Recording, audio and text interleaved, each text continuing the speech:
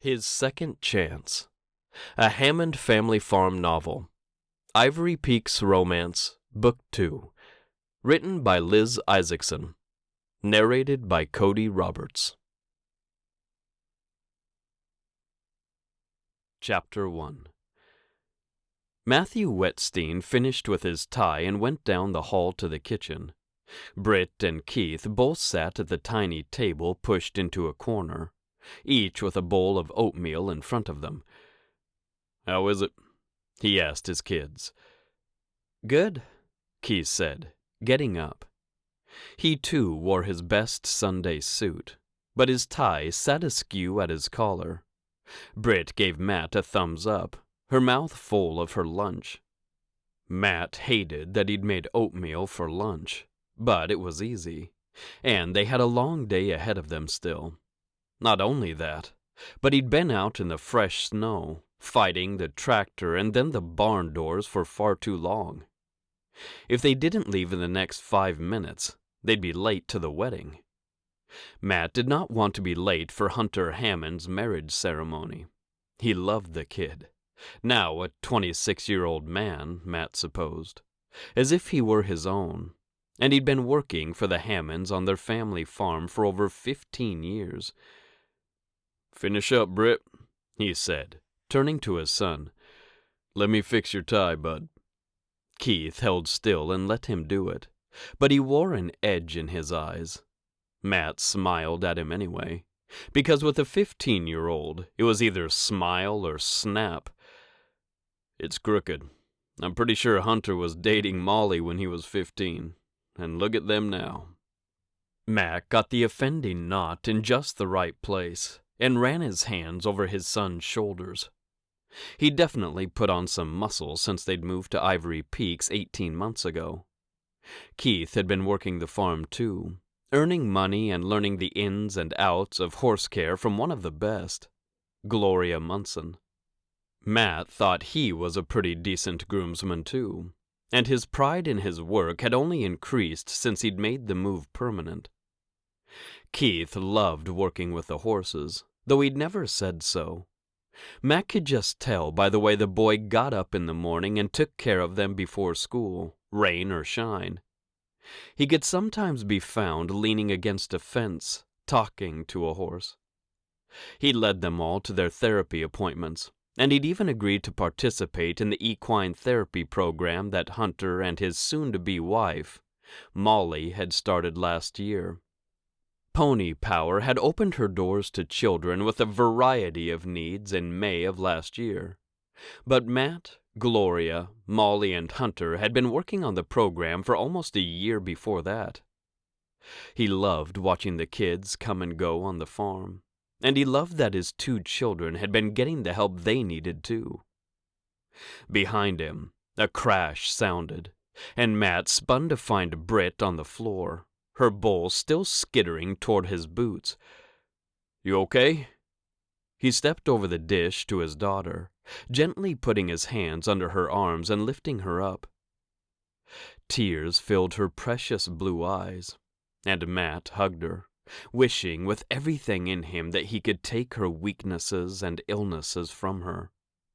He couldn't, and most days he accepted that. Sometimes, though, the ache in his father heart brought about a sense of injustice and sadness. He'd taken her to a half-dozen doctors, and none of them could give him an official diagnosis. With her stuttering and her poor muscle control, one had hypothesized she'd had a stroke at some point in her life. Another had said her symptoms sometimes came from mental retardation, usually caused when the brain went without oxygen for too long. Another thought perhaps fetal alcohol syndrome. The real problem was, Brittany had not suffered any of those things, at least not that Matt knew of. No strokes, no time underwater or without oxygen. Her mother hadn't drunk while she was pregnant. "You're okay," he whispered to his daughter, pressing his eyes closed for only a moment. "Did your legs just give out?" She nodded against his shoulder, being very brave and only sniffling. She suddenly pushed away from him, her eyes wide and afraid. "Is my hair okay, Daddy?" She reached up to touch her pretty hair, which Elise and Jane had come to braid that morning. Jane was Hunter's half-sister, and she was only a couple of years older than Brittany. His daughter loved Jane with her whole heart and soul, and they'd been planning on matching hairstyles for the wedding for months now. Elise, Jane's mother, could plait hair into any number of braids, and she'd done one down to Britt's ear on each side, then pulled them back into a ponytail on the back of her head. The rest of her hair fell in soft curls to her shoulders, and Britt had stood in front of the mirror for 10 minutes after Elise and Jane had left the cabin. "It's still perfect, baby," he whispered, smoothing down a couple of errant curls. He touched his nose to hers, choking on his emotions. "You're beautiful." He lowered her to the ground and kept a firm grip on her forearm until she found her balance. Just like that, she was back to her cheerful and positive self, and Matt wondered how she did it. He wanted to retreat down the hall and punch something while he growled about how unfair life was. After the anger subsided, he'd fall to his knees and beg God to help him with his daughter. For a while there, Matt had begged God to cure Brittany, but after several months of pleading without any change in her condition, Matt realized he'd been asking for the wrong thing. He didn't need Brittany to be cured. He needed to learn how to help her, take care of her, and protect her. That was when Matt had decided he couldn't stay with his ex-wife. The roads since then had been mostly uphill, with plenty of ruts and potholes. But Matt felt like he, Keith, and Brittany were almost to the top of their personal mountain. "Ready?" he asked the kids. "We better get going. It snowed 8 inches out there, and we've got to get to the gardens by 1. "I've got Britt," Keith said quietly, stepping around Matt in the small kitchen and taking his sister's hand. "You're bringing the saddle, right?"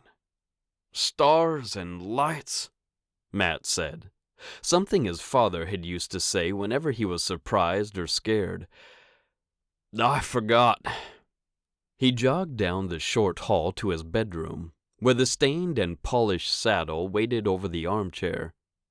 He gazed at it for a moment, then hefted it onto his shoulder and rejoined his children in the kitchen.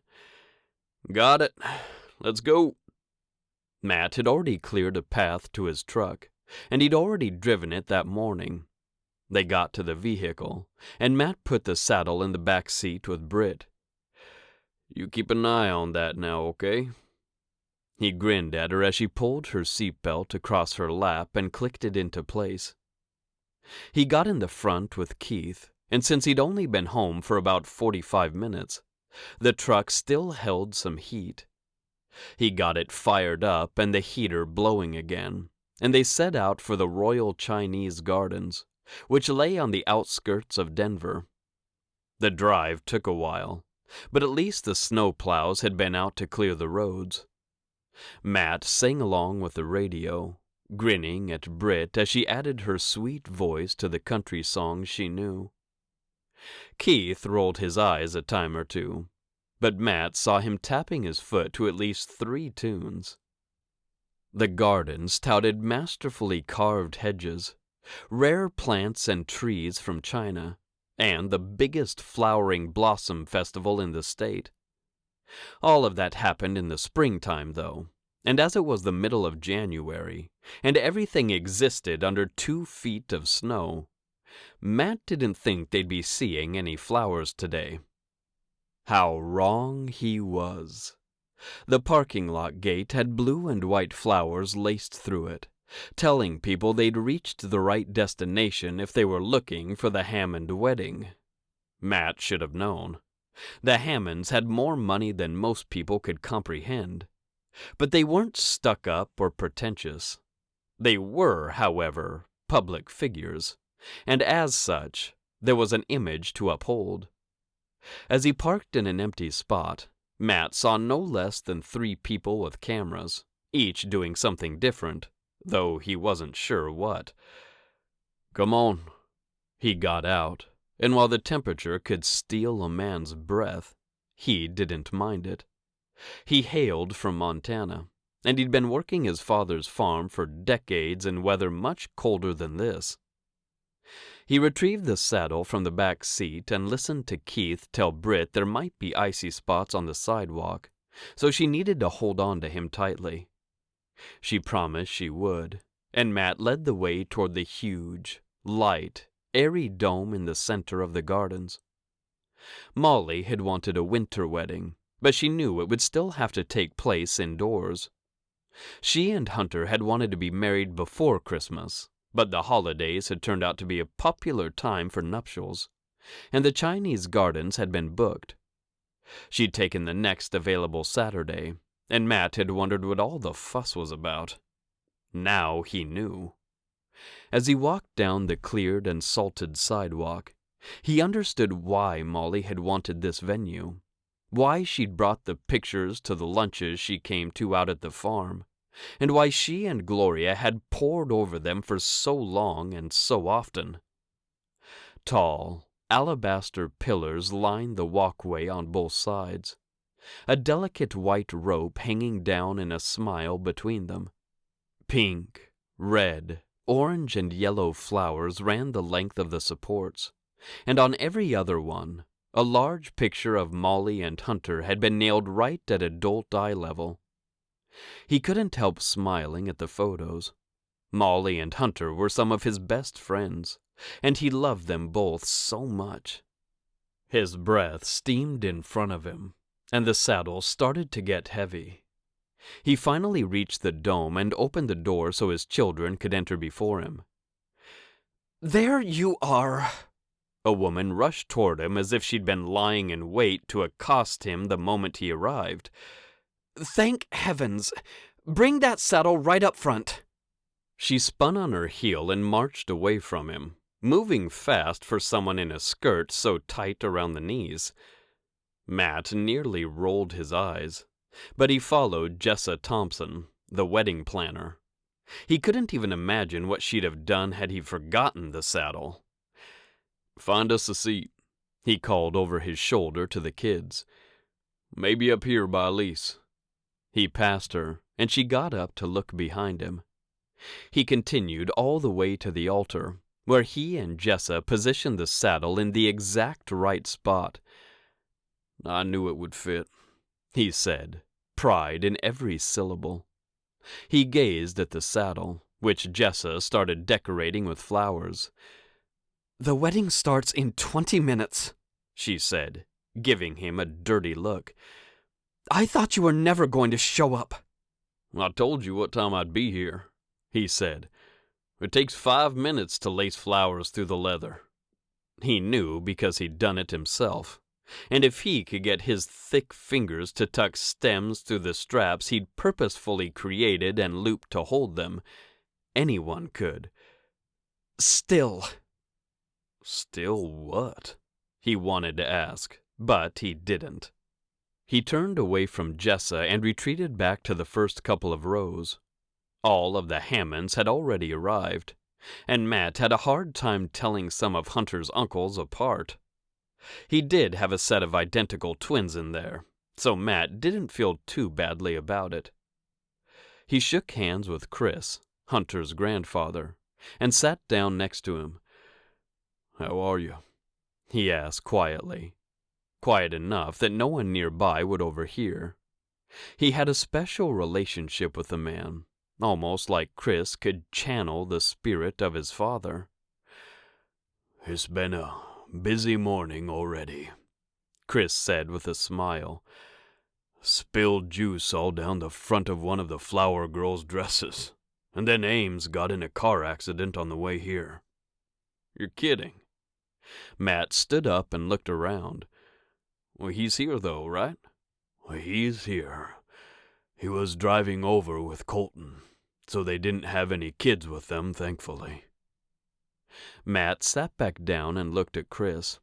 The man had eyes the color of fresh dirt, and he wore his 84 years of age really well. His dark hair was always trimmed, and Matt had learned that Elise had been doing that for him for years. Today, he wore an impressive suit, probably one very much like the ones he used to wear as CEO of the Hammond family company. Hunter was the CEO now, and Matt had seen him in plenty of similar-looking suits, as he sometimes came straight to the farm from the office. Matt would rather die a slow death than wear a suit to work each day. Just wearing one to church each week, sans jacket, was a chore for him. He always unknotted his tie and unbuttoned that top button on his shirt the moment he hit the driver's seat following the sermon, and he hoped he didn't choke today.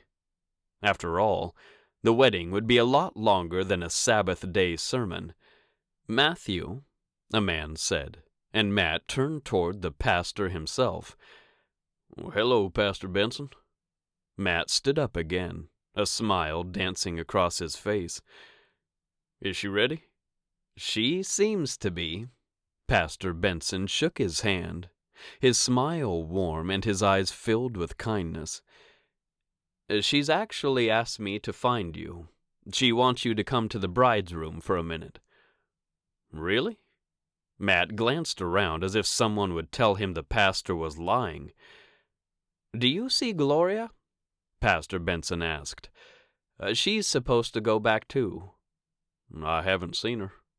Matt turned to survey the rows and rows of chairs, which had started to fill since he'd arrived. Jessa flitted from this item to that one, and the noise inside the dome increased as more and more people streamed through the doors in the back. Matt swallowed at the sheer size of this place. It must hold 500 people, and he suddenly very much wanted to escape. "There she is," he said, a measure of relief filling him when he spotted Gloria's soft, wavy hair and freckled face. "I'll grab her and we'll go back."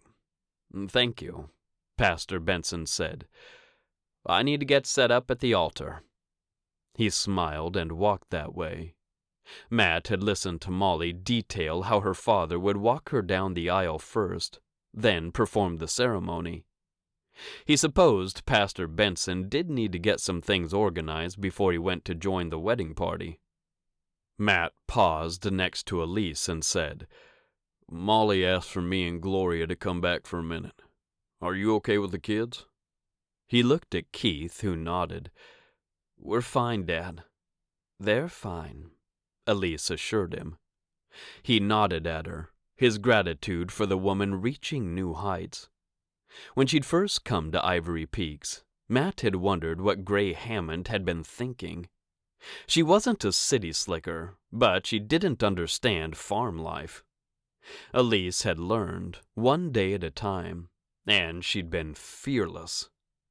Matt admired that, and as he walked toward Gloria, he couldn't help admiring her, too. Physically, she was downright gorgeous, with strong arms and shoulders that still looked feminine. Today, she wore a bright blue dress that hugged her curves and fell to her knee, along with a pair of black heels that put her closer to Matt's height. Maybe only a couple of inches shorter, in fact. Since she'd arrived in Ivory Peaks, he hadn't been in a place to do much more than work with Gloria on the farm. They'd talked about their lives back in Montana, as she'd been born and raised in the same small town as him. They'd even dated for a while in Sugar Pond, and looking at her now, Matt wondered if he could have a second chance with the woman. His heart boomed in a weird way, something it hadn't done in a long, long time.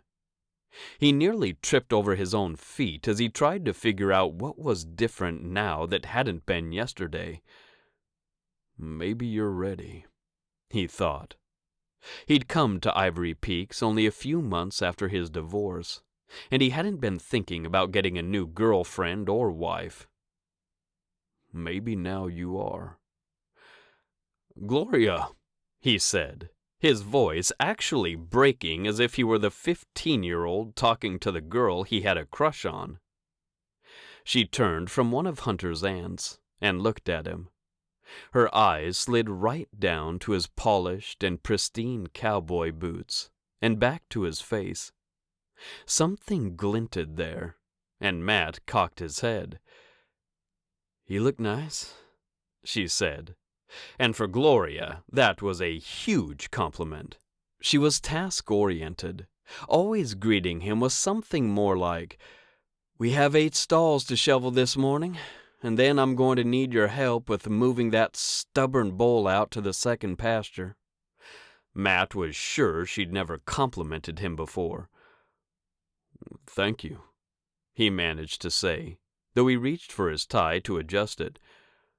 "Well, you look amazing, as always." He glanced at Bree, who smiled at him. Pastor Benson said Molly wanted to see us for a moment." Gloria's eyebrows went up. "Oh, okay." For some reason, he offered her his arm, and for a reason wildly unbeknownst to him, she took it. Warmth spread through him, and his pulse increased until he could feel it fluttering in the vein of his neck. "I'm not sure why," he managed to say as they stepped away from Bree. "I was just tasked with finding you and taking you back." "Let's go see what she wants," Gloria said in a soft voice he'd only heard her use a few times. Whispers from the past streamed through his mind, and Matt fantasized about a new future with Gloria. One where she didn't tell him he was blind to see his failing farm for what it was. And one where he didn't tell her she needed to grow up and realize the world was bigger than Sugar Pond. Maybe she could forgive him for the things he'd said 2 decades ago. Maybe he could ask her to dinner, and maybe she'd say yes. A smile lit his soul as they left behind the burgeoning crowd and entered a private hallway. Gloria actually stepped closer to him, and Matt glanced at her as he tucked her arm into his body. He wasn't sure if he was ready to move past his first failed marriage, but something in the back of his mind said, "Yes, you are, Matthew. It's time." Chapter 2. Despite not being overly feminine or girly, Gloria Munson sure did love a good wedding. The Hammonds knew how to throw a party, too, as she well knew from her time on the family farm. Every birthday, every holiday, every weekend, it seemed, food, family, and fun could be found at the farmhouse where Gray Hammond lived with his wife and family. Hunter Hammond came to the farm often enough for Gloria to know him well, and his almost wife, Molly, came even more often than that. If Gloria had to put a label on Molly, she'd call the woman her best friend. They worked together closely, along with Matt on Pony Power, and besides Gloria, no one liked to see the horses and children in the program more than Molly. "Did she say what she wanted?" Gloria asked, trying to tame the thrashing of her heart. "If she did, I didn't get the message," Matt said, his body so warm next to her forearm and hand. She had no idea why she'd linked her arm through his, only that it had felt natural and easy in the moment. Not only that, but he looked so dashing in his full, 3-piece suit, and perhaps she'd imagined the two of them about to attend a high society ball. She did read a lot of historical romance novels after all. She hadn't made it to the point where she'd bought any Regency dresses or anything. Gloria barely liked to wear a dress to church. In Montana, she'd been known to go in her jeans and cowgirl hat, but once she'd lost her father, the ranch, and every shred of dignity she had, Gloria had left the state in her rearview mirror. In Colorado, she'd been reinventing herself one day at a time, rebuilding her sanity one horse at a time, restocking her savings $1 at a time. She probably had enough to splurge on a ball gown now, should she really want one. Gloria thought of the bright orange post-it note she'd scattered around her cabin. One on the bathroom mirror, one on the refrigerator, one above the front door. Your own ranch. Gloria wanted her own ranch with every fiber of her being. She'd thought she was set to inherit the one she'd worked with her father for so long, but that hadn't worked out. "Here we are," Matt said, drawing her back to the hallway in the grand dome surrounded by snow-covered gardens. Gloria had found the landscape just as beautiful with flowers and vines wafting in the wind, the snow heaped on the sides of the sidewalk, and a cold, blue chill in the air, as she had when she'd visited the Royal Chinese Gardens last spring. He reached up and knocked on the door, and not 2 seconds later, a woman pulled it open. Her face softened as she took in Matt and Gloria, and Ingrid said, "Come on in." As she stepped back and opened the door, "Matt's here." Matt swallowed visibly, and Gloria understood why. Every single person in the room was female, all of Molly's sisters, her mother, her cousins, and maybe even some friends. Gloria's life centered on the family ranch on the outskirts of Ivory Peaks, and she didn't know every person Molly associated with. "Matt," Molly said, swishing forward in an enormous wedding gown. She radiated sunlight and joy, her smile broad on her perfectly made-up face. "I have something for the two of you." She twisted but didn't try to turn in the dress. She'd probably fall down with a train that long and bushy. "Kara, did you have those little boxes?" "I have them," another woman said, and she too belonged to Molly. This sister had never been to the ranch, so she must be Lyra. She'd been living in Utah and going to school, and she'd gotten married this past spring. She handed a pair of dark blue jewelry boxes to Molly, who extended them toward Matt and Gloria, her smile on double high now. "Open them." "You didn't have to get me a gift," Gloria said, removing her hand from Matt's arm and reaching for the box. "In fact, I'm pretty sure people bring the bride and groom gifts." She met Molly's eye and smiled. "I want you to wear these during the wedding," she said. Gloria looked down at her box and then at Matt. He gestured for her to go first, so she cracked the lid. A pair of gorgeous, dazzling diamond earrings sat nestled among black silk, and Gloria sucked in a breath. "Molly," she looked up at the woman, "I can't accept these." "Yes, you can." Molly reached for the box and took it back. "You didn't even wear earrings, and I knew you wouldn't. You need these." She took them out and handed them to Gloria. "There's a mirror right over there if you need one." She turned expectantly to Matt. "Here goes nothing," he said. "But my ears aren't even pierced." He grinned at Molly, who giggled, and opened his box. Gloria caught sight of the shock on his face first, and looked down into his jewelry box second. Cufflinks. "These are amazing," he said, taking them out of the box. He stepped into Molly and hugged her tight, and Gloria wished she'd done that. She wasn't particularly touchy-feely, though she did feel things deeply. She just didn't know how to express them. Once, her grandmother had said she was stoic and strong-willed, because she'd been raised by a single father who knew how to communicate with horses and cattle better than humans. Gloria had often found herself doing that too. She could murmur the secrets of her heart to a horse, and it would simply close its eyes halfway as if in bliss and listen. Matt turned to Gloria. "Will help me put these on?" He wore hope and delight in his eyes, and Gloria nearly dropped her earrings at the sight of the boyish smile on his face.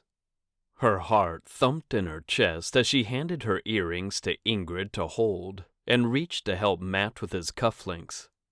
He extended the first toward her, and her fingers touched his to take it from him. Sparks shot up her arm, and she steadfastly refused to look at him again. If she did, she had no idea what might happen. She'd probably spontaneously combust or something. "Well, I'm not sure." She threaded the link through and popped out the back. "Oh, got it." She smiled at him, her stomach swooping. At least she hadn't burst into flames. He didn't smile, though, and she'd seen that look in his eyes before. Desire swam in those half-blue, half-gray depths, and she felt it move through her, too. She shifted her feet, which hurt in the heels, and she took the second cufflink. With that one in place, the cute little horse sparkling just like her earrings, she stepped back. She needed a lungful of air that wasn't scented like Matt's cologne and the woodsy, clean smell of his skin. Her fingers twitched when she looked up and saw he had a lock of hair that had fallen onto his forehead. Before, when they dated, she'd swoop that back into place, lean into him, and kiss him. Before, when Gloria had confidence and the whole world in front of her. Now, she took another step back and bumped into Ingrid. "Sorry," she murmured. Ingrid handed her the earrings, and Gloria walked over to the mirror. It had been a long time since she dressed up with jewelry. She'd sold anything of any value before leaving Montana, and she certainly didn't need diamonds to teach a horse how to stay close to the rail. With the gems in her ears, Gloria let her hands fall back to her sides. A distinct feeling cascaded over her, and she could only stare at her reflection. She felt beautiful, and Gloria never felt like that. "They're lovely," Molly's mother said, and Gloria turned toward her. Swallowing, she said, "Thank you." She turned and went back to Molly, whose sisters were now pinning her flower crown in place. "We should go, Matt." She stopped next to Molly and paused, trying to figure out which words to use. "They complete that outfit," Molly said, holding very still. "You were gorgeous before, but now you're over the top." She grinned. "You're going to have so many men asking you to dance. Hunter has practically everyone from HMC here." Her eyes sparkled with mischief, and Gloria shook her head. She sort of lunged at Molly and hugged her tight. So tight, Molly grunted. "Thank you." Gloria released her and walked past Matt, not able to look him in the eyes. Behind her, he said something to Molly, and before she knew it, he'd caught up to her. He didn't offer his arm again, and they'd already started down the hall anyway. "Those earrings are stunning," he said. "It's too much," she said. "I shouldn't have taken them." "Well, you know the Hammonds are billionaires, right?" he asked. Gloria's step slowed, and she cut a look at Matt out of the corner of her eye. "I mean, I haven't asked, and I haven't seen their bank accounts." "Every one of them," he said. "Hunter, all of his siblings, though they don't know it yet. His dad, all the uncles, the grandfather. Billions." He smiled in a soft, friendly way. "They can afford a pair of earrings." Gloria wanted to argue with him that principles had to be maintained. At the same time, she didn't want to argue with him. His fingers brushed hers, and Gloria pulled in a breath. On the next step, she inched closer to him, and this time his hand caught right on hers. He fumbled slightly, but quickly aligned their fingers. "Is this okay?" he asked, his voice a near whisper as they approached the end of the hall. Beyond that doorway, the grand hall would arch above them, and they'd attend the wedding.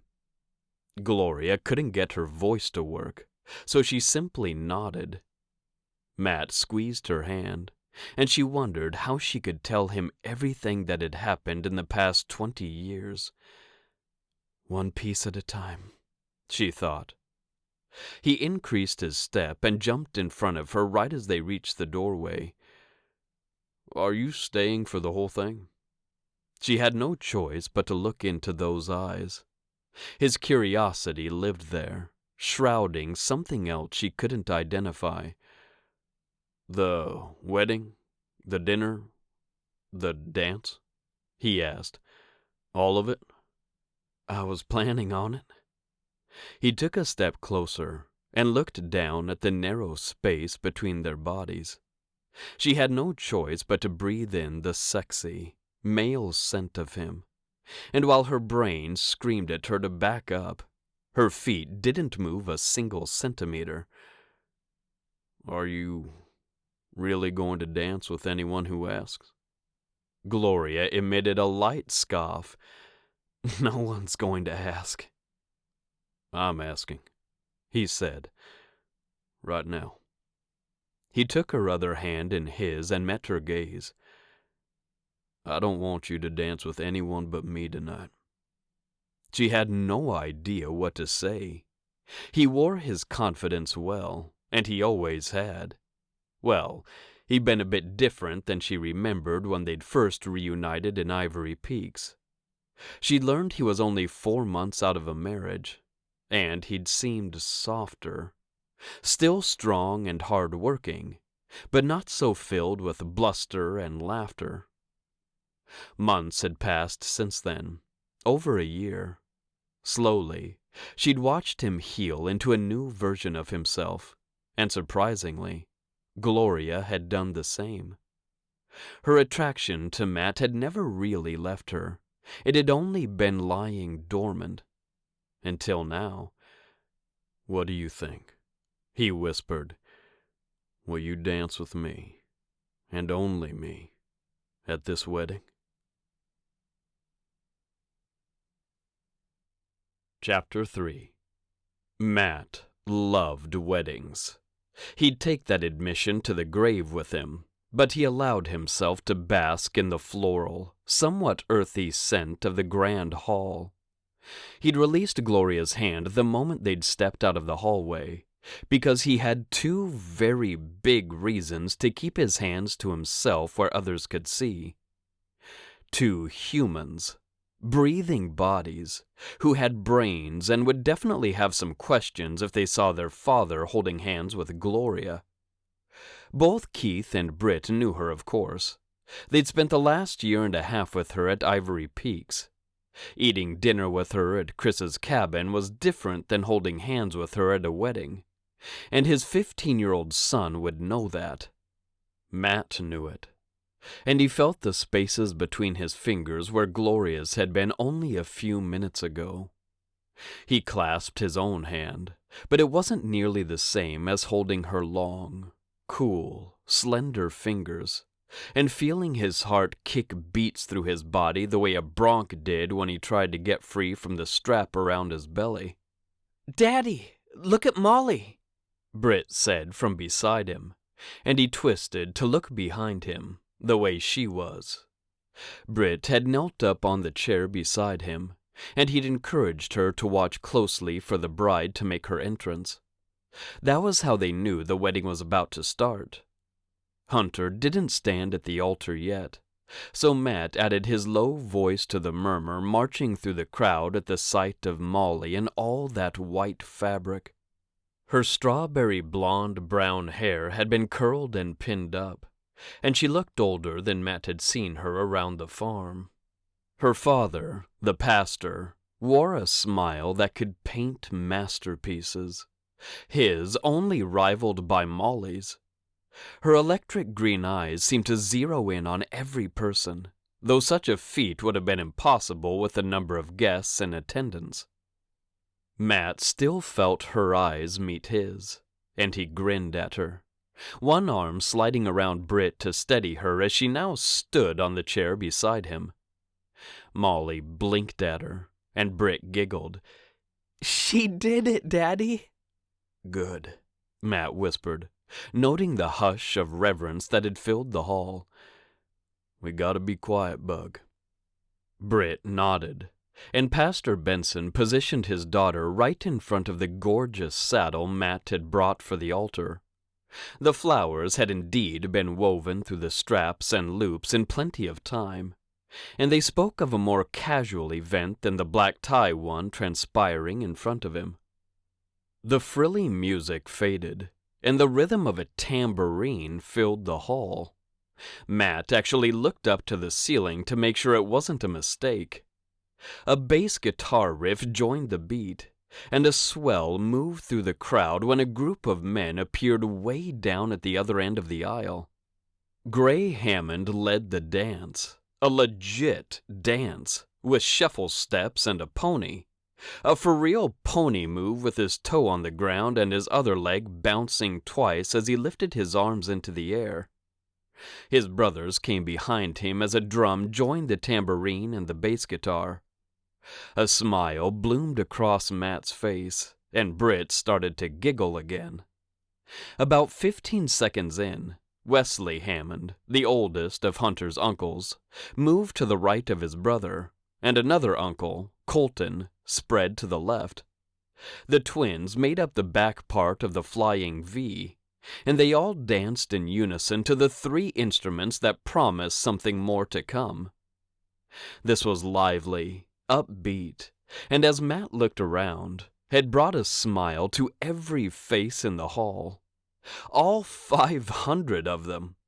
A couple of people clapped along, and Matt could admit that his cowboy boot was tapping with that tambourine. A cry of "Yow!" filled the room, and it was Chris, Hunter's 84-year-old grandfather. All the uncles dropped into a crouch, and Chris Hammond, the most proper of men Matt had ever known, the man who'd lost his wife last year, and the man who'd run a multi-billion-dollar company for decades, played the air guitar like a professional, complete with him biting his lip like a rock star. Whoops and hollers filled the hall, but the music was plenty loud enough to drown them out. So 1, 2, 3, take my hand and come with me, because you look so fine that I really want to make you mine. All the men jumped up into the air from a crouch, and that was a feat not easily done for men their age. Matt wasn't sure if he saw Wesley flinch or Colton's face grimace in pain, but it sure seemed like it.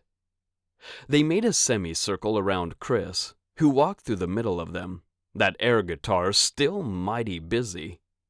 This hard rock song was classic Hunter, and Matt cast a quick glance at Molly, who laughed openly, her hands clapping right along with the beat of the drums. Matt had heard this song plenty of times around the farm, as well as many others. Hunter loved a good electric guitar bridge in the middle of a drum beat. On the next lyric, I say you look so fine that I really want to make you mine, Hunter came running down the aisle toward his male family members. He carried a mic in his hand, and as he skidded on his knees in that deep, dark as midnight tuxedo, he tossed it up. His father caught it in midair, and Hunter either sang or mouthed the next words, Matt wasn't sure. Oh, 4, 5, 6, come on and get your kicks. Now you don't need the money when you look like that, do you, honey?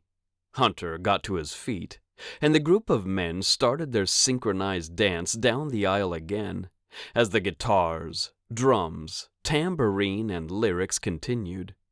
They looked like suited bodyguards, all of them with perfectly pinned pedals on their lapels and impeccable rhythm, as they jigged toward the altar.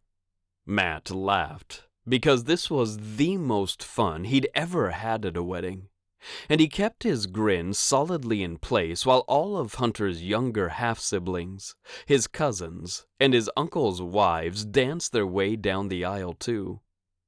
When he reached Molly, he wore so much joy that Matt thought it could fill the world 10 times over. They danced together, and Molly had obviously been involved in the choreography, because she stepped in front of the row of Hammonds and did the same moves as they did. The last person to come down the aisle was Elise Hammond, Hunter's stepmother. Matt had seen their special relationship, and Elise marched down the aisle in her stunning, glittering mother-in-law dress and took the mic from her husband. "I said, are you gonna be his girl?" she sang right in time with the music. It immediately quieted to less than deafening, the guitar étal still providing the party atmosphere, but not blowing out eardrums now. Molly embraced Elise, and all of the uncles glommed on to Hunter. As quickly as that had happened, they separated and took up positions behind Pastor Benson, whose face looked like it had been taken off, permanently stretched wide, and then sewn back on. Hunter's shoulders rose and fell in labored breaths, and he brushed off his knees before taking his position at Molly's side, all prim and proper and professional now. The song had been less than 4 minutes, and everyone had found their spot. Energy ran through Matt like he'd never experienced, and he met Gloria's eyes. Hers, too, stretched round, and she mouthed, "Wow," to him, the delight and joy she felt not hard to find. He laughed again and shook his head, especially when Hunter then accepted the cowboy hat from Pastor Benson and put it on his head. He wasn't really a cowboy, as the boy had gone to MIT and gotten one of the most complicated degrees Matt had ever heard of. He'd worked on some serious science stuff at his family company before becoming the CEO last year. Still, he loved horses and dogs, and he loved the land out west from the city of Denver, and while his father still owned it on paper and they still lived there, Matt had a feeling that wouldn't be the case forever. "Dearly beloved," Pastor Benson said, his voice as loud as Hunter's had been, screeching into the very same mic. "I don't think we need to do much else after that display of love and joy." He beamed at his daughter, and then his very near future son-in-law. "I couldn't have chosen a better man for my daughter, and I think I'll skip the speech and get right to it. Hunter Gray Hammond, do you take unto yourself to be your legally and lawfully wedded wife, Miss Molly Avery Benson? A man should cherish and love his wife, listen to her, and support her in all she does to build their life together. Will you do that?" "I will," Hunter said, and Matt knew this part was off too. The woman usually pledged herself first. "Miss Molly Avery Benson, do you give yourself to Hunter Gray Hammond, to be his legally and lawfully wedded wife, and take unto him to yourself as your legally and lawfully wedded husband? A woman should love and cherish her husband, listen to him, and support him in all he does to build their life together. Will you do this?" "I will," Molly said. Pastor Benson had likely married dozens and dozens of people, but Matt felt like this had to be the best union he'd ever done. Molly and Hunter were perfect for each other, and his heart took courage that he could find the same happiness they'd been able to. Their road hadn't been short, and it hadn't been easy, and that knowledge only gave him courage to take the next step. It was more like the first step, but who was counting? I now pronounce you, Hunter, and you, Molly, Mr. and Mrs. Hammond, for now and for forever. Amen. The cowboy hats came off then, and Matt thought he could hear the faint riff of that electric guitar just under the whoops and hollers and catcalls, as Hunter dipped Molly back and kissed her. Matt added his applause and cheering to the noise, and when the jet song started up in earnest again, he joined in the dancing. It was too much of a bop to stay still, and he held on to Britt's hands while they tried to imitate the choreographed routine of the Hammond brothers. Even Keith got into the spirit of things, and that warmed Matt's heart to the point of bursting. Maybe his kids had a chance of seeing what true love was. Maybe they wouldn't always be sad and silent about the loss of their mom. He'd known coming to Ivory Peaks a couple of years ago had been the right thing for him and his family, but the Lord had been a little slower to show him the blessings of the decision. He could see so many now, and only one was the way Chris held Keith's hand above his head, as Keith did a twirl in time to the music. He turned, and Gloria stood there, jiving and jamming to the music. She was the most beautiful woman in the whole world, and Matt's vision went white for a moment. He got thrown into the past, to the first time he'd met her. They'd been dancing just like this. Different place, different occasion, different time, different song. She lifted her head, those sandy curls swaying the same. Just like 20 years ago, Matt didn't waste a single second worrying about if he should grab onto her and dance. He just did it. Chapter 4. Gloria laughed as she let Matt's strong arms hold her up and twirl her around. He'd matured a lot in the past 20 years, but the scent of his cologne hadn't changed at all. Still crisp and still clean, and she grinned at him as the music settled into something slower and more intimate. His hand slipped away from hers and along her waist, and Gloria's lungs sucked at the air. She managed to mask the gasp into a simple inhalation, and her smile didn't slip at the sight of Matt's straight-teeth grin. He'd asked her to dance only with him, and Gloria hadn't had time to answer him before his daughter had interrupted them.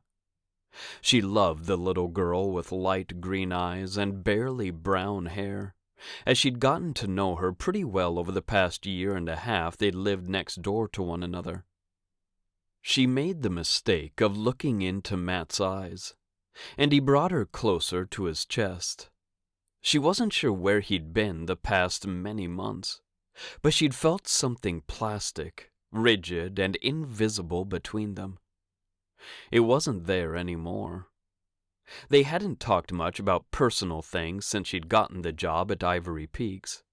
They discussed farm business, horse care, tasks that needed to be accomplished.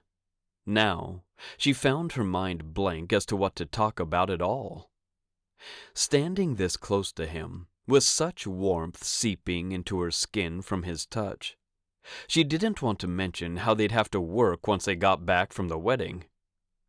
Every second that passed grew more awkward, and yet Gloria's vocal cords seemed to be growing rust.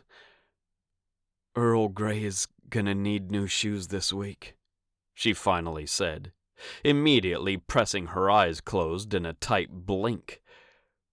"Nelson's already booked," Matt said, his voice back to the guarded one he'd used with her in the past. "I was thinking we should get away from the farm." Around them, Other couples danced and talked, laughed, and genuinely seemed to be enjoying themselves. Gloria was too. "I'm no good at talking," she admitted. "That's not true," Matt said, plenty of playfulness in his voice. She knew, because that part of him hadn't changed at all. "We'll start easy. Do you still love cheese quesadillas?" A smile touched her lips, and he'd always been so very good at making her feel comfortable, and making her feel like it didn't matter that her palate wasn't very refined, and making her feel like he was genuinely interested in what she thought. "Completely," she admitted. "I've even been making them into double-deckers this winter. I put Colby Jack on the bottom, and on the top, I've been using pepper jack." She needed someone to scratch the record and bring this dance to a halt. Cheese. She was talking about what cheese she used in making a snack for a 5-year-old. The truth was, Gloria could eat quesadillas for breakfast, lunch, or dinner. She didn't care which. In her opinion, it was always a good time for bread and cheese. Matt just grinned at her. "Keith would love that," he said. Gloria wasn't sure if she should return the smile or excuse herself to the restroom and never come back. No one scratched a record, and she'd have to get her coat from the coat room before she could walk away from the wedding. Molly and Hunter hadn't served dinner yet, and Gloria had nothing and no one waiting for her back on the farm. Not true, she told herself. She did have almost 24 horses she could talk to. They were always glad to see her, especially if her pocket crinkled with sweets wrappers. She wished it was warm enough and clear enough to put on her roller blades, grab a couple of the farm dogs, one of her therapy horses, and go for a run. The animals ran at least. She bladed. She loved going in the morning, when the sun first crested the great Rocky Mountains. She loved going in the evening, when that same sun cast golden and pink rays on the mountains. She could crank up her 80s rock music and just go. She didn't have to think about her father. She didn't have to wonder what had happened to Tailwind, the family ranch she'd thought she'd once inherit. She didn't have to try to interpret the look on a handsome cowboy's face. "What?" she asked Matt. "Well, I asked if you wanted to try that new Pasta Please place, and you didn't answer." Gloria cleared her throat, wondering how bad this night could get. "I was thinking about something else," she admitted. "What?" Matt asked. "Rollerblading with Midnight Moon." She did allow a smile onto her face then. "He loves it, and I miss it." A smile that could melt glaciers filled his face, reaching all the way up and touching his eyes. "It'll warm up soon." "Yeah," Gloria sighed, half glad and half disappointed when the song ended. She stepped out of Matt's arms as a flurry of activity happened around them. People seemed to know what came next, as if there was a program announcement Gloria had missed. Maybe she had, in all honesty. She'd been pretty wrapped up in Matt's arms, and he'd always been able to keep the outside world and all its dangers from getting too close. His fingers slipped down her arm and through hers, sending shockwaves through all the fleshy parts of her body. That made the bones quake, and before she knew it, a smile tumbled onto her face. "Let's find the kids," he said. "It looks like we're moving into the ballroom for dinner." "Everyone, please make your way to the Aspen Hall," a woman said in a crisp voice, the words amplified through the speaker system. "Dinner will be served in 20 minutes. Gloria didn't want to be separated from Matt too badly. And she saw Travis Thatcher and Mission Redbay standing next to one another, too. They looked a bit lost, to be honest, which Gloria understood. The cowboys from the farm west of the city didn't really know how to fit in with all the suits from the high-rise downtown. Hunter had a foot in both worlds, and he seemed to be able to move seamlessly from one to the other. "Come on, gents," she said to the two cowboys standing there while people swarmed past them. "Come with us."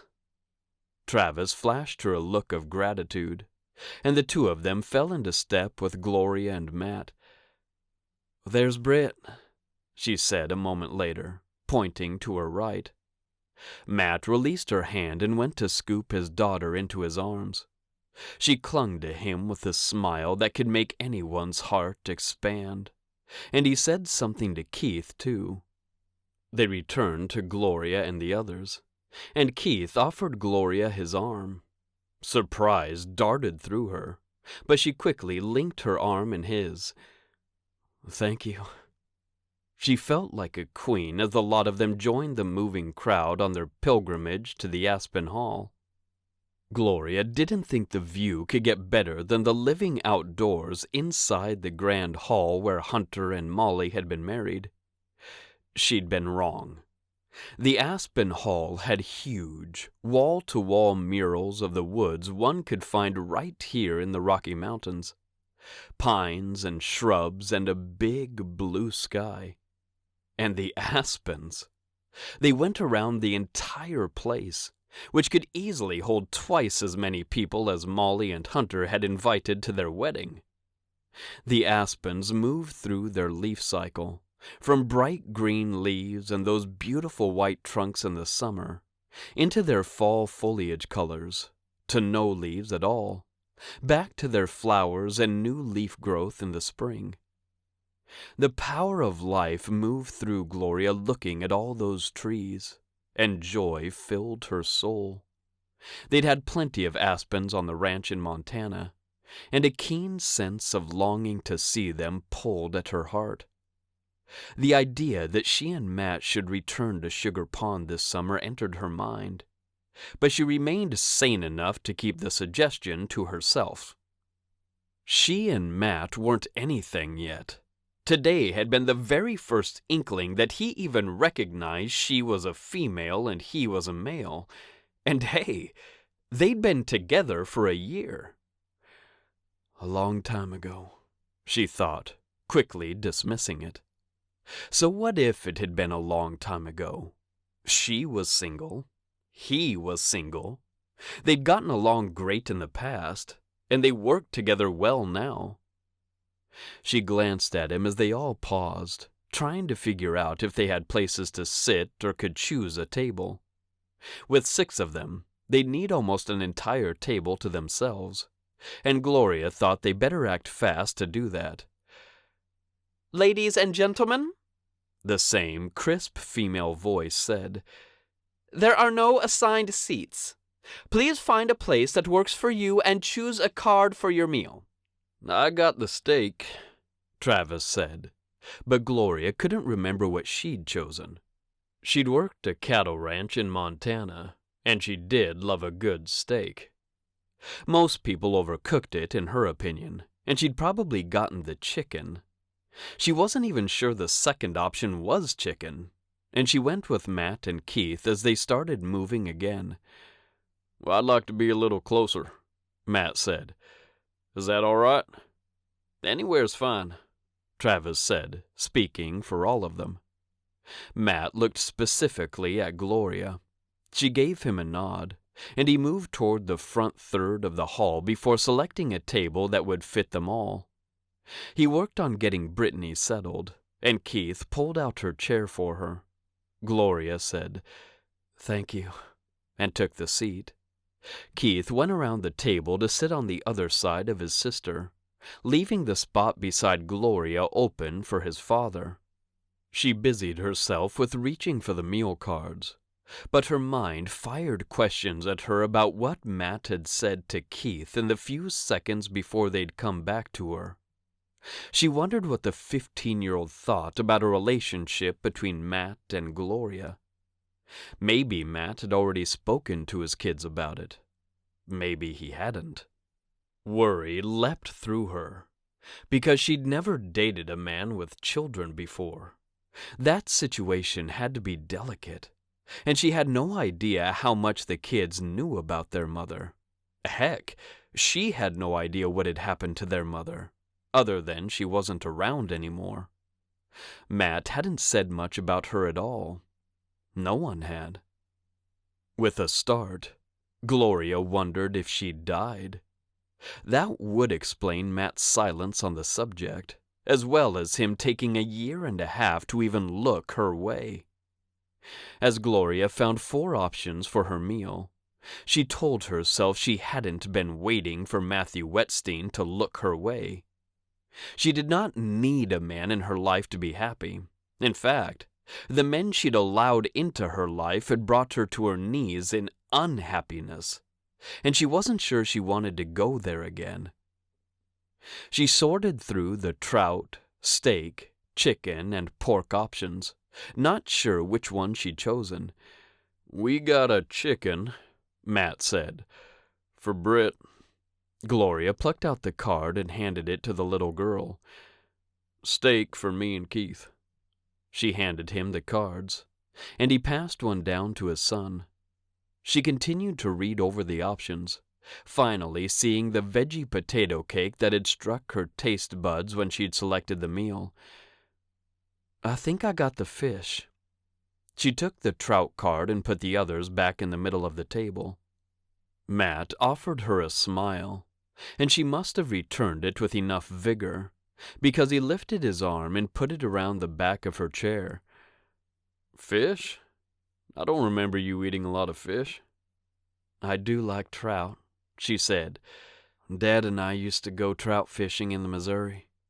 His eyes lit up. "We did that once, remember?" He leaned closer to her and drew in a deep breath. "You never answered about going out." She hadn't meant to dodge the question.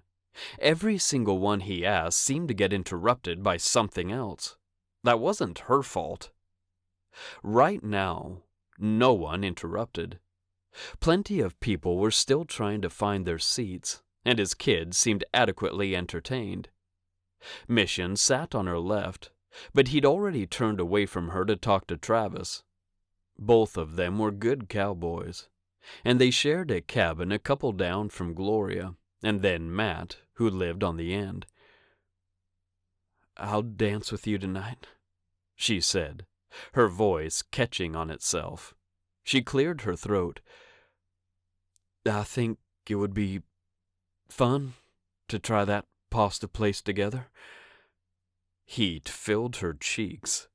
She drew in a long breath, held it, and reached for the glass of pink lemonade that had already been poured. One sat at every place, and she hoped this one belonged to her. As she took a drink of it, she supposed it did now, even if it hadn't before. Once she felt cool enough, she looked at Matt. Relief joy had filled his eyes. "Let's look at our schedules when we get back to the farm." He ducked his head closer, ever closer. "And the weather. Okay?" The weather had always played a part in planning outings in Montana, too.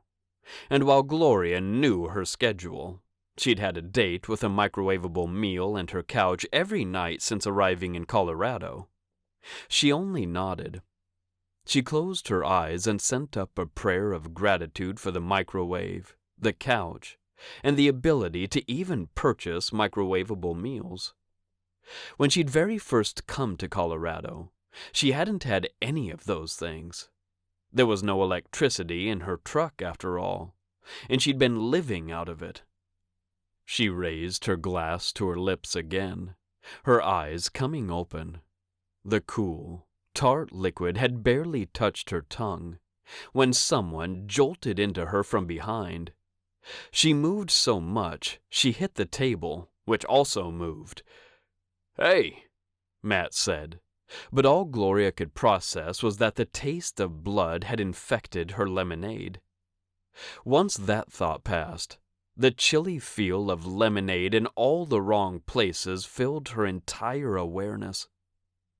She looked down to see her entire chest had been covered in it. Both Matt and Mission stood up, the two of them talking. Gloria didn't hear what they said, because the rushing of panic in her ears made a very loud sound.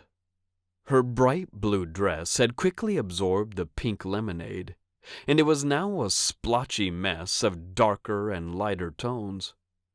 As she took it in and wondered how bad it really was, blood started to drip from her mouth right onto the same spot where the lemonade had gone. Drip, drip, drip. She watched it, mesmerized for a moment, and then she lifted her head and searched for her napkin, pure humiliation filling her. Chapter 5. Matt's frustration felt abnormally high for some reason. He wasn't even sure why, only that his arm had been pinned and pushed the wrong way, and Gloria had made a startled, almost hurt yelp when the man he now faced had stumbled into their table. Mission stood closer to the businessman and said, "Go on now," as if the man in the suit were an errant cow, and not someone who'd already had too much to drink. Matt stood paralyzed, thrown back in time to all the instances where he'd looked at his wife in this exact situation. His heart pounded, taking all of the energy from him at the expense of his brain cells. Sweat broke out along his collar and across his forehead, moving quickly up his neck and down his arms. He needed to shed this jacket and tug at the tie at his throat just to get enough air. "Sorry," the man slurred, as a woman came rushing toward them. "Troy, what are you doing?"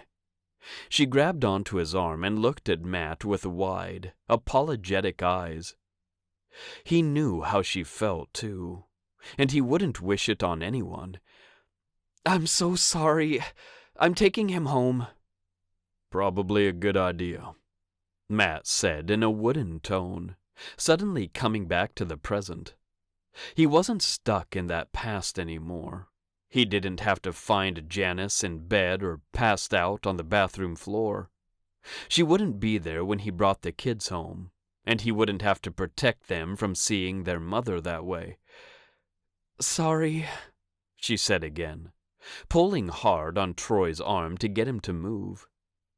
He watched them go even after Mission sat back down, and it took so much effort to tear his eyes from them as the woman put her arm around the man's back to steady him further. Emotion stormed through his chest, and he couldn't make sense of it. He shouldn't feel humiliated for what had just happened. A guy had stumbled into someone sitting at a table. Matt rotated his shoulder, which ached slightly from being hyperextended in the wrong direction. But no one had really gotten hurt. He drew in a breath and tried to push against a tidal wave of memories. "Daddy?" Britt said, and Matt spun toward her.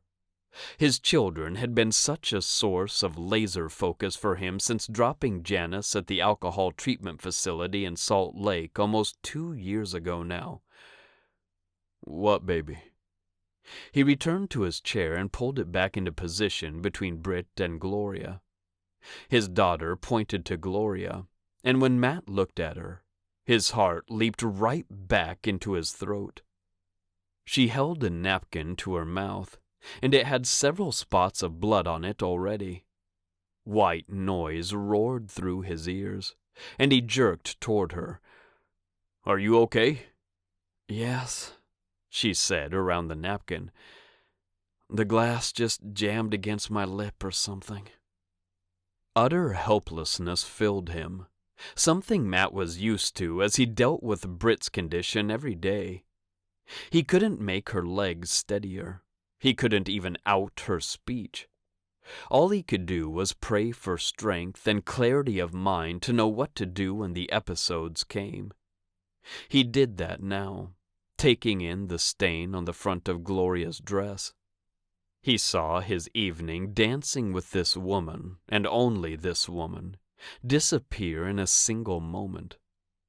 Instead of feeling sorry for himself, he stood and flagged down a waiter. "We had a little accident here," he said. "We need a couple of new napkins and another glass of pink lemonade." He swept his hand toward Gloria and her wet place setting, and the man nodded. "Yes, sir," he said. "Let me take your meal cards, too, and I'll be right back." He was, too, and Gloria pushed herself away from the table while they switched out her plates, provided more napkins, and brought her a new glass. With all of that fixed, they sat up to the table again. Her mouth had stopped bleeding, and she turned toward him with splotches of color on her face. "How does my lip look? Is it huge?" She tilted her face up toward his, almost the exact same way she had right before he'd kiss her when they'd been 20-something and oh so in love. "No," he said, his voice filled with frogs. "Not huge." She sighed and ran her fingers through her hair. "I should go home and get out of this ruined dress." "I'm sure it'll come clean," he said, not looking at her chest. "It's only lemonade." He didn't want to make light of the situation, but it was over and done. He'd had plenty of experiences that he could have been bitter and frustrated about forever. But what good would it do? It would only ruin the wedding of two of his best friends, and he'd rather enjoy himself than stew in irritation for the night. "And blood," she said, reaching for another napkin. "Maybe I'll run to the bathroom real quick and see if I can get some of it out now." She looked at him as if his opinion on this mattered. Before she could move, the first plates of food arrived at their table, including her trout and his steak. Once everyone had been served, Gloria picked up her fork. "It's fine," she said. "Who's going to see me?" Matt gave her a smile, because she was still the most beautiful woman in the world, stained dress or not. "Just me, sweetheart," he said. "And I don't care about a little blood on your dress." "Come on, guys," he said hours later. His patience for being in public had worn way down, and he'd been at the garden center for hours. He'd not danced with Gloria past that initial twirl right after the ceremony, because she'd left immediately following dinner. She claimed she couldn't sit in a wet, stained dress for another moment, and Matt had simply stood with her, said goodbye, and watched her walk away in those black heels. He had allowed himself to fume in frustration since then, and it was time to get away from people. He could never truly do that, because he usually had Keith and Britt with him everywhere he went. Tonight, everyone seemed tired, and they made it out to his truck and on toward the farm without much talking. Back at the cabin, he said, "Let's get changed, and I'll make some popcorn. We can stay up and watch a movie until we fall asleep. Okay?" "Okay," his kids said together, and Keith went up the ladder to the loft where he slept. He could stand up fully up there, as the cabin had a high roof. It could have had a complete second floor, but it didn't. The huge, vaulted ceilings made the kitchen and living room seem twice as big as they really were, and the loft was a large area that took up half the house over the 2 bedrooms and 2 bathrooms that sat to the left of the kitchen, dining area, and living room. Keith's bed had been pushed way into the quietest corner, and he told Matt at least a half-dozen times that he actually liked the loft. Matt had stopped feeling guilty about it, though the cabin they'd been given to live in at Ivory Peaks wasn't anything like the sprawling rambler they'd enjoyed back in Montana. Matt followed Britt down the hall and into her room. "Pajamas, Britt," he said. "Hang up your dress like a big girl, okay? I'll take your hair out in a few minutes." "I can do it, Daddy," she said, already reaching for the ties at the end of her braids. "Okay." He crouched down behind her and unzipped her dress. "There you go, baby. Hang it up, okay?" "Okay," she said, but he doubted she'd hang up her dress. He'd wander in here after he'd put her to bed and do it, just like he usually did on Sunday evenings, and pick up a little bit. He wasn't sure why he did it, other than to listen to his daughter breathe and know she was still alive before he went to bed himself. He went into the last room at the end of the hall, his tie already loose from the drive home. He unlooped it from around his neck and tossed it on his bed, a sigh following it. He sat down, the tightness in his chest finally releasing as he undid the buttons on his shirt. He honestly wanted to step into the shower and wash his annoyance and disappointment down the drain. Keith could make popcorn, and they'd watch what the boy wanted anyway. So Matt did exactly that. He could shower and redress in less than 10 minutes, so they wouldn't be waiting long for him. The hot water was exactly what he needed to unknot all of the things that had tangled that evening. One, his feelings for Gloria, which he hadn't had to deal with until he'd seen her in that brilliant blue dress. Sure, he'd thought about her over the months they'd been working together. He'd ridden a horse with her once last year that had got his pulse pounding. But being attracted to someone and being ready to be in a relationship with them were two different things. Two, his muscles, which had been so tight since the altercation with Troy. 3, his thoughts, which hadn't seemed to quiet until he let them loose and then allowed them to go down the drain. He wasn't married to Janice anymore. The kids were coping. He was coping. They loved one another fiercely, and Matt would do anything to keep them safe and healthy. He had a great job here, with great people. He'd started to break free from the gray clouds of his past, and he could finally see a bright future for all of them. He wasn't going to revert back to the place he'd been just because someone stumbled into a table accidentally. He wasn't. When he stepped out of the shower, the scent of buttery, hot popcorn met his nose, further buoying his spirits.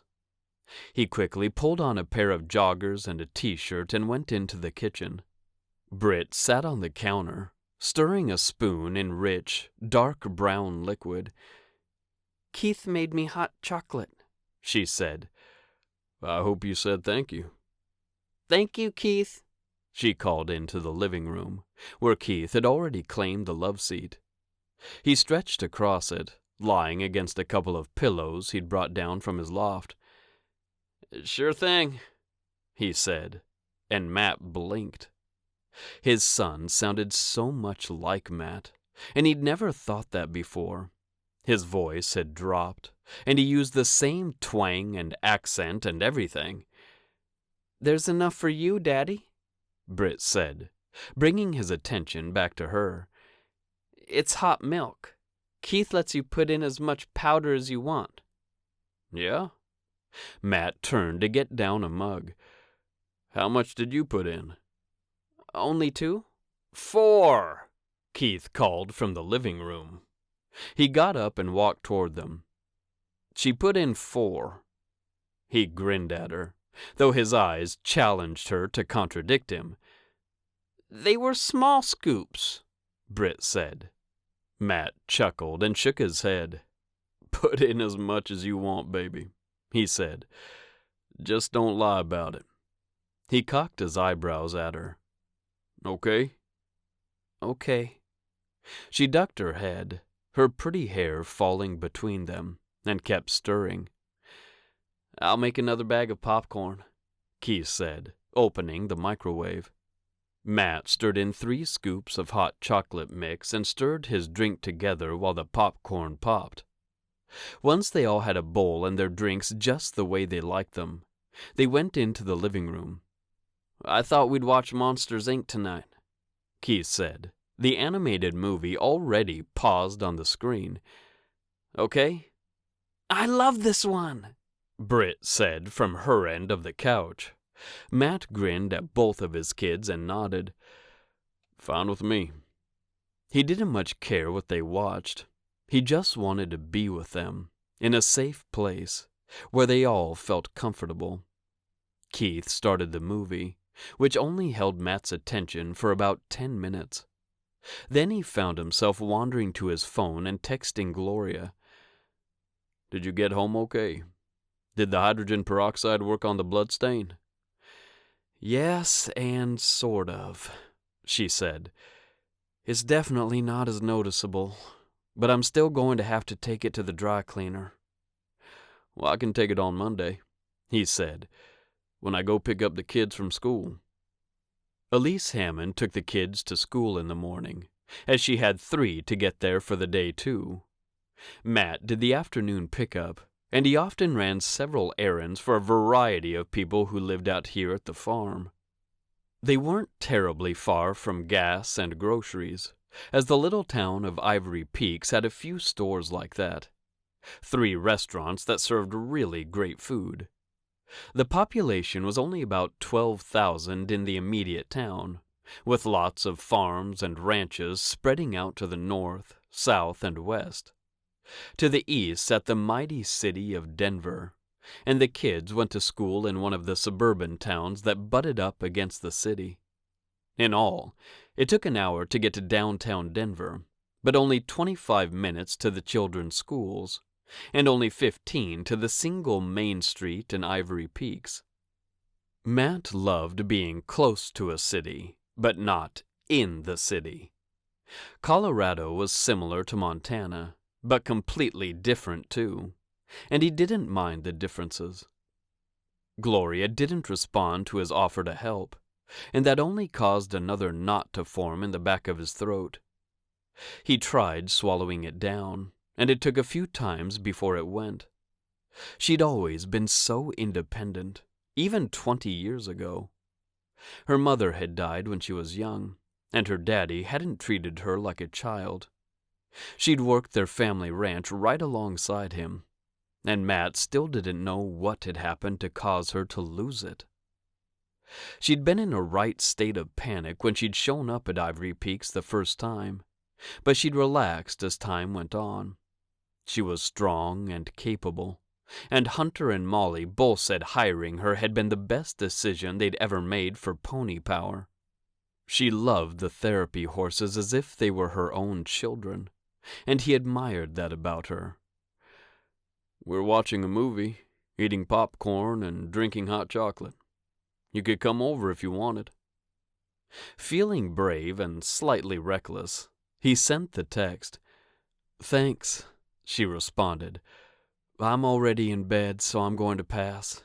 It's too late to put real pants back on." She sent a smiling emoji that really did cause Matt to smile. "I have to go to town this week to get those meds for Lasso, so I'll take the dress then." "Oh, right," he said, his hopes falling a little bit.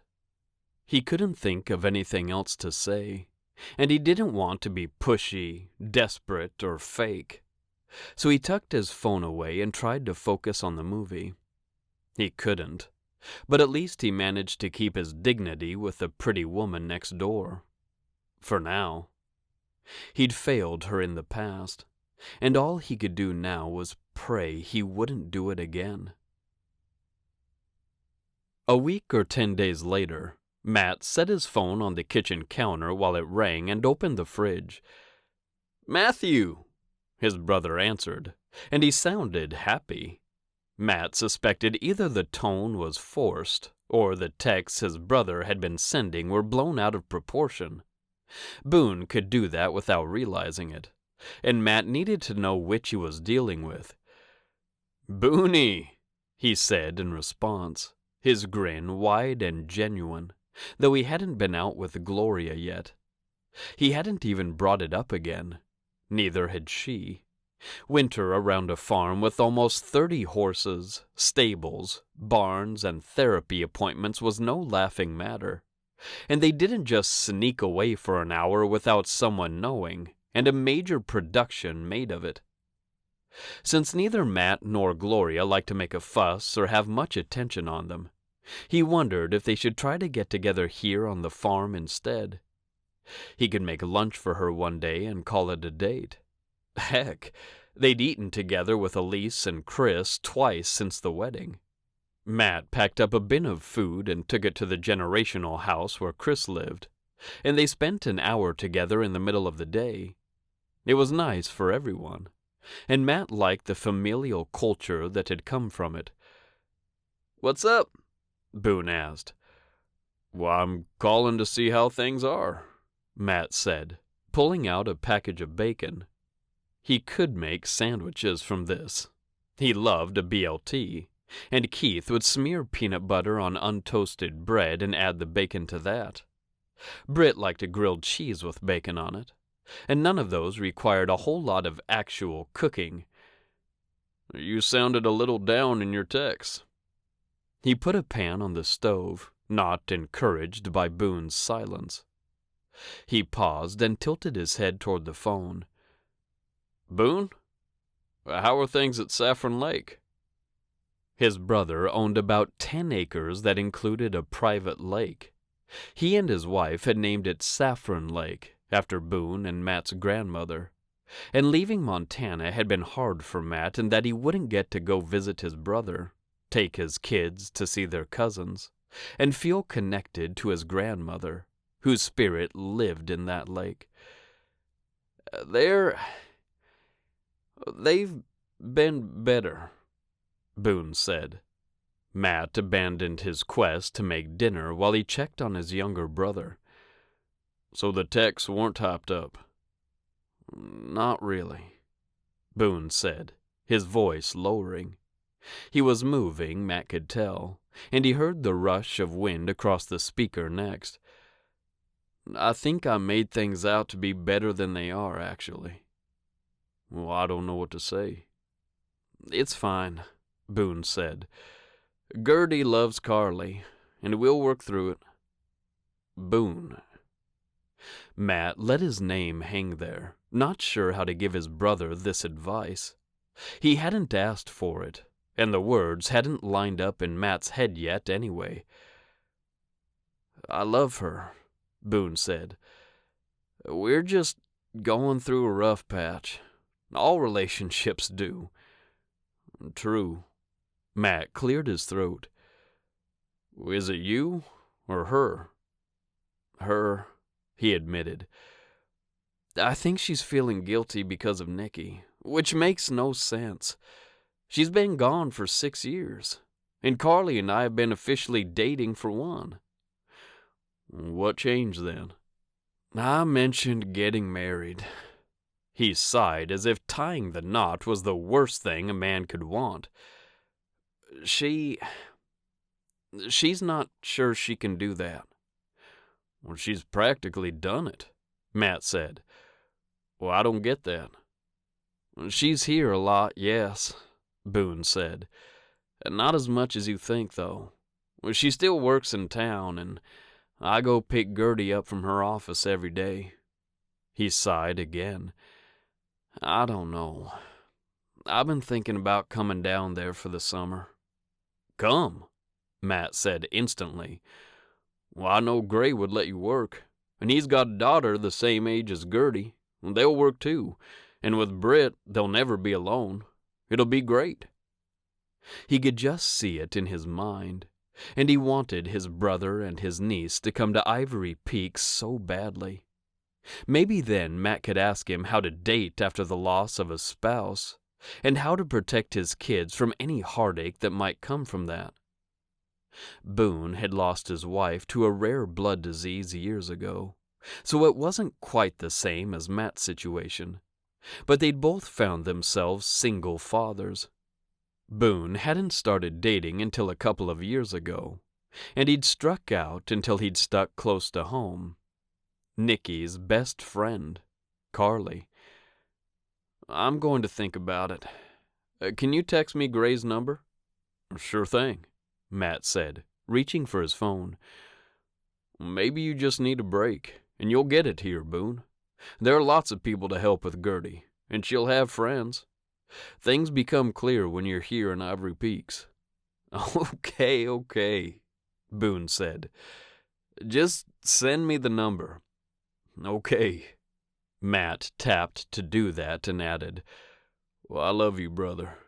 I'm selfish in that I want to see you and Gertie again." Boone chuckled, and Matt could just see him shaking his head as he looked over the lake. "You just want to show off your farm." "Well, that too," Matt admitted, hitting send on the phone number. "Okay, I sent that number. If you're okay, I have something I want to talk about for 3 minutes." He turned back to the stove and set the phone on the slim counter between it and the fridge, where the package of bacon lay. "It's not something. It's someone." "Oh," Boone said, his voice pitching up. "I'm done. I'm starting the timer. Start talking." Matt took a deep breath and opened the drawer to pull out the scissors. As he exhaled and sliced open the top of the bacon package, he said, "Remember Gloria Munson? The woman I dated a long time ago in Sugar Pond?" "Yeah?" Boone drew the word out for far too long, making Matt roll his eyes. "She works here now," Matt said. "I maybe asked her out, and she said yes, but we've never been able to get together." Silence came through the line, and as Matt laid the first piece of bacon in the cold pan, he said, "That's it." "That was 10 seconds, Boone said. "Not 3 minutes. "Tell me what to do," Matt said, exasperated and now embarrassed he'd brought up Gloria. "I'm bad at this, obviously." "This one is easy, brother," Boone said. "You hang up with me, and you call her. Find out what she's doing for dinner tonight." "I'm making sandwiches already," Matt said, looking down into the pan. "Invite her over for sandwiches, then," Boone said. "That sounds too easy." "All right," Boone said.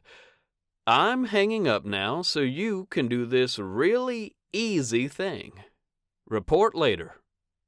It took a few seconds for Matt to say, "Yeah, okay," but Boone had already ended the call. Chapter 6. Gloria clapped her gloves together as she went up the steps to the deck off the back of the farmhouse. A few weeks had melted by since Molly and Hunter's wedding, and the snow was doing the same right now. She didn't believe for a single minute that winter had ended in Colorado. It had been February for a few days, and they still had a few months where it could snow at any time. It was just a warm snap, that was all. Kind of like the hot spell Matt had put on her at the wedding. Nothing had come of that either, and she tried not to feel disappointed that they hadn't gone on a date. She saw him every day around the farm. They ate lunch together with Chris or Gray, as well as a couple of other cowboys, several times each week. It wasn't like she wasn't speaking to him. But it wasn't that same, heated voice he'd used to ask her to dance with him at the wedding. She reached for the handle on the sliding glass door at the same time she saw all the people.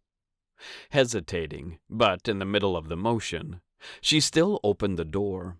A blast of heat hit her first, but the noise wasn't that far behind. Gloria wasn't sure she was up for a huge family dinner tonight.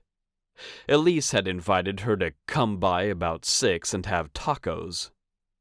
At least 4 pans of tacos sat on the kitchen counter in long, aluminum foil containers. The entire Hammond family was there.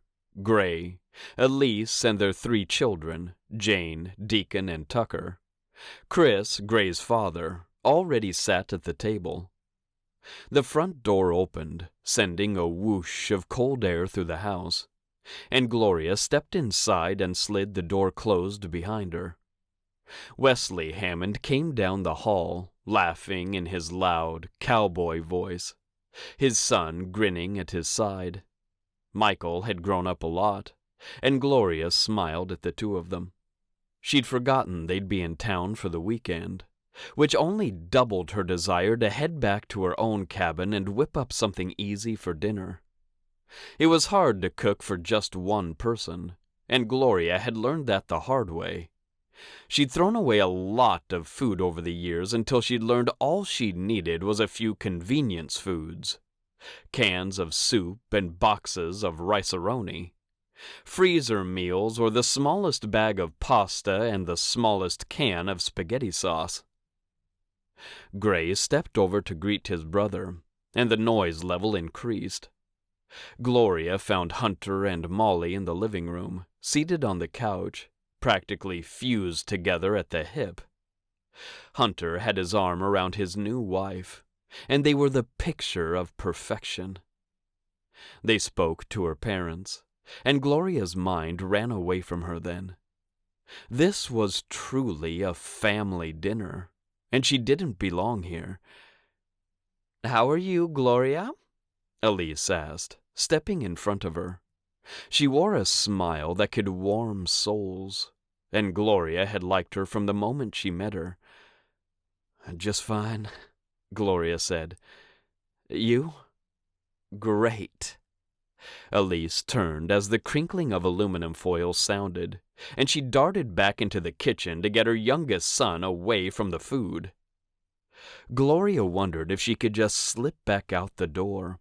No one would mind, and she could claim she had a headache and hurry through the darkness to her cabin. "Come sit," Chris said, beckoning to her. "Oh, I think I'm going to go." She moved toward him anyway, because she had a real soft spot for the older gentleman.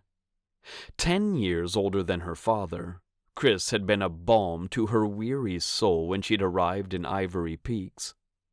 He and his wife had taken her under their wing, and she loved Bea to pieces. "How are you feeling?" she asked. "Matt texted to say that his stomach was a little sick after lunch today." "Just fine," Chris said. "He told me the same thing.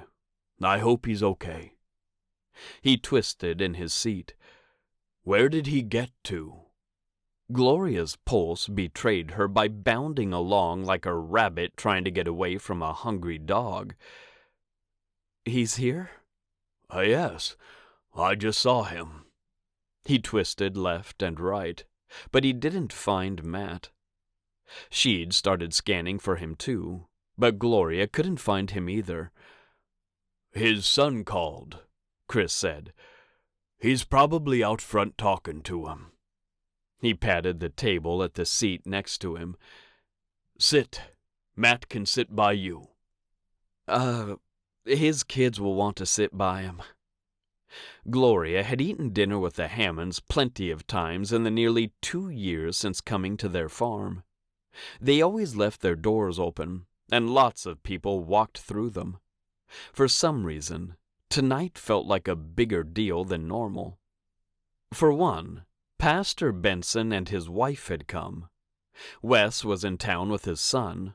Hunter and Molly, who maintained a residence in a high-rise in downtown Denver due to Hunter's position in the family company, were here. It felt like Gloria shouldn't be. "Well, I'm not feeling that great," she said. "I think I'm going to head home." "No, don't go," Elise said, arriving at the table with a couple of rolls of paper towels. I got the sweet pork tacos just for you. Guilt slicked through Gloria. It's just that Pastor Benson is here. She let the sentence hang there, because she wasn't sure why that mattered, other than she felt uncomfortable intruding on a family affair. It's a celebration, Gray said, joining his wife. You have to stay, Gloria. How he'd heard that she wanted to leave, she didn't know. She glanced back toward the living room, where Hunter, Molly, and her parents were starting to stand. As she swept her gaze back over Wes and Michael, now talking to Jane and Deacon, she spotted Matt. The world narrowed to just him, though the farmhouse was large and easily accommodated everyone who'd come to dinner tonight. He held Britt's hand as they entered the room, and his eyes latched onto hers, too. He wasn't family. If he stayed, maybe she could, too. Somewhere in the back of her mind, her memories stirred. The two of them, Matt and Gloria, had eaten plenty of family meals with Molly and Hunter, and Gray and Elise. Why was this different? Because you want it to be different, Gloria told herself. Keith came in the back door, and Gray held up both hands. Gloria stepped away from him because he was about to get loud. All right, everyone, he yelled, which did get everyone to settle down. It's a fiesta tonight. He beamed around at the group, though Wes and the kids had moved behind him into the kitchen. That's why we've got the balloons and the tacos. I'll let the Bensons say what we're celebrating. The attention shifted from Gray to Pastor Benson, who wore the widest smile Gloria had ever seen on the man's face.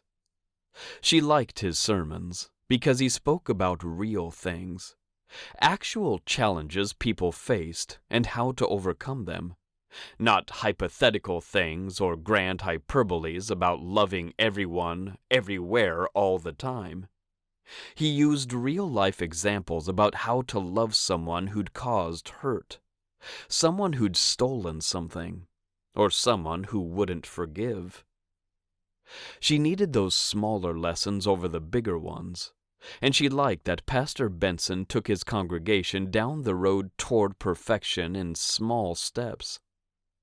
She believed God wanted that too, that He didn't expect her to be all loving, all forgiving, and all righteous immediately, but that every step she took in the right direction counted, and then she'd be ready to take the next one.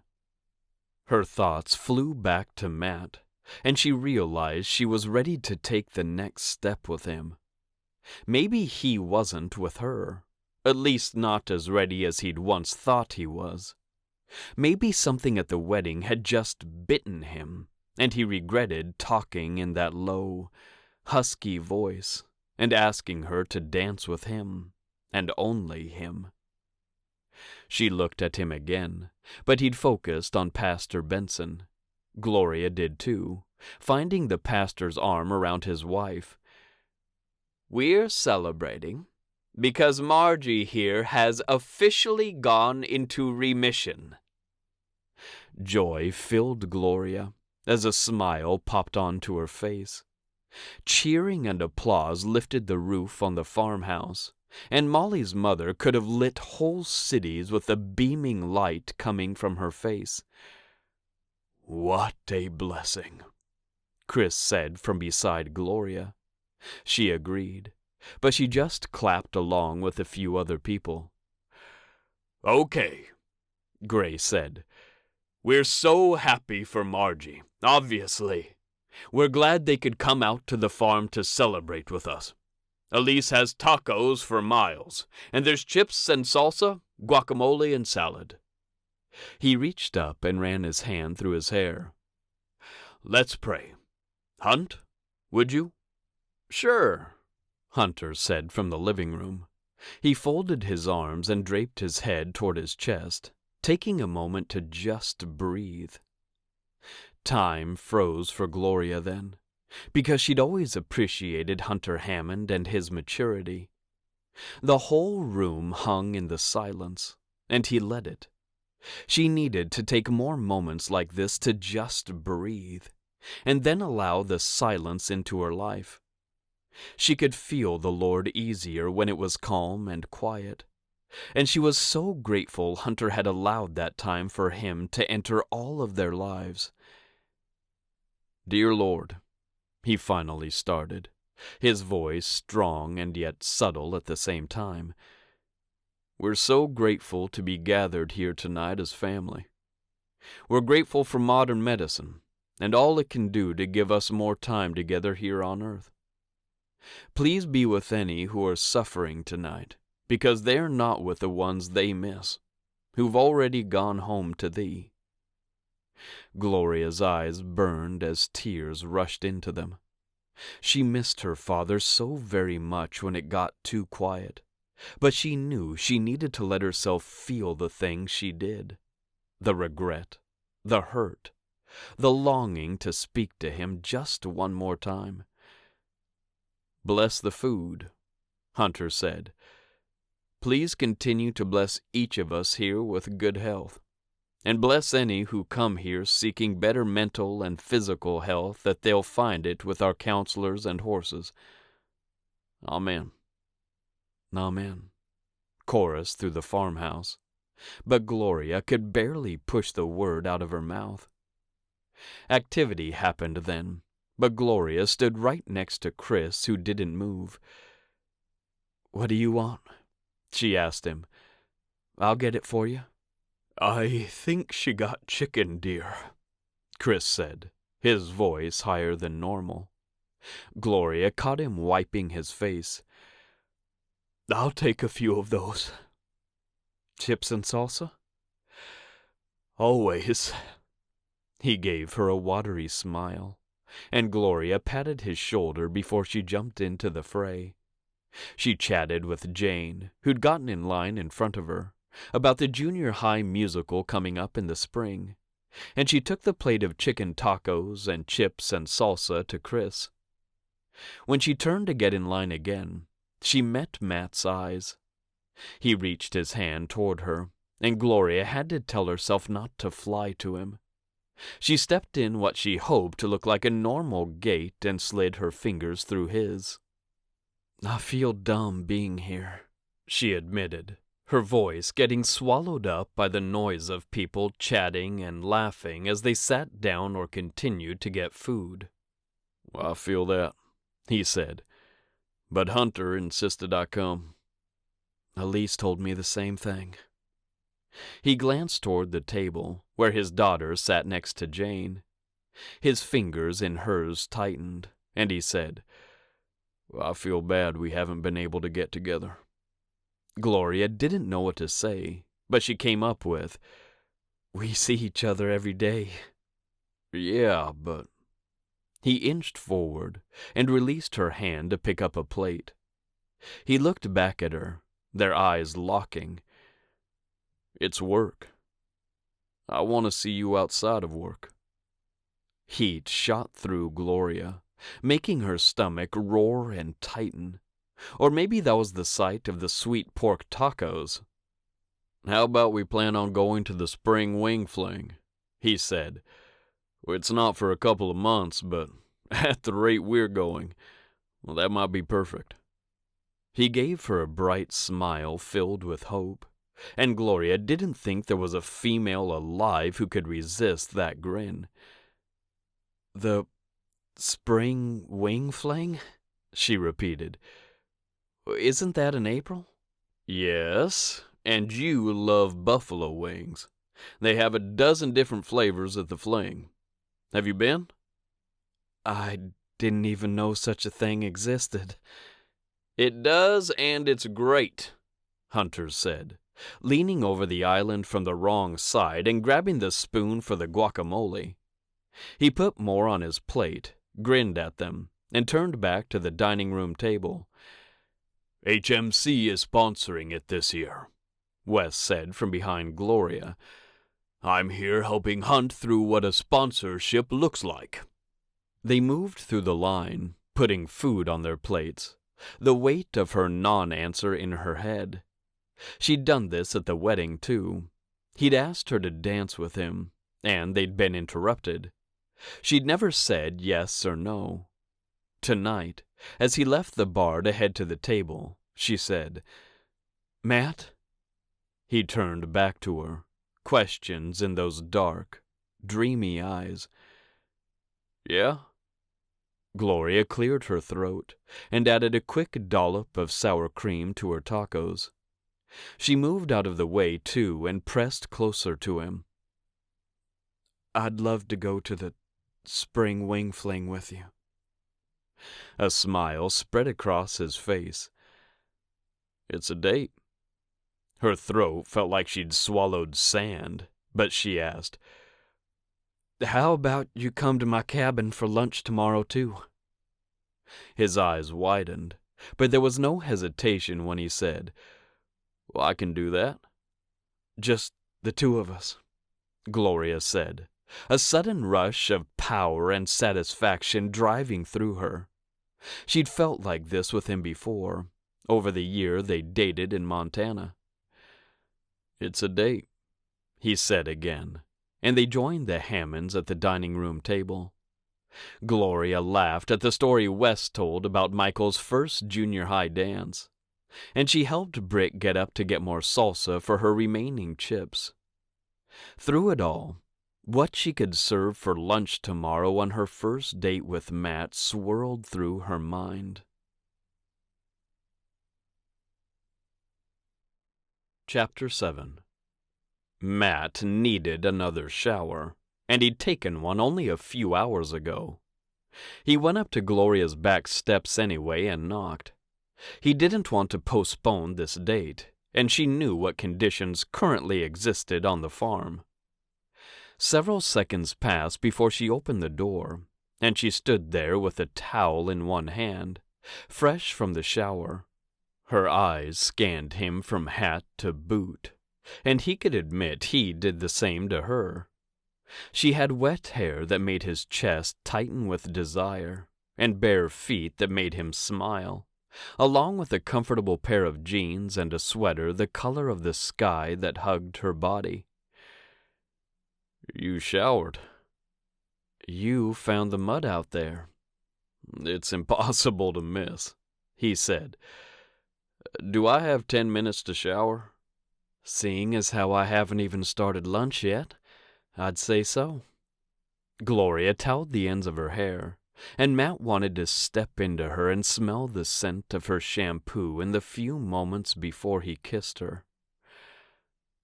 10 minutes ground through his throat, and he turned to head next door to his house. He hurried through the chore of getting clean, and he did his best to leave his grimy clothes in the washing machine without turning it on. In the end, he couldn't do it, and he started the machine before he ran back to Gloria's. The back door had been left open a crack, and he took that to mean he could enter without knocking. Music filtered out of the cabin, and when he entered, he found Gloria standing with her back to him, singing along with the song. He grinned and closed the door, which brought her around to him. "You and your 80s rock," he said. "I love it," she said, reaching for the device on the countertop that played the music. "It's what I listen to when I rollerblade, too." "Who are you going to take out first with you this spring?" he asked, taking a seat at the bar. Gloria worked with all of the therapy horses for Pony Power. She got them comfortable with people. She trained them to stand as still as statues while they got saddled, brushed, and mounted. She taught them to push balls with their legs, and she taught them not to get spooked by anything. Ever. Part of that training included her taking a horse running with her, except she didn't run. She rollerbladed, her earbuds in and the 80s rock loud. The horse ran with her, usually in the grass alongside the road, and it had to deal with whatever came their way. Cars, trucks, other animals, fences, whatever. Matt had seen her do it a time or two, and it was impressive. "I think Earl Grey," she said. "He's ready, though Midnight Moon is too." "Could you take them both?" "No," Gloria said. "I want them to look to me as the leader of the herd. If you put two of them together, they look to each other." "Ah, I see." Matt knew a lot about horses, ranches, and farms, but he'd been learning how to train horses to be therapy animals, something Gloria had done for a few years in Montana before coming here. "You know who else wants to come?" Gloria asked, turning back to the stove. The scent of something browning and crisping met his nose, but he couldn't place what she'd made for lunch. "Who?" he asked. "Your daughter?" Gloria reached to turn off the stove, and then to get down plates. She put them on the counter while Matt tried to process what she'd said. She met his eyes, but he was blinking so fast that she came and went every other half-second. "What?" "She wants me to take her blading." Matt shook his head, immediately rejecting the idea. "She can't even stay steady walking." "I know," Gloria said, her voice pitching up. "I've been thinking about it all the same. I read this article about a mother who ran the Boston Marathon with her 3 kids in a jogging stroller." "You're kidding." "She set a Guinness World Record," Gloria continued, clearly not kidding. "With the 3 kids, plus the stroller, she pushed 180 pounds. Brit's what, 65 pounds if she's dripping wet?" "Gloria." "The stroller wouldn't be as big as a 3-person stroller," she said. "We just need a single. I could do it." She flexed for him, a smile made of pure sunshine on her face. "I'm strong, Matt." He licked his lips, because the woman didn't have an ounce of body fat on her. Everything about Gloria was lean, long, and strong, and he had no doubt she could push his daughter in a stroller while she rollerbladed. Then why can't she? He wondered. Because he was afraid Brit would get hurt? They'd probably both love it, and Matt wasn't going to take anything from his daughter if she could have it. He grinned and chuckled. "All right." "All right?" Gloria's eyebrows went straight up. "Wow! I did not expect you to agree to that." "Oh, come on," he said, laughing now. "I'm not Mr. Says No to his kids." She turned back to the stove, grinning too, and collected the pan. "I made chimichangas from the tacos from last night. Elise gave me a whole bunch of them, and I had these uncooked flour tortillas in my fridge. So I just scooped the filling out of the tacos, rolled it up in the tortillas, and fried them." She took them out of the pan one by one and put them on a plate with paper towels. After replacing the pan on the stove, she got out sour cream and ranch dressing. "I don't have guac, so this will have to do." "This is great," Matt said, admiring the perfectly golden brown chimichangas. "It's fried food, Gloria. It can't be bad." She grinned at him again and held up a bottle of water and one of lemonade, her eyebrows up. "Lemonade," he said, and she put it in front of him. She collected one for herself, too, before finally joining him at the bar. He looked at her, a new thrill moving through him. He reached over and took her hand in his. "I'm glad we were finally able to do this. I've been next door trying to figure out how to see you without it being weird, or just you hanging out with me and the kids." "I like your kids," she said. "They like you too," he said, reaching for a plate. "I just want you to myself for a real date." He flashed a smile in her direction, but he didn't dare look at her fully. He just said real date, and he didn't want to know if that surprised her or not. She surprised him when she said, "I want that too. That's why I invited you for lunch." She used the tongs to serve him 2 chimichangas, and Matt spooned sour cream over them, his face warming, and then heating past the point of comfortable. That only made him want to keep his face down for longer, until the redness he was sure had crept into it had dissipated. "Tell me how you met your wife," Gloria said, and that brought Matt's head up. He looked fully at her as she spooned sour cream onto her plate. "My wife?" She glanced at him, something playful in her gaze. "Yeah, your wife. Well, I'm assuming you had a wife. Maybe you didn't." "I did," he said, his heartbeat bouncing in a weird way he hadn't experienced before, sort of like a double dribble with a bump that repeated in a loop. Gloria seemed utterly at ease, and Matt sliced into his chimichanga so he could take a bite and buy himself some time. "I haven't dated a whole lot," she said. "The last guy I went out with, his name was Ender Nunez, had worked for us at Tailwind for years. We dated for 2, maybe? My father loved him." Matt cut a normal bite and put it in his mouth, listening intently. "He asked me to marry him.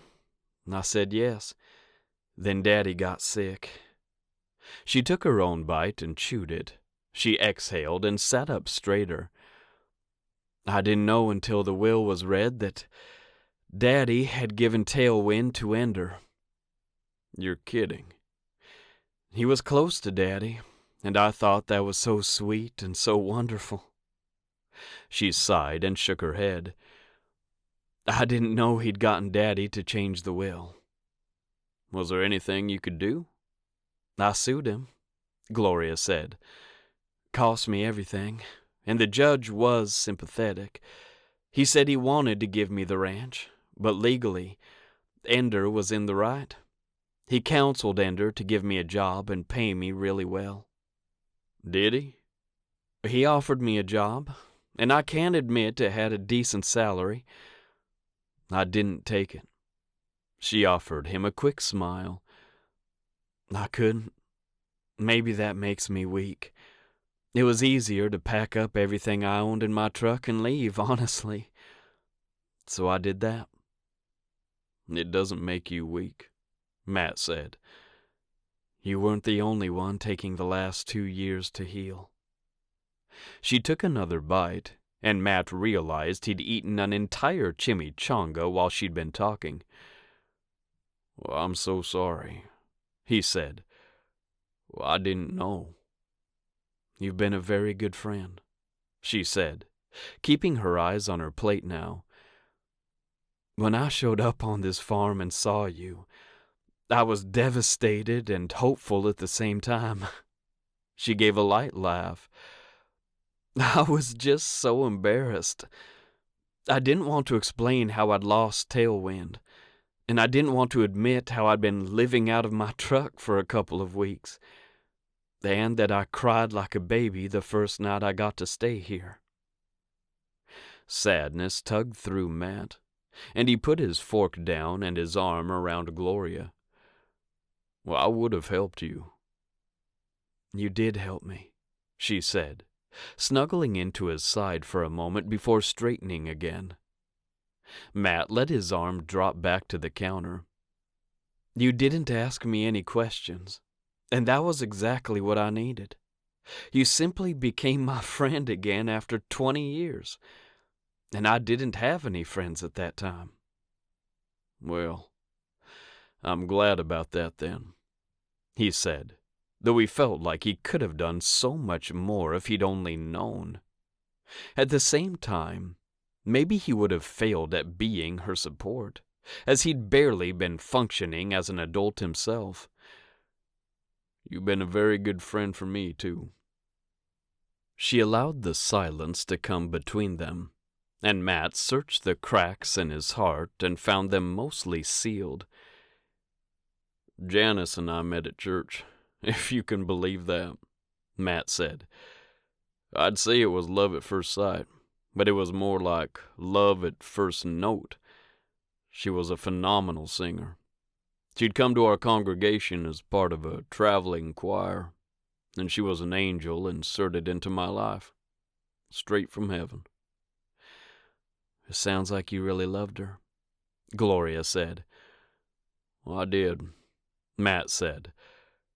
"We got married only 6 months later, and Keith came along a couple of years after that." "You stayed in Montana?" Yep, he said.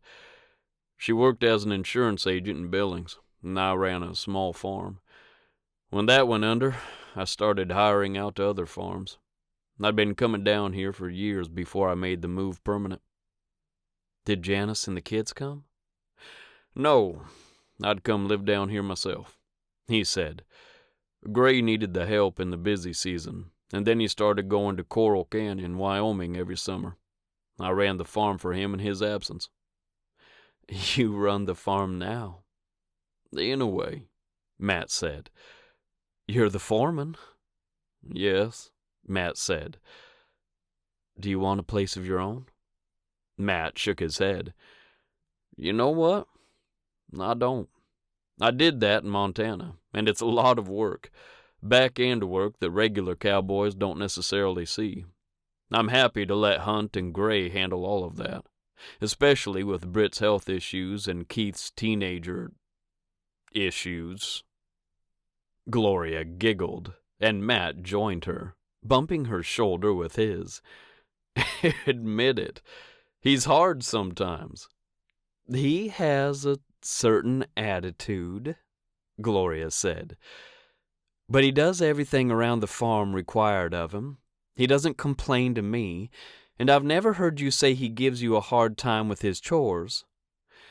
"No, just his homework, doing the dishes, not being able to drive, despite him not being 16 years old. Did you know it's embarrassing to be picked up by your father in 9th grade? I'm surprised he's made it this many months, honestly." Gloria laughed with him, and Matt sure did like this relaxing, casual conversation. "Anyway," he said, blowing out his breath and looking at his second chimichanga. He wanted it, but his stomach rioted around the one he'd already eaten. "Janice started drinking after work. It was just a little bit, only on the weekends. Until it wasn't. Then it was every night, and then every morning, and then all the time." He stared at the window across the counter and stovetop, getting thrown back into the past, where he didn't want to be. Britt's condition was worsening, and when Janice nearly killed the two of them in a car accident, I decided I had to step up and be the father and protector my kids needed and deserved. His voice dropped into a monotone, but he couldn't correct it. "I called an alcohol treatment center in Salt Lake City, the best one in the West, though we couldn't afford it. I filed for divorce, and I dropped off Janice the day after that was final, and the kids and I continued on to Ivory Peaks. We'd been here for a month or so before you showed up at Keith's birthday party." He drew in a deep breath, held it in his lungs, and then blew it all out. "It was hard, those first few months. Keith was so angry with me. He didn't want to leave all of his friends in Montana, and I couldn't go back. I needed a fresh start. And I believed he did too." Matt tucked into his second chimichanga. The silence between him and Gloria still charged, but with a different kind of energy. No nerves and no awkwardness. This tension felt very much like desire and attraction, and Matt couldn't help the way it flowed through him, as if it had attached itself to all of his red blood cells. His mind slowed as he finished his last bite, and after he'd swallowed, he said, "I think I need to take Britt back to the doctor. Janice swears up and down she wasn't drinking when she was pregnant. But one of the causes of symptoms like hers is fetal alcohol syndrome." His voice could have splintered, it was so wooden. Gloria didn't say anything. She simply slid her hand over Matt's and squeezed. She had been a very, very good friend over the past couple of years, and Matt felt strong with her at his side. If he had to take his daughter to the doctor and hear hard truths, he wanted a woman like Gloria there with him, and providing a safe place to fall afterward.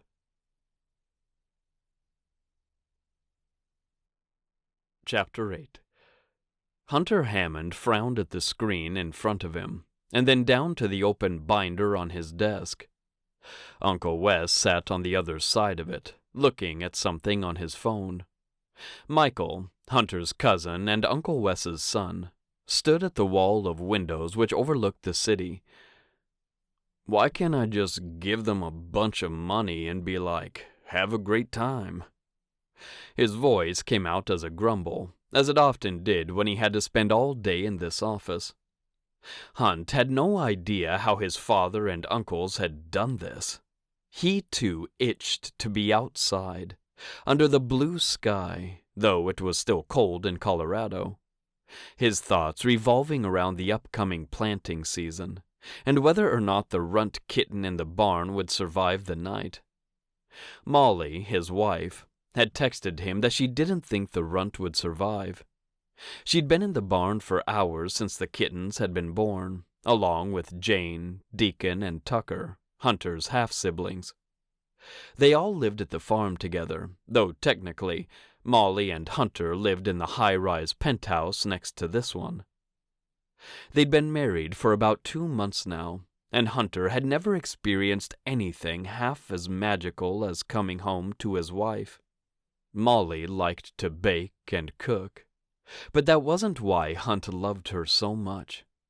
Her presence in his life calmed him, and provided an anchor that had been in the wind since his mother had abandoned him at school, and then left him and Dad in Ivory Peaks, while she moved on to bigger and better things. Hunt had not invited his mother to his wedding, a decision he labored over with Molly, Dad, and his therapist. They'd all told him the same thing.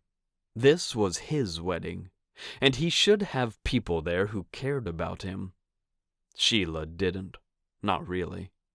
Not only that, but Hunter had invited hundreds of people he barely knew, simply because they worked for HMC, the family manufacturing company he now sat at the head of.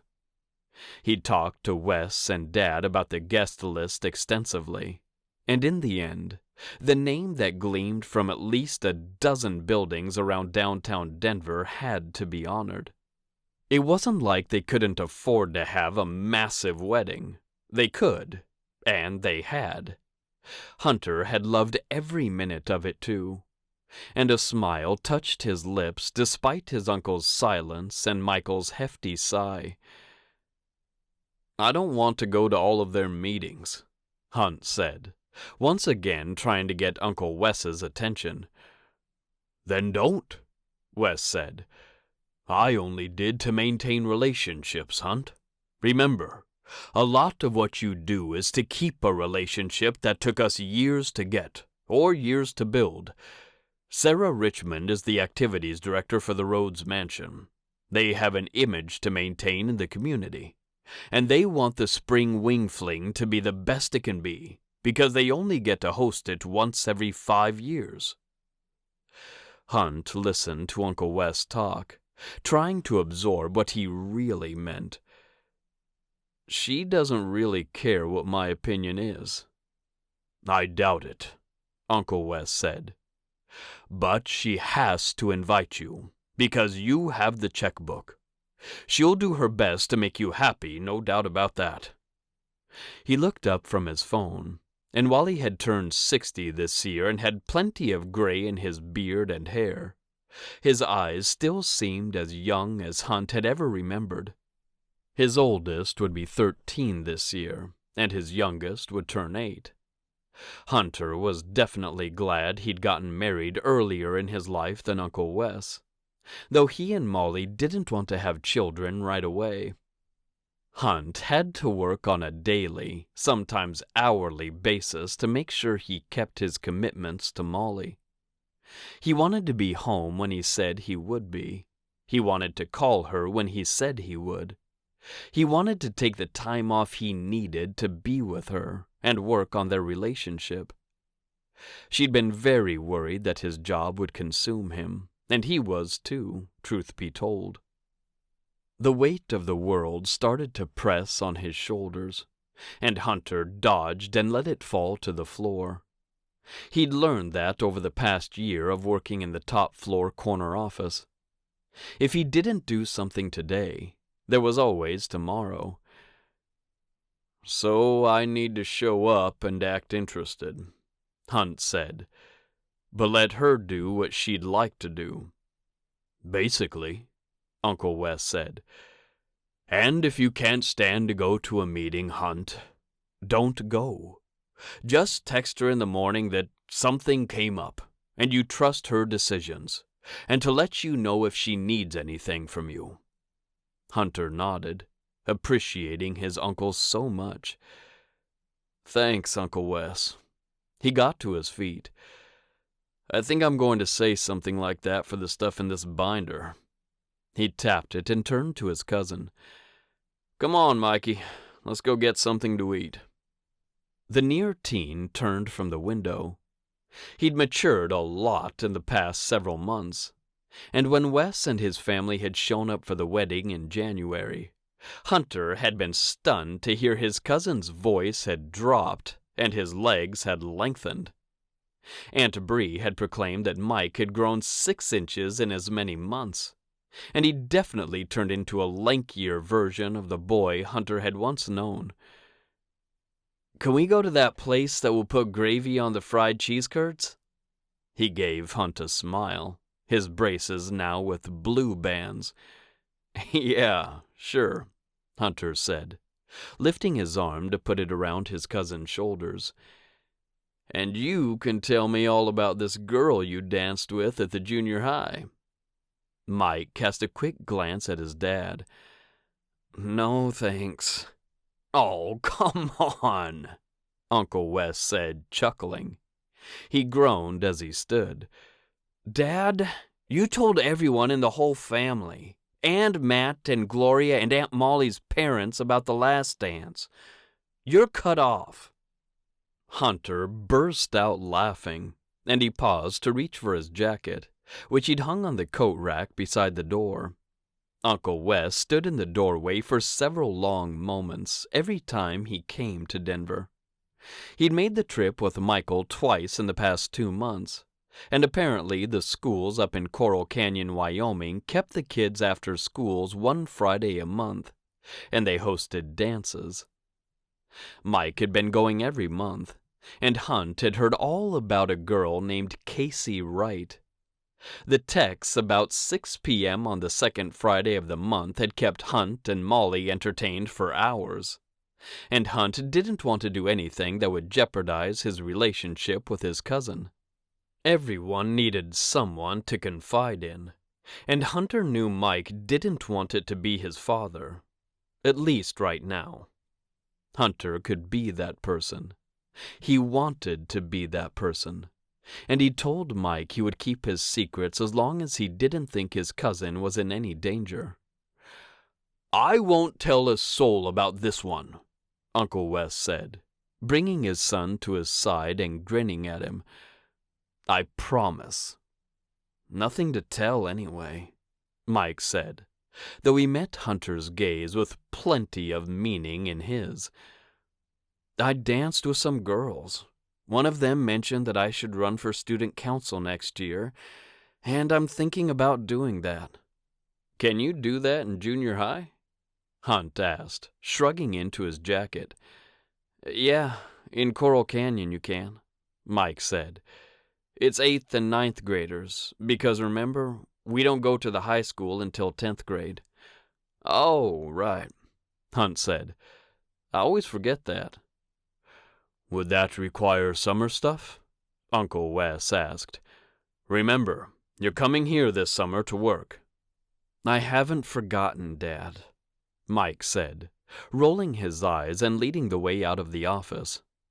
Hunter watched him go, and Uncle Wes crowded into the doorway beside him. He thinks I'm on him all the time, Uncle Wes said. He has no idea what that even looks like. He just doesn't want to leave his friends and come work the farm this summer, Hunter said. I get that, Uncle Wes. It's not that fun. I don't need details. Uncle Wes's voice dropped in volume by half. Just tell me if he's talking to you about Casey or Ella. Casey, Hunter said, his lips barely moving. He danced with her 4 times. She's the one who suggested he run for student council, because she's going to. Uncle Wes stepped out into the hall and started after his son. He better not be kissing both of them. Don't worry, Hunt said, following him and keeping the kissing talk to himself. He's 13. This is all normal for a boy his age. Uncle Wes hadn't been 13 for a long, long time, and times had been different. But Hunt had been about 13 about the time his father had started taking him away from his friends in the summer and driving them north to Coral Canyon.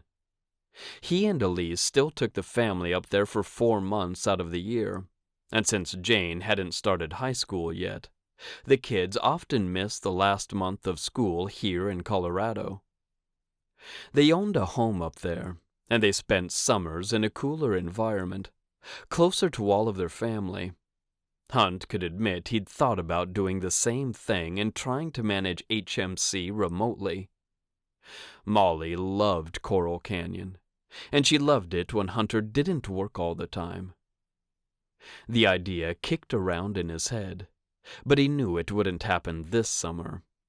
This would be the first full summer season that Pony Power would be open, and Molly had big plans to expand their children's therapeutic riding center, and Hunter wanted to be right in the thick of that with her. Besides, you're the one who told me to kiss as many girls as I could, and I wasn't much older than your son. I still hear about that from your dad, Uncle Wes said as he joined his son in front of the elevator. He grinned at Hunter, and then his son. I didn't know you were going to do it, and I stand by my advice. He looked at his phone as if he didn't care about anything in the world. Have you been kissing Casey, Mikey? I'm not answering that, Mike said, his voice even and cool. Hunter knew he had, and he marveled at the boy's resolve to keep it to himself. Why wouldn't I do it? Hunter grinned at his uncle. I idolize you, Uncle Wes. They laughed together, though Hunter hadn't exactly lied. Uncle Wes was one of his heroes, and he did take every piece of advice given to him seriously. His phone chimed as he joined his family on the elevator, and he glanced at it after meeting Mike's eyes and offering him a confident smile. Oh, no, he said when he saw the text from Matt. What? Mike asked. Our runt kitten just died. Hunt held up his phone, knowing his wife would be upset. I'm going to need to make a detour to Willows and Petals, he said. Get some flowers for my wife. She's been working hard to keep that baby alive. Well, I'm sorry, Hunt, Uncle Wes and Mike said together, their voices almost the same now. It was as freaky as it was cute, and Hunter nodded at the two of them. He quickly started tapping out a message to her, sending his condolences and love, and telling her he'd bring dinner to the farm that night too. "Thank you, baby," Molly sent back. "Your dad says to order bacon cheeseburgers from the Burger Babe. Get Wes to work his charm. I want the salad and lots of the Hammond fries." Hunter grinned and tilted his phone toward his uncle so he could read it. "Done deal," Uncle Wes said. "I'll call it in right now." Chapter 9. Gloria entered the barn with a couple of bottles of milk in her hand. "Molly?" she asked, her eyes taking forever to adjust to the dimmer light inside. If the sun wasn't quite so glinting off the last remaining snow on the farm, she wouldn't be nearly as blind. "Matt?" "She ran over to Chris's to get a heating pad," Matt said, rising from the crate where he'd been sitting. Gloria blinked, his handsomeness filling her sight. A smile came quickly, and sudden shyness overcame her. "Are we going to eat at the farmhouse?" she asked. "Wes and Hunter just arrived with the food." Matt sighed and pushed his hand up the back of his head, dislodging his cowboy hat. "I need to shower." He removed the hat completely and scrubbed his hand through his hair. "I feel dirty from head to toe." He met her eye. "The kids will want to eat with the Hammonds." "I'm sure they will," she said. "They can, right? Keith is 15. He knows how to get from the farmhouse to your cabin." She let the words hang there, waiting for him to say they should take their burgers and fries back to his cabin and eat together. He stepped toward her and ran his rough fingertips down the side of her face. "Would you wait for me to shower? We could eat at my place tonight. Just the two of us." Happiness flowed through Gloria with the strength of river rapids. "I've seen you shower. You're like lightning. I can wait." His eyebrows shot up. "You've seen me shower? I thought that glass was frosted." The teasing quality of his voice made her feel feminine and, well, sexy. She put one hand against his chest as she laughed. "Of course I haven't seen you shower. I just meant you're fast." "If we take our food and sneak off, everyone's going to know." Matt's eyebrows stayed high, silently asking her if she was ready for that. Gloria wasn't sure if she was or not. She felt every year of her age then, and she drew in a breath. "Who cares if they know?" "You don't? Chris will have questions. Elise, Molly." "Your kids?" Gloria said, and she hit the bullseye with that. "It's you who'll have to answer some real questions for your kids. I don't want to put you in that situation if you're not ready to have those conversations with Keith." Matt let a sigh leak out of his mouth. "I don't know what I'm ready for." "Are you done with the horses?" she asked. "Yeah." "Why don't you go shower and think about it?" she asked. "If you want, you could just text me, and I'll bring the food. You could easily just say you're tired. It wouldn't be a lie, and it wouldn't be a big deal." She turned as the barn door opened behind her, and Molly came inside. Gloria automatically fell back a step, her self-consciousness rearing up and rendering her silent. "Got it," she said, relief in her tone. "I'm just going to slide it under the horse blanket. Hunt's back with the food." "Yep," Matt said, his voice as calm and cool as ever. "That's what Gloria came to tell us." "Howdy, Molly." Gloria followed her over to the horse stall where Molly had put a whelping box and the 8 kittens.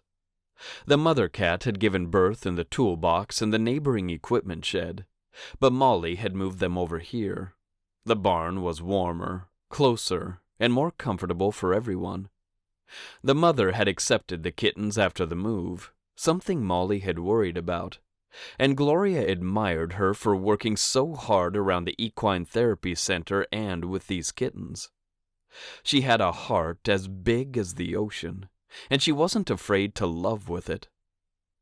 Gloria envied her that, and she cut a glance at Matt, who she'd told about her disastrous relationship with Ender.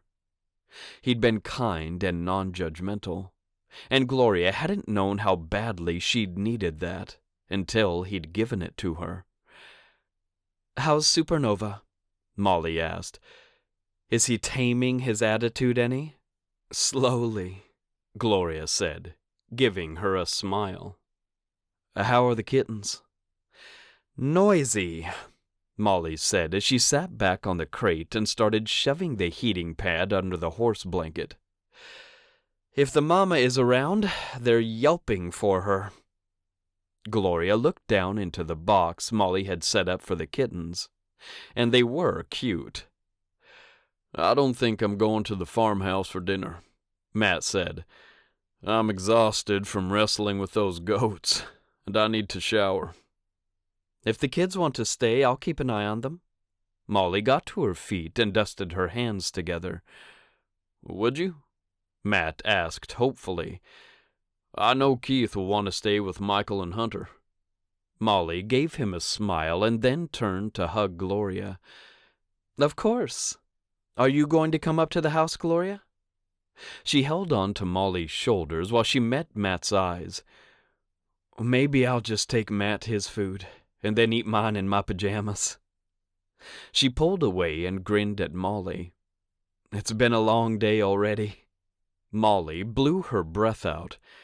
"You're telling me." She did look utterly exhausted. "I'm going to see if Hunt will let us take our food and go too." If she had any inkling that Matt and Gloria would then eat their food together, she didn't indicate it. "I'll walk with you back to the house." "Thanks, Malls," Matt said. "And Gloria, if it's too hard to bring the food, don't worry about it. Keith can bring it when he's done." "Okay," she said, and she left the barn with Molly. They headed toward the brightly lit farmhouse, the energy pulsing from it infusing right into Gloria's chest. "You should take some time off," Molly said. "How am I going to do that?" Gloria asked. "We have plenty of horses that are trained and working now," Molly said, glancing at her. "I mean it, Gloria. You work too hard, and I can see the exhaustion in your face." Gloria ducked her head, but she didn't deny it. "I haven't been sleeping super well. That has nothing to do with the work here." "I run Pony Power," Molly said. "I'm going to force you to take 2 weeks off if you don't take a day this week, and one next week." "You can't do that." She brought her head up, disbelief coursing through her. "I can," Molly said firmly, though she smiled. Gloria had loved working with her for the past several months, and she knew Molly was one of the biggest reasons she was already ready to move on with her life. "I don't know what to do on days off," she said. "You pack a picnic," Molly said, "and you go hike in the mountains for a while. Eat. Enjoy the peace and quiet. Camp if you want, then come back." "That does sound nice," she hedged, but she didn't want to go alone. Matt had kids he couldn't just leave behind, and Gloria couldn't even imagine the questions then. Her mind started down a path that showed all 4 of them camping in the Rocky Mountains, a clear stream bubbling in front of them. Matt stood there with Keith, the 2 of them fishing, while Gloria braided Brittany's hair and then made pancakes over the propane-powered portable stove. She cleared her mind as she went up the few steps to the wide deck and saw people moving around inside the house through the open blind windows. "Then take tomorrow off," Molly said. Or the next day if you're in the middle of something. I'm only going to tend these kittens for one more day, and then I'll be back downtown." She paused as she put her hand on the doorknob. "That doesn't mean I won't know if you don't take a day off." "I could take my rollerblades and head south," Gloria said. "Just blade during the sunrise and sunset and take naps in between." She didn't really have money for a hotel or anything, but she kept that to herself. All of the Hammonds, of which Molly was now one, had plenty of money. Money upon money. And while they paid well, Gloria wasn't rolling in cash. "That sounds like a fun trip for you," Molly said, grinning at Gloria. "Really, Gloria, I don't want you burning out. You know what the center needs and how it's running. You can have Travis or Cody do your chores. Matt can come over from the farm side. We can cover for you." "I know you can," Gloria said, her stomach grumbling for something to eat. Molly brightened the night with her smile and entered the house. Chatter spilled out of the house, as did the scent of fried food and warm hamburgers. Gloria normally loved eating in the farmhouse with all the Hammonds, but with the prospect of a quiet dinner with Matt in lieu of this, she found she wanted that more.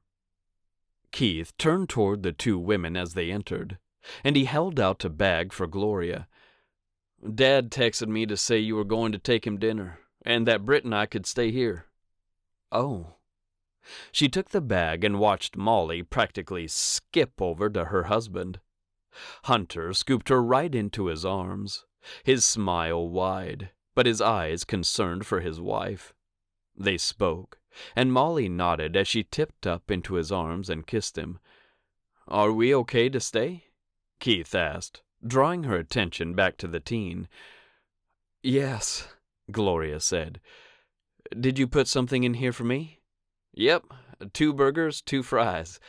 Wes said there's salad if you want that." "Well, I'm good with burgers and fries," Gloria said with a smile. "What should I tell your dad about when you'll be home?" "An hour?" Keith asked, turning toward Michael Hammond as the boy called for Keith. "Is that okay?" "Text your dad," Gloria said. "I'll tell him too." "Okay." Keith had already turned away, and Gloria stood on the outskirts of the crowd, drinking in their energy. Then she turned and slipped out of the farmhouse and began the quick walk to the cabin where Matt lived. She'd be surprised if Matt wasn't already showered and waiting for dinner, and she barely felt the cold by the time she climbed the steps to his cabin, which sat at the end of the row and right next to hers. Her fingers shook as she fisted them and knocked. "Coming," Matt called from within the cabin, and he opened the door a few seconds later, holding a pillow to his chest. "Hey." He tossed the pillow to the right and focused on her again. "Everything go okay with the kids?" "I didn't even see Britt," Gloria said, her pulse skipping. She hadn't even looked for the girl, though she'd surely been there.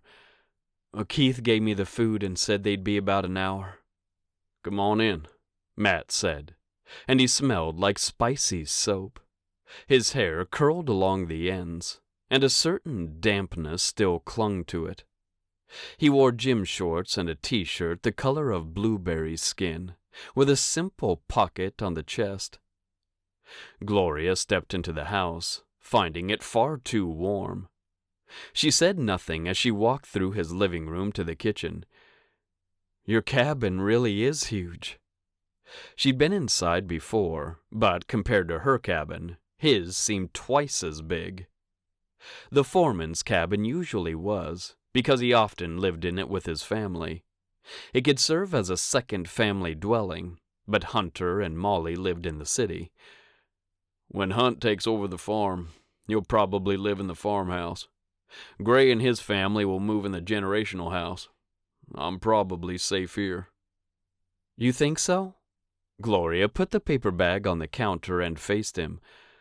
"I think when Hunter and Molly come back to the farm, They'll live in the generational house. Gray still has a family to raise, and it's bigger than Hunter's right now." "Very true." Matt had closed the door and followed her into the kitchen. He opened the bag and took out all of the food. "I'm so hungry." "Me too." "Are we using plates?" Matt asked. "I was just going to go in." He grinned as Gloria reached for a burger and started to unwrap it. "We can just go in." She wrapped the ends of her paper around the burger and took a big bite. The juicy, meaty burger made her moan, along with the salty bacon and creamy cheese. "Oh, yeah," she said around the mouthful of food. "This is great." Matt started to chuckle, and he didn't sit down as he took a bite of his burger. Yeah." Gloria sure did like this easy-going version of Matt, though she'd seen him be tough with horses and bark commands at the other cowboys around the equine therapy center. She'd seen him hug his children in one moment and protect them fiercely in the next. So much about him had changed, but even as she thought that, she knew that wasn't right. What she knew about him from long ago had grown into something new. It spoke of the man he'd been then, and the man he was now. They didn't say much as they ate, though they both found a seat. They worked on their feet too much to eat there, too. It didn't take long to eat a hamburger and fries, not as hungry as they both were, and Matt got out drinks for the two of them. He sat on the couch with his Diet Coke, a sigh coming out of his mouth. "Do you want to watch something?" "Only if it's a romantic comedy," Gloria said, getting up and stepping toward the living room. He had a long couch, a love seat, and a wing-back chair. He sat on one end of the 3-seat couch, and Gloria hesitated before she took a spot on the other end. "You and your romantic comedies," he said, pointing the remote control at the television. "I could say the same about you and your action-adventure superhero movies." "At least they're entertaining." "The rom-coms are entertaining," Gloria said with a falsely wounded voice. "It's about character, Maddie, not blowing something up." He turned to look at her. "No one's called me Maddie in a long time." "Sorry," she said. "I know you hate that." He looked back at the TV, but Gloria wasn't sure if he was really watching it. The channel guide flipped so fast he surely couldn't be reading it. "It just reminds me of something I'd rather not be reminded of." "I know. I'm sorry." She tucked her legs underneath herself and reached up to let her ponytail out. "When's the last time you talked to your dad?" "A while," he admitted. "Listen, I made an appointment for Britt next Monday. Can you cover for me with the goats and chickens? I can get Travis and Cody to do my horse chores." "Sure," she said. "Molly told me I have to take a day off this week, and one next week. I could go with you on Monday." He turned toward her again. "Could you?" "Sure." "Well, sometimes, when I'm at the doctor, I can't absorb everything they say in the moment. It gets overwhelming really fast. Having another set of ears would be nice." "I'll talk to Travis and make sure he won't be too overwhelmed with both of us gone. I could just go in the morning or afternoon, whenever the appointment is." "It's in the morning." "I'll talk to him tomorrow. Well, probably on Wednesday. I'm going to drive south tomorrow. Maybe find somewhere I can blade and watch the sunset. Then I'll be back." "That sounds fun," he said. "I wish I could come." "I'll send you a video," she said. "I'm thinking I'll go to Garden of the Gods. There's usually not a lot of snow there." "That sounds amazing." He patted the couch next to him. "Why don't you come sit by me?" Gloria let her eyes drop to his mouth, which had curved up into that sexy smile that had completely undone her last time. She just started to move, because she did want to hold his hand and snuggle into his side, when the front door opened. "Daddy!" Britt chirped as she entered the house and stole Matt's attention. "Guess what? Molly said I could stay and help her with the kittens tomorrow, if it's okay with you." She hurried toward Matt, her eyes wide and hopeful. "It's school tomorrow, baby," he said. "Just a Tuesday," Britt said. "We don't do anything on Tuesdays." Gloria turned her sliding over motion into a stand and went into the kitchen. "Did you walk here yourself?" Matt asked, getting up to go look outside the front door. "I'm here," Molly said from somewhere outside. "Sorry, Matt." Gloria cleaned up their wrappers and boxes, one ear on the conversation. She knew Matt had a hard time saying no to his children, and that if Britt gave him one more plea, she'd be missing school tomorrow. "I'll keep her with me the whole time," Molly said. "I just couldn't tell her no." "Join the club," Matt said. "All right, Britt. You can miss school tomorrow. You have to miss on Monday, too. I got a doctor's appointment." "No," Britt said, and Gloria caught her frown. "Daddy, I hate the doctor." "He's going to help us this time," he said, barely turning toward her. He looked back at Molly. "I'll talk to Gray, but I'm not going to be around the farm that day." "I'm sure it'll be fine." Molly entered the house, and Gloria knew the moment she saw her. "Oh, hey, Gloria." "Hey." She turned and put the trash in the garbage can. Molly watched her long enough to meet her eyes after Gloria turned back to her. She watched her connect all the dots, and Gloria just wanted to disappear. Molly crouched down in front of Britt. "Ask your daddy if you can come sleep with me in the farmhouse. Uncle Hunter is going back to the city, and I'll be all alone." "Can I, Daddy?" Britt turned to him with such hope, and Matt grinned and nodded at her. "Go get your PJs and clothes for tomorrow. I'll get your toothbrush and stuff." The little girl started to wobble step down the hall, half skipping in a way that made Gloria think she was about to fall down. "Clean underwear," Matt yelled after her. Molly giggled and smoothed her hair back. "I can keep Keith, too. I'm sure he'd love to sleep in the bunk beds with Mike." She threw a glance into the kitchen, where Gloria sipped from her can of Diet Cola. She had no idea what to say to Molly, who sure seemed to be working hard to give Matt and Gloria some alone time. How embarrassing. "Whatever he wants," Matt said. "I'm in no shape to put up much of a fight tonight." "You need time off too," Molly said. "I told Gloria the same thing." "It's just been a rough couple of days," Matt said. "I told him I was taking tomorrow off, I'll have you know." Gloria pushed away from the counter. "Thanks for letting me eat with you, Matt. I'm going to head to bed too." He looked at her with surprise, clearly wanting her to stay. He said nothing, and Gloria reached for her jacket. "I didn't mean to interrupt," Molly said. "You didn't?" Gloria gave her a smile.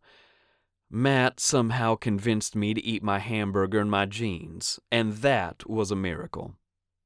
"Ready," Britt said, and she came running down the hall.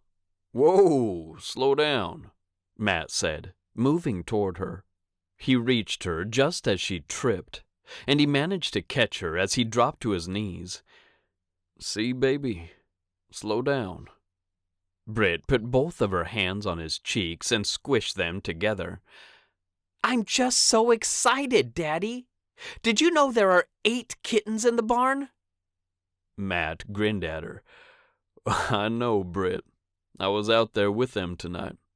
"Why didn't you tell me?" because then you'd want to miss school." He got to his feet and passed her to Molly. "I'll take good care of her," Molly promised. "She falls sometimes," Matt said, clearly concerned. Molly nodded, her eyes round. "She will go slow with me. Right, Britt?" "Yes, ma'am," she said, and Gloria would have done anything for the girl in that moment.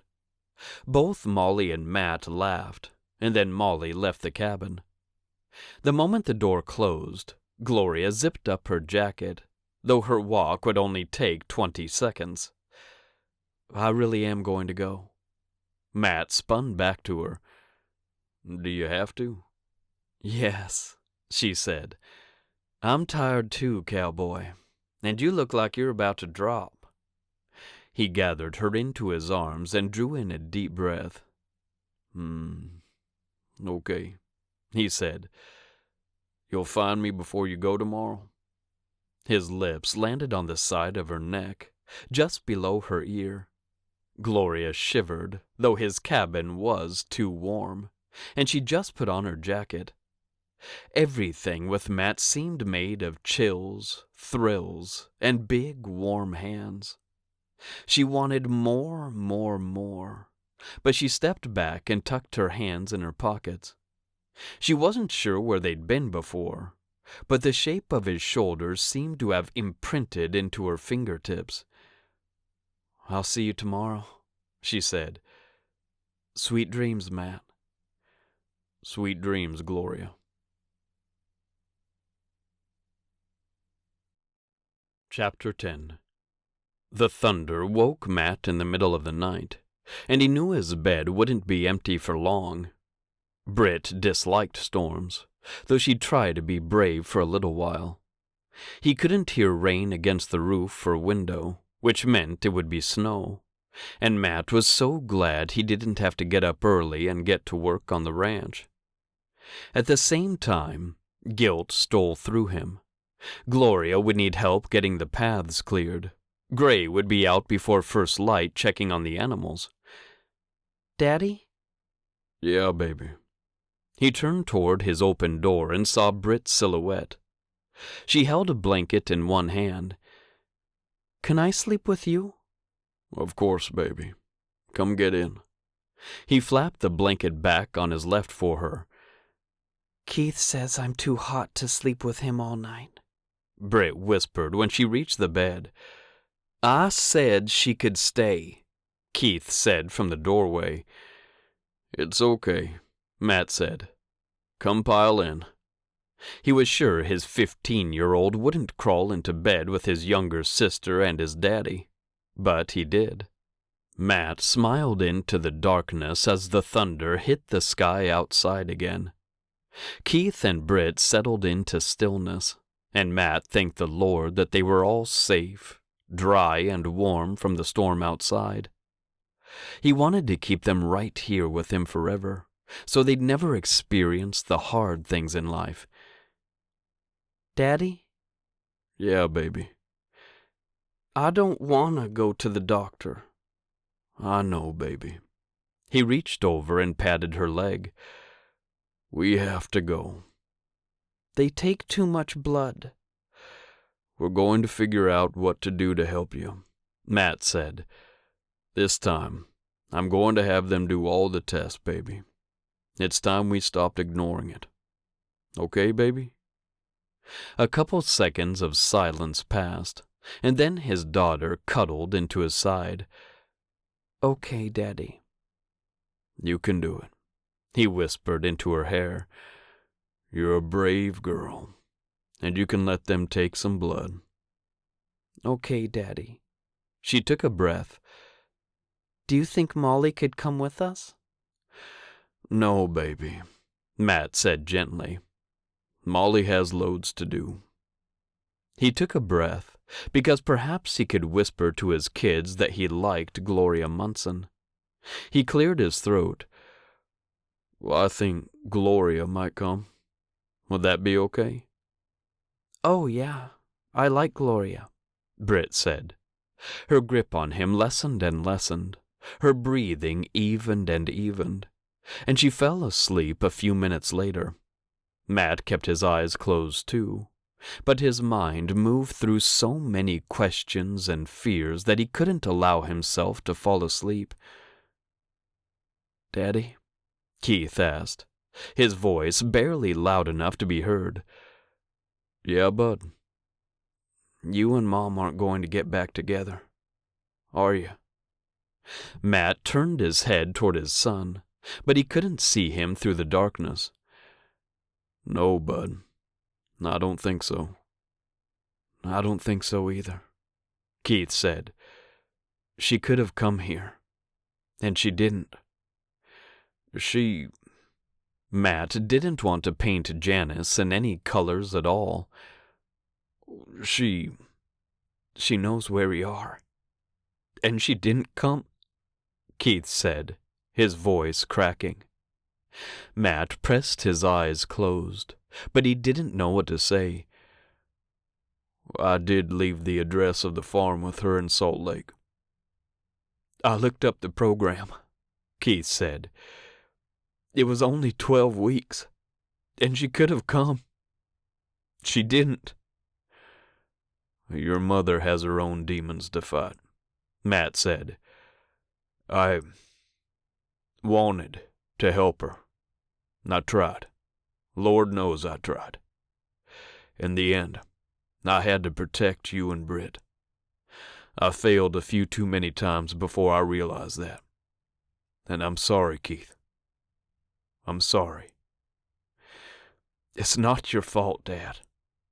"I loved her with everything I had," Matt said, his own anguish rising up and coloring his voice. "It wasn't enough, bud. I wanted it to be, but it wasn't enough. I emailed her last fall, and she gave me her number," Keith said. "I told her again where we were. She didn't come. I'm sorry, son." Matt wanted to tell him he was never going to leave Keith's side. He'd always be there for him. He said nothing, because his actions had already told his son that. Keith sniffled, and Matt just let him. When he quieted, Matt whispered, "Keith, I love you." "I know, Daddy. I love you too." Matt reached across Britt and put his hand on Keith's shoulder.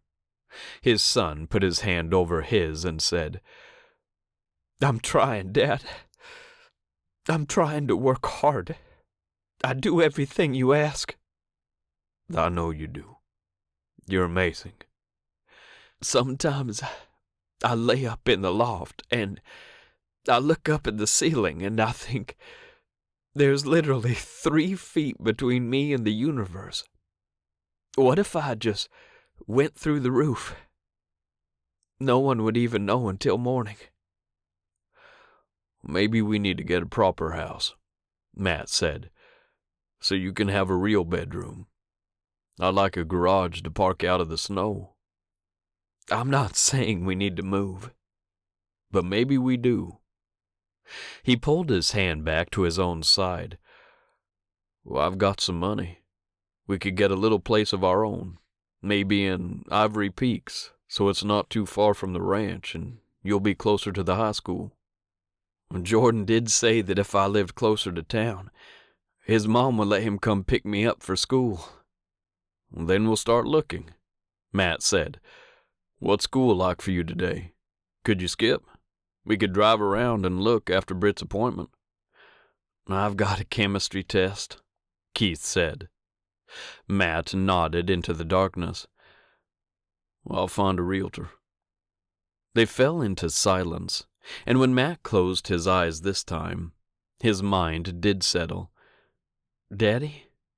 "Yeah, bud." "Are you dating Gloria?" "I want to," Matt said, letting the first thing he thought come out of his mouth. His pulse bumped, and he pulled in a breath. "I mean, yeah, I want to." He turned to look at Keith again, and once again only got darkness. "What do you think of that?" "I think you deserve to be happy too." "You are my number one," Matt whispered, and he closed his eyes and saw his son as the little boy he'd once been. He'd been so chubby as a baby, and Matt smiled into the silent darkness. He could see him grinning at the camera with red popsicles staining his face. He watched him walk across a miniature stage to graduate from kindergarten, and he wondered when the tall, lanky, quiet teenager had stolen his little boy from him. In that moment, Matt knew he hadn't lost that little boy. Keith would always be his little boy, and he would always need his dad. Matt wanted to be there to be that father for his son, and he said, "Always, Keith." "Thanks, Daddy," Keith whispered. He turned over then, and Matt listened to his son breathe deep, blow it out, and then fall asleep. "Thank you for these children," Matt whispered to the room. "Please help me take care of them the way they need me to take care of them. Please, please don't let me fail them again."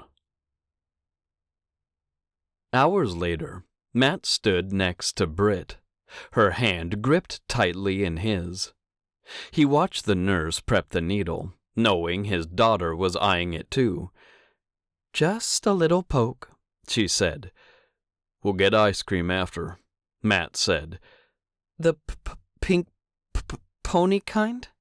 Britt asked as the nurse moved to her other side. "Yes," Matt said, looking past his daughter. Gloria sat in the chair behind him, and he'd enjoyed her steadiness through the drive here and the appointment. She told him and Britt about her day off last week, though Matt had heard most of it already. Britt loved stories, and Gloria had indulged her by telling her about the red rocks, the bluest sky she'd ever seen, and a new horse she'd ridden up in the mountains. She'd then told Britt that as soon as it was warm enough and the fields weren't made of mud, she was going to run Earl Grey while she rollerbladed. Britt flinched, and Matt blinked. The needle had gone in her arm, and he watched her blood flow out and into a vial, praying that the red liquid had the answers he needed. Even as he begged the Lord for that, he knew he wouldn't get it. The distinct thought came into his mind that he'd already gotten the answer to his daughter's health problems. "All done," the nurse said a moment later. She finished up, capped the vial, and pressed a piece of cotton to the crook of Britt's elbow. She wrapped a heart-stamped piece of tape across it and gave them a smile. "Dr. Kit will be in soon." She ducked out of the room, and Matt switched to Britt's other side. "Okay, baby?" "Okay," she said, but her big, light green eyes held tears, and she wrapped her skinny arms around Matt's neck and clung to him.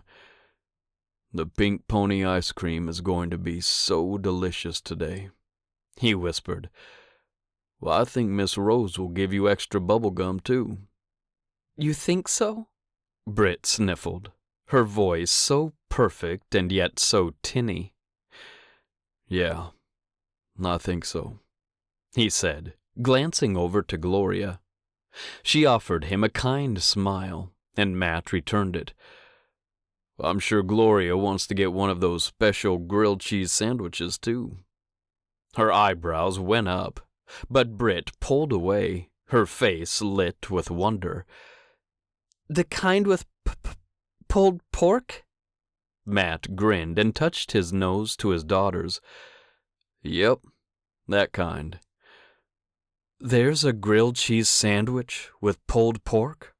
Gloria asked. "They have this amazing pizza one, too," Matt said. "Have you ever been to Great Cheeses?" "I didn't know such a place existed." "Gloria," Britt said, twisting toward her, You will love it. Love it. They have this one with mac and cheese on it. Gloria rose to her feet, her smile singular on Britt. Mac and cheese? On the grilled cheese? Mm-hmm, she said. Daddy gets that one most every time. It is delicious. Matt was glad he'd thought to bring up great cheeses, and he'd drive any distance to make his daughter happy. He thought about what Keith had asked him last night, and he wondered if Britt thought about her mother coming back. "Hello?" a man said as he entered the room. He carried a chart with him, and Matt straightened to shake the doctor's hand. "I'm Dr. Kit." "Matt," he said, "my daughter Brittany." "Brittany is such a great name," Dr. Kit said. "My wife's name is Brittany." Wow, Britt said, beaming up at him. And Matt was glad he'd brought her to this new doctor. He hated these kinds of offices and visits, too, but he was determined to get answers and learn how to take care of his daughter properly. Like he told her last night, it was time. "Well, this is Gloria," Matt said, indicating her, and she raised her hand in a half-wave. "Very nice to meet you all." Dr. Kit sighed as he sat on the rolling stool. "I've looked over her records you sent from Montana," he said, tapping on the computer. "We've got the blood work you did last year. I know Jessica took some more." He looked up, his eyes kind and wide open. He was going to tell the truth, and Matt braced himself. "Britt, can you do a couple of things for me?" "Sure," she said, and Matt smiled at her though his pulse waved like a flag in a stiff breeze. Dr. Kit stood up, and he was a big man. He held out his hand. "Can you shake my hand?" Britt looked at Matt, who nodded. She did, and Dr. Kit smiled. "Can you squeeze harder?" Britt looked like she was trying. Her forearms shook, but her fingers didn't make a dent in Dr. Kit's flesh whatsoever. "Perfect," he said anyway. "Can you tell me what 5 plus 5 is?" Britt held up both hands. 10. He grinned at her like she was the most charming child in the world. "What about 7 plus 9? Britt was near the end of 3rd grade. Matt had met with her teacher 4 times this year about Britt's math grade. Others her age were passing off multiplication facts. Britt still counted on her fingers. His immediate reaction was to jump in and prompt her. If he sat with her in the evenings, she could get her math right. She even looked at him, but Dr. Kit held up his hand, low and to the side, so only Matt could see it. He fought against his desire to help her, protect her. He nodded and said, "You can do it." 9 is almost 10, Britt said slowly. 9 is almost 10. 11? She looked at Dr. Kit while Matt's heart shattered. At home, he would have asked her how many more 7 was than 6. She knew that. She could take that 1 from 7, give it to the 9, and make 16. He'd done that with her at home. Dr. Kit said, "Perfect. Britt, can you get down from there?" Matt once again wanted to jump forward to help her. Going down steps made her unsteady, and this was one of those high patient beds with a wide step several inches below where her feet dangled. "Daddy?" she asked, scooting all the way to the edge. "You can help her," Dr. Kit said, and Matt steadied his daughter with one hand in his, while she dropped to her feet. She pitched forward, but he was there to catch her, and then she stepped to the ground. "Ta-da!" She put up her free arm and grinned at the doctor. He laughed like she was his grandchild, and he took his seat behind the computer screen again. Very good, Britt. Do you have to search for words sometimes? Yes, she said. Do you stutter sometimes? yes, she said. A lot? She looked at Matt, who nodded. He hadn't asked his daughter questions like this, and the last doctor he'd taken Britt to had asked him all these questions, in front of her. He liked Dr. Kit so much more, as he treated his daughter like a human being. More when I'm nervous, she said, or excited, when I try to talk too fast. When you're scared? Yes. Dr. Kit scooted out from behind the screen. What is your favorite thing in the whole world? Horses, Britt said, her face brightening. Wait, kittens. The barn cat just had kittens. I love them. Dr. Kit laughed, a big, booming sound that filled the small exam room. Horses and kittens. Yes, you would love my daughter. She loves horses and kittens too. He glanced at Matt and then back to Britt. You climb back up there okay? She did, and Matt just hovered nearby to help her should she need it. She wobbled on the turn, but she managed to get back on the patient bed, her legs dangling off the front of it. Dr. Kit scooted right in front of her. Do you want to know what I think? Yes, Britt said somberly.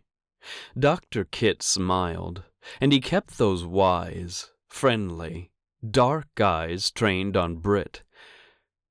I think you're a wonderful little girl.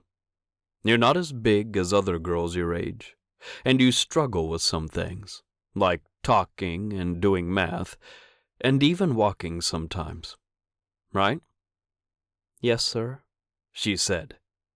We can't really diagnose what I think you have, because it's impossible to measure.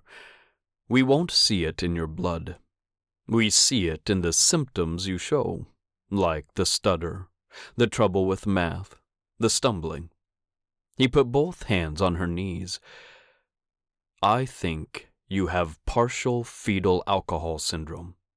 It happened when you were growing inside your mama, so it's not your fault. Not only that, but there's so much we can do to help you be as strong as possible, and so much you can do to learn how to talk, even when you're scared or nervous or really excited about the new kittens in the barn. He grinned at her, but Matt felt like the world had been dropped onto his back. Like what? He asked, clearing his throat. What can we do to help her? Physical therapy, Dr. Kit said. Yoga, exercise, and specific movements that will help her legs and feet be stronger. She can do auditory therapies that help with her ability to memorize things, especially math facts. She loves horses, and there are equine therapy programs for kids that can help build friendships, core strength, and communication skills. We run an equine therapy center for kids, Matt said, nodding to Gloria. Well, Gloria does. Britt does that already. Oh, wonderful, Dr. Kit said. There's art therapy that helps with memory, and it sure seems like you're a kind, loving father. Consistency is key with children with PFAS. He met Matt's gaze head on. Do you know if your wife drank while she was pregnant? Matt felt backed into a corner, and he got thrown 8 years into the past, where he'd stood in front of Janice and demanded to know when she'd started drinking. He was outside his body, and he could see everything so clearly. She said she hadn't. He heard himself say now, reliving that scene in the kitchen in the house in Montana. But I think she lied to me. I think she drank while she was pregnant with her." He came back to himself, and he hung his head, his own failures crashing over him in huge, heaving waves. Gloria stepped to his side and put her hand in his, and the world righted. Not only that, but he didn't have to bear the weight of it by himself anymore, and he glanced at her, hoping he could convey to her how grateful he was she'd come along.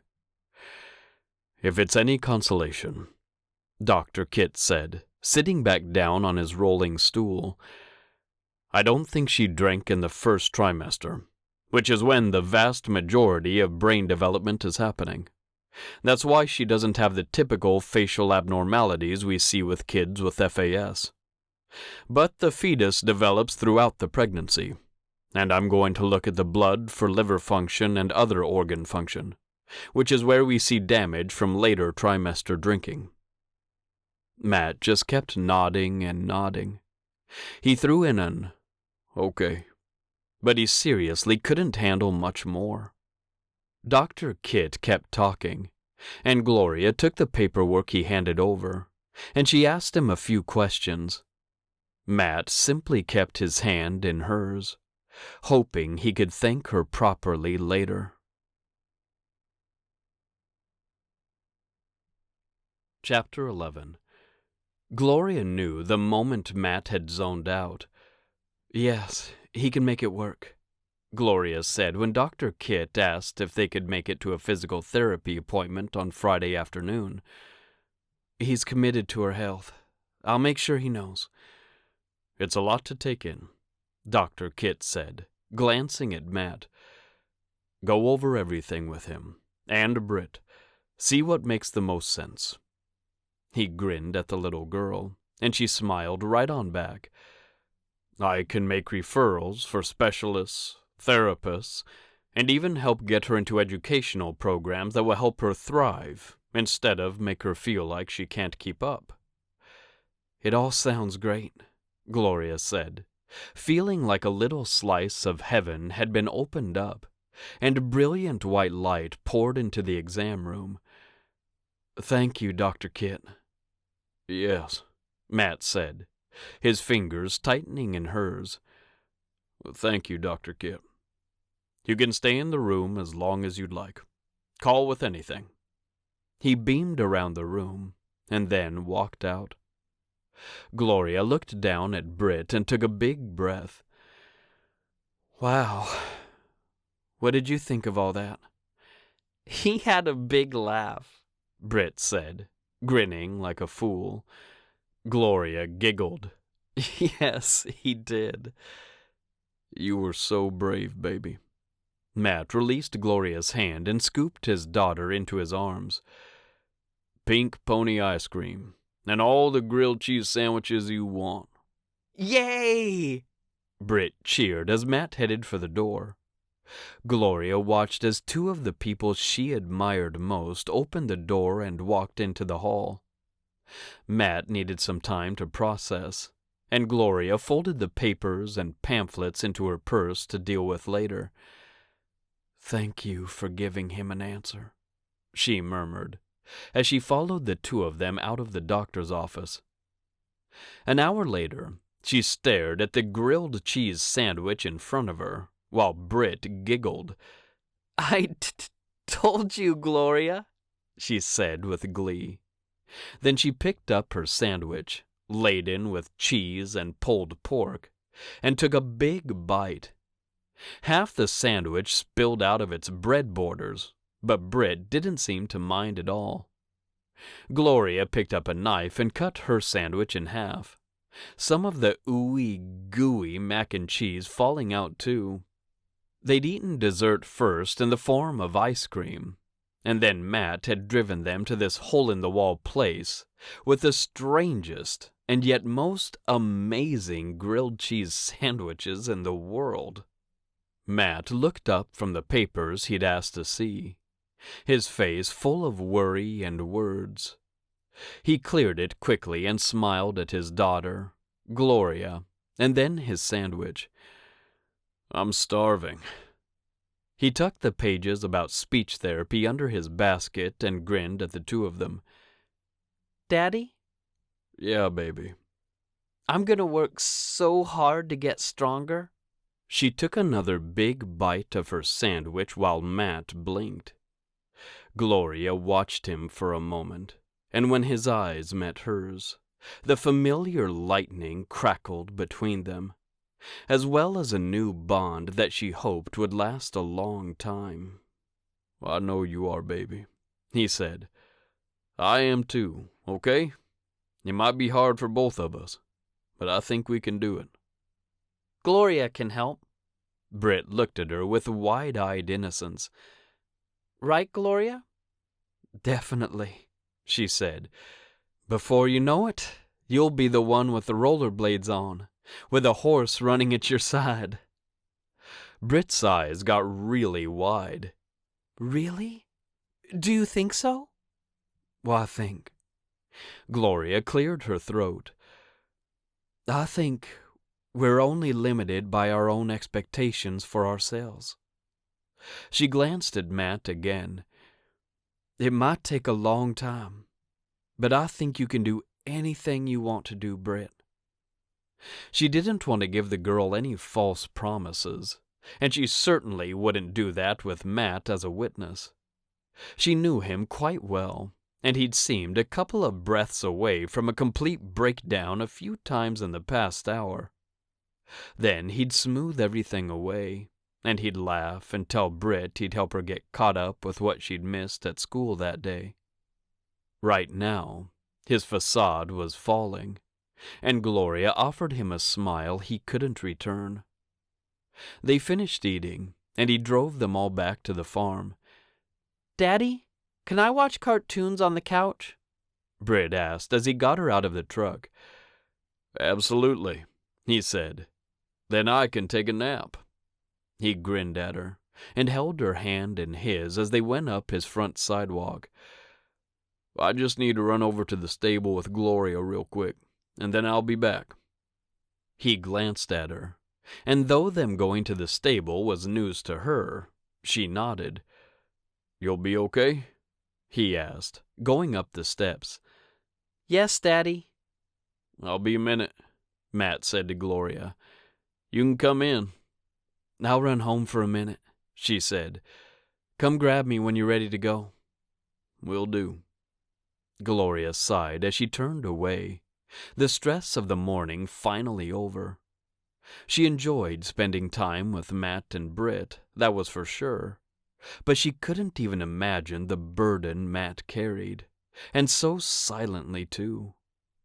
He couldn't break down, and he couldn't act afraid or worried, though he was probably both. She wanted to be the person he could come to when he needed a release, the woman he could trust to shoulder hard things with him, the woman who could be strong when he needed to be weak. Inside her cabin, she paused and took a deep breath of the stillness and silence. She couldn't believe it had snowed again, just when the earth was starting to thaw out. She wanted spring to come, and then summer. Gloria craved a sunrise with rollerblades on her feet and a horse at her side. She closed her eyes, and in that dream, there was always a dog, too. The farm had a few dogs, and they'd stay with her if she took them. She hadn't last year, but this year, she was going to take a dog or two with her while she bladed. Gloria collected a bottle of mango lemonade from the fridge and had just popped the lid to take a drink when Matt knocked on the front door. Gloria? Come in, she said, and he entered. She held up her bottle. Lemonade? Yes, please. He approached, and she stepped out of the way. Strawberry or mango? He reached for a bottle and said, Mango. He twisted the lid, the pop filling the space between them. He took a long drink and then sighed. Thank you. Of course. He finally met her eye, and standing as close as they were, Fireworks exploded through her system. "Thank you for coming today. Thank you for being so non-judgmental. Thank you for being here." Gloria ducked her head and said, "You're welcome." She looked up at him again. "What are we doing? Do we really need to go to the stable?" Matt took another drink of his lemonade and set the bottle on the counter. "I just want to walk for a bit. Will you walk with me?" He took her hand and lifted it to his lips. "Sure," she said. "I don't want to talk about anything." "No problem." Gloria tugged him toward the front door. "We do need to talk about something," she said. "At some point." "No? What would that be?" Gloria stepped out onto the front porch. "Why we broke up last time, and how we're going to make sure that doesn't happen again." He dropped her hand, and Gloria turned back to him. He wore an angry expression on his face, and Gloria hadn't been expecting that. "Why did we break up last time, Gloria?" "Because..." She didn't want to say anything that sounded like an accusation, though she did want to have this conversation. "I was more immature than you," he said. "I distinctly remember you telling me to grow up." "That was because you started dating someone else without even breaking up with me first." Matt's eyes blazed with defiance, and she really didn't want to have a 2 decades old argument. "I'm sorry," she said. "I shouldn't have brought it up. Let's just walk." She started for the steps, but his boots didn't follow her. "It's obviously bothering you, if you brought it up," he said. Gloria turned back to him, her mind racing. "I just want us to be really honest with each other this time." "I was honest with you last time," he said. "I was not dating Carrie, not even close. We danced a couple of times while I was waiting for you to show up." He had said that last time, and Gloria didn't know what to say. "I'm not saying I did everything right," he said, "but you didn't either. I'm not saying I wasn't immature, because I was." He came down the steps, slowing as he reached her, as the fight left him. "I did not cheat on you. We broke up because neither of us were ready for the type of relationship 2 people like us have." Gloria swallowed, trying to get her heart to go back to the right place in her chest. "What kind of relationship is that?" "The kind where it's serious and long-term. The kind where we're our worst selves with each other, and it's okay, because they love us and forgive us." He cleared his throat and ducked his head, the brim of his cowboy hat concealing his face from her for a moment. "The kind where we recognize that who we were 20 years ago is not who we are now. We accept that, and we can leave the past where it belongs." He reached up and trailed his fingers down the side of her face. "I talked to Keith about us. He said I deserve to be happy too. And right now, Gloria, I only have one thing that makes me all that happy." "Your kids?" "One thing I'm not related to." He gave her a smile. "I'll give you a hint. It's a person, and she's got this gorgeous blonde hair and these greenish blue eyes that drink a man up and swallow him whole." He inched closer to her, but there was no way Gloria was kissing him on her front sidewalk, with his daughter watching cartoons in the next cabin over. Today didn't feel like a day she wanted to remember forever and ever, and kissing Matt Whettstein had a way of lodging in her brain and never letting go. I want to leave the past where it belongs to, she said. I apologize for bringing it up. I don't want to be judged for something I did 20 years ago, he said, especially if it's not true, and especially because I'm not that man anymore. He slid his hand down her arm to her waist and stepped right into her personal space. I don't want that either, she said. So we agree that we're not going to revert to who the other person was back then, he said. Yes, and we agree that we'll be honest with each other. If you're not feeling things with me, Matt, just tell me. He bent his head closer to hers, his breath warm and welcome against her cheek as he said, I feel all kinds of things when I'm with you, Gloria. She giggled, and she pressed her cheek into his. Come on now.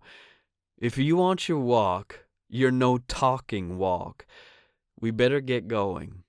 By my watch, your son is going to be home soon. Chapter 12. Wesley Hammond glanced out the passenger window and said, It's right there, about half a block down. His nephew, Hunter, drove down the Denver street, close to downtown, but not right in the thick of all the tall buildings. I see it, Hunter said. The funky chicken? Yup. Wes relaxed in his seat, though he didn't particularly enjoy field trips like this. They'd been fine when he took them himself, or when his brother Gray came along. He didn't have to explain anything then. But with his 13-year-old in the back seat and Hunter driving, heat ran under Wes's collar and all along his forehead. This looks like your kind of place, Dad, Mikey said from the back, and Wes nodded. It's great. You'll love it. They have the most amazing sauce. Better than what I had in California. But don't tell Uncle Si that. He grinned over his shoulder, glad when Mikey reciprocated. Wes loved the trips to Colorado with his son, because it gave him time to truly talk to the boy. There was something about not having his mother around that made Mikey open up, and without the distractions of his younger siblings, Mikey got to be front and center. Not only that, but Wes had a strong suspicion that Mikey would be the next CEO of Hammond Manufacturing Company. Hunter had taken on the role for now, but he'd been very clear that he didn't want to do it forever. Not the way Wes had. They look busy, Hunter said, easing past the fried chicken restaurant because there was nowhere to park out front. The owner is Cora Richfield, Wes said, clearing his throat. We met about 20 years ago, only a few years before I left HMC. She was the recipient of the HMC business grant that year. Hunter swung his attention toward Wes. The HMC business grant? Laura may have discontinued it, Wes said, though he knew full well that Laura had stopped donating to the small businesses around Denver and in the surrounding area.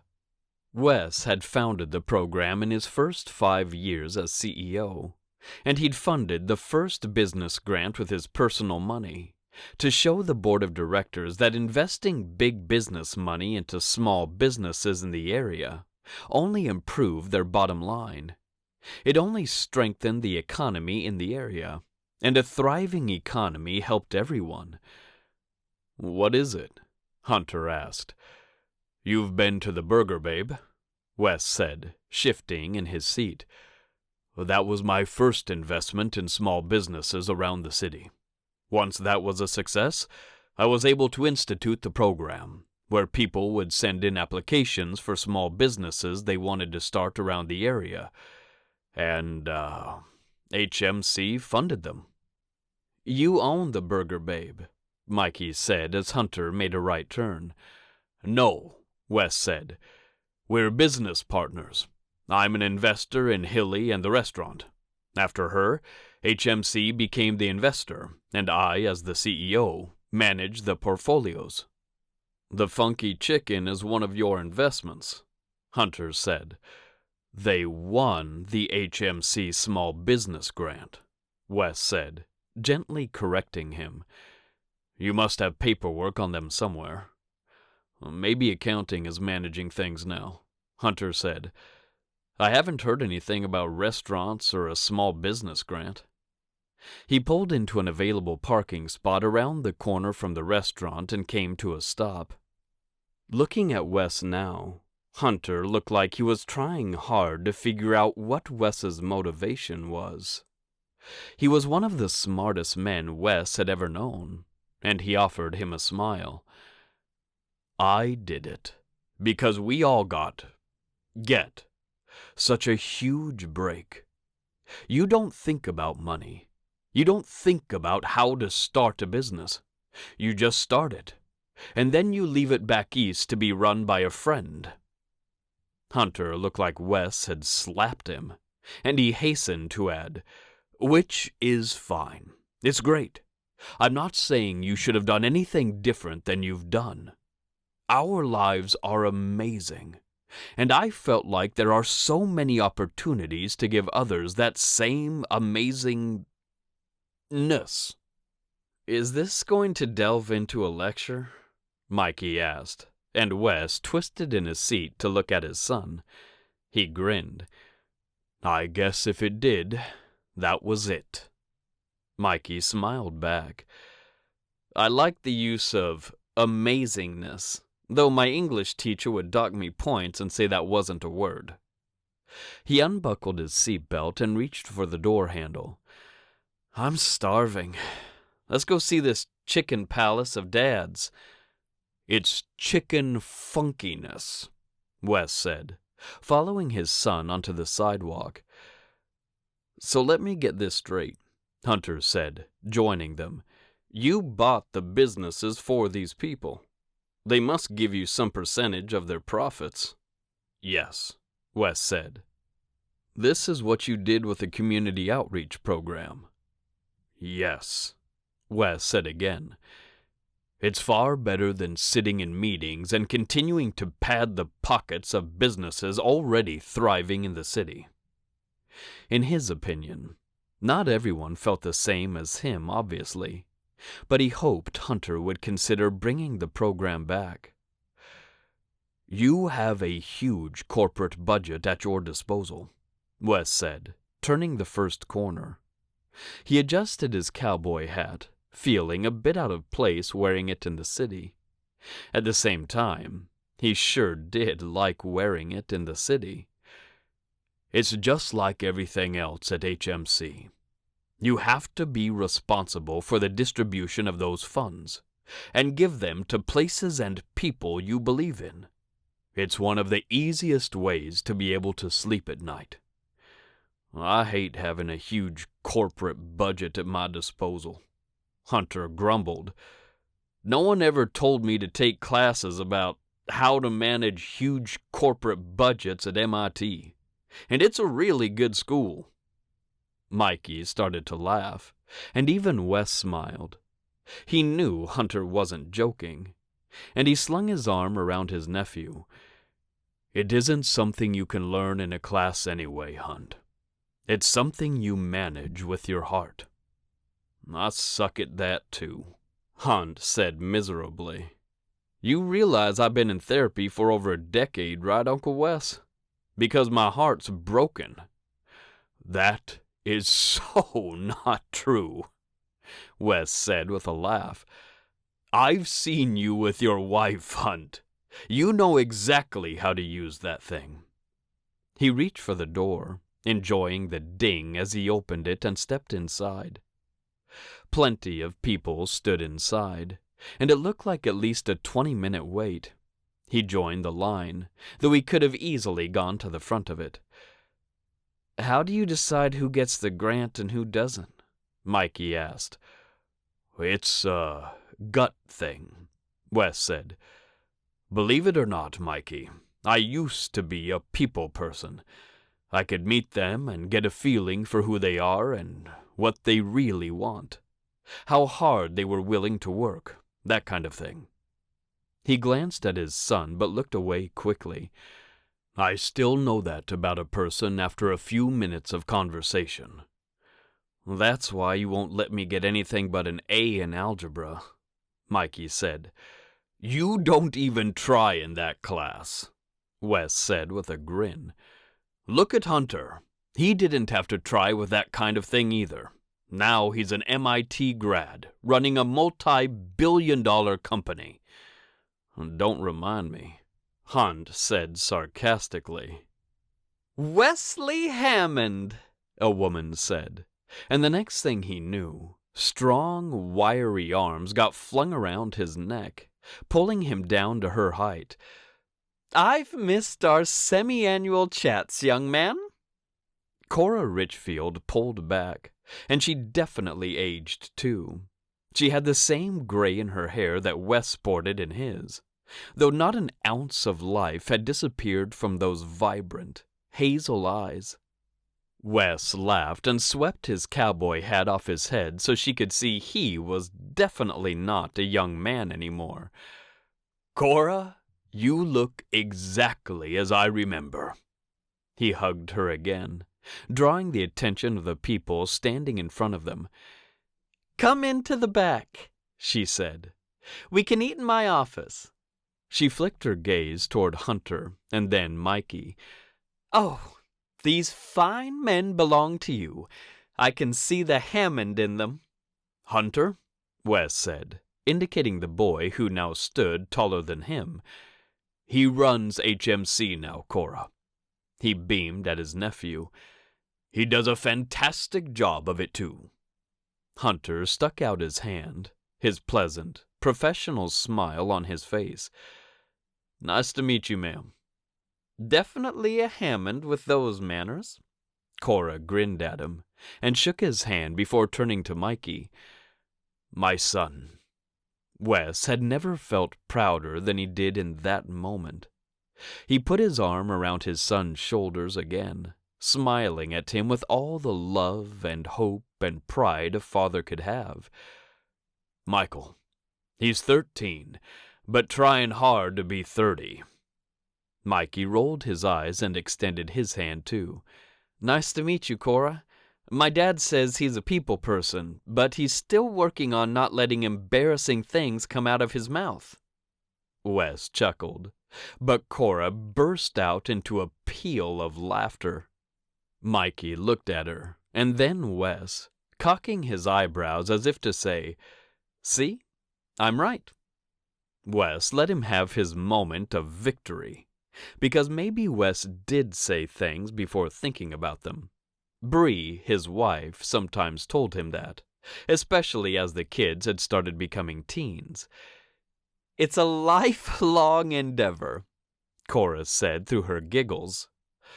None of us are perfect, Wes said, glancing around, though this place still looks absolutely fantastic.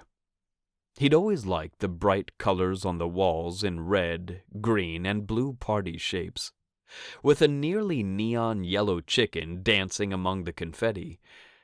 He still looks as funky as ever. And not a single person has complained about the color. She patted his chest and stepped away from him. Come on, I'll put down a fresh batch of tenders. If I remember right, you like the sweet potato fries. Shoestring. Your memory is ironclad, Wes said, gesturing for Hunter and Mikey to follow her in front of him. We're leaving in an hour, Wes called as Mikey's boots thundered past the office and the farmhouse where he sat visiting with his brother. I know! Only a moment later, the front door slammed, and his son needed a few seconds to run down the steps and make a right turn. Wes caught sight of him sprinting across the front lawn, his goal obviously that barn on the other side of the pasture. Sure enough, the teen ran toward the fence and then along it, his long legs moving him at a decent clip. He's in a hurry, Gray said. Gertie's in the barn, Wes said. It's amazing what he thinks I don't know. Gray chuckled and shuffled something on his desk. He wasn't wearing his slacks and button-up white shirt, and Wes didn't wear his suit. Not to hang out in their childhood farmhouse, in the office their father had dominated for so many years. We didn't think our parents knew anything either, Gray said, sitting back in his chair with a sigh. He's a good boy. He'll be fine. He has a girlfriend in Coral Canyon, Wes said. 2 of them, I think. Not true, Hunter said as he walked by the office, his voice sounding like he'd just put something in his mouth. Probably toast. That man could eat toast at any given time, even just after the huge lunch they'd just had. It is true, Wes called. Not in his mind. Hunter's voice continued to move away from him, and Wes was too lazy to get up and continue the conversation. Well, I'm not sure teenagers have actual minds that work, Gray said. At least that's what I'm seeing. Don't tell me that. Hunt was one of the best, that's for sure, Gray said.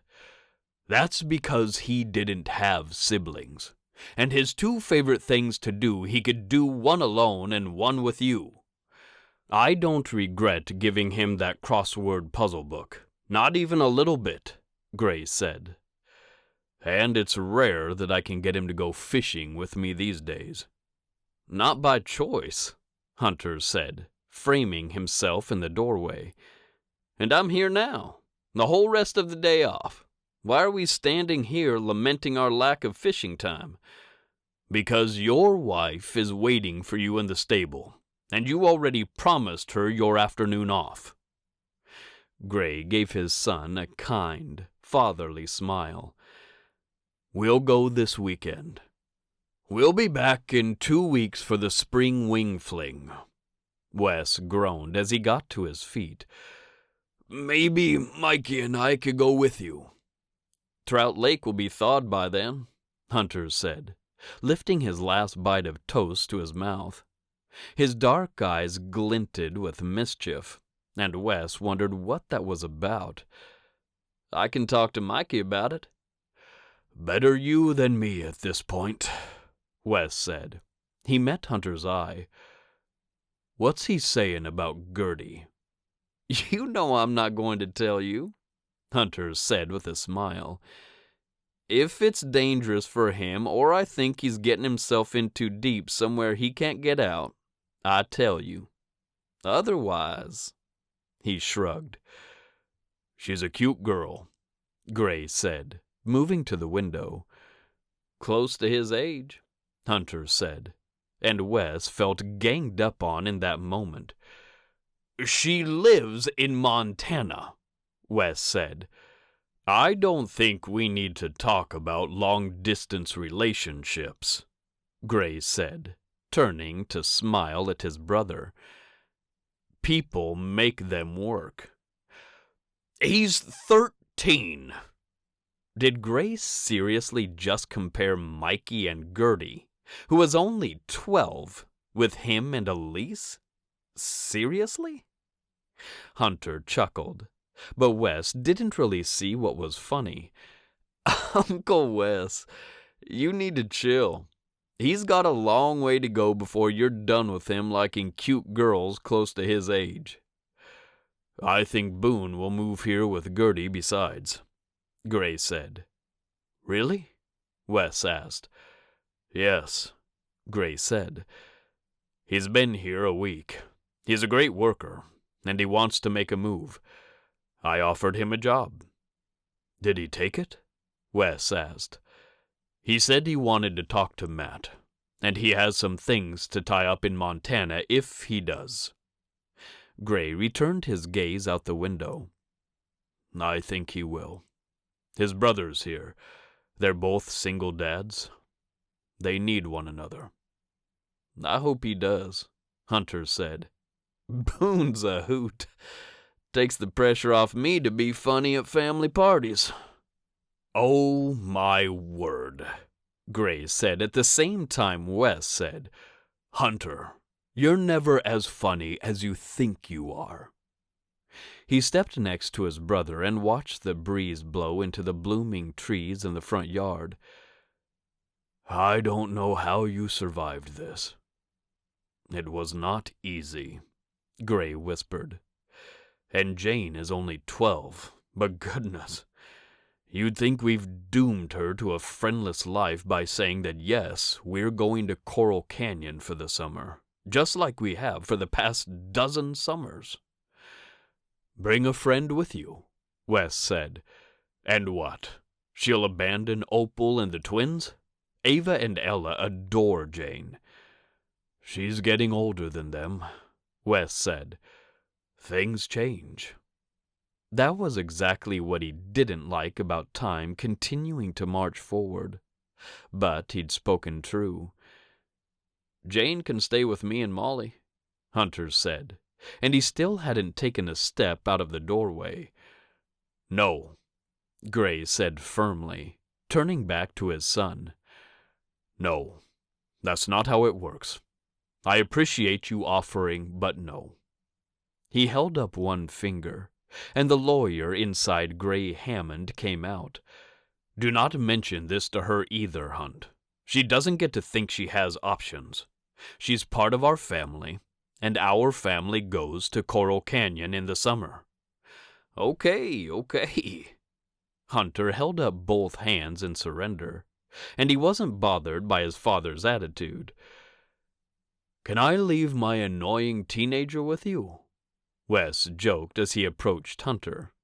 "Sure," Hunter said easily. "You'll be back in 2 weeks. I'll put him to work here." Wes considered it for a couple of heartbeats, and then he shook his head.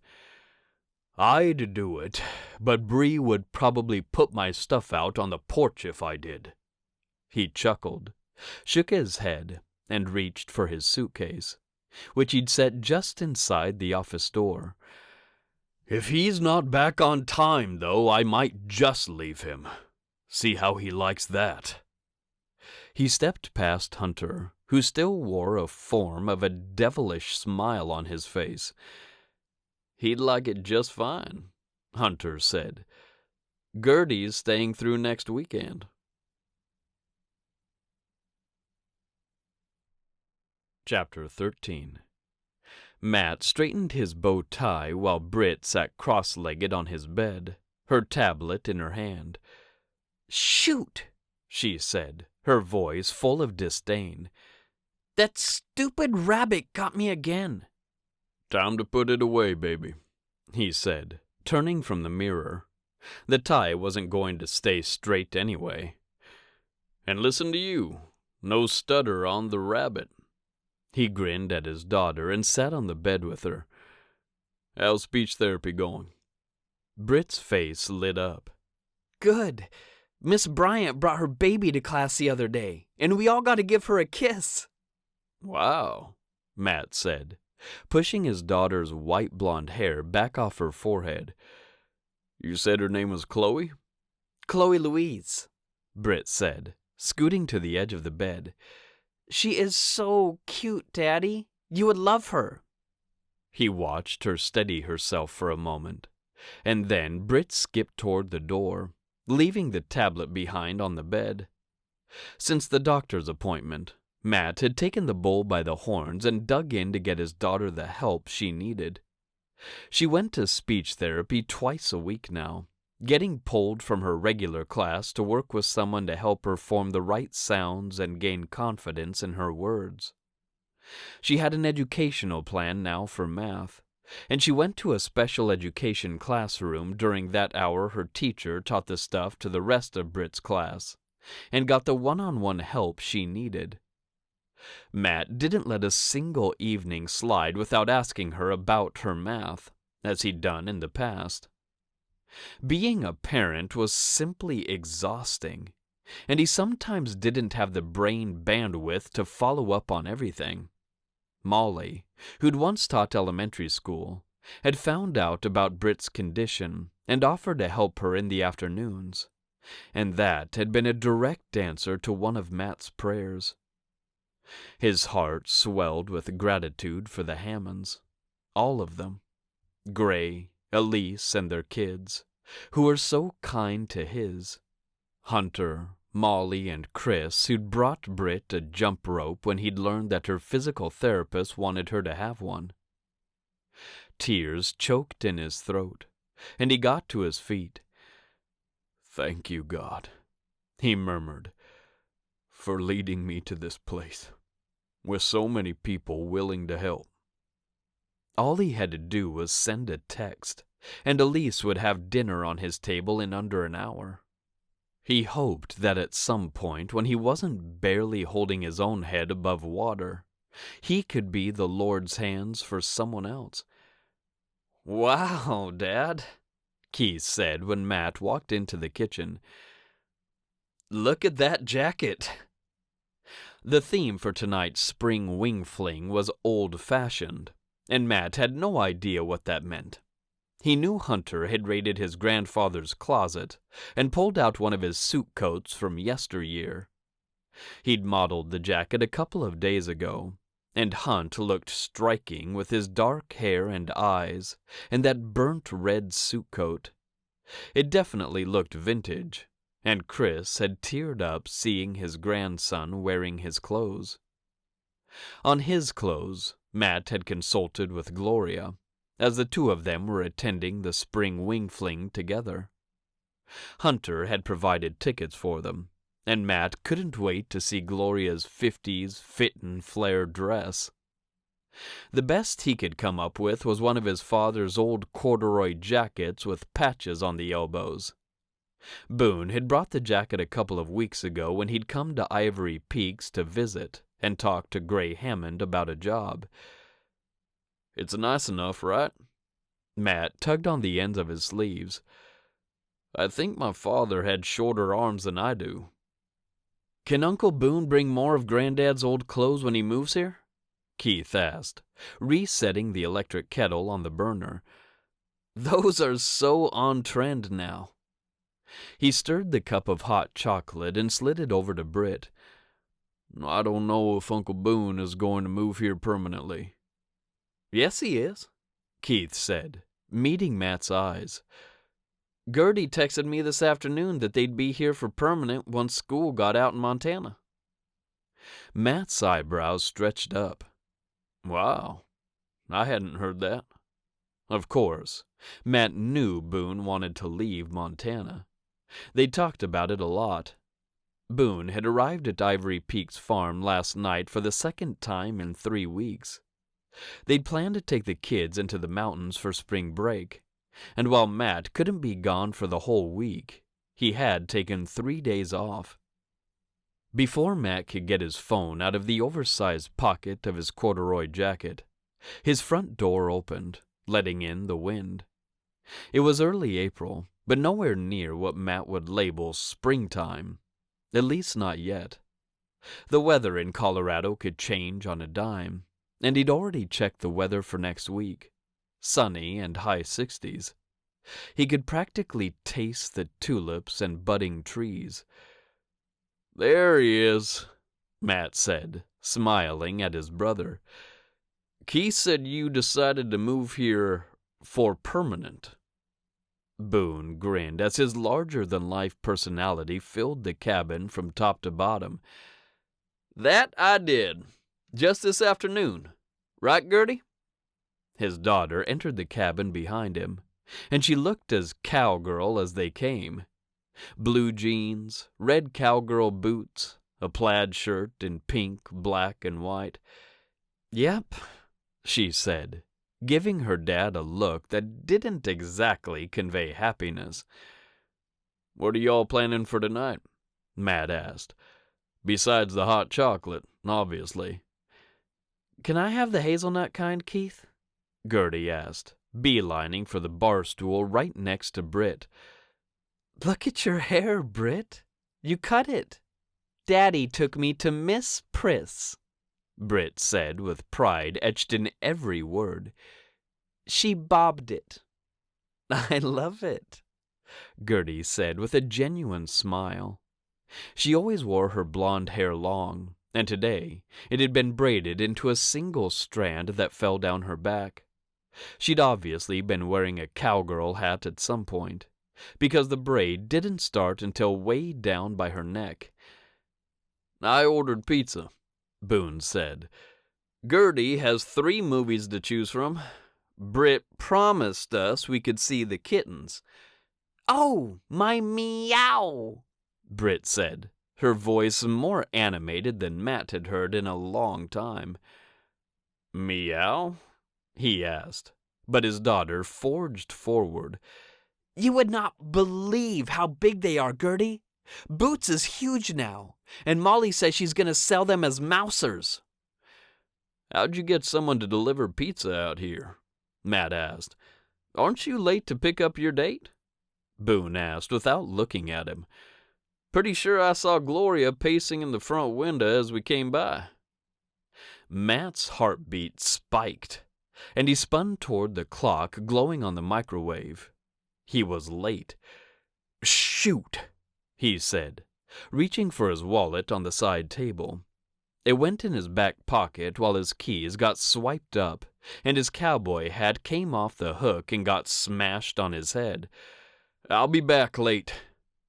"We'll be here," Boone said, clearly enjoying Matt's panic. He dashed out of the house, then paused, and went right back in. He hurried over to Keith and gave him a hug. "Love you, bud. Help out tonight, okay?" "I will, Dad." Matt moved over to Britt and planted a big kiss on her forehead. "Be careful on the path to the barn, Britt. It's already dark outside." "Okay, Daddy." "Love you, baby." "Love you too." Keith and Britt chorused back to him. Then Matt could leave, and he ignored his brother's statement that he knew how to get Britt to the barn and back safely. It was okay to remind her she needed to be careful. He flew next door, went up the steps, and pounded on the door. "Calm down," he coached himself, reaching for that blasted bow tie again. It sat completely sideways, and he yanked it back into place as Gloria opened the door. "Sorry I'm late," he blurted, "and for the pounding." "I did think it was the big bad wolf for a moment." She wore a teasing glint in her eye, and she scanned him down to his boots and back. "I love the jacket. It totally fits the theme." He looked down at himself and back at her. "You think so?" "It's perfect." He let his eyes move down her dress, too, drank in those black and white Mary Janes. The heel on those brought her closer to his height and made his mouth water. "Wow, you look stunning." "It's a really bright pink," she said, tugging on the sleeves that hugged her upper arms, showing off those muscles she used around the farm. "It's amazing." So amazing, he couldn't stop himself from touching the dress. He slid his hand right along her waist, right where the skirt flared out and where she had a black and white belt cinched. The wide collar on the dress reminded him of the driven snow in Montana, and the buttons down the front of the dress lay perfectly flat. The dress fit her like a glove, and Matt leaned all the way into her to take a deep breath. "I can't wait to dance with you tonight." "Let's hope this doesn't jinx it," she said. "Last time you asked me to dance, we didn't really get to." "Right. I forgot I wasn't going to mention the dancing." He pulled away and got control of himself. For all he knew, his kids and brother could be watching through the living room window. "Ready?" "Ready?" Gloria linked her arm through his, and they went down her front steps and to his truck. He played all the perfect gentleman cards and opened the door for her, helped her up, and adjusted the air once he'd gotten behind the wheel. "Tell me something that's happened in the past 20 years I would never guess." he said, cutting a glance in her direction as they drove off the farm. Oh, that's a tough one. Are you going to do the same? I can. He gave her a smile, glad things between them were so easy and so casual.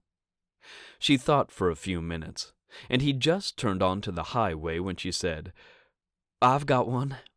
Remember how I used to hate guacamole? Oh, that I remember, he said, chuckling.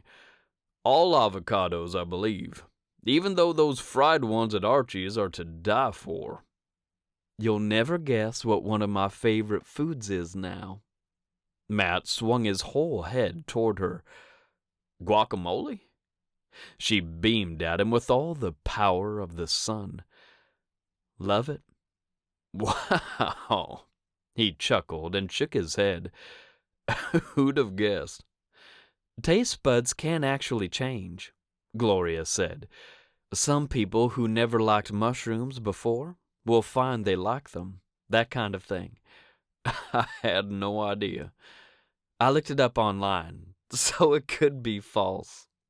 She laughed too, and Matt sure did like the sound of that. He wanted to go on a drive with this woman every single day. And as they reached the outer lights of the city, he kneaded the wheel, trying to think of the next time they could get off the farm together. I heard Boone's moving here, Gloria said. Yeah, he is, Matt said. Happy or not? Happy, Matt said, playing the old game they'd once shared. You never told me something that's changed about you, she said. Let's see. Matt wasn't sure what she remembered about him, or everything he'd once told her. Did you know I got a technology certificate for agriculture? No, sir, I did not, she drawled. Where'd you do that? Montana State. It's an outreach program. 16 weeks.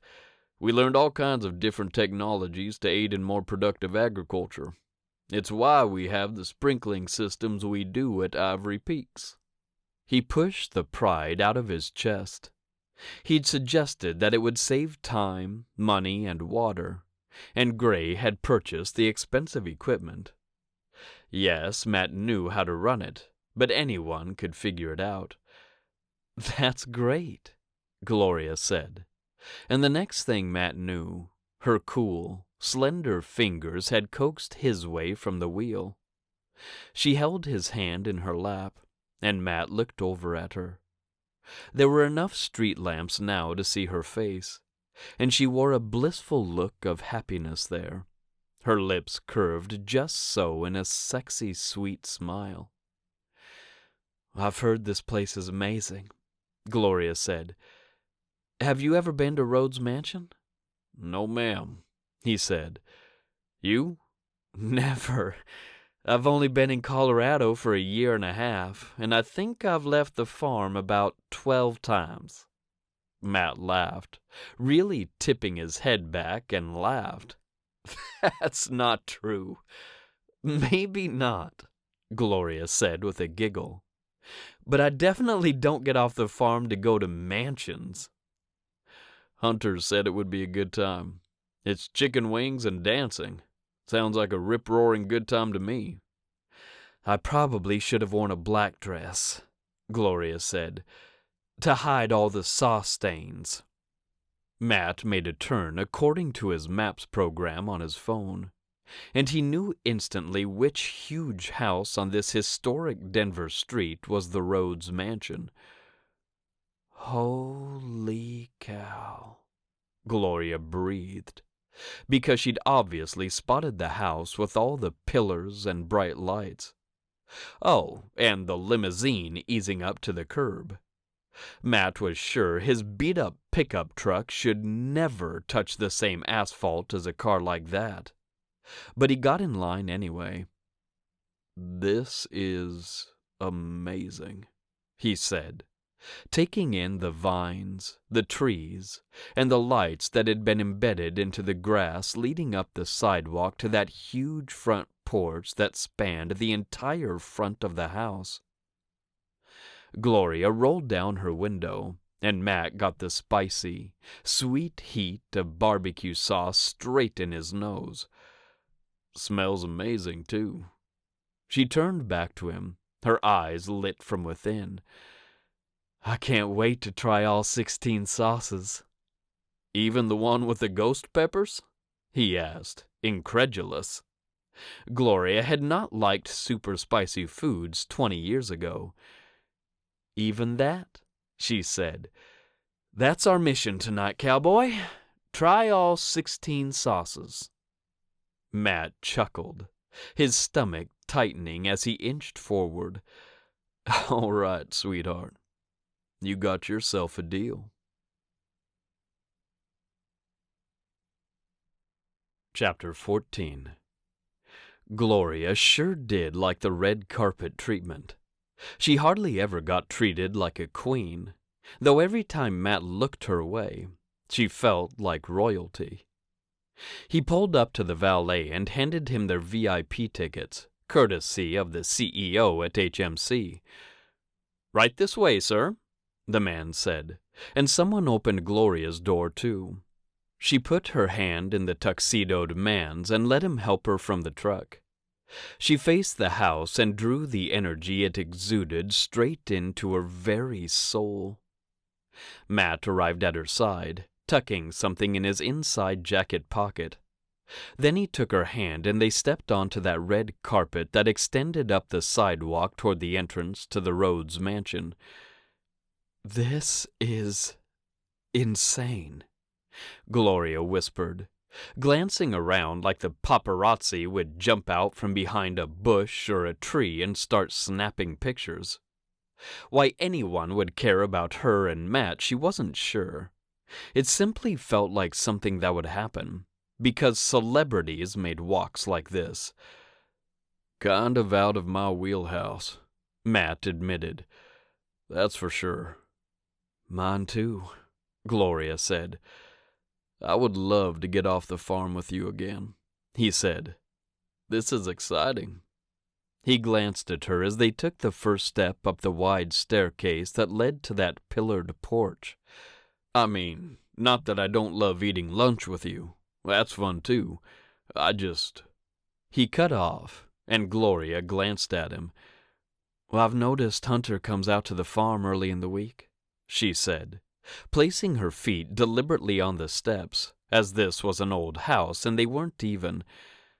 "Maybe he and Molly would take your kids for an evening while we go to dinner."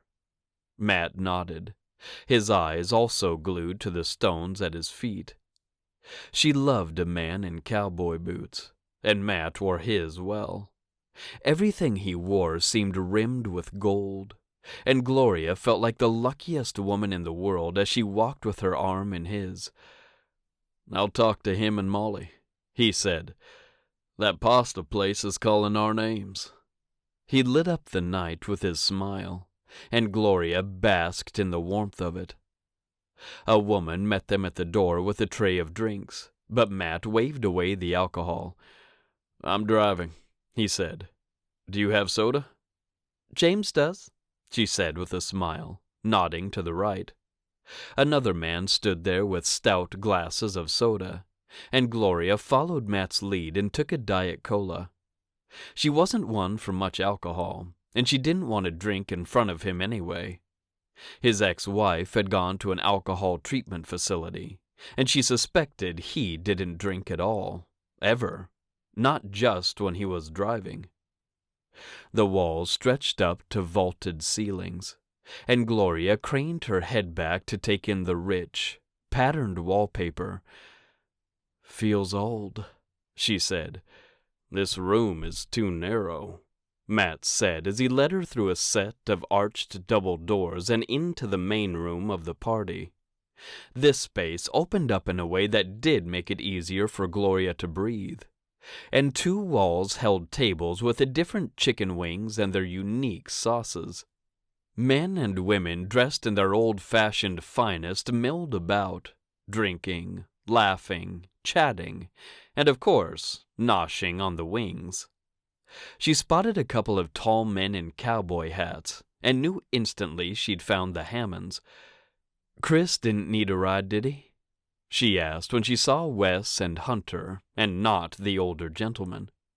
She'd grown quite attached to him over the months, and regret tugged at her that she hadn't checked with him. "Gray and Elise are bringing him," Matt said, moving toward Wes and Hunter. Molly arrived about the same time, and she carried a plate with 3 different varieties of chicken wings. "This one is honey mustard," she said, indicating the creamy yellow sauce. "This one is your standard buffalo, but I've heard people talking about how amazing it is, that there's something a bit different about it." Molly smiled around at the group, her eyes catching on Gloria's. "The last one is a maple smoky sauce. It's actually quite good." "You tasted them already?" Hunter asked, reaching for one of the honey mustard ones. Gloria could not imagine a worse food to eat while standing up, in a dress and heels. A quick glance around showed that no one else seemed to be having a problem, and she told herself not to be so self-conscious. "I couldn't help it," Molly said, grinning at her husband. "You know my weakness for all things mapley." Hunter stuck the whole wing in his mouth. One bite. There, then gone. He chewed and took a wet nap from a man passing by, a pile of them on his tray. "That I do, sweetheart. That one's good. It's sweet and tart and a little spicy."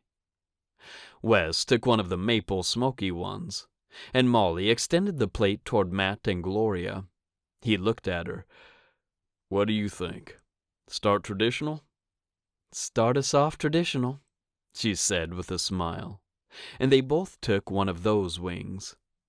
Gloria followed Hunter's lead and popped the whole thing into her mouth, but she licked her fingers clean, because that sauce was to die for. A moan came out of her mouth, and her knees went a little weak. "Holy frijoles," Matt said around his mouthful of food. "I need this in my life every day." Molly giggled and let Hunter take another wing.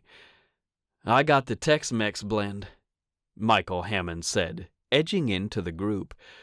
"This one is a lemon pepper sauce, and then a Carolina heat. It's the one with the ghost peppers." "Hold on to your cowboy hats," Wes said with a grin. "Where's my drink?" He looked around and located his fizzy, clear soda on the chest-high table nearby. "I'm going in." He picked up the bright red wing while his son watched, a glowing smile on his face. "The whole thing?" Wes asked, looking to his son for confirmation. Gloria loved all the Hammonds, and her gratitude for Hunter especially knew no bounds. "All in, Dad." Michael's grin was a little too wide, and Gloria switched her attention back to the oldest Hammond. Wes stuck the whole wing in his mouth, and it took less than a single heartbeat for the heat to register in his eyes. "Holy!" He chewed fast, his drink hovering near his mouth. He gulped the liquid and signaled for more. Michael tipped his head back and laughed, as did everyone else in the group. Gloria clapped for Wes once he finally got the wing down, because his face had turned about as bright red as the sauce. "I wish to amend our goal for the night," Gloria said, reaching for one of the milder honey mustard wings on Molly's plates. "I think we should taste 15 out of 16 of the sauces."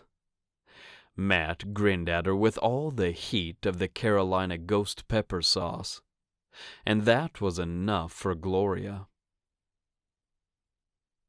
About an hour later, her belly full and her goal for the night accomplished, she looked up as Matt got to his feet. They'd found a table in the corner of the room, reserved for VIPs, and she'd enjoyed the conversation with Elise, Molly, Gray, Wes, and Chris. Matt, too, of course. They all got along so well, and they all seemed excited to have Boone coming to Ivory Peaks once summer hit. "Can I have this dance?" Matt asked, those dark eyes glittering at her like so many stars in the midnight sky. "I want to dance too, baby," Hunter said, pushing his drink further from him and standing. Gloria put her hand in Matt's and went with him out to the dance floor. A few people still lingered near the tables, sampling the wings, but the dancing part of the evening had definitely begun. In the background, Patsy Cline's iconic voice sang, "I Fall to Pieces," as the old-fashioned ballad played. In front of her, the sexiest man alive only had eyes for her, a fact that made Gloria squirm a little bit beneath her skin.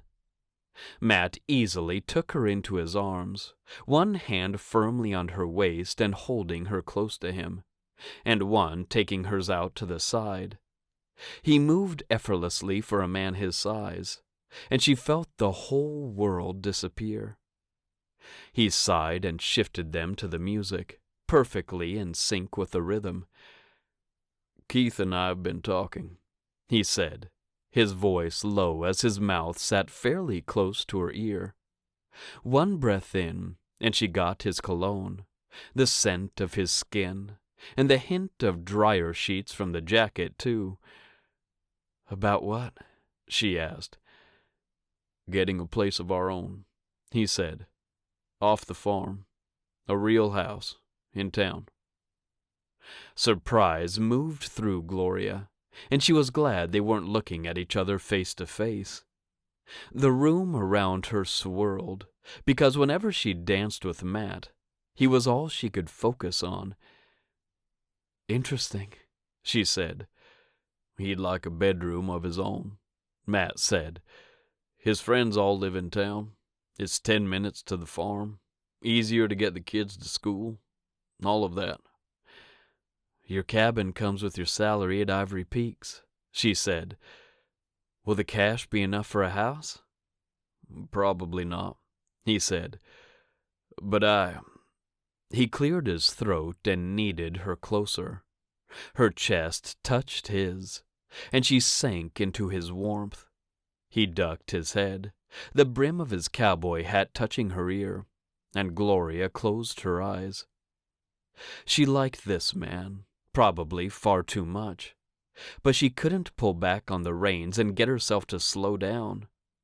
They'd not been moving fast in the first place. Hunter and Molly's wedding was nearly 3 months old now, and Matt had not even come close to acting like he wanted to kiss her. Gloria sure did want to kiss him, and the fantasy played out behind her closed eyelids. "I sold Janice's insurance agency before we left Montana," he said. "She had a lot of clients, and it was worth a lot. It was how I paid for her treatment, and we split the rest. It's enough for a good down payment on a house in Ivory Peaks." "Oh," Gloria said, opening her eyes and letting her hand drift up the back of his neck, touching the short hair there. He shivered in front of her, and Gloria smiled to herself. She removed her hand from his out to the side, and raised it to the back of his neck, too. And the delicious weight of his second hand on her hip would have her smiling for days. Hopefully, he'd get the hint that she'd really like to repeat this night very soon.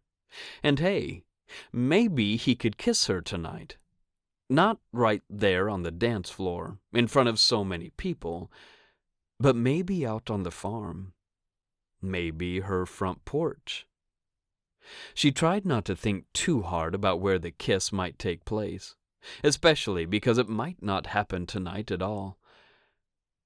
"I'll miss living next door to you," she said, her mind blanking for other topics of conversation.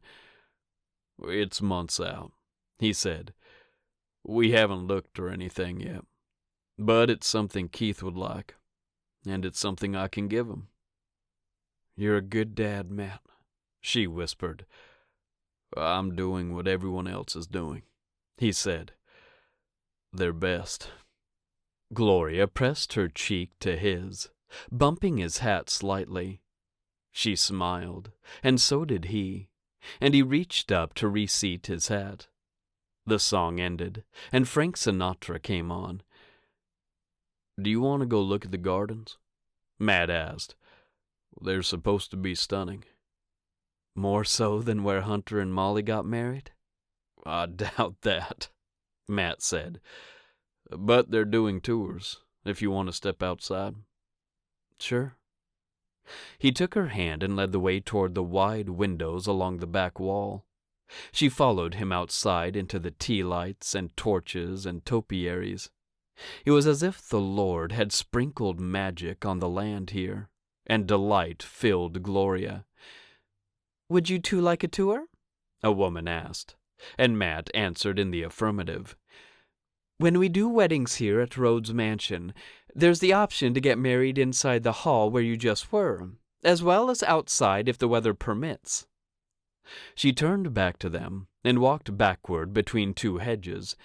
Do you two have a date set?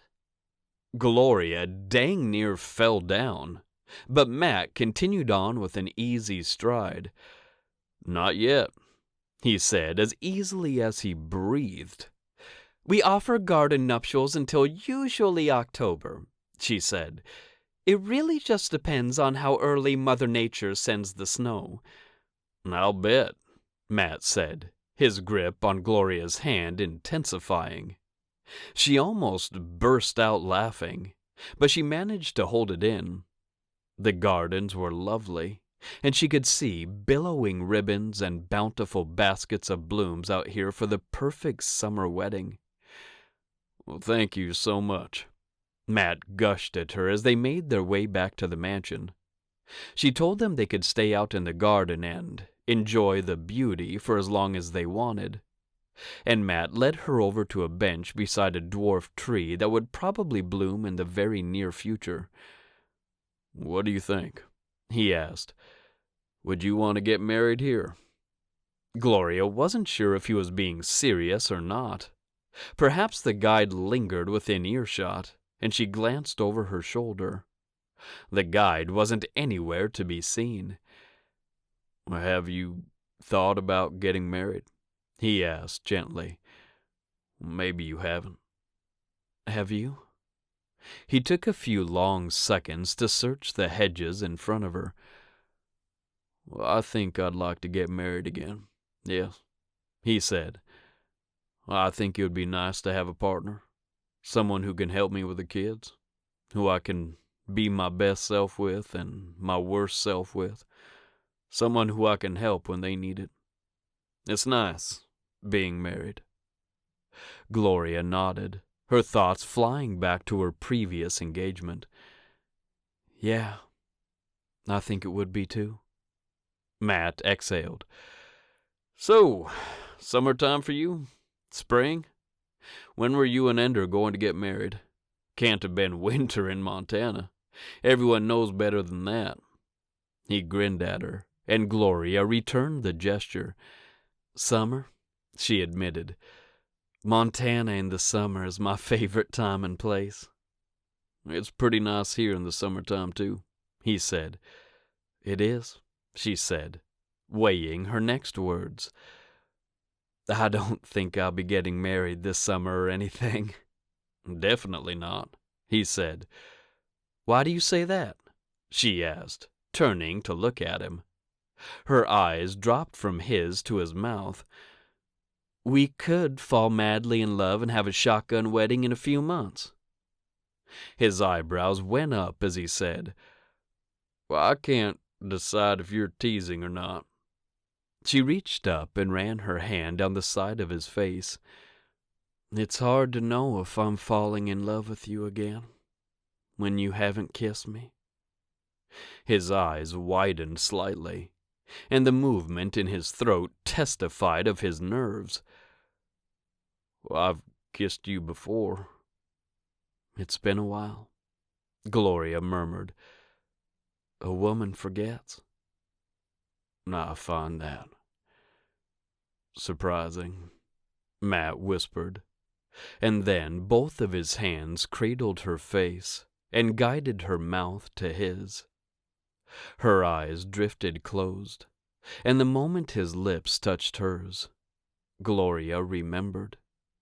She remembered the way he always breathed in at the beginning of a kiss. She remembered how he started slow, almost exploratory in his movement. She remembered how wonderful it was to be kissed by this man, as he made it an experience they could both enjoy. He took and he gave, and Gloria had missed kissing him for 20 long, long years. Chapter 15. Matt's first reaction to kissing Gloria sent him on a high. Then, panic streamed through him for a moment, because Gloria wasn't his wife, and he shouldn't be kissing her. Thankfully, his brain caught up to the fact that he and Janice had been divorced for a while now, and he wasn't being unfaithful by starting to fall in love with someone else. Gloria reminded him of everything he wanted to be: strong, capable, smart, powerful, kind, caring, and loving. The way she kissed him back told him she needed him, and he hadn't felt needed by a woman in a long time. His blood temperature rose along with the pounding in his chest, and he finally got up the willpower to pull away. They breathed in together, and just like the first time they'd kissed, over 20 years ago, neither of them said anything. He supposed the kiss had said it all, and he hoped it was all good for her. He lifted his arm and wrapped it around her, enjoying the way she curled into his chest. They sat on the bench for a few minutes, the scent of earth from the garden mingling with barbecue sauce from the party still going on behind him. I have no reason to go back to Montana to get married, Gloria finally said.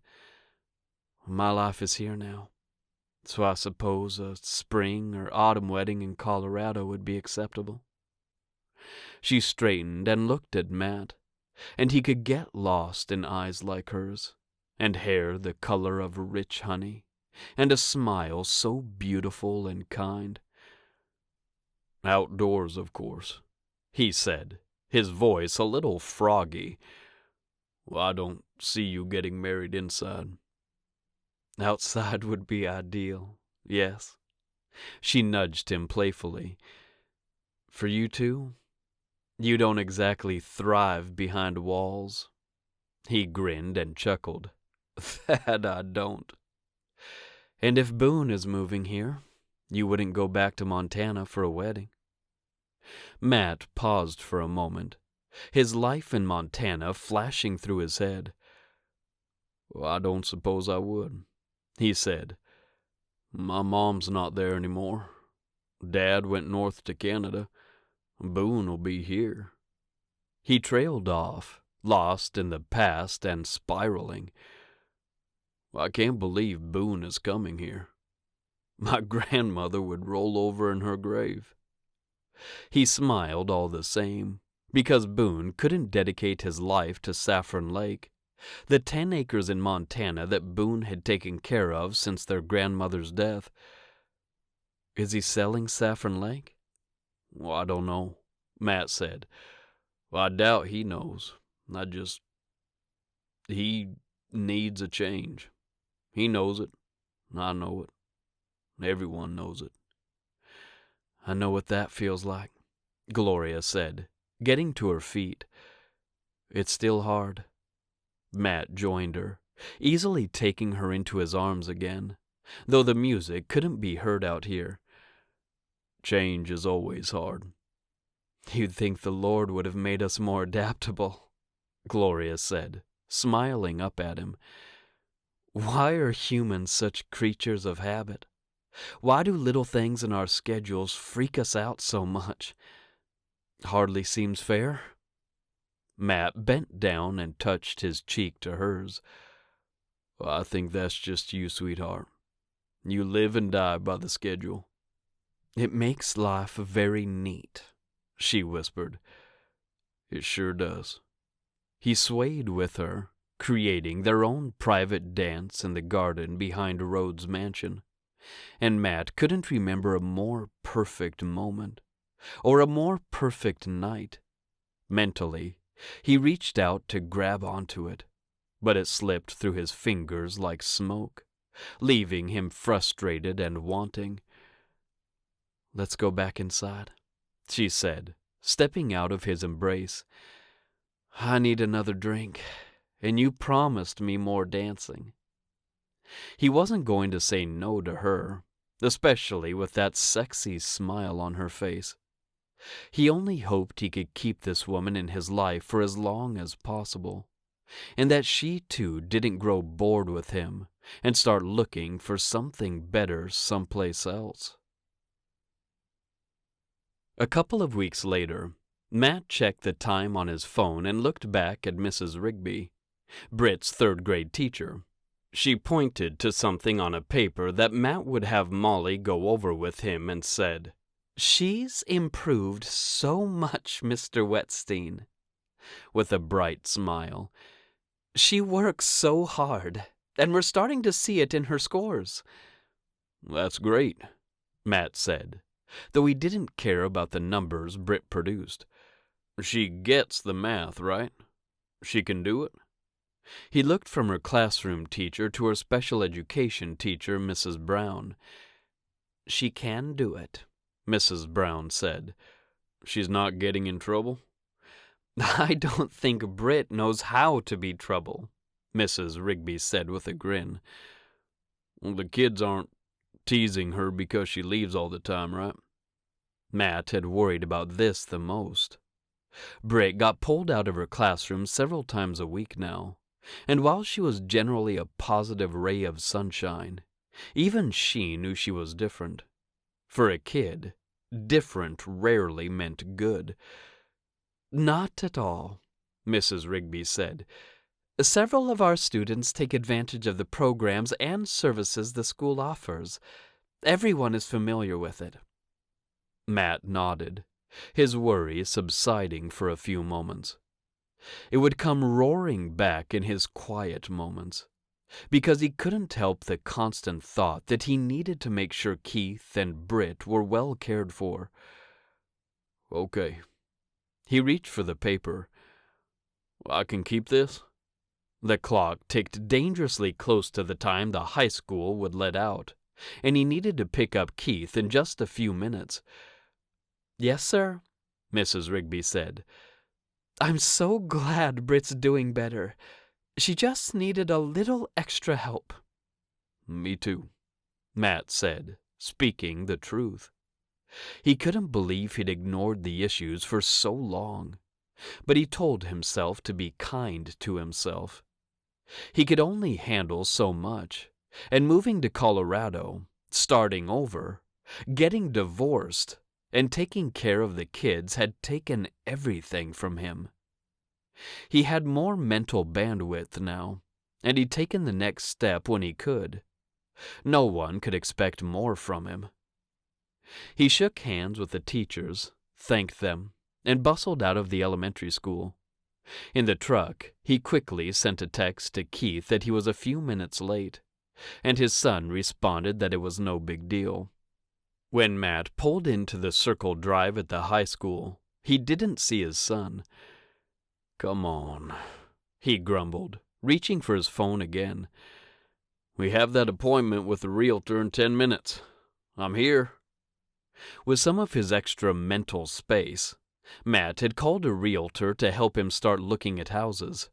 He'd specifically said he wanted at least 3 bedrooms, a bit of land for a couple of horses, and a garage. Those were his must-haves, and he was grateful he wasn't a picky man. He also didn't think he was asking too much of the Lord with a list that included a garage and a bedroom for each of them. "Coming," Keith said, and Matt looked up from his phone just as the front doors of the school opened. Keith and a pretty brunette exited together, both of them smiling. They weren't holding hands, but they sure looked like they could at any moment. Matt's eyes narrowed at the same time his heartbeat started gonging in his chest. "Who is that?" he murmured to himself, studying his son's face for any signs of how he felt about this girl. Then she turned fully toward him, looked over her shoulder as she said something, and when she faced him again, she hugged him. Keith hugged her right on back, which sent Matt's eyebrows sky high. Of course his son would know girls. He'd likely been talking to them for months, perhaps even as long as they'd lived here in Ivory Peaks. For some reason, the thought had literally never occurred to Matt to ask him about girls. He only ever mentioned a few friends, and they all had boys' names. Matt had met all of them, as they'd come to the farm last summer. There had been no females. A sense of betrayal moved through Matt, but he couldn't name why. His son and the girl parted. She waved, and Keith continued toward the truck. He opened the door and climbed in while Matt was still watching the girl walk away. "Who was that?" he asked, realizing after he'd spoken that the words sounded like a demand. Keith looked at him, his expression already guarded. "Cassidy." "Cassidy who?" Matt made no move to put the truck in gear. "Why haven't you mentioned her?" "Nothing to mention," Keith said, looking out the windshield. "I disagree," Matt said, finally reaching for the gear shift. "She hugged you. You look so happy about it." "Am I not allowed to be happy?" Keith asked. "Of course you are," Matt said. He eased away from the curb and made the right turn. "So, we like this girl? Dad, I don't want to talk about girls." "Too bad." He glanced at his son, his eyes sweeping his phone to know where to turn next as he returned his attention to the road. "We talk about stuff, Keith. It's what we do." "It's painful sometimes." "Yeah, well, life is." Keith huffed into the silence, but Matt didn't press him again. He'd asked, and Keith knew he had to answer. In fact, the longer the silence went on, the guiltier his son would feel, until he'd finally spill his guts. Sure enough, not 2 minutes later, Keith said, "Yes, fine, okay? I like her. She's in my forensics class, which, by the way, we get to do fingerprinting next week, and I'm stoked about that. And my Math 9 class. And I don't know. She's nice. She's pretty. She's smart." "Ah, the dangerous trifecta," Matt said with a smile. "And does she like you?" "I don't know," Keith said. "Maybe. Jordy's talking about going to prom, and he said I should ask her." Matt swallowed all of his fears. He didn't have a son old enough to go to prom. The very idea was ridiculous. "Yeah, sure," he said, and the words only sounded slightly strangled. "Prom? That sounds fun." "I have enough money to pay for it," Keith said. "I haven't spent a dime since we moved here." "I thought you were saving for a truck." "I am," Keith said.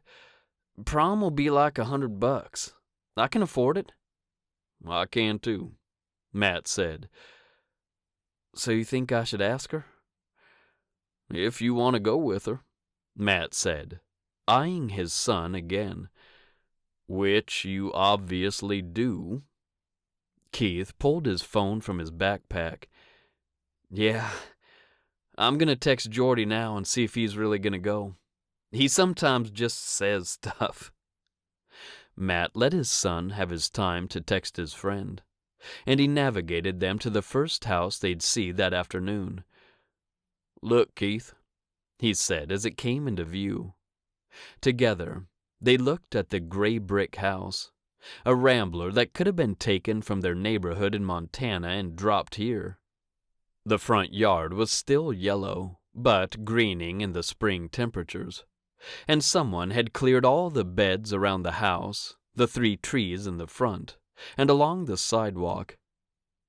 The shutters adorning the windows smiled out at him in bright white, and Matt sure did like the look of this place.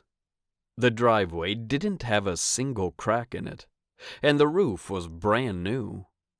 He knew that last bit from the listing Ben had sent him, and he saw the realtor come out of the front door, which had been painted a darker gray than the brick, before he could put the truck in park. It has a garage, Keith said, still peering at the house. It's really nice, Matt said. We haven't gone inside. Well, I sent you the listing. I didn't look at it. His son turned to face him with a devilish glint in his eye. I wanted to be surprised. Matt grinned back at his son. Come on. We only have time to see 2 places today before Britt is done.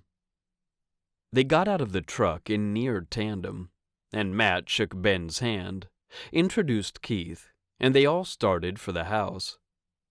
Ben talked and talked about the features. The garage door opener, the heated driveway, the upscale landscaping, before they even reached the front door. I don't know, Matt said with his hand on the knob. A heated driveway?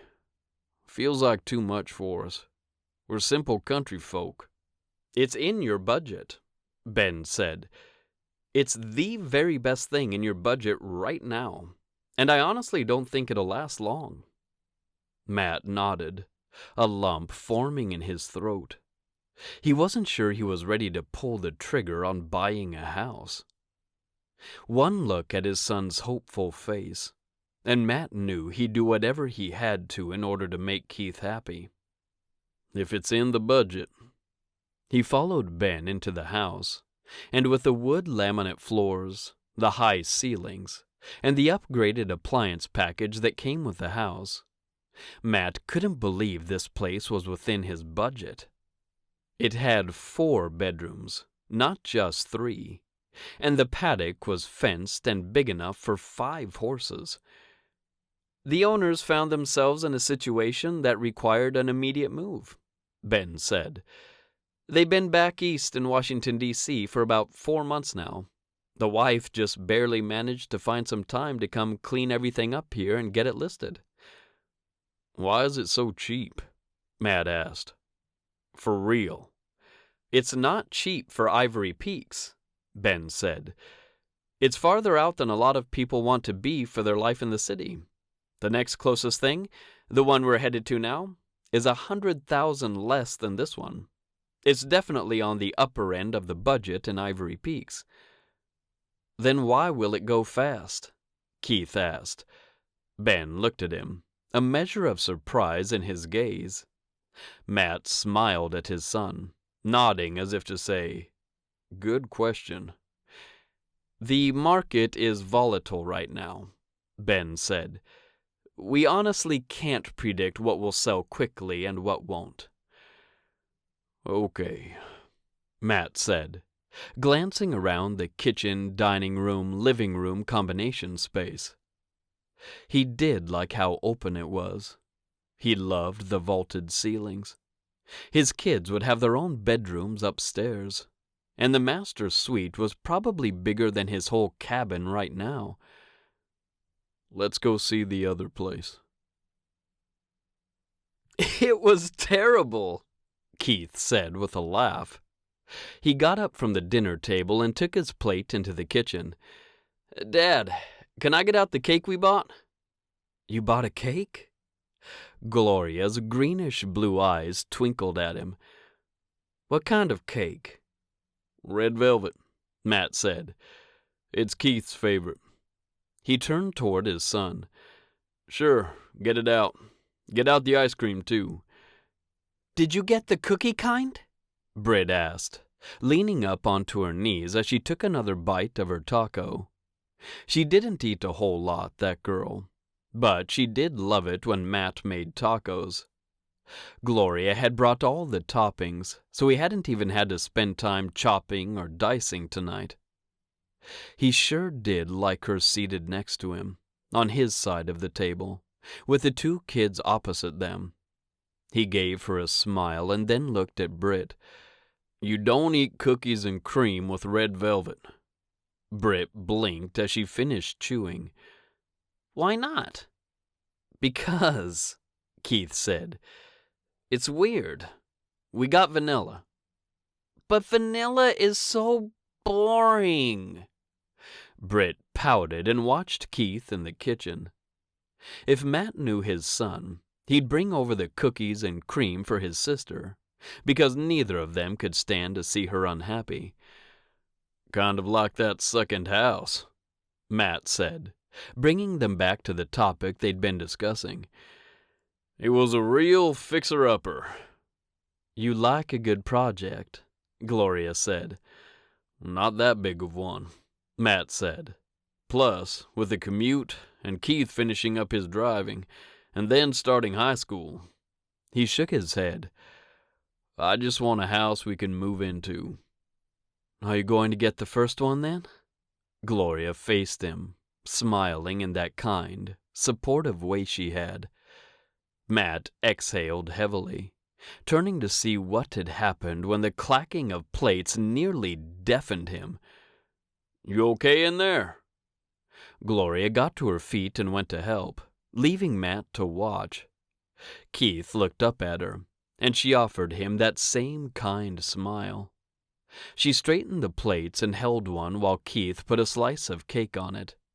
They worked together well, and Matt's heart warmed at the sight of them in the kitchen together. Once everyone had cake, and Britt had her cookies and cream, Keith said, "I think there are more houses to look at. Right, Dad?" "Well, I'm sure there are," Matt said, the flavor of the cream cheese frosting sending his taste buds straight to heaven. "But if we like that one," he shrugged, "I don't know. I don't know what the right thing to do is." "We'll pray about it," Britt said. "Now, Daddy, Gloria and I would like to talk to you about something." She sounded so grown up and so proper, and Matt's eyebrows rose toward the loft. "You would?" "That's right," she said, meeting Gloria's eye. Neither of them said anything, and Matt waited, glancing between them every few seconds. "Is anyone going to say anything?" he finally asked. "I want you to start," Britt said. "You said you'd start." "You said you'd bring it up." Gloria sat back in her seat and folded her arms. "I did bring it up. I said we wanted to talk to him." Britt folded her arms too, her gaze locked on Gloria's. Matt found the whole thing comical, and he burst out laughing. "I don't think you're going to win this one, sweetheart. I've seen that look on Britt's face before."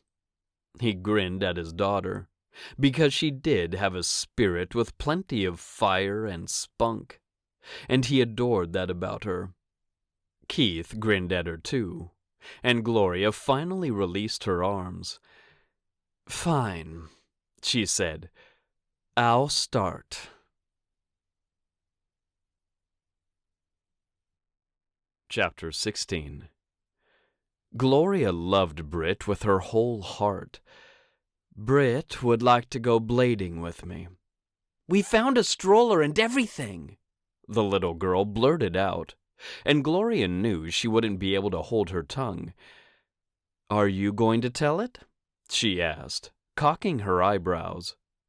Britt settled back onto her haunches and forked up another bite of cake. "No, go ahead." "I'm getting Earl Grey out this week to try blading," Gloria said. "The weather's been great, and it's supposed to hold through the end of the month."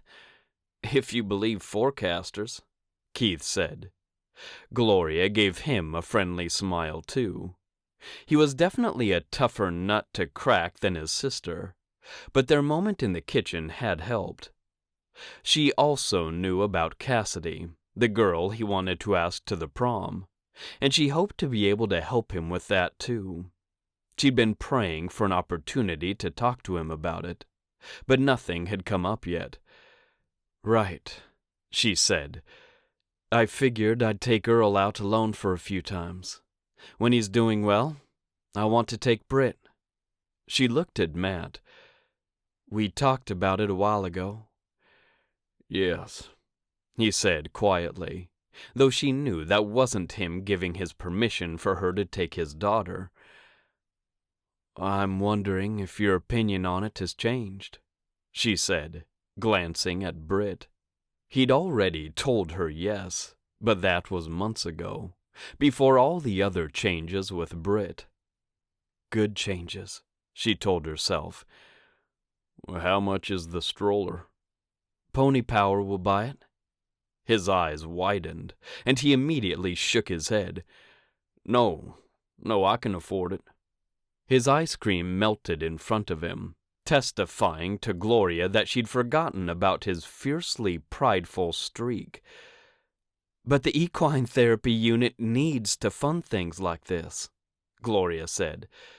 "That way, it doesn't belong to me. I can take other children out blading with the horses. It could become part of our program." Matt folded his arms this time, and what he didn't realize was that such movement only made him more attractive to her, not more foreboding. "Daddy," Britt said, "can I show you the stroller?" He flicked his gaze toward her and back to Gloria in the blink of an eye. She reached over and put her hand on his leg, wondering if that was too forward or too much for his kids to see. No matter what, it softened him, and he used one hand to push his phone across the table to his daughter. "It's so nice," Britt said. "Gloria said she could have Travis put nails in the barn to hang it on. And wait until you see the wheels." Matt lowered his other hand to cover hers on his knee, his fingers curling around hers and squeezing. "It's not charity," Gloria said quietly. "Except for me, maybe. To see if running the horses like I do is as good for kids as it is for me, even if they're not the ones blading."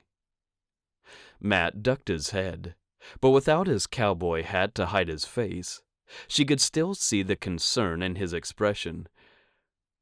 "You like your solo blading." "I'll still have plenty of time to do that," she said.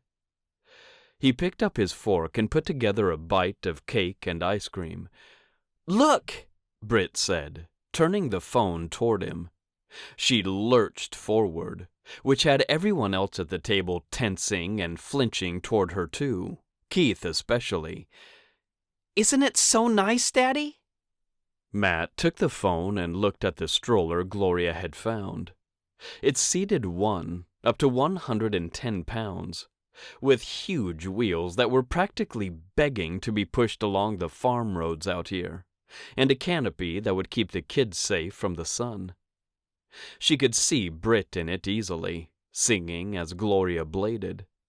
She thought the activity would be good for Claudia, too, another little girl with dwarfism that left her physically incapable of doing a lot of things. She could saddle a horse now, and that had taken her 2 months to accomplish. "It's very nice," Matt said, setting the phone down. Keith started to chuckle, and Matt threw him a look. "What?" "Nothing," Keith said. "That's just your code for yes." Gloria beamed at Matt, and then Britt. Great. So I'll get it ordered through Cosette. Remember, Britt, I have to go out with him alone for a while. I have to make sure he knows the rules and can run with us safely. I remember. Great.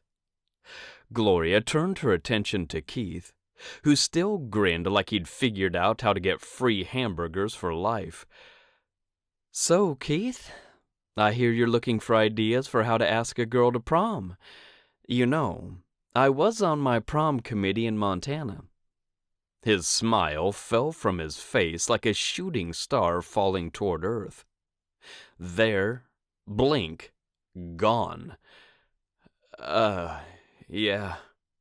He shot a look in his father's direction, but Gloria didn't look away from the teenager. But I think I got it figured out already. Thanks, though. Oh, Gloria said, recognizing the lie as it came out of his mouth. Maybe the moment she'd thought had presented itself really hadn't. Okay, but if you want to run something by me, let me know. I know what girls like. Do you? Matt asked, clearly teasing. What do girls like? Gloria felt him laying down a challenge, and the competitive spirit inside her reared up. Well, let's see. Girls like it when you know what they like and bring it to them, or do it for them. She watched Keith's face, and the wheels inside his head had definitely started turning. They like feeling special. That's why having a song written about them is so romantic. Some girls, not all, so you really have to be careful here, like others to know just how perfectly charming and romantic their boy is. So they like flowers in class, for example, or a ton of those candy grams that go out at Valentine's Day. It's way past Valentine's Day, Keith said, frowning. Right, Gloria said. But any day can be like that, because there's social media. You make a big splash, she'll like it, if she's that kind of girl. Is she? Matt asked. Keith's face turned red. I don't know. Gloria leaned forward, wishing she could tell him not to be embarrassed about liking a girl. She didn't think she'd achieved that status yet, so she simply said, I'm sure you do. Think about her social media. What does she post? How often? Does she write long captions or short? What does she say? Keith lifted his eyes to Gloria's and held her gaze.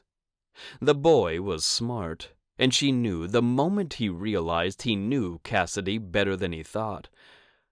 I think she'd like a big splash. Gloria grinned and nodded. Okay, you're halfway there. Up next, providing that splash with all of her favorites. I know she plays the piano. Matt made a noise halfway between a laugh and a scoff. Gloria met his gaze and realized he'd started to laugh before knowing he shouldn't. Buddy, he said quickly, most people don't like practicing the piano. No, Gloria said slowly. But she'll like it if Keith plays the piano. I can't play, though. But I can, Gloria said. Let's make her a song. The hope in Keith's eyes shot off the charts. Would you... He cleared his throat. Would you help me with that? Sure, Gloria said easily. I'm available in the evenings, usually about this time. I just wish I could go, Britt whined from where she leaned against the fence post. But then who would I have to open the gate for Earl? Gloria grinned at her and adjusted the straps on her helmet. I just need one more time with him, she said. Plus, this is only the third time I've practiced with the stroller, and I need to be able to make the gate right. I don't want to fall or topple the stroller with you in it. She rolled over to the little girl and held on to the fence as she sank into a crouch. "Soon, baby. Okay?" Britt looked at her with those soulful, light green eyes, begging her to take her blading that evening. "Britt!" Matt said at the same time Keith yelled, "Gloria!" She rose and twisted in the same movement, catching the two of them coming toward her. Keith broke into a run, his face full of delight. Gloria's pulse pounced through her body. He'd asked Cassidy to the prom today. He had to have, though he'd been saying every day this week that he was going to, and hadn't for one reason or another. "Did you ask her? How'd it go?" Keith laughed as he rushed at her and grabbed onto her. They twirled around as she already had her rollerblades on, and he had plenty of forward motion. "I asked her today." His breath rushed out of him as he stepped back, and he looked like he couldn't believe he'd asked a girl to the prom. "I have a friend who works as a TA in the office, and he finally got me on the morning announcements." "My goodness," Gloria said, covering her mouth with her hand. "You played it over the morning announcements? And I'm just hearing about it?" She swatted at him. "That's something you text the moment it happens." "That's what I said," Matt said, leaning toward her with a smile. He seemed to realize at the last moment that he couldn't just kiss her right in front of his kids, and he jerked backward. "Britt was trying to persuade you to take her, I see." "I wasn't," Britt said defensively. Tears filled her eyes, and she spun away from them. "Leave me be." She stomped away from them, as much as a tiny girl with a limp could do at least. "Britt!" Matt called after her. "I didn't even say anything." He met Gloria's eyes, worry in his. "She hasn't seen Dr. Pratchett today," Gloria said quietly. "I'm going to take her really soon." She couldn't explain how different it was to have a stroller in front of her as she stroked her blades back and forth. It was almost like she needed longer arms, or the handlebars on the stroller to come out farther. "I'll go take her over there," Matt said. "That's where she should probably be about now, right?" "Yes," Gloria said, and Matt went after his daughter. Gloria took a big breath and looked at Keith. "Start talking, buddy. I want to know everything." "You do? From beginning to end. None of this one-word stuff either. Details, Keith. I want details." She grinned at him, and he seemed to grow 10 inches under her attention. "Well, there's not much to tell. They did the whole thing about the activities for the weekend and what was for lunch. And then our student rep said, 'For our last thing today, we have a student-written song we'd like to play.'" "Exciting," Gloria said. The song played, and it was during math, right? "Oh, you have math with her." Gloria could just see how perfect this had gone. "That makes the story so much better." She didn't think Keith could remove the smile from his face with a chisel. "Yeah, so after only about 3 words, everyone knew it was for her. There was this big uproar in the class, and the teacher shushed us all." Keith got a faraway look on his face, and it was oh so dreamy. Gloria's heart expanded for him over and over, because he was such a good kid. "I sit in the front in that class, and Cassidy sits a row over and one behind me. When I finally got up the nerve to turn and look at her, she had the biggest smile." He sounded so happy, and Gloria couldn't believe how unbelievably happy that made her. At the end, she stood up and threw herself into my arms and said, "Yes, I'd love to go to prom with you." Then the whole class cheered. Keith reached up and pressed on the top of his cowboy hat. It was pretty great. That sounds amazing, Keith. Gloria nudged him over. I've got to get Gray out. Their eyes met, and Gloria paused. It's hard to ask a girl out, but you did it. Do you feel good about it? I feel great about it. Were you nervous she'd say no? A little. Gloria nodded and reached out tentatively to hug him. He stepped right into her arms, and she held him tight, her eyes closing as she fell in love with this tender boy. You're so brave. Doing it in a class where she could see you? She held my hand in the hall after class. He whispered, Don't tell my dad, okay? We're going to Scooter's tomorrow for lunch, too. Gloria pulled back, her throat suddenly narrow.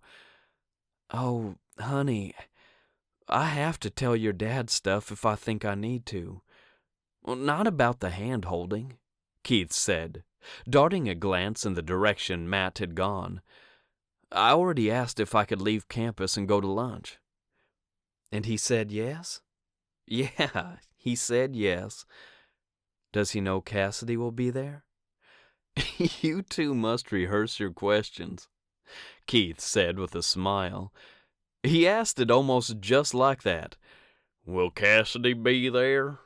He lowered his voice to imitate his father, and Gloria tipped her head back and laughed. Keith joined her, and she gave them a few seconds to just be together. Anything else, Bud? No, he said. Just thank you, Gloria. He looked nervous, like he'd been caught stealing cookies from the jar after his father had said he couldn't have any. I know you're ready to go blading. I'll let you go. Well, I have time, she said, if there's something else you want to talk about. She wanted to tell him she'd always have time for him, but she bit the words back. Keith looked torn for a moment, and then he shook his head. No, not right now. I'll talk to you later, okay? I have chores in the south stable. All right. She watched him walk away, her heart full. She'd had no idea Colorado would hold the things and people it did, and she pressed her eyes closed and added, Thank you, Lord, to the silence around her before opening the gate. All right, Earl, she said. It's you and me and this stroller today. Let's see what you can do. She'd started the horse with a bridle and reins, but he'd graduated to free running after only 2 sessions. The big, gray horse with black spots huffed at her, and she grinned back at him. Yes, we're running again tonight. It's better than the circle. Or would you like me to harness you and put you in that thing to go round and round? She cocked one hip, and in rollerblades, dang near lost her balance doing it. Earl shook his head as if saying no, and Gloria backed out of the gate. All right then, let's blade. She turned and faced the farm road that led to the highway. The stroller sat dormant and waiting for her, weighed down with 2 25-pound bags of flour, almost the weight of Brit. She pushed off with her right leg, then her left, finding her stroke and rhythm easily. She moved right into the stroller, and all of them got moving after some initial resistance. Come on, she called to Earl. Up here with me, right here with me. He eased up on her right side, where she'd trained him to run. He trotted, as she wasn't moving very fast yet, and he needed a few minutes to get up to speed anyway. She did too, because she was no spring chicken and couldn't just go from 0 to 60 on rollerblades. Stay in the grass, she yelled to him, and she edged over on the right side of the road to keep him off of it. She wanted him beside her, but not on the road, and when they reached the highway, She turned left instead of right to go deeper into the wilds of Colorado. The other direction led to town. This way would take her down to the next farm, the Harris farm, which Poppy Harris ran on her own. Gloria didn't know the whole story there, but she knew Gray sometimes lent out his cowboys to Poppy when she needed help with something big. She had an 8-year-old son named Steele that Gloria had seen at church several times, as well as riding his bicycle along the property lines, where someone had built a track for him. "By the time we hit Harris," she said to Earl, "we'll be flying, okay? I want you up in a gallop. Come on now." She increased the stroke of her blades, leaning forward into the stroller. It didn't give her much resistance at all, and blading with something in front of her was definitely different than having to balance herself with the motion of her arms. Her breathing increased, and her arm muscles worked to keep that stroller moving. The wheels on it turned and turned like butter, and Gloria tilted her face into the setting sun up ahead. Pure joy and contentment filled her. This was what heaven would be like for her. The wind in her face, a horse at her side, a sunset with silence. The sign for Harris Farms appeared up ahead, and Gloria pushed her stroke again. "Come on," she called to Earl, and he picked up his trot and began to gallop. "Good boy," she laughed into the sky, feeling more free than she ever had before. She bladed until her ankles trembled, and then she finally made it back to Ivory Peaks and the farm she'd grown to love. She brushed down Earl Grey and put him back in his stall. She fed and watered him, all the movement keeping her muscles from cramping up after such a long ride. She left the stroller with the flower in it right where it was, grinning at it as she went by. She'd only taken one step out of the stable when Matt said, "You are the sexiest woman I've ever met," and chuckled as he took her hand and towed her toward the corner of the stable. "Matt," she giggled as she stumbled after him. "What are you doing?" "Shh," he said, ducking around the corner. "I just saw you get back with that horse, and—" He smacked his lips and shook his head, obviously at a loss for words.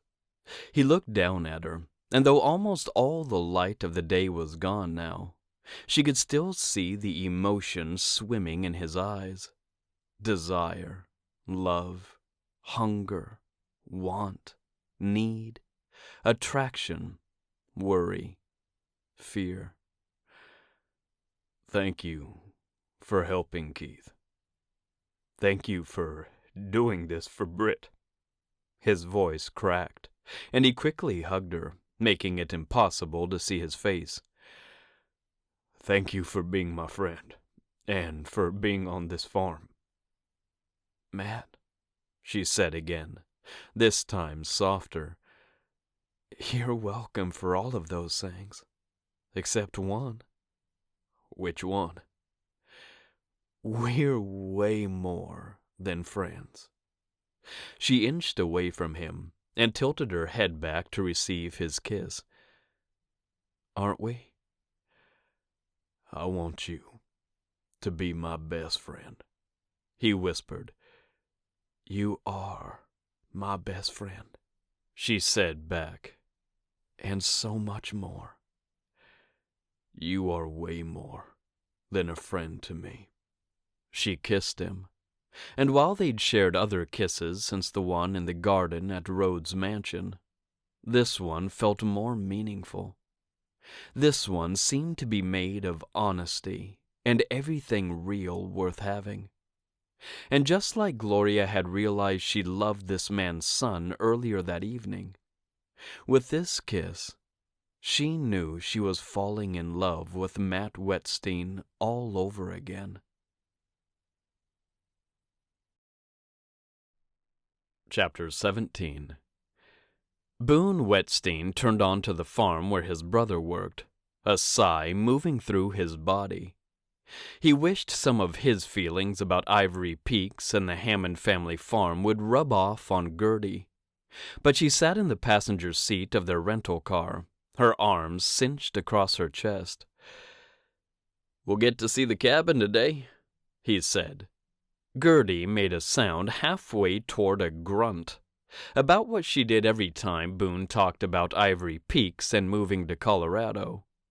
She claimed it was the absolute worst time for a move, but Boone disagreed.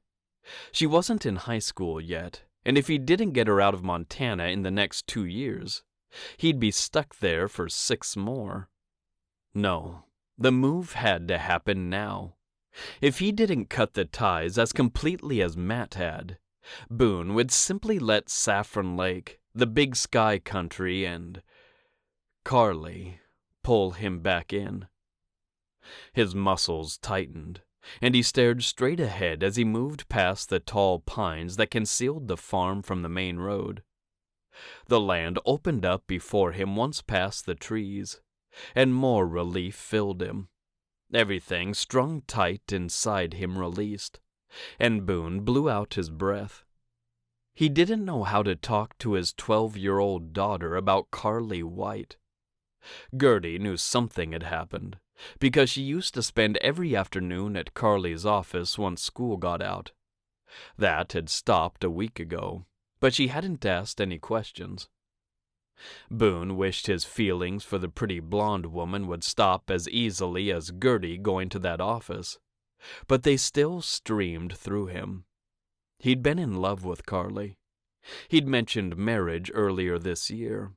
They'd been dating for over a year, and Carly had been his wife's best friend. He'd known her for close to 15 years. He'd never felt so low and so foolish and so unworthy as he had a week ago, when Carly had told him she'd started seeing someone else. Oh, she was so sorry. She cried buckets.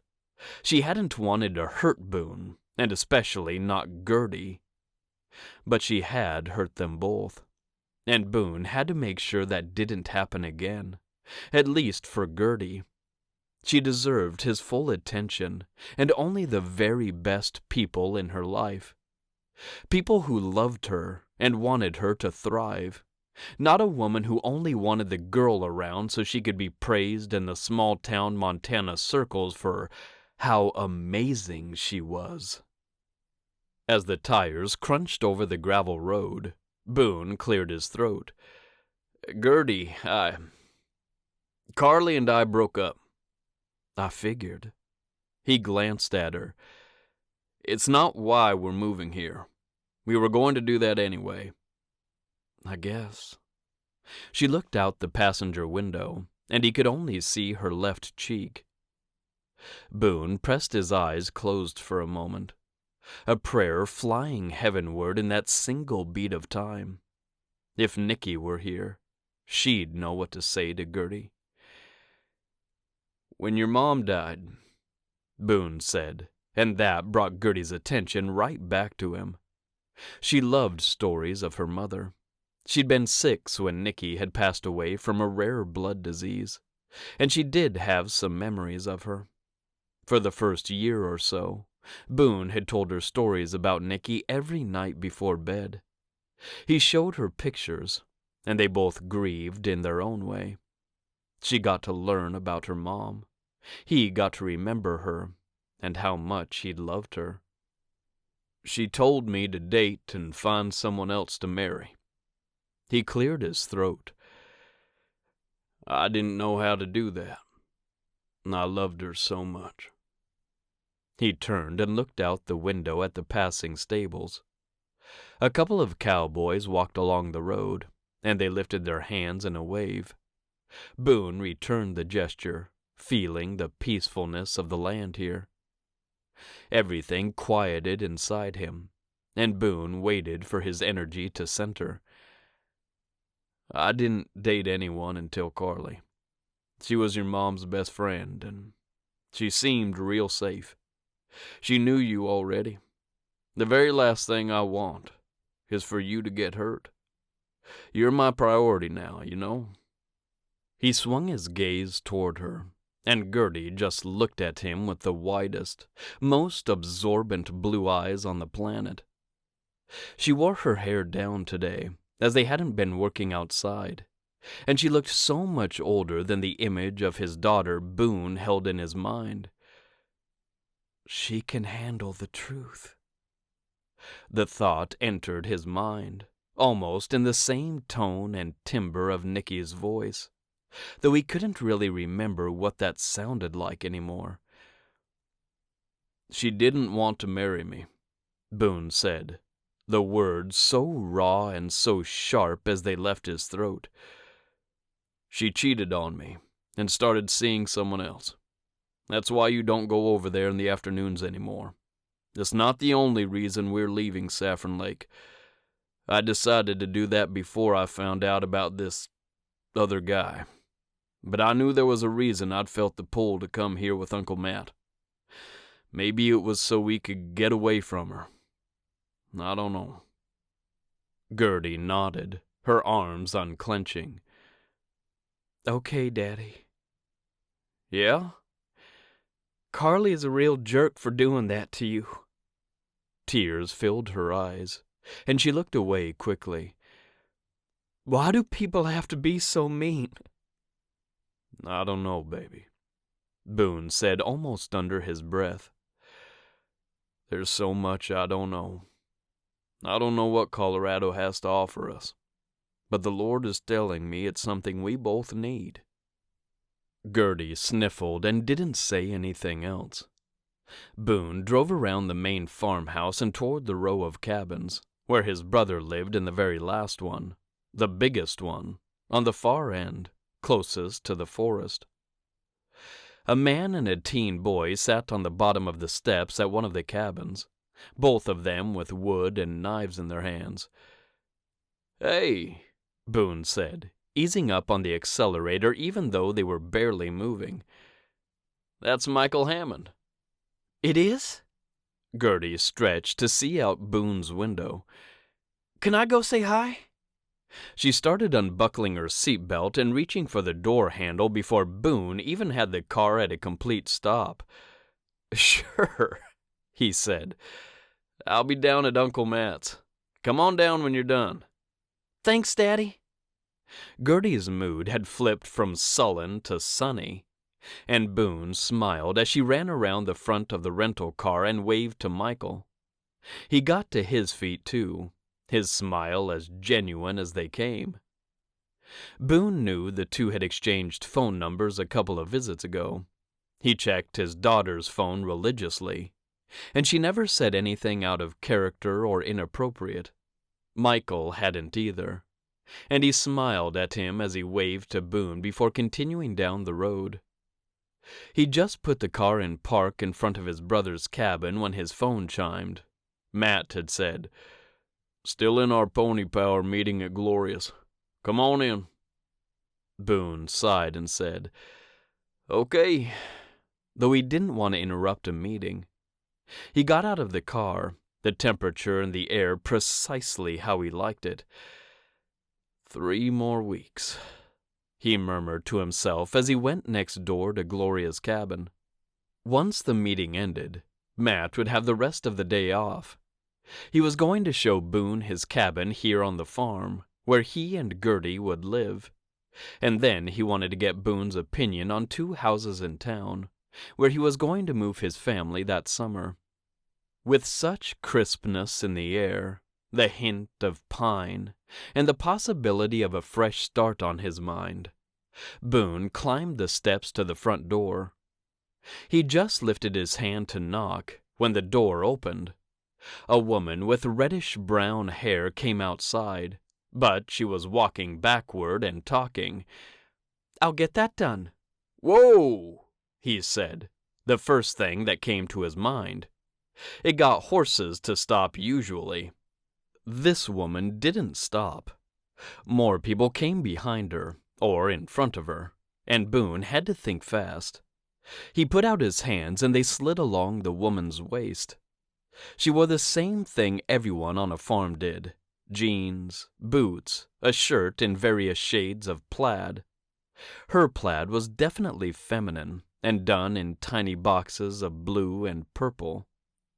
She cut off mid-sentence and yelped, spinning toward him. Since she hadn't figured out how to stall her forward movement, she rammed into Boone, and he found himself holding her in his arms. "Who are you?" she demanded, immediately swatting at him with a clipboard in her hand. "Let go of me, you rascal!" Fire beamed from those dark green eyes, and Boone did what she said. Anyone would do what this woman said. "You ran into me," he said, stepping back. "I was just trying to make sure you didn't fall." She stumbled forward as he moved, and he lunged to catch her again. "Cosette," another woman said, pushing past the other cowboys filling the doorway. "Are you okay?" Gloria appeared, and she looked from Cosette to Boone. A smile brightened her face. "Boone! Matt, Boone's here."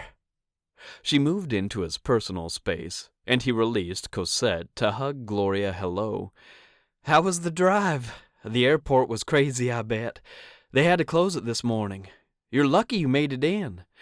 "We did have to circle a couple of times," Boone said, glancing back at the pretty redhead. Gloria stepped back and he adjusted his cowboy hat.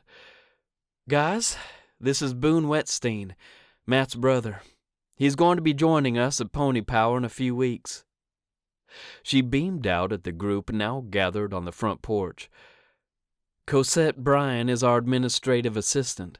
She works real closely with Molly and the counselors, and then me to make sure everyone is paired with the right horse and the right therapist." Boone nodded at her, but Cosette simply continued to glare at him like he'd committed the worst crime possible by catching her before she fell flat on her face. Rascal echoed through his head in her voice. He could be a rascal, but he hadn't been in this situation. "Travis Thatcher?" she said, indicating a tall cowboy. "He does all the horse care with me. I train them. He makes sure I don't train them too hard." Travis nodded at Boone, and he'd actually met the man before, so he did the same. "Mission Red Bay. He works a ton with Matt on the farm, actually. We only pull him over to Pony Power when we've got something major going on, like our big open house coming up next month." "Nice to meet you," Boone said, reaching to shake the man's hand. He had a kind pair of blue eyes and a firm handshake. "Cody Peterson," Gloria said. "He does all of our kid coordination classes. He also makes sure every child gets where they need to go when they arrive on the farm." "Pleasure," Cody said, shaking Boone's hand with a big smile. "You really are a lighter version of Matt." He looked back and forth between Matt, who stood right next to him, and Boone. "Well, I told them that," Matt said, grinning. He stepped into Boone and hugged him, clapping him heartily on the back. "Glad you made it, brother. Are you ready to see your cabin?" "Matt," Molly said as she came out onto the porch too, "I need you and Gloria for 2 minutes." Her eyes slid around the group and landed on Boone. "Boone, hello." She hugged him too and said, "I'm going to steal him for just a minute." "It's fine," Boone said. "There's plenty of time to see the cabin." He stepped back and tucked his hands in his pockets, feeling out of place among all these new people. "Cosette can show you," Molly said. "Would you, Cosette? I might have them longer than 2 minutes, and I know Matt has an appointment with his realtor." Boone's eyes flew to Cosette, and while she nodded at Molly, she certainly didn't seem too keen on spending any more time with the rascally cowboy who'd literally prevented her from embarrassing herself in front of everyone. The group started to break up, with cowboys going down the steps, and Matt and Gloria going back inside the cabin with Molly. In less than 5 seconds, only Cosette and Boone stood on the front porch. "It's just down here," Cosette said, her voice full of professional clip. She led the way back to the sidewalk, and Boone followed her, glancing down the lane to find Gertie. She walked with Michael toward him, and he whistled to get her attention. Gertie lifted her head, as she'd been trained to do, but Cosette did that yelping again, as if Boone had electrocuted her with his voice. "My goodness," she said, plenty of snap in her tone. "Are you trying to deafen me?" She pressed one hand to her breastbone as if trying to keep her heart from flying from her chest. Boone blinked at her. "No, ma'am," he said. "Just trying to get my daughter's attention." He waved at Gertie to come with him, and she turned to Michael, said something, and then jogged his way. "You have a daughter." Cosette watched Gertie approach too. "Gertie," Boone said, trying to infuse some of Cosette's professionalism and detachment into his voice. "This is Cosette Bryan. She's going to show us the cabin, because Uncle Matt is busy for a few more minutes." "Nice to meet you, ma'am," Gertie said, extending her hand and offering Cosette a smile. That got the stoic woman to crack, and she returned Gertie's smile. "Thank you," she said. "It's nice to meet you, too." She met Boone's eyes, and he smiled, too. She was pretty, he'd give her that. But he didn't need someone so stuffy they couldn't at least thank him for catching them when they fell. Not only had she omitted the gratitude, she'd actually accused him of being rascally with her. He didn't need anyone at all, and as he and Gertie followed Cosette down the road, he prayed he could find healing and contentment for both himself and his daughter. Nothing more. Chapter 18. Cosette Bryan stayed in the living room while Boone and his daughter explored the cabin. They came back into the main area, which housed the kitchen, a small area for a table that seated 4, and the living room, and looked at her. "It's real nice," Gertie said, and she wondered if Boone had told his daughter she had to do all the talking. "I have a bedroom at least. Keith sleeps in a loft." "What are you guys doing with the foreman's cabin?" Boone asked, that deep voice sending shivers through Cosette's blood. He'd definitely startled her, and she wasn't used to being touched so intimately by a man. Maybe she'd overreacted. Maybe she'd snapped at the handsome cowboy. She had been doing her best to keep every human being with a Y chromosome out of her life for a while now, and her barriers against good-looking cowboys had flown into place on their own at his touch. "I'm not sure," Cosette said. "I mostly deal with pony power, not the family farm." Boone nodded, his eyes up in the rafters. "It's great." He looked at her, and she didn't detect an ounce of interest in that brown-eyed gaze. He was a shade or two lighter than his brother in every way, from his eyes to his skin to his hair. Even his shirt was a washed-out blue instead of the bright colors Matt usually wore. "Great," Cosette echoed. "Well, I have to get back to work." She turned to leave the cabin. Sure, the air outside would be easier to breathe without Boone's masculinity and the scent of that oceanic, piney cologne. "Cosette," Gertie said, hurrying after her, "do you guys hire kids to work at Pony Power?" Cosette paused on the front porch and looked at the girl. She was tall for her age, so she stood only a couple of inches shorter than Cosette. "I'm really good with horses," Gertie said. "I've been riding since I was 3. My daddy taught me how to handle 'em, clean up after 'em, feed 'em. We're moving here in the summer, and I was thinking I could work with the kids or the horses." Cosette smiled at the light and hope in the girl's eyes, which weren't anything like her father's. They'd definitely come from her mother then. Cosette's curiosity flew toward the stratosphere, but she kept her questions to herself. It wasn't any of her business what had happened to this girl's mother, how long ago, or if her father was interested in slightly standoffish, almost broken redheads. "Cody might have something for you to do," Cosette managed to say through her narrow throat. "He could probably use a helper to get all the kids to their horses this summer. I know Keith helps out. You should talk to Cody." "Cody," Gertie said, twisting back to the cabin. "Daddy, did you meet Cody?" Cosette looked over her shoulder, too, finding Boone framed perfectly in that doorway, one shoulder leaning into it, his arms folded. "I did, baby. We can talk to him." Gertie gave Cosette a grateful smile. "Thanks, Cosette."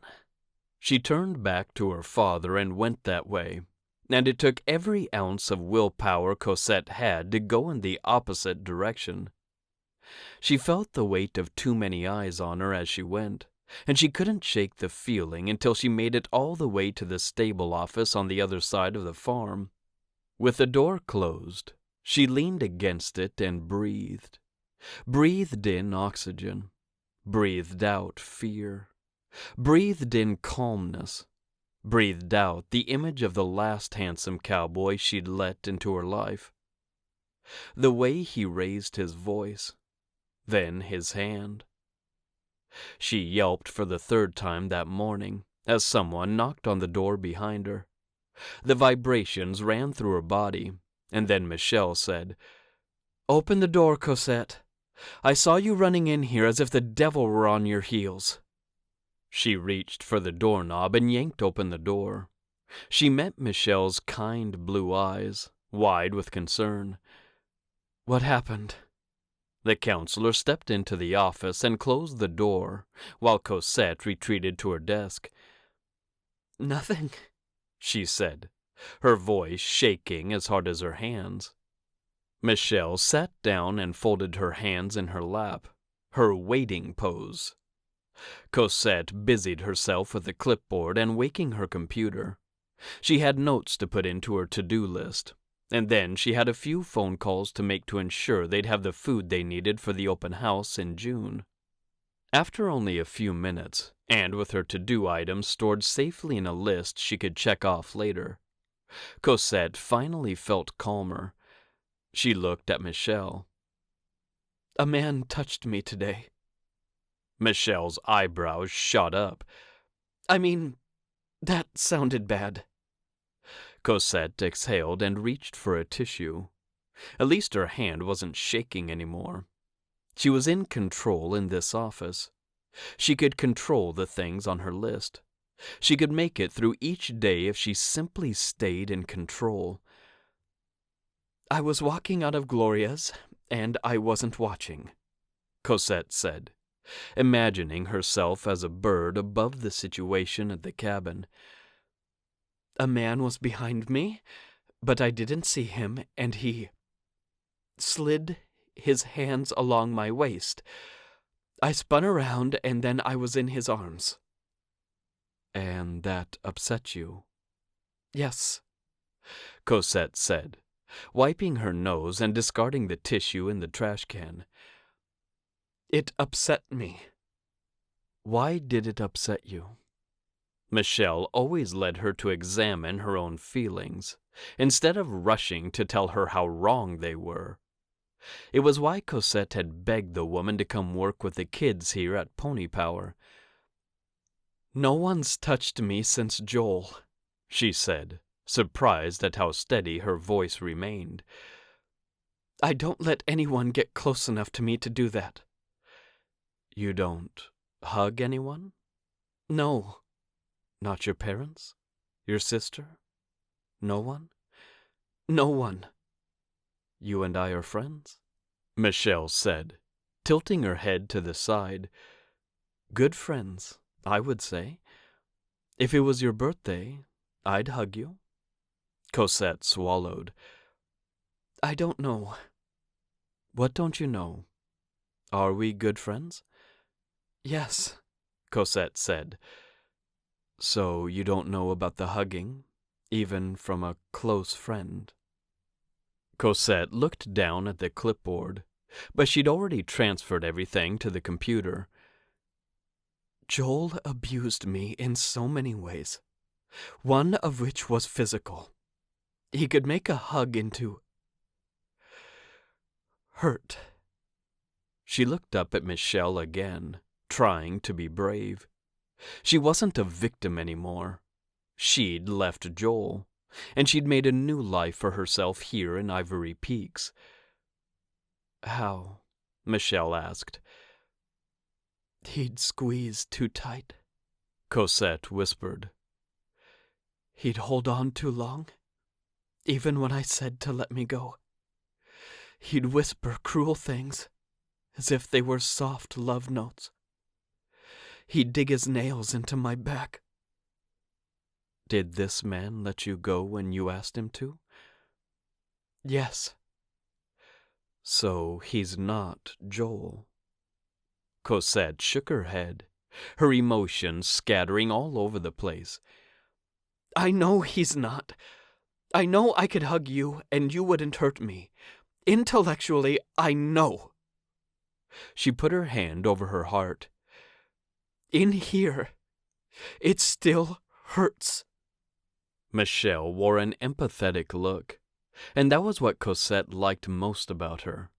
She didn't sympathize, she empathized, and there was a significant difference. Perhaps it's time you moved past the intellectual, Michelle suggested. I know a great role-play therapist. He's really amazing. No, Cosette said instantly, mostly because of the pronoun Michelle had used. I can't see a male counselor. Michelle nodded and got to her feet. I'm going to give you his name anyway. You can do all the research on him you'd like. I know that's important to you. She gave her a warm smile. Then decide.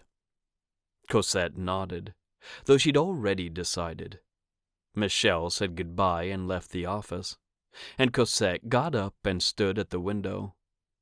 The sun shone so brightly today, probably the brightest it had been all year. The sky didn't hold a single cloud, and everything out there seemed made of perfection. Cosette knew better than most that outward appearances could be deceiving. Storms and pain could be raging behind closed doors, or behind carefully placed smiles and perfectly curled hair. She reached up and touched her curls, then adjusted her shirt and sat back down at the computer. She could control the outside of herself. She could put on the makeup and make the clothes match. She could smile and welcome, and she could make phone calls and checklists that got done with precision. The real work needed to be done beneath the surface, and Cosette had no idea how to do any of it. A thought entered her mind, and she picked up her phone. Her fingers flew across the screen as she typed out a text, and before she could second-guess everything that had happened that day, that week, that month, that whole year, she sent it. To Matt. Tell your brother I'm sorry I snapped at him. She could control an apology, and she was sorry she'd acted badly toward the new cowboy coming to Ivory Peaks. A piece inside her that had been flapping lay down and stayed flat, and Cosette drew another breath, further calming herself. Maybe she did know how to do some internal house cleaning, if the apology counted as that. She knew it would take a lot more to truly clean out the damaged parts of herself and replace them with what it took to have healthy relationships again. She imagined Boone's handsome face and Michelle's friendship, and Cosette determined right then and there that she wanted to try. And that was more than she'd ever wanted before. Chapter 19. Matt looked down the road again, but it remained empty. He couldn't shake the nerves from his fingers, no matter how hard he flapped them. "Dad!"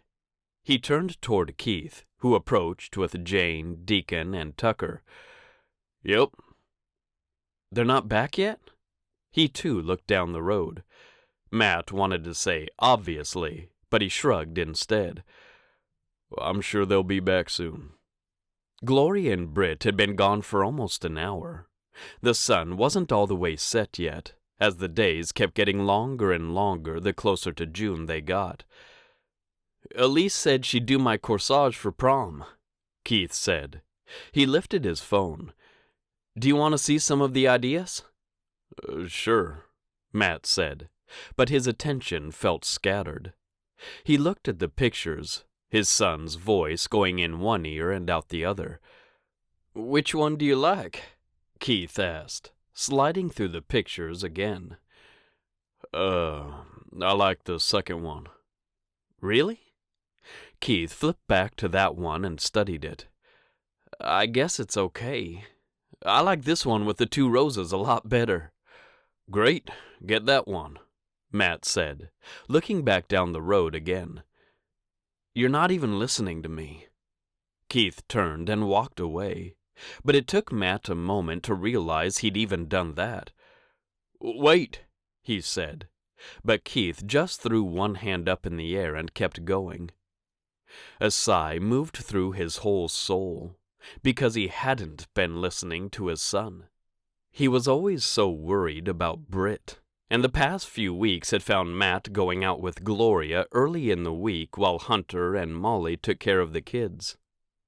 Matt could admit that he liked coming home to the quiet cabin, with only low lights on in the kitchen, both children in bed, and Hunter and Molly cuddling on the couch.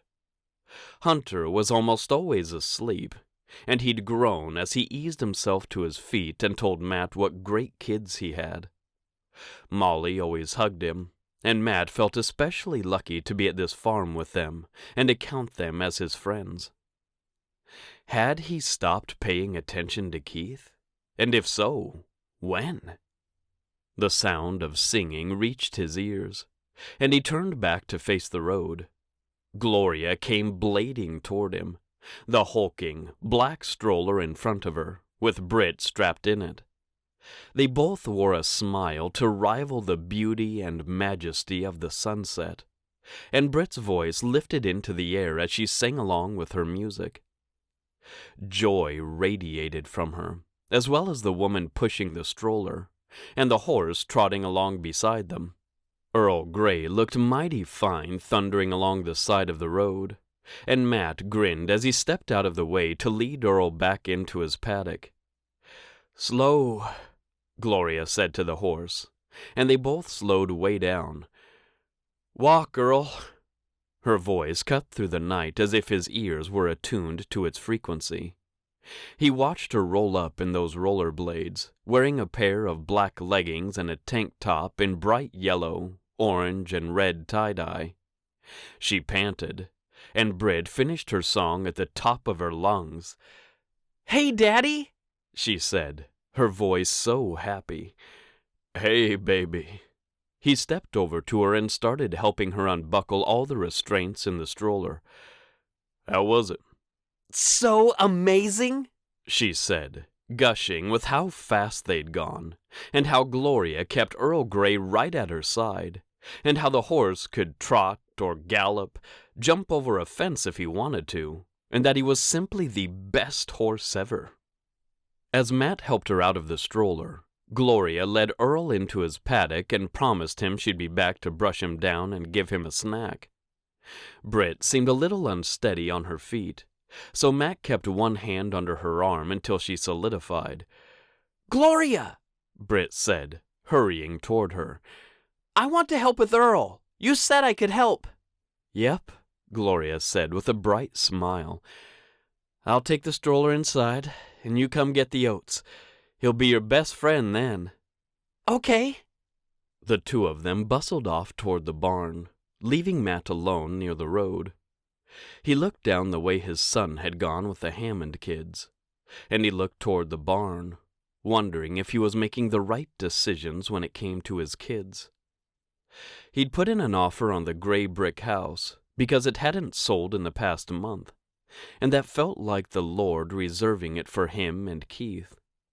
That was the right move, wasn't it? He'd been dating Gloria, and both of his children liked her. The relationship felt real and meaningful to him, and Matt knew he'd started to fall in love with her again. Was that the right thing to be doing? The school year was almost over, and Britt had improved so much this year. He'd taken a lot of steps to help her, and while some of them had been a little painful, he'd done it. She was improving in her speech, and while she wasn't always perfect, she was stronger physically and mentally in so many ways. He'd signed her up for a summer art therapy class, and she'd already started a yoga class for the physically challenged. Her feet had strengthened, and she'd been skipping better too. Matt turned in a full circle, trying to figure out where he belonged in all of this. In some moments, it was crystal clear. He and Gloria belonged together. They'd get married, and everything would be fields of tulips and rollerblading with horses. Other times, like this one, Matt wondered where he'd gone wrong, and if it was too late to fix it. "Matt!" He spun toward Gloria's panicked voice. She waved at him from the doorway of the barn, and he sprinted that way. "Britt fell," she said, turning as he approached. He burst into the barn behind her, scanning for his daughter. She sat on the floor, currently pushing against an apple box as she tried to stand. Hey, he said. "Stay there. What happened?" He arrived and knelt in front of her, trying to take in everything at the same time. Cuts, bruises, tears. Britt didn't have any of them. "My ankle just twisted," she said. "I stepped on the rope." "Okay," he said. "Let's get you up." He started to help her, but Britt pushed against his attempt. "I can do it, Daddy." Matt leaned back on his haunches, surprised at this attitude in her. "I'm supposed to do it myself." She gave him a glare Matt had never seen on his daughter's face, and his eyebrows went up. "Okay," he said, because he didn't know what else to say. "He's just there if you need him," Gloria said, and Matt glanced at her. She wore her nerves plainly, and they seemed to choke the air in the barn. Britt used her skinny arms to press against the apple box, and she got her feet switched around so she could get to her knees.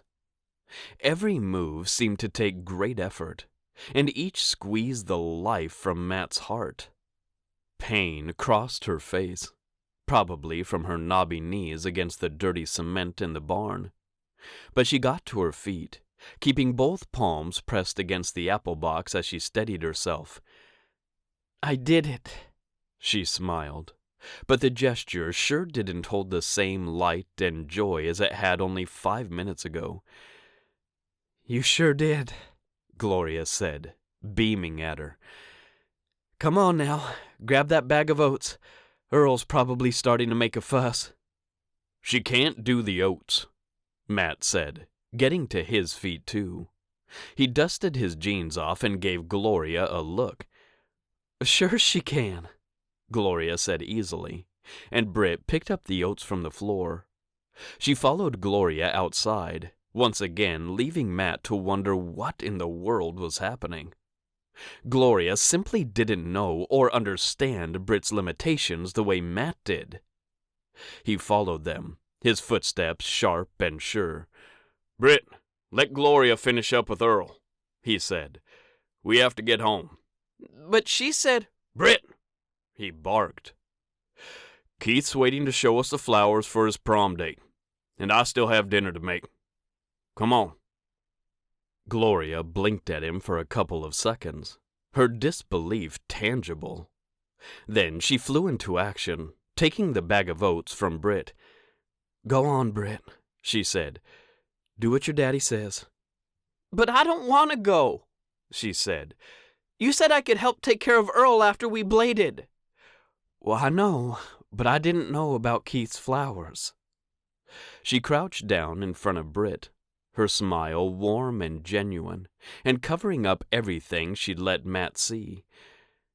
There are going to be so many times to blade and give Earl his oats. It isn't today or never.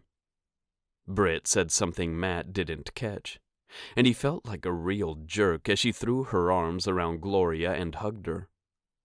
Gloria closed her eyes and smiled, hugged the little girl back, and then nodded toward Matt. She rose to her feet as Britt came to his side, her nerves back. She also wore something else in her eyes, and it took Matt the whole walk back to his cabin to realize what it was. Displeasure. Keith wasn't in the cabin, and Matt texted him to come home and have dinner. "Elise fed me," Keith said. "I'm helping Jane with her algebra. I'll be there in a bit." Matt's frustration rose up like a tidal wave. When had his kids turned into people who didn't listen to him? Who just roamed the ranch and did whatever they wanted? He felt wildly out of control, and like he wanted to send an all-caps text for his son to come home right now. Then he'd need to text Elise and apologize to her for always taking care of Keith, when Matt should be doing that. "Can we have quesadillas?" Britt asked. "Where's Keith and his flowers?" "He's helping Jane for a minute," Matt said, tapping out a quick message to his son. "I want to see the flowers again. I'm sorry I wasn't listening earlier." If he sent the all-caps text, he'd have to apologize for that too. Matt was so tired of feeling like everything he did was wrong, and he'd enjoyed getting to know Gloria all over again, because she made him feel strong and necessary. She made him feel like he did things right. "Daddy?" "Yeah, sure. Quesadillas."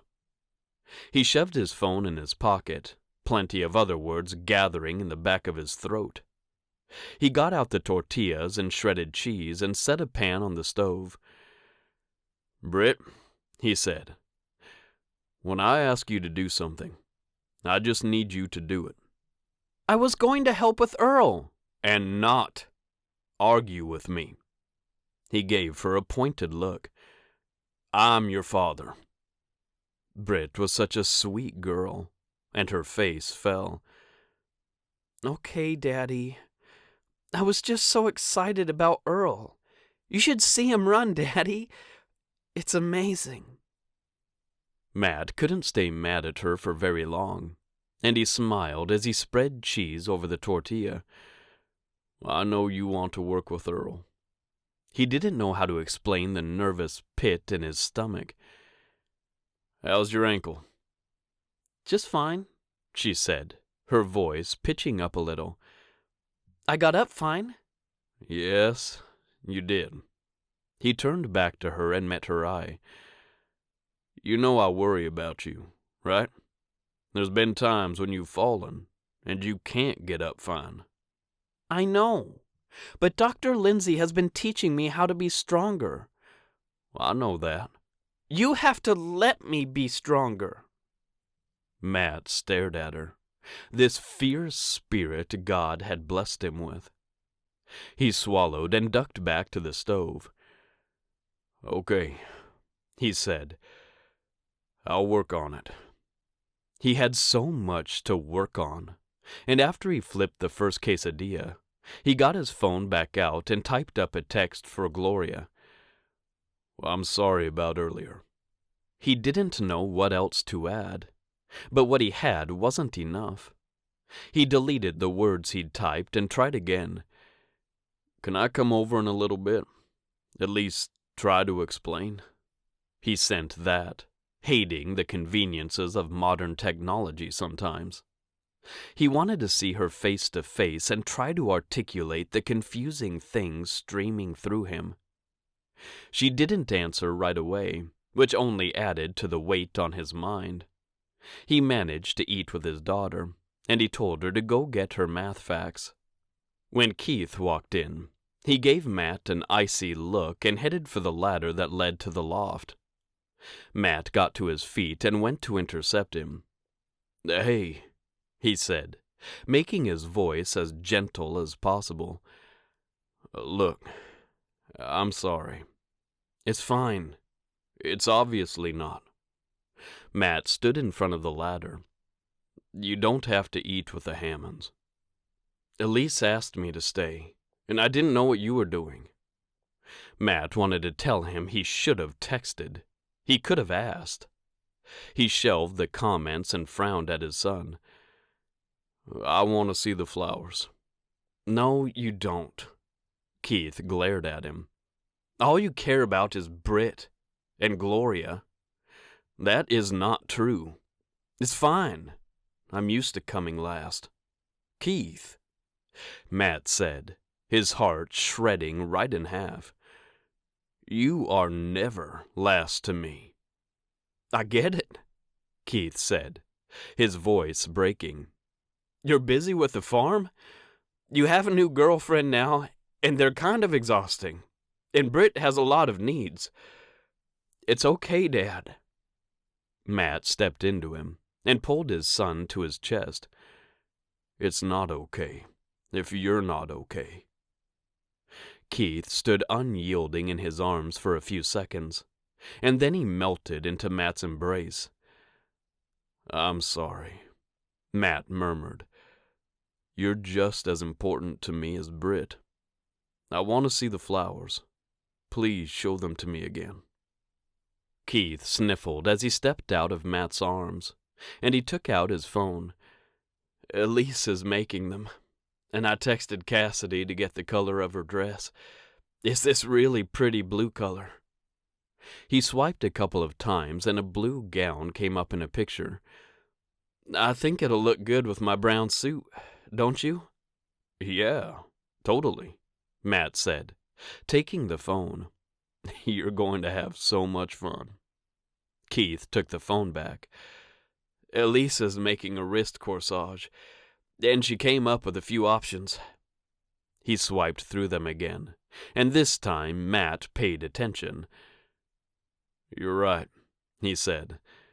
"The one with the 2 roses is definitely the best." He looked at Keith. "I can't believe Elise can do that." "She works with a lot of flowers," he said, "and she doesn't mind feeding me." "I know she doesn't." Matt turned back to Britt as she said she finished her homework. "It makes me feel like I can't take care of you guys." He walked toward the table. "That's not true," Keith said behind him. "True or not, it's how it makes me feel." Matt picked up the paper and scanned it. He couldn't check the accuracy of all the facts so quickly, but right now, he didn't care. "Good job, baby. Go get in the tub, okay?" "Okay." Britt shot a look in Keith's direction that Matt didn't miss, then skipped in her haphazard way down the short hall to the bathroom. "Dad," Matt sighed and put the homework paper down. Exhaustion pulled through him. "Yeah, bud." "You're a great dad." Matt put a weary smile on his face. "I'm trying, and I guess that's all I can do." He drew in a deep breath. "Do you have homework?" "No, I finished it all on the way home." Matt nodded, unwilling to probe more to find out if that was true or not. Keith didn't normally lie about his homework, and Matt didn't worry about him nearly as much as he did Britt. "I was unkind to Gloria," Matt said with a sigh. "I have to go talk to her." "Okay," Keith said. Matt looked up from the table. "You like Gloria, right?" "Yes, Dad. I like Gloria a lot." Matt didn't detect any falseness in his son's voice. "In fact, if I send you these pictures, will you show them to her and see which one she likes best?" "Yeah, sure." He grinned at Keith. What did you mean about girlfriends being exhausting? Keith reached up and ran his hand through his hair. I'm pretty sure I said kind of exhausting. Matt grinned at him and took a step toward him. Is Cassidy your girlfriend then? Keith sort of rolled his shoulders, looking a bit uneasy. I mean, yeah. You kissing her?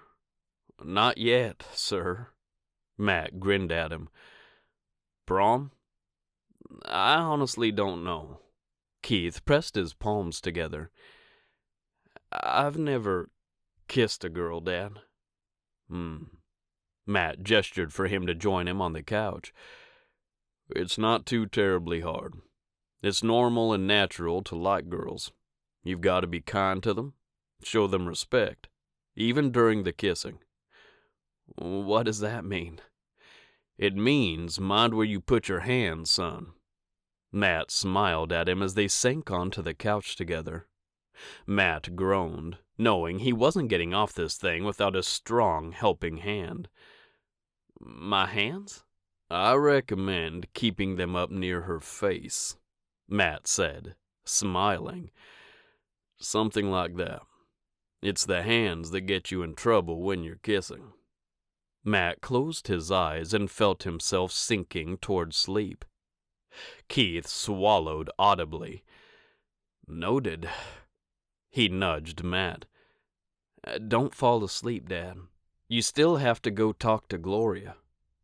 Matt groaned, though he did want to do that. All right. Help your old man off this couch.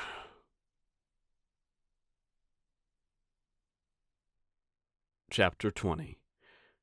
Gloria sat on her back steps, the country silence surrounding her so perfect, peaceful, and pure.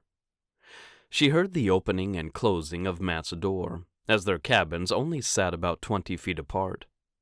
He wasn't the softest step in the West, and she heard him go down his front steps, across the grass, then the slim road between their cabins, and up her steps. She hugged her knees and said, "Bless me, Lord, to listen to him and make whatever I did wrong right." The cabins didn't have doorbells, and she didn't hear him knock, but she got up and went inside. She padded through the cabin to the front door and opened it to find him standing there, looking at her. Well, I hadn't even knocked yet. I was on the back steps, she said. I heard you come over. She indicated the cabin behind her. Do you want to go sit back there? It's nice. Okay. He stepped past her and into her cabin, which wasn't nearly as big as his. Still, the path to the back door wasn't hard to find, and he led the way. Her back porch could house a single chair, which she'd put there as soon as she could afford buying one. A set of wooden steps went down to the yard, but Matt sat on the top one, leaving just enough room for Gloria to sit beside him. She did, and he immediately took her hand into his. Sorry about tonight. Gloria had been thinking for the past 45 minutes, trying to figure out what had made him flip from his usual strong, sexy, quiet self to the barking father who wouldn't let Britt stay to help with Earl Grey. I think maybe we need to be on the same page before I tell Britt she can do things, Gloria said. I didn't realize it would be a problem to have her stay to help with Earl's after-run care. She took a moment to center her thoughts again. I actually thought it would be good for her, as part of her therapy. There's more to animals than just the fun stuff, you know? I know, Matt said, back to his quiet, calm self. She's not giving me attitude like she did in the barn, ever. I'm just learning how to take care of her and Keith and us, and it's a lot. I feel like things change constantly. I suppose they do. She said I have to let her be stronger, Matt said. She's right. Her therapist told her to tell me that, and Britt thinks I treat her like a baby. Keith was mad at me only a few minutes before you guys got back, because I was distracted worrying about you and Britt, and I didn't look at his corsage options. He sighed and looked up into the sky. I love the stars. I remember that about you. Gloria leaned into his bicep and squeezed his hand. Did you talk to Britt and Keith? Yeah, we had a little chat. He wants you to weigh in on the flowers, of course. He took out his phone. Yep, he sent me the pictures.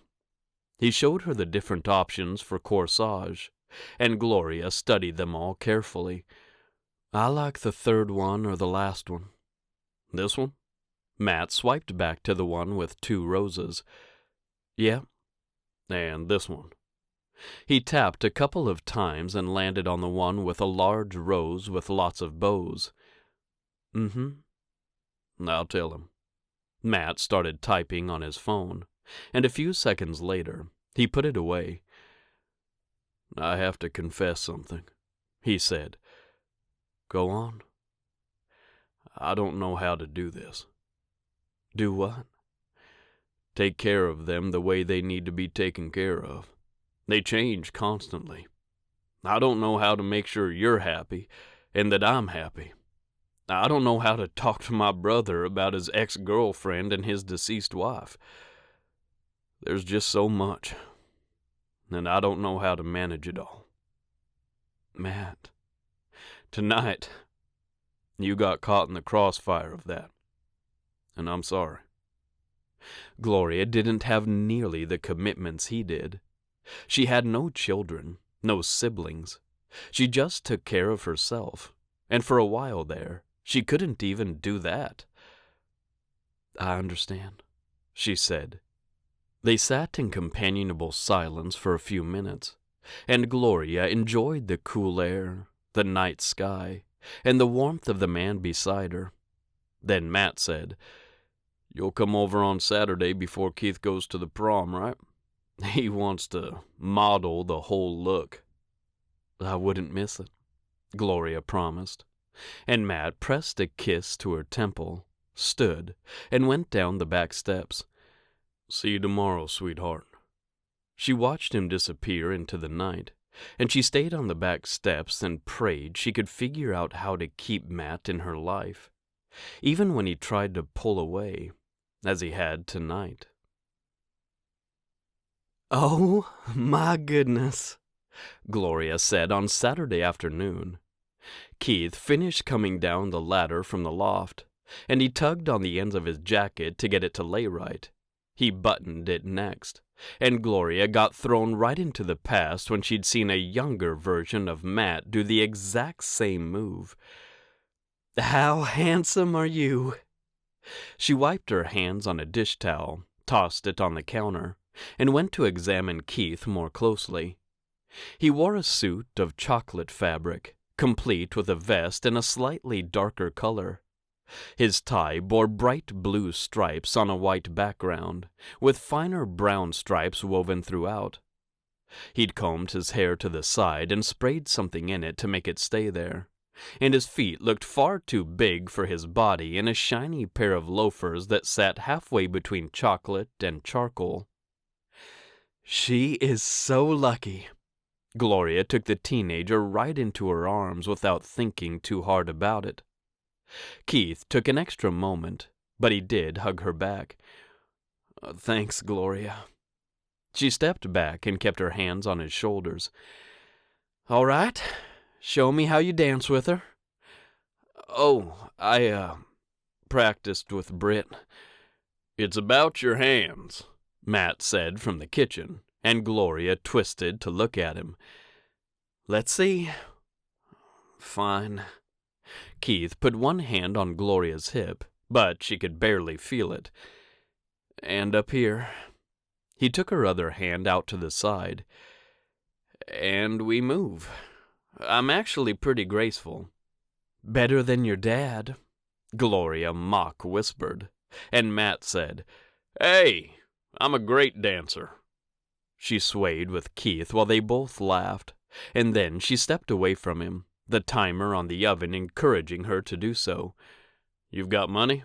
Matt asked, taking over as the responsible parent he was. "Your phone is fully charged? What's our safe word?" "Dad, I've got it all. Jordy's gonna be here any second." "Pictures," Gloria said, practically throwing the tray of muffins on the stovetop. "We have to have a picture before you go." "Cassidy's mom will take pictures," Keith said with a groan. "And we won't be there," Gloria said, wondering if anyone caught the "we" the way she did. "Come on now, it's not hard. Let's go outside where the light is better." She met Matt's eyes as she hurried past, and he grinned at her. She snapped her pictures, and Jordy pulled up in his king cab pickup a couple of seconds later, saving Keith from sheer embarrassment. Gloria could almost guarantee that Jordy's mother had taken pictures too, but she retreated back to the cabin as Matt went to talk to the other teenager about driving. When he came back inside, he was Keithless, and he sighed. "Well, he's off." "He's going to have so much fun," Gloria said. "Come on, we're having breakfast for dinner, and these blueberry muffins are to die for." Instead of coming to get a muffin, Matt picked up a roll of packing tape and started putting together a box. "I asked Elise to keep Britt tonight." Gloria turned from the muffin she'd been buttering. "You did?" "Yeah." He looked at her, abandoned the box, and came straight at her. "How about we go have a romantic evening together too, He swept her into his arms, causing a giggle to come from her mouth. "With all the teens out there on the roads, clogging up the restaurants?" Gloria held on to his strong shoulders and moved with him. He was a good dancer, and she smiled up at him and said so. Instead of responding, Matt leaned down and touched his lips to hers, and Gloria had the distinct feeling she'd go anywhere and do anything to be with this man. He kissed her sweetly, despite her attempts to speed things up a little. "We can go over to Golden," he said. "There won't be any teens there." "Giddy up, cowboy," Gloria whispered, but she guided Matt's mouth back to hers and kissed him again. Hours later, she lay on the couch with Matt's arms around her. The only light came from a couple of bulbs above the stove and the flickering TV in front of them. Matt had fallen asleep at least 20 minutes ago, but Gloria remained awake. She'd heard the slam of a truck door too, and she sat up and looked toward the front door. "Matt," she said at the same time Keith entered the cabin. His head hung down, and Gloria jumped up. "Hey," she said softly, reaching for the remote control to switch off the TV. "Are you okay?" On the couch, Matt had woken, and he yawned, complete with a terribly loud, almost yell that made Gloria frown and shake her head. But the smile on Keith's face erased all of her consternation. "Yeah," he said. "I'm great."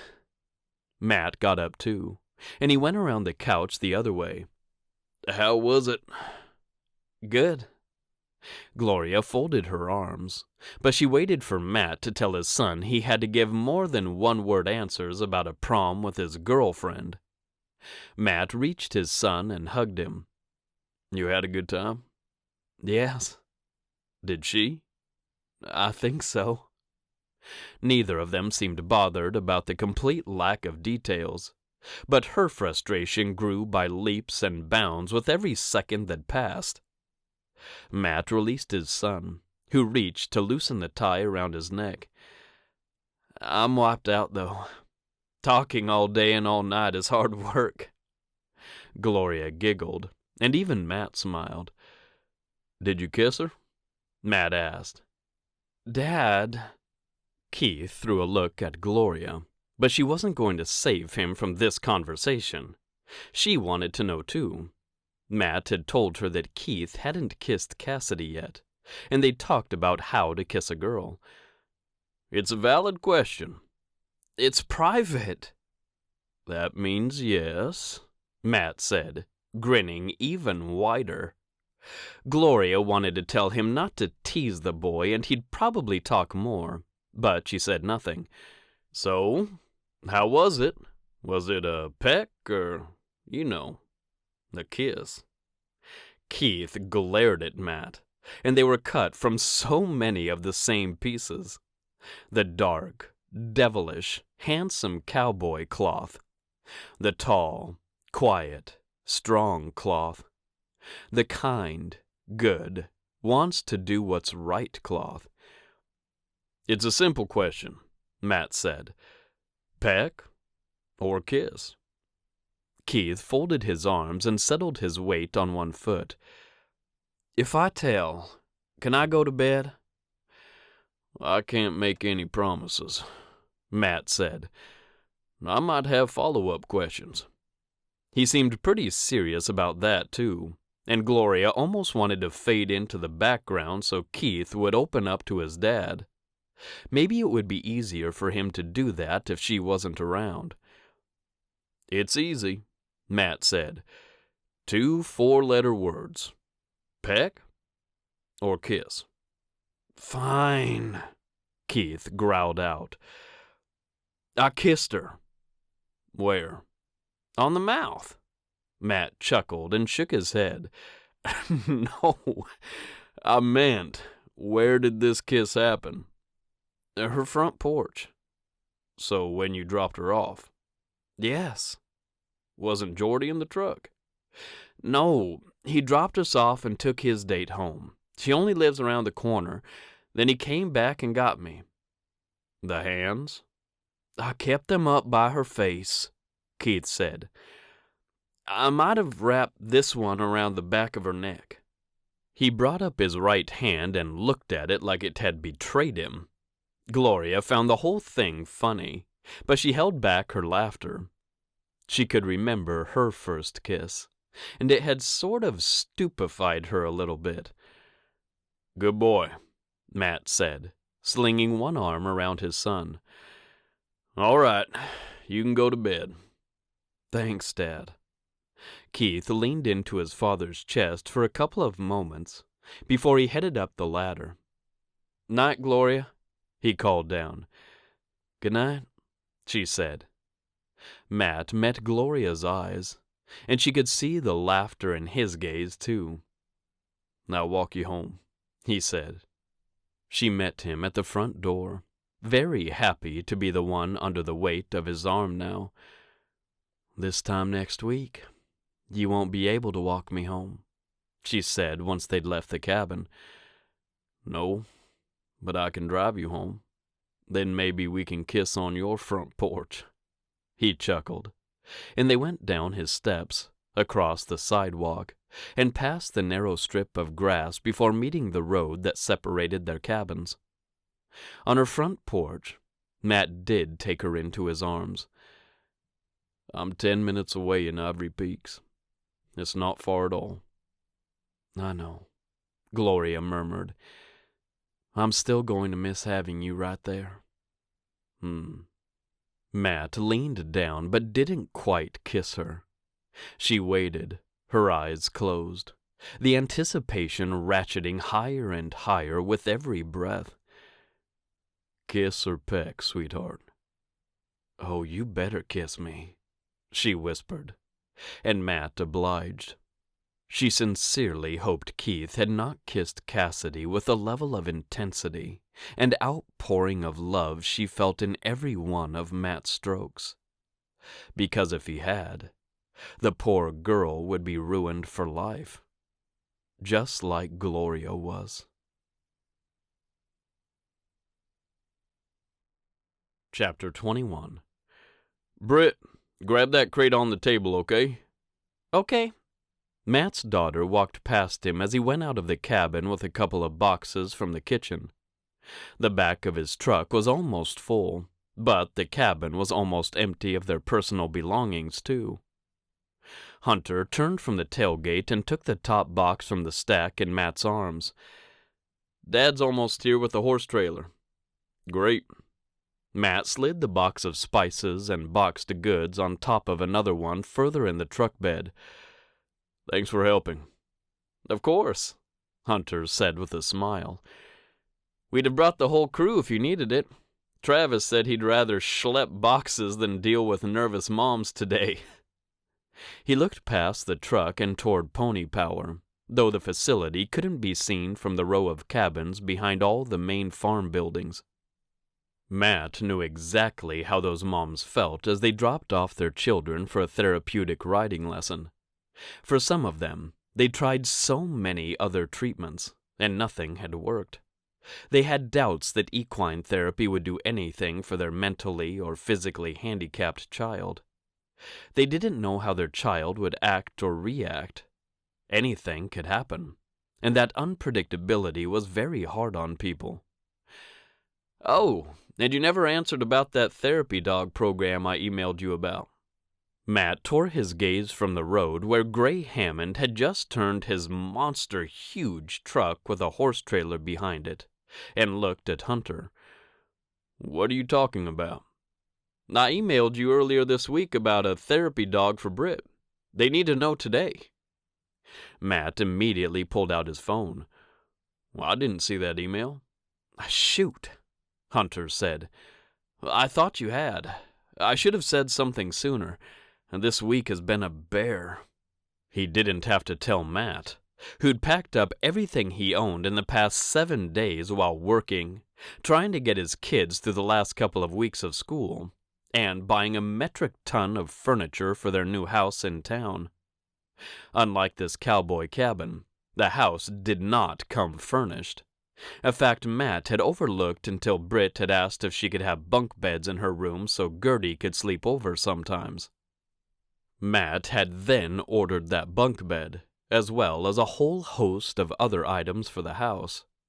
Some of it was delivered yesterday, some would be today, and a few items wouldn't be available until next week. Matt wasn't one to check his email that often, but he found the one from Hunter easily enough. He tapped and read the short note, then tapped on the website Hunter had provided. I guess they're not really therapy dogs, Hunter said. More like companion animals, but they can be trained to help if someone falls or to retrieve items if she can't get them herself.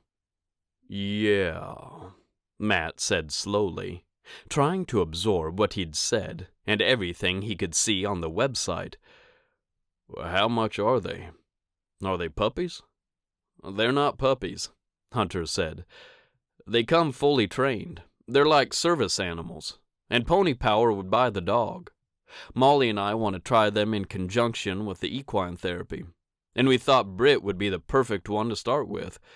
We have easy access to her, and she's here all the time anyway.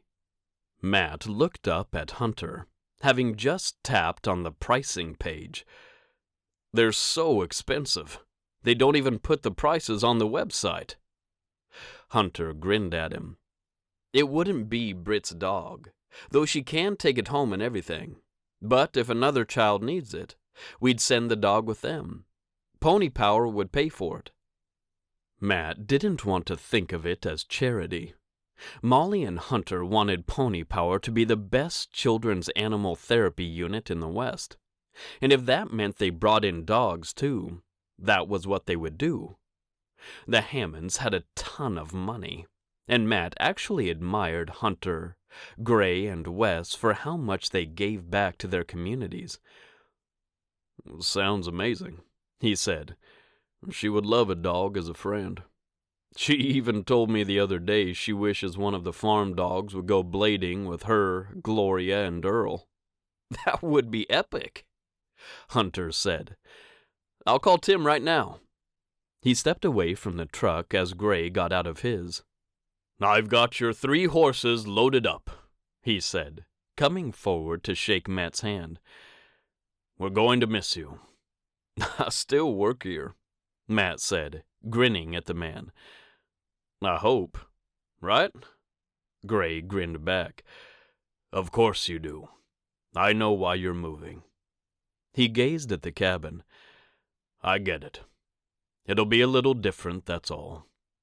Britt and Gloria arrived at the back of the truck with the crate he'd asked his daughter to get, and Gloria carrying the vacuum. "I got all the bedrooms," she said, hefting the appliance up and into the back of the truck. "Thank you," Matt said, appreciating her so much. Another change was happening between them, and he sure hoped the physical distance wouldn't create any relationship distance that he couldn't overcome. "I'll just go do one last walkthrough. Has anyone seen Keith?" "He went up into the loft to make sure the bed up there was made and ready." Gloria watched Matt as he passed, a couple of questions in her eyes. He didn't know how to answer them, so he just kept going. Inside the cabin, Matt paused. This place had no air conditioning, and it was about to get hot in Colorado. The gray brick house would keep them cool. He looked around at the couch and love seat, the television, the small dining room table where he'd fed his kids breakfasts, lunches, and dinners for almost 2 years now. "The loft is clean and ready," Keith said, jumping down the last few steps of the ladder. "Dad?" "Yeah, great, bud." He put his arm around Keith, and they looked at the cabin together. "Thanks for getting us a house, Dad," Keith said, the words almost inaudible, he spoke so quietly. "It means a lot to me." Love swelled in Matt's chest. "I know it does, and I'm happy to do it. It was never my intent for us to be boarders permanently." "Now, if we could start talking about a car." Matt flinched, surprise flowing through him, and looked at his son. "You have got to be kidding." "I'm going to be 16 this summer." He turned for the front door. "I have a ton of money. I'd love you to take me car shopping, but I can ask Gloria to do it." He walked out of the cabin, leaving Matt standing there slack-jawed. He found his wits and jumped to follow his son. "No!" he practically barked as he flew down the steps. "Don't ask her. I'll take you." Keith grinned over his shoulder, scooped Britt into his arms, which caused her to squeal, and they got in the truck. "Hurry up, Britt," Matt said a few weeks later. "Boone will beat us there if we don't get going." "Gertie texted to say they're 15 minutes out," Keith said from the front steps of the house. He stood and took Britt's hand as she came dashing outside. "Yep, let's go." Matt led the way toward the truck in the driveway. He hadn't thought living in town would be that big of a difference than living on the farm, but it was. He got home later than usual, and everything seemed just a bit harder. Keith loved it, as his friends picked him up for school and brought him home. Britt only had to ride the bus for 15 minutes before it dropped her and the younger Hammonds off at her front door. Matt had adjusted his schedule to come to the house to pick up the kids in the afternoons, instead of getting them at school. He didn't get to see Gloria as casually, as she worked at Pony Power, and he ran the farm. Moving into summer was a crazy busy time for everyone and everything at the farm, and he praised the good Lord above that both Boone and Wes were arriving that day. Once they got Boone moved in, they'd be ready for anything to happen at the Hammond family farm. At least Matt hoped so, and he'd been praying for good weather and good fortune for Boone's first summer in Colorado. "What time are we leaving tomorrow?" Keith asked. "For what?" Matt asked. "The camping trip?" Keith looked at him like he'd lost his mind. Matt startled, because maybe he had. "Oh, right. 8, I think." Keith nodded. "Hunt said he'd teach me to drive while we're up in the mountains." I don't think so, Matt said. I've already taken driver's ed, Dad. I just need the hours. Matt started the truck, but didn't put it in gear. Do you want to drive us out to the farm? Keith looked absolutely hopeful. Can I? Sure. Matt got out of the truck and switched places with his son. Dear Lord, bless us to survive this ride, he prayed as he buckled into the passenger seat. Go slow. Ask questions if you need to. Okay. Keith kneaded the wheel, and he took a few seconds to adjust the rearview mirror, his seat, and the air conditioning. He finally flipped the gear shift into reverse, looked both ways backward, and eased his foot off the brake. The truck wasn't like one the Hammonds owned, brand new, with all the bells and whistles. You've got to give it a little gas, Matt said. And the next thing he knew, the vehicle jerked backward. A little. Just a little gas. Sorry. Keith made it out onto the street, and it seemed to take 10 years to get the truck into drive and started forward. Matt told himself to be patient, and driving forward was definitely easier for Keith than backing up. He didn't drive fast, and he checked both ways after coming to a complete stop every single time. He made turns flawlessly, and he got the truck up to 40 on the way out to the farm. Nice job, son, Matt said as he turned on to the dirt road that led back behind the pines to the farm. You can pull right up to the farmhouse. Once they made it past the guardian pines, he saw Boone's truck and trailer parked in front of the main farmhouse, too. Boone's here. Sorry, Keith said. We're probably late because of me. There's no late, Matt said with a smile. We're just helping him move today. I heard Michael is staying the summer, too, Keith said. Is he? Yep, Matt said. He's staying with Chris, because Gray and Elise will take their kids to Coral Canyon after the open house for Pony Power. Matt wasn't sure how he felt about that, and he'd offered to take Michael in for the summer. Chris was 85 years old, and he didn't work the farm anymore. Gray said if it gets to be too much for his dad, he'll have Mike come stay with us. I have that bunk bed, Britt said. Matt grinned at her, bumping along between him and Keith. Baby, he's almost 14. He needs his own bedroom. Plus, he's a boy, Keith said. Girls and boys don't share bedrooms, Britt. He glanced at Matt and grinned. That's true, Matt said. Rule number 1, kids. Girls and boys don't share bedrooms until they're married. Are you gonna marry Gloria, Daddy? Britt asked. Matt choked and coughed, though he and Gloria had actually had a couple of brief conversations about marriage. I don't know, baby. Keith, you're too close on this side. Ease over to the left. Keith did as he said and brought the truck to a stop in front of the farmhouse. Looks like Wes and Mike are here too. It'll be a regular party, Matt said, already dreading going inside the farmhouse. He wasn't sure why. He hadn't seen Gloria outside of work for a couple of days, and he itched to be alone with her.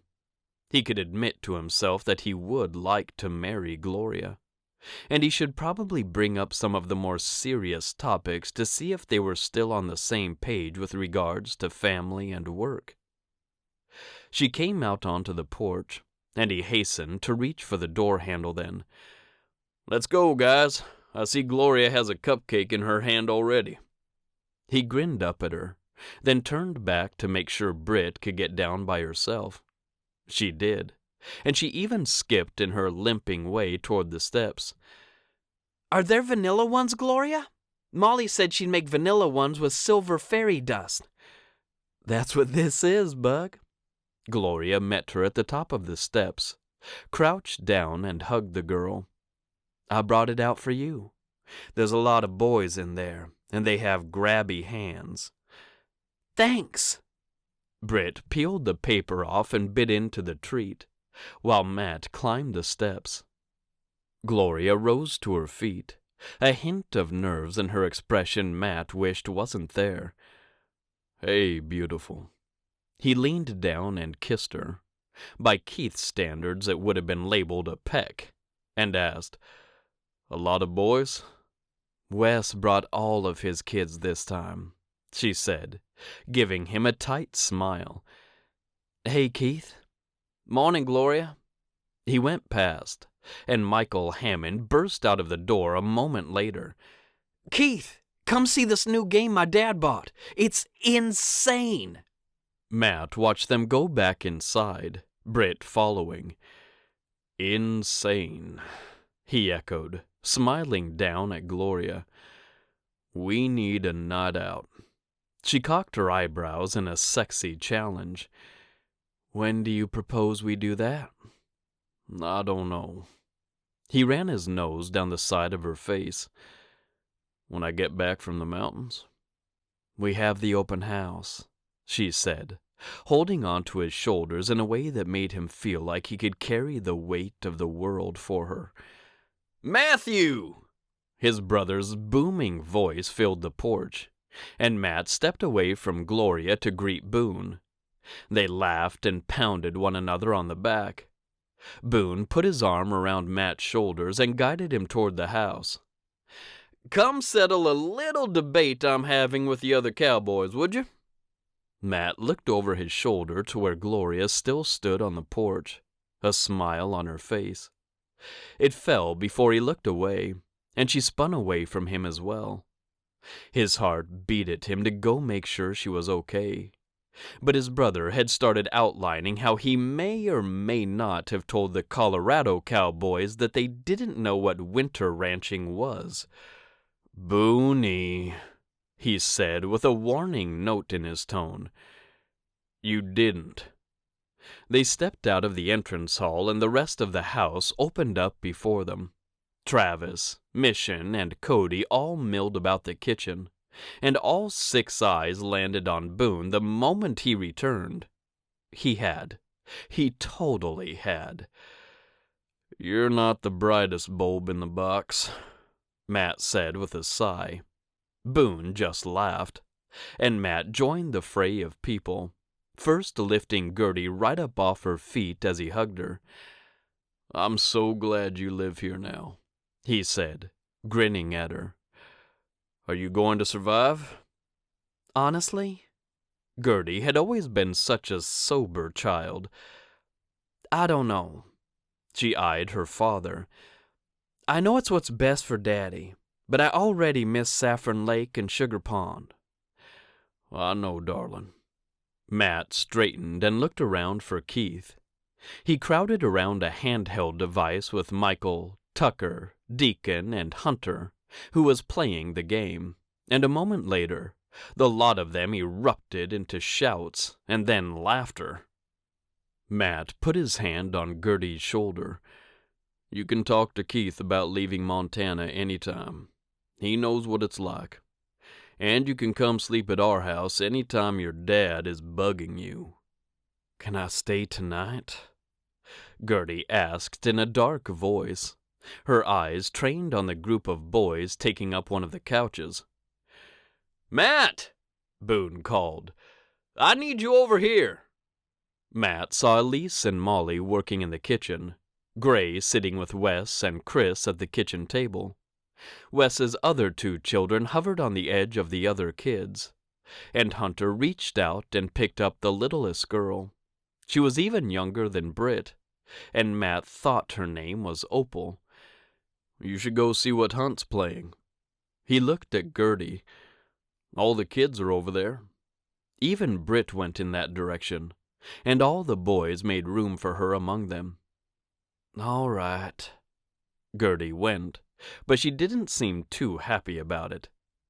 She approached Keith and Michael, who both hung over the back of the couch, and they both looked at her as she arrived. Keith gave her a quick hug, and Michael sure looked like he wanted to do the same thing. Matt sucked in a breath when he saw Michael's hand brush Gertie's, and the secret look they shared. Oh, that was trouble with a capital T.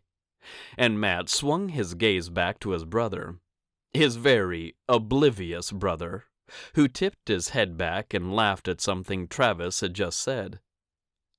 Matt looked over his shoulder to find Gloria, but she hadn't come in yet. He retreated back to the front porch, but she wasn't there either. In the distance, he saw her walking toward the barn, and he frowned. She'd left the party? Why had she left? He pulled out his phone to text her, but noise came at him like a tidal wave. "All right, boys," Gray said, the loudest voice among them. "Let's get these guys moved in. The sooner we finish that, the sooner we can eat lunch." Chapter 22. Gloria parked her truck in front of the simple front for Pony Power and got out. People checked in at a desk inside the front barn, but today it had been moved outside. 2 6-foot tables flanked it, and Gloria took one of the bags of plastic cups to the end one. She set it beside the 25-gallon cooler that Hunter had filled with water before she'd left to get the paper goods. "All right," Molly said, joining her with a stack of paper plates. She started unwrapping the plates and setting them on the table. Gloria did the same with the cups, removing them from their outer plastic layer. "We've got the cookies, the punch, the plates, cups, and napkins." Molly twisted and looked down the road toward the farmhouse. "Now we just need the men to come get the horses out." "Well, I can start on that once we're done here," Gloria said with a smile. Molly and Hunter had been advertising the open house at Pony Power for a solid month, and they both felt confident that a lot of people would show up. Some of their current clients were coming, and all of their counselors and staff should be here already. For some reason, Gloria was as nervous about the open house as Molly seemed to be, and they both took an identical breath at the same time. She met Molly's eyes, and they laughed together. "It's going to be great," Gloria said, though she wasn't sure if she was trying to reassure herself or Molly. "We have everything in place, and everyone knows all the answers to any questions someone could ask." Molly tucked her arm through Gloria's. "You're right, of course. Not only all of that, but we have the best horse trainer in the world." Gloria grinned into the morning sunshine. "Well, I'm sure that's not true," she said. "If it were, surely she wouldn't be working at a small farm in Colorado, but training the best racehorses in the world." At the same time, Gloria didn't want to train racehorses. She didn't want to be doing anything but what she currently did. "The horses are ready," she said, "because of Hunt's overbuying tendencies, and your ability to find quality counselors. We can take on about 15 more clients." "And what do you think? Do you think we can get them?" Molly wore her worry right on her eyebrows. "I don't know," Gloria said, unlacing her arm and moving to put another stack of cups on the table on the opposite side of the desk. This cooler down here had been marked Cherry Fruit Punch in messy cowboy handwriting, and Gloria smiled at it. "Here's the real question, Molly," she said, turning back to her friend. "Why do you want it to operate at full capacity?" "Because She sighed and reached up to tighten her ponytail. Gloria loved Molly like a sister, though she had 3 of her own. Gloria didn't have any, and Molly had been nothing but kind to her from the moment they'd met. Last summer, they'd spent so much time eating lunch with Matt and Chris, and Gloria had been there, stuffed in the pantry with Matt, when Hunter had proposed to her. I quit my teaching job, Molly said. I wanted to be for something. I want to be busy here. You are busy here, Gloria said. You come every day, and you manage to find things to do, don't you? Yes, Molly said, sighing. I don't know. Hunt and I aren't going to have kids for a while, and I just found out my sister's pregnant, and I just want my life to mean something too. Gloria approached Molly, trying to tame her surprise. Molly, your life means a lot. It means a lot to me. Without you in this facility, I wouldn't have a job. She swallowed, so many words teeming beneath her tongue.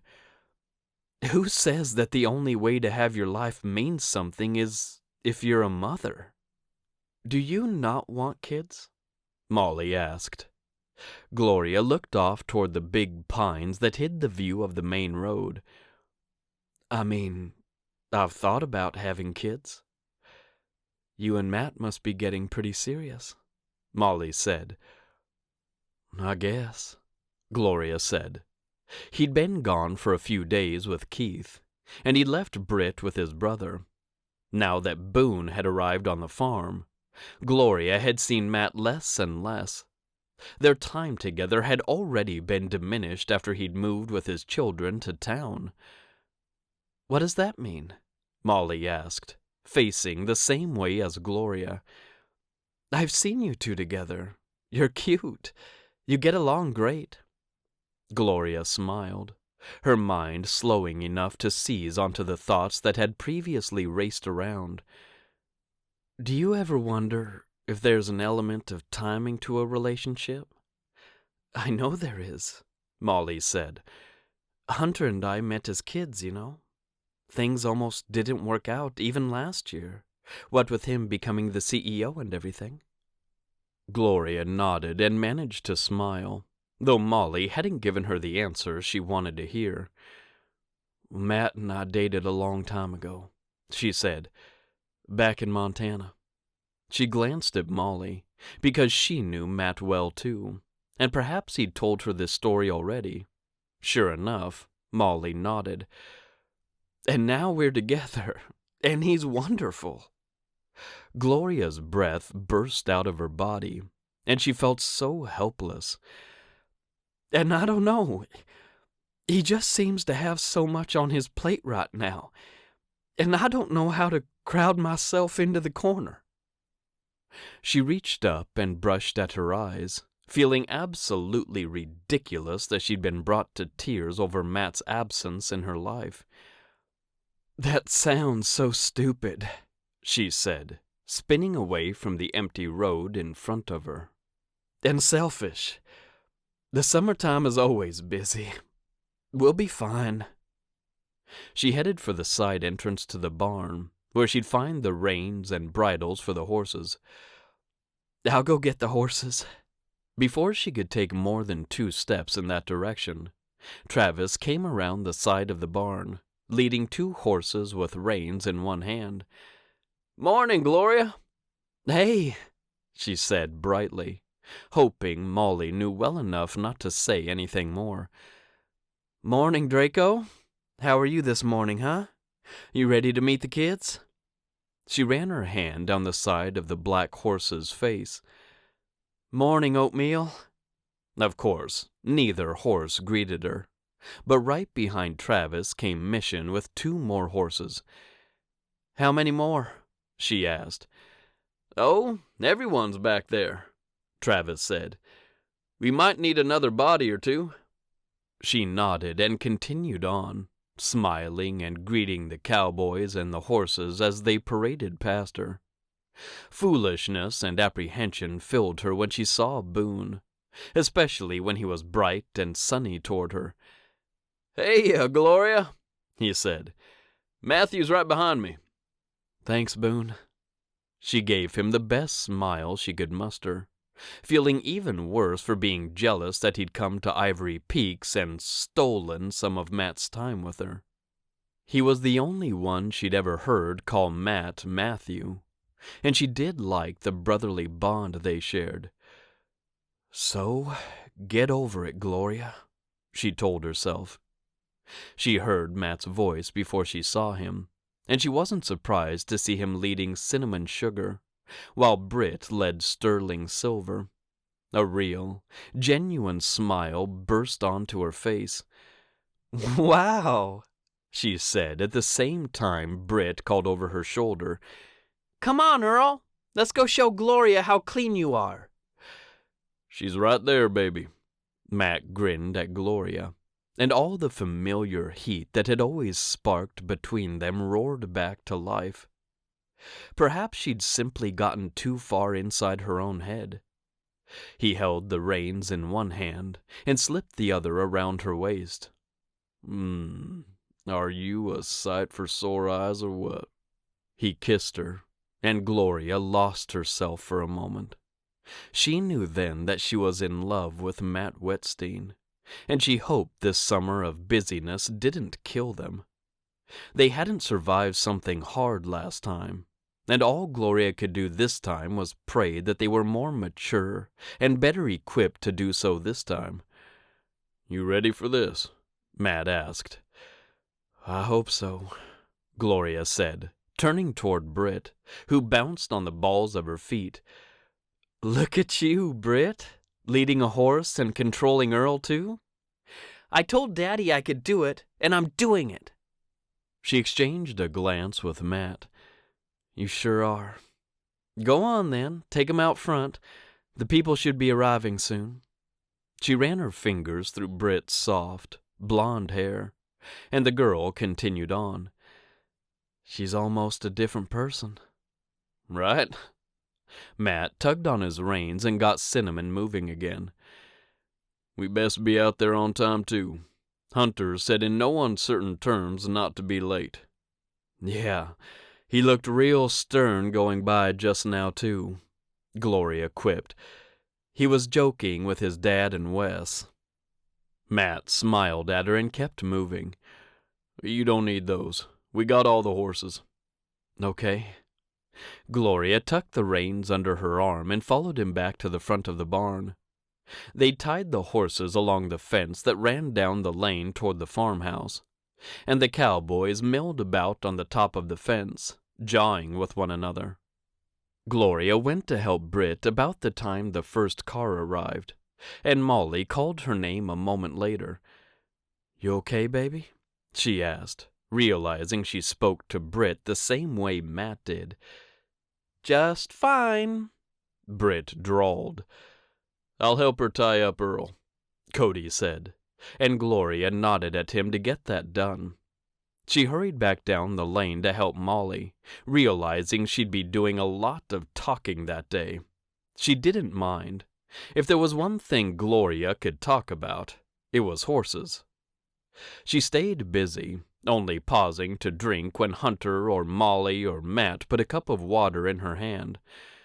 "It's once a week for $85, yes," she said, looking up at the parents of a boy who'd been born with cerebral palsy. "That includes a 30-minute equine lesson and 30 minutes with a trained psychologist."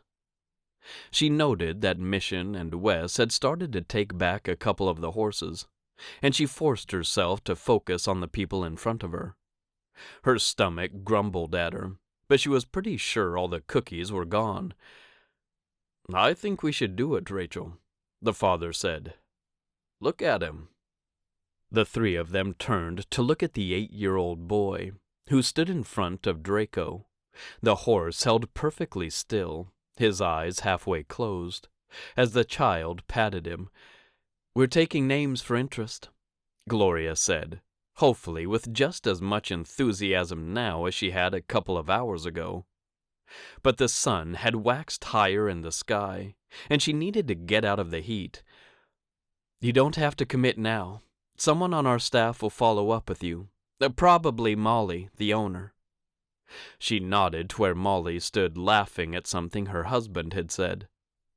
Time froze in that moment, and Gloria saw that even people who appeared to have it all on the outside could still hurt on the inside. They could paint over their doubts and their cares with smiles and laughter, but that didn't make them go away. The world spun forward again, and Gloria blinked her way back to the clipboard so she could take down the couple's name, email address, and phone number. They called to their son, and together they headed for their car. Gloria glanced around, didn't see anyone else to talk to, and made a beeline toward the barn. Inside, she breathed in the cooler air and wished she had someone to make sure she drank. Her head spun for a moment, because she needed to eat, and she pulled out her phone to text Matt. "Lunch? Me and you?" He didn't answer right away, and Gloria heard voices going past the barn, causing a real ruckus. Cowboys had never been known for being quiet when they got together, and Gloria didn't usually mind. Today, however, after the busyness of the open house, she wanted an escape. Somewhere with air conditioning, somewhere with good food, somewhere with someone to take care of her for just an hour, before they both had to get back to work. "Gloria!" Molly said, and she turned toward the other woman. She giggled and shrieked and danced over to her. "That was so great! Thank you so much. I know you didn't anticipate being the voice of pony power, but you did so amazing." Gloria hugged her, smiling and letting herself giggle too. "You're coming back to the house for lunch, right?" she asked, linking her arm through Gloria's. She saw her quiet escape into cool darkness, with delicious food and a handsome cowboy, go right up in smoke. "I don't know," she said with a moan. "I might just want some peace and quiet after that." "It was intense, wasn't it?" Molly didn't seem affected by it at all. "Reminded me of parent-teacher conferences. Such a rush." She headed for the door. "Come if you can, Gloria. You're a superstar, and all the cowboys will fall over themselves to take care of you." Gloria just shook her head and smiled. Molly walked out, and Gloria walked toward the back of the barn. She sighed, trying to decide what to do. She'd left the farmhouse a few days ago once everyone had arrived, because the pulsating energy of it had been too much for her. She was an only child, used to being by herself and doing things alone. The Hammonds didn't understand the meaning of the word alone or solitary, though Hunter did like a quiet evening with his crossword puzzles sometimes. With Wes here, and Boone, Gloria wasn't sure she fit as easily as she did in a smaller group. Her phone chimed, and she tugged it from her pocket. "Lunch is at the farmhouse, remember?" Matt had added an emoji with crazy eyes. "You were so busy during the open house. Come and I'll get you whatever you want. Elise has that almond punch you love so much." The thought of Matt and almond punch had Gloria turning and leaving the barn, her destination down the road at the farmhouse. She didn't respond to Matt, and about halfway there, he came out onto the front porch, obviously looking for her.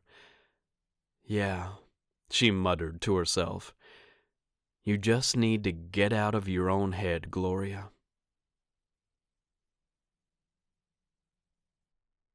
Chapter 23. Matt laughed as the golden retriever ran after his giggling daughter. She stumbled, and he knew she was going down before she fell. He didn't immediately run to her aid, as he would have in the past. Tonight, he sat on the steps and watched Pearl, her new therapy dog, lick her face, nudge her with her doggy head, and give Britt something solid to hold on to while she got back to her feet. Her face shone with radiance, and she said, "Did you see that, Daddy? She is so much fun." She came back toward Matt, who nodded. "I saw it, baby." Britt sighed as she sat on the steps beside him. When is the pizza gonna be here? Matt looked down the street. When Boone gets it and shows up. I'm so hungry.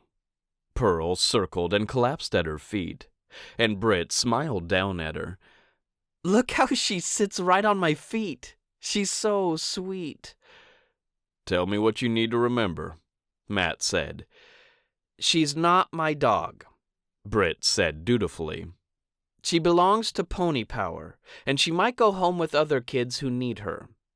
Matt lifted his arm and put it around his daughter. Good girl. A tan truck turned the corner and came their way cautiously, and Matt got to his feet. Dear Lord, he let Keith drive. His son was actually a decent driver, and Matt had been letting him get behind the wheel every afternoon and evening to first go back to the ranch and then drive them home again. He needed time and experience behind the wheel, and when he turned 16 at the end of the summer, he'd be ready to drive himself places. A sliver of excitement stole through Matt at the idea of Keith waiting for Britt to get out of school, and then being able to drive them both out to the farm. Matt's day wouldn't be interrupted at all.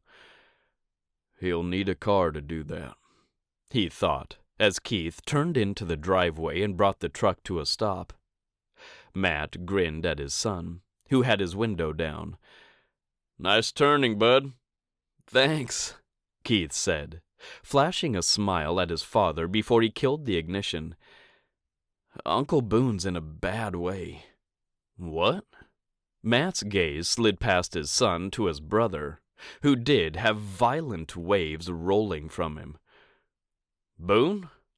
Hurry up, Gertie, he barked at his daughter, though she'd already unbuckled and started to open the back door.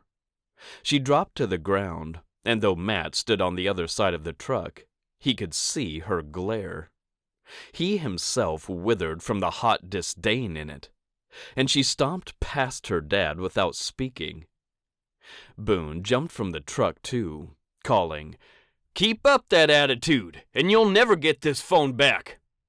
Matt tried to see her reaction, but she marched past him without giving him much of a glimpse. He backed up as Keith got out of the truck, and the two of them gathered the pizza boxes from the back seat. I'll take 'em, Keith said when Matt didn't move to go into the house. He passed the food to his son and stood at the front of the truck as Keith herded the girls, humans and dogs alike, into the house. Boone? Matt didn't need to say more. Boone's laser gaze switched from Gertie to him. He visibly relaxed, but when he held up a shiny, purple phone, his knuckles were white. She's texting Michael day and night. They're more than friends. Matt swallowed, not sure how to address this with his brother. Oh, what does that mean, more than friends? What do you think it means? Boone growled. You're more than friends with Gloria. They're like kissing or just hanging out, kid stuff. He shoved her phone in his back pocket and hung his head. I don't think they've kissed. Okay. She's 12, Boone said, as if Matt didn't know. Well, I mean, she'll be 13 in a couple of weeks. Not helping. Boone glared at him, smashed his hand down on his cowboy hat, and started toward the door. It's fine.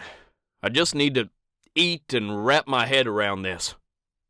Boone was still trying to wrap his head around moving to Colorado, and he'd been here for 2 weeks. He was still trying to wrap his head around his ex-girlfriend cheating on him, and he'd known about that for 6 weeks.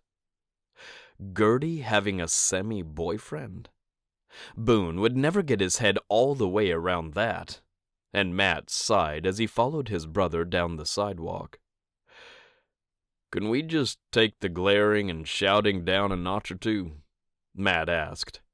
I gave up the chance to take Gloria to dinner to spend time with my family. I didn't ask you to do that, Boone snapped. which was technically true. But Matt didn't need Boone to ask him to spend time with him. Matt simply knew his brother needed as much support as he could get right now. He'd invited Gloria to come have pizza with them, but she'd said she didn't want to intrude on his family night. He'd argued that if they'd lived right next door to one another, she'd have come. She hadn't argued back the point. In fact, she'd gone silent after that, which had only told him how right he was. He didn't need or even want to be right. He wanted to enjoy his evening with his kids and his brother and niece. But as Boone dang near ripped off the front door to go inside, Matt didn't think that was going to happen. His time with Gloria had dwindled and dwindled over the past month or so, and Matt looked up at the roof over the porch. He'd wanted to move here. His son had needed it. But the physical distance between him and Gloria had amplified into more than that. It had created some relationship distance he was still figuring out how to bridge. "Look, Daddy," Britt called from further inside the house. "Pearl can sit up like a bear." He found her holding out a piece of pepperoni, and the golden retriever balanced on her hind legs, her front paws in front of her, bent down like a T-Rex.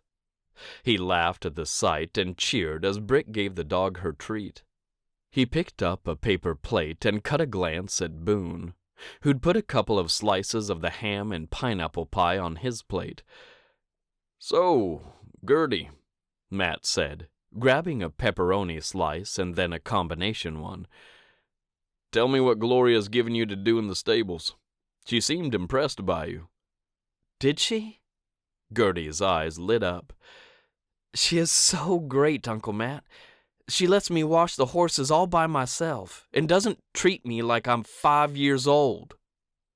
She threw a sour look at her father, who only cocked his eyebrow and then took another bite of his pizza, silent. Oh, this wasn't going to end well for either one of them. She was so much like Boone, just with his wife's physical features, and Matt could practically feel the simmer start between them. By the time they got home, it would be a full boil, and they'd argue before he finally sent her to bed. "Can I sleep over here tonight?" Gertie asked, looking at Britt and then Matt. He immediately cut a look toward Boone. "We have harvest at 5 in the morning," he said. "That's not going to work." "Keith will bring me out," Gertie said, meeting his cousin's eye. "He's going. Right, Keith?" "I was gonna go, Uncle Boone," Keith said almost under his breath. "You don't have pajamas," Boone said. "Yes, I do," Gertie said. "Britt let me put some in her dresser so I could stay over any time." Matt wanted to tell them both to stop it. Just let things go and get along. In a year, this wouldn't even matter. Heck, next week this wouldn't matter. Gertie would get her phone back, and she'd have a little first crush thing with Michael Hammond. And come autumn, he'd return to Wyoming and she'd start 8th grade, meet someone else and fall madly in love with them. "I have to be there too," Matt said. "Not to sway you one way or the other." He met his brother's eye, silently adding, "Let her stay. It'll be good for both of you to have some separation." Boone seemed to get the message, because he nodded. "Fine. You do everything Uncle Matt says. You don't have a phone, so I'll have to rely on him for a report." "Yes, sir," Gertie said, and she might as well have saluted him for how mocking her voice sounded. Matt looked at Keith, who wore a horrified look on his face, and then Britt, who finally seemed to realize that everything at the table wasn't hunky-dory. "Gertie," she said, "are you mad at Uncle Boone?" "Yes," Gertie said simply. "You should go play with Pearl," Britt said. "Come on, let's take our pizza outside. She can make you feel so much better." She collected her plate and started to get off her chair. She couldn't really do it and ended up crashing into the table.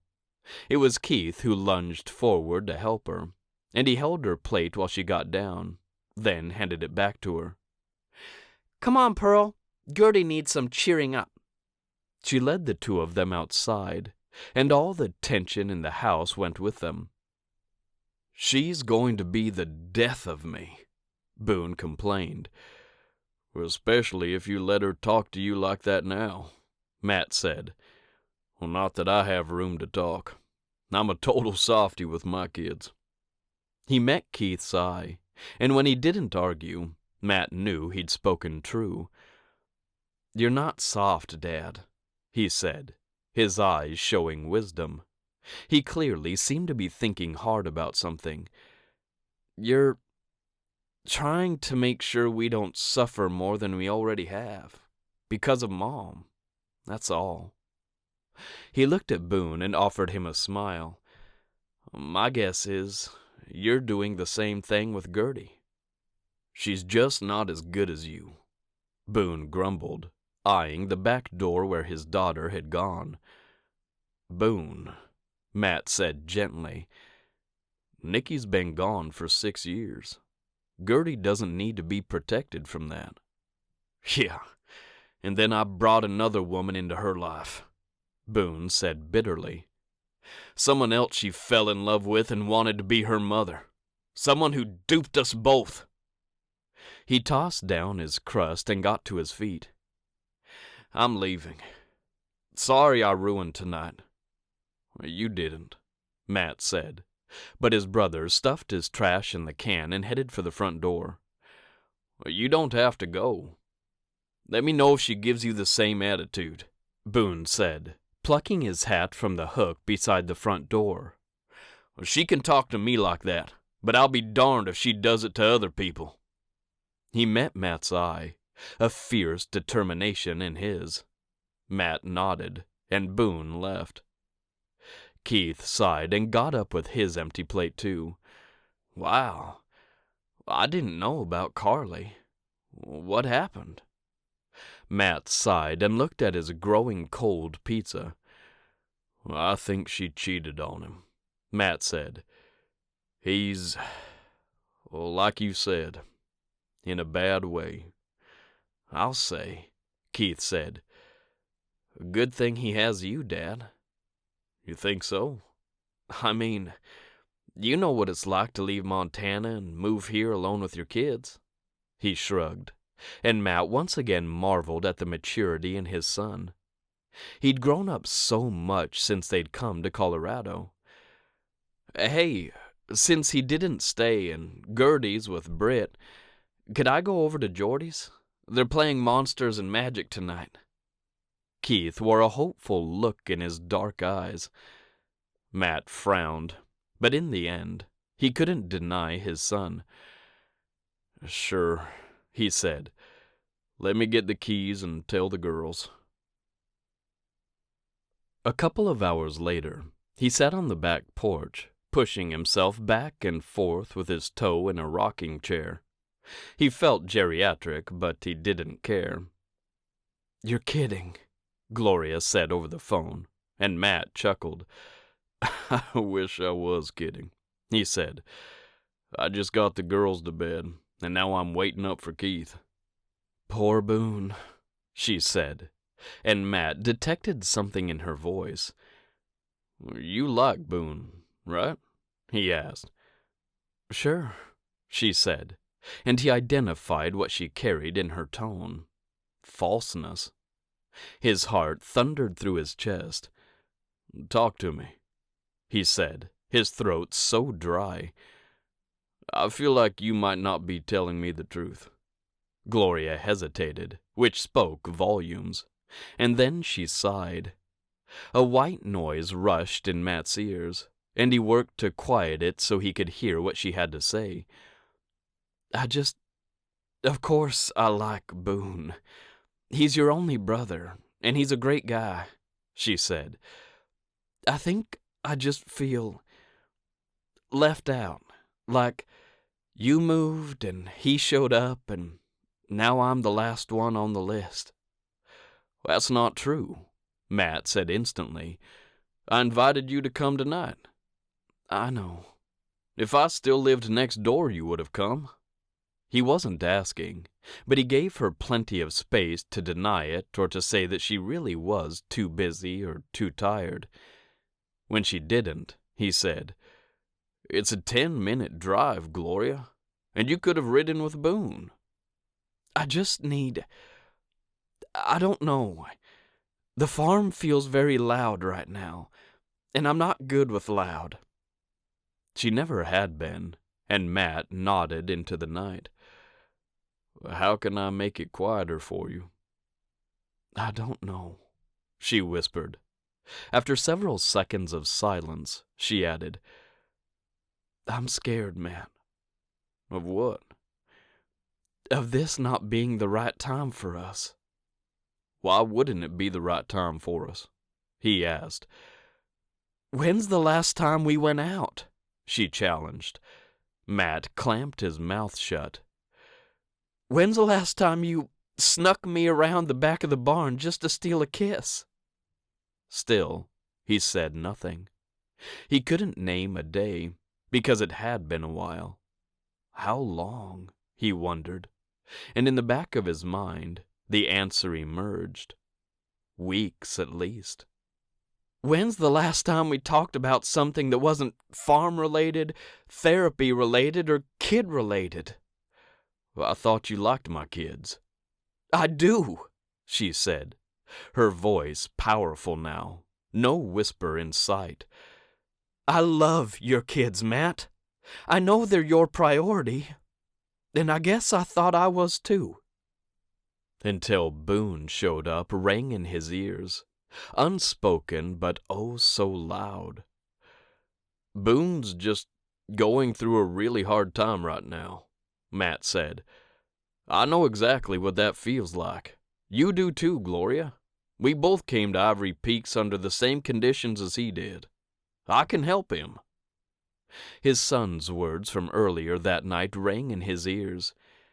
Good thing he has you, Dad. He'd wished and prayed for someone to help him when he'd come to Ivory Peaks.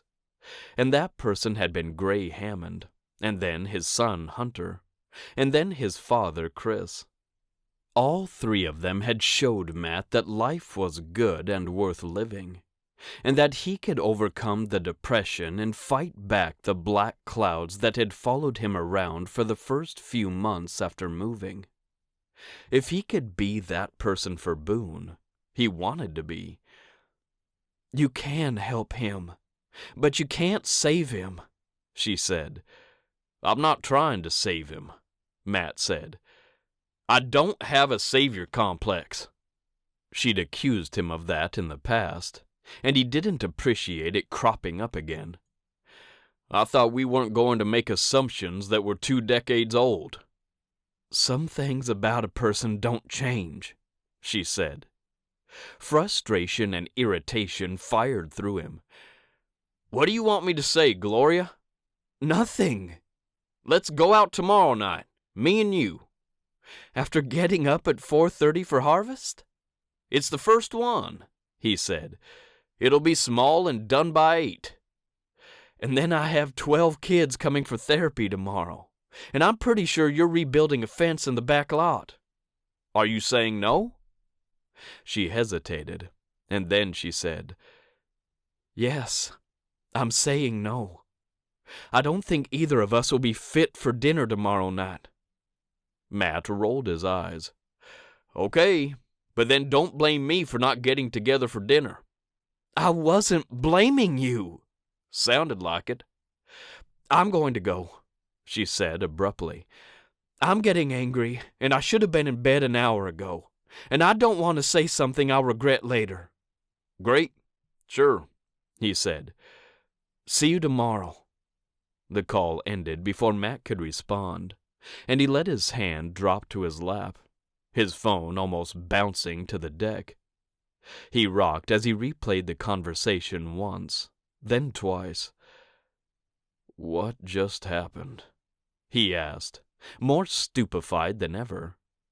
When he realized it was 10 o'clock and Keith wasn't home yet, he dialed his son, a yawn pulling through the back of his throat. "I'm on my way, I swear," Keith said, sounding breathless.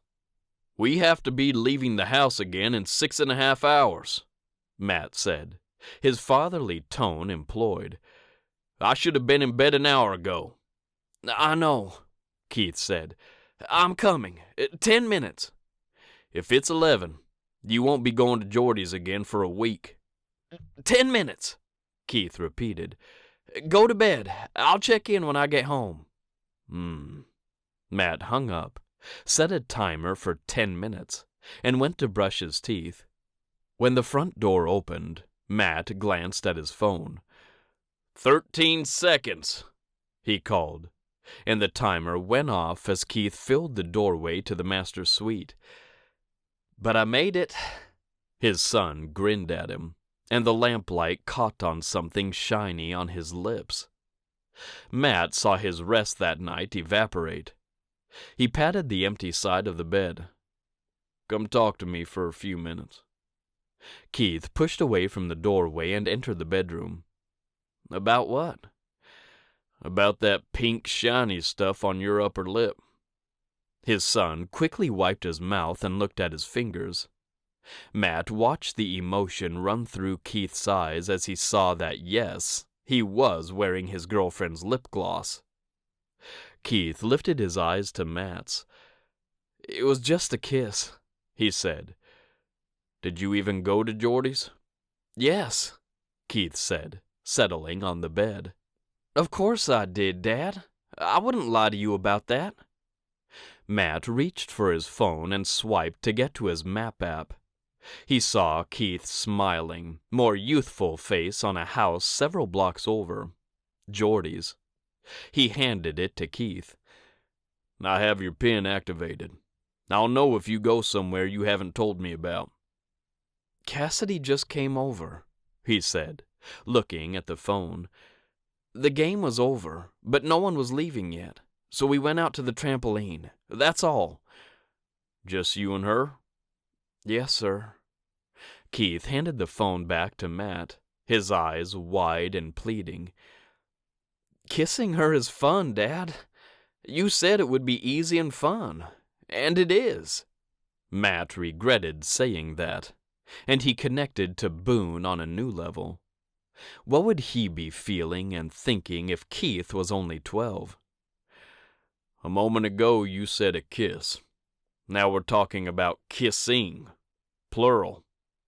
"I mean, it was more than one," Keith said. Matt's mind could conjure up all kinds of things that two teenagers could do on a trampoline, in the dark, without anyone watching. "And the hands?"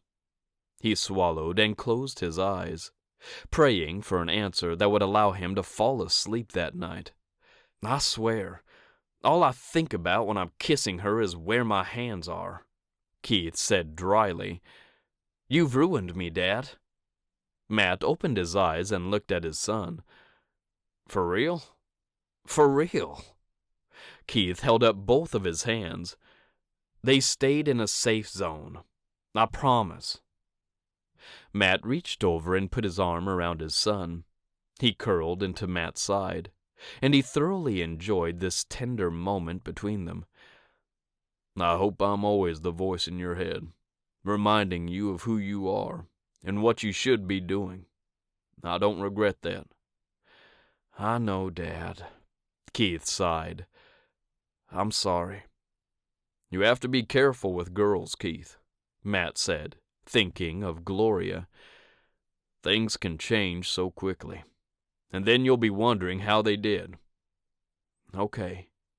Keith scooted to the edge of the bed and got up. "We have to get up early. I can go to bed now?" "Yes, go." Matt smiled his son out of the room, then switched off his lamp. He settled down to sleep, but his mind switched back and forth between concern for his son and worry that he'd messed up with Gloria. "Help me to fix it in the morning," he prayed. Chapter 24. Dirt covered Boone from head to toe. All he wanted was a big basin of cold water, ice-cold water.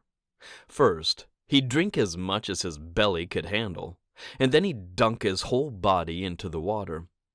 He reached for the door handle of the stable, pausing when he heard a salty voice come from inside.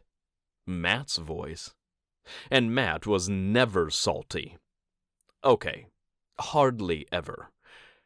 "I don't know what you want from me," he said, and Boone left the door open a few inches and pressed his back against the brown-painted wood.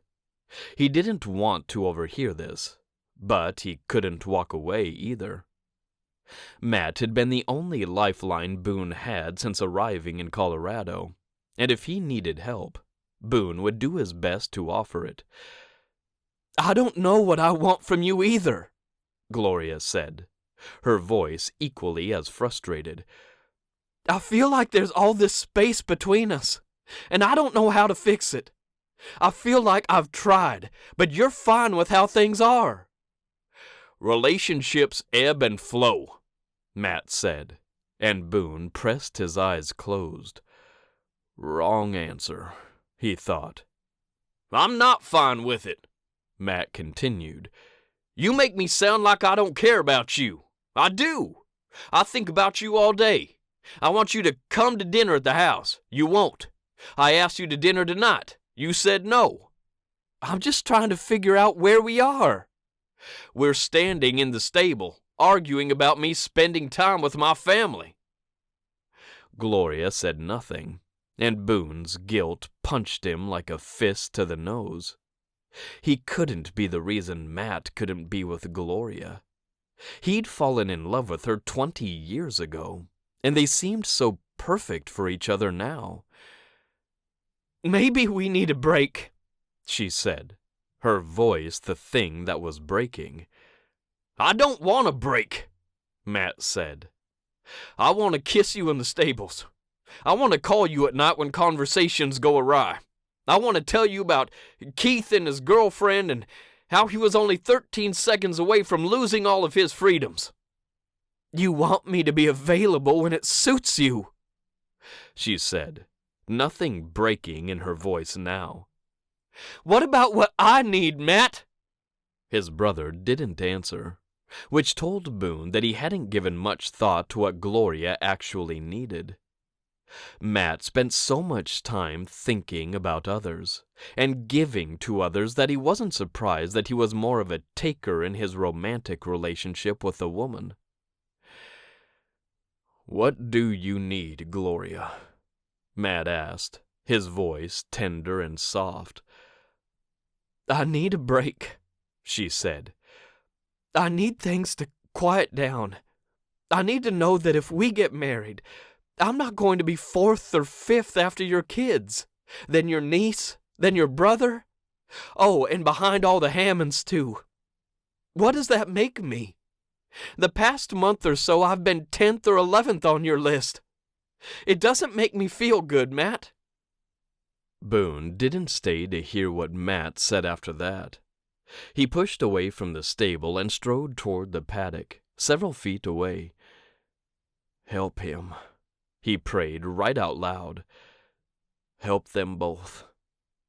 In Boone's eyes, Matt and Gloria were perfect for each other. He'd seen the way his brother looked at that woman, and the way she watched him.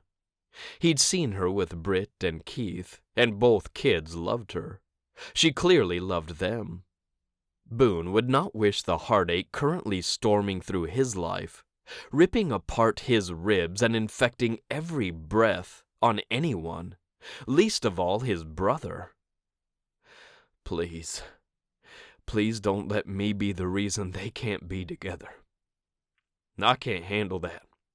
Not with everything else."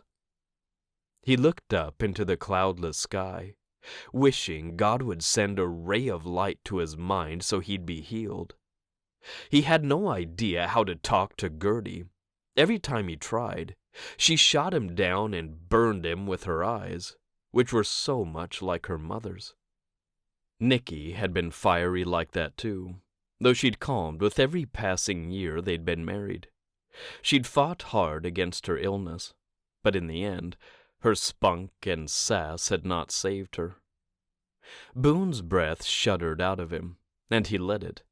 He didn't even try to strengthen his resolve or his determination not to break down. If he let himself keep going, he'd spiral right into a sobbing mess. He felt it coming on. Thankfully, behind him, a door slammed, and Boone spun that way. The problem was, he saw Matt striding away from the stable in the same manner Boone just had. Angry, defeated, desperate. He had the very real feeling his brother and Gloria had just broken up, and as she exploded out of the front of the stable, Boone got confirmation of that. "Dear Lord," he whispered, "lead me, guide me, help me help them both." He didn't know what to do, or what to say. The Lord didn't lead him or guide him, and Boone ended up simply standing beside the paddock until Travis happened by, and then they went into the stable to wash up together. Boone's skin itched, and he rubbed his hands together while he waited for Gloria to unclip the papers from her board. "Here you go," she said, smiling at him. She'd been as professional as ever the past couple of weeks, like nothing had changed in her life at all. Boone knew better. He'd been with his brother often, and Matt was definitely not okay. Boone didn't know what to say to him. He and Matt had always sort of suffered in their own way, only coming to each other once they saw a light at the end of the tunnel. Boone wondered if, this time, he should switch on a floodlight and start waving to Matt. "And it just goes to Cosette," Boone said, looking at the invoice. "Yes," Gloria said, her attention getting diverted to another child who'd just arrived. "She knows what it's for. Thanks, Boone." She walked away, greeting the child with enthusiasm and smiles. Boone wondered what her life looked like behind closed doors, and how tired pretending made her. He opened his mouth to say something, thought better of it, and spun away from Gloria. "Not your business," he told himself. Cosette worked out of an office in the big, red barn with neatly painted white trim. Once Boone dropped off this paperwork, he'd go collect Gertie from the stables, where she worked with the horses in the mornings, and together they'd go find Matt. Matt usually went to Chris Hammond's for lunch, where he made the meal for the older gentleman. Boone and Gertie had been tagging along with Matt and his kids so far this summer. In fact, Boone felt like he'd been tagging along after his older brother his whole life. Moving to Ivory Peaks was just another example. So far, in Boone's opinion, life here was better than it would have been in Montana. Even with Gertie's attitude, even with her insane statements about how much she liked Michael, and it was perfectly normal for a 12-year-old girl to like a 13-year-old boy. Boone supposed it was normal, but he'd bucked against the idea so hard. It had taken Matt to calm him down and remind him of the first girl he'd ever had a crush on. Boone had been 11. He scratched his hand again, wondering if he'd gotten into something that morning while checking the pastures where the therapy horses who weren't working today got to graze and roam. It sure felt like he had, and he couldn't wait to wash his hands and switch roles from pony power over to the main farm. Gertie and Britt would go back to his cabin for the afternoon, and he'd probably find the two of them at the main farmhouse with Molly Hammond that evening. Gray and Elise had taken their younger kids to Coral Canyon, immediately following the open house, and Hunter and Molly now lived on site. Boone found their movements in life fascinating. He'd lived at Saffron Lake for so long, never wanting to go anywhere else. He still didn't really want to leave that patch of land behind, and he hadn't listed it for sale yet. "Howdy, Boone," Travis said, and Boone looked up from the ground. "Howdy, Trav." He nodded at him, his gaze sliding to the teenager next to him. "Mike?" "Sir?" Michael Hammond didn't look nervous or afraid of Boone, but ever since Boone had laid down the law about where he and Gertie could go, and when, and if they should really be alone together or not, Michael hadn't called him anything but Sir. Boone supposed he didn't mind the formality. It showed respect, and he'd give Michael credit for that. "You coming to the hot dog roast tonight?" Travis asked, turning to walk backward as they passed. "Wouldn't miss it," Boone said over his shoulder, though the idea of going and socializing made him sigh in exhaustion. The work on the farm in the summer started early and went all day. About the only thing a cowboy could rely on was a slow, hot evening on the back porch, a guitar in his hand, and the promise of cooler mountain air that night. Boone loved summertime, that was for sure, and he did like a good weenie roast. Gertie would love it, and Boone wanted her to spend time with Matt's kids. And Michael, under his supervision. And he couldn't keep her cooped up at home because he didn't want to talk to anyone. He pulled open the main door of the barn, where all the parents and children came when they first checked in for their therapy sessions. He went past the desk there, where a woman named Danny sat. "Hey, Boone," she said, without looking up from her novel. "Howdy, Danny. Is Cosette in her office?" "Should be." He kept going into the barn and made the first right. The door to the executive administrator's office sat open, with lilting, flowery music filling the air. "Cosette?" he asked, knocking on the door frame. She looked up from her work, her eyes the color of a grassy meadow on the side of a hill in Montana. Boone found her extremely pretty. If pressed into a corner, he might even admit he was attracted to her. At the same time, he wasn't ready to be in a relationship right now, and he had serious doubts that he ever would be again. Likewise, Cosette always seemed as jumpy as a drop of water on a hot skillet when Boone was around, and she got to her feet today, her nerves plain. "Gloria sent this over for you," he said, stepping into the office, and then extending his arm as far as possible while he leaned forward. Doing that, he could drop the paper onto her desk and stay as far from Cosette as he could. That seemed to be what she wanted, him as far from her as possible.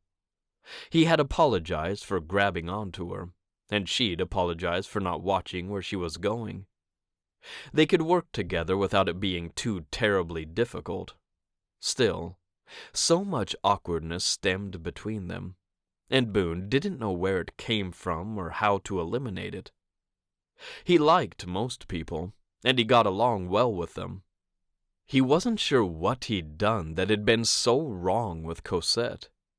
He just hadn't wanted her to fall, or for him to be plowed over. Rascal. He wasn't a rascal. He knew that. "What is it?" Cosette reached for the paper as it fluttered to the desktop. Gloria said you'd know what it was," Boone said. "I didn't look at it."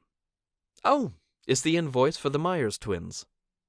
She glanced up, something softening in those eyes. Some of the tension bled away. "Thanks, Boone." He reached up and touched the brim of his cowboy hat. "Ma'am?" He turned to leave the office, glad this interaction had gone well. He'd strung several of them together over the past couple of weeks, and he hoped that first experience with her would soon fade in her memory. Why?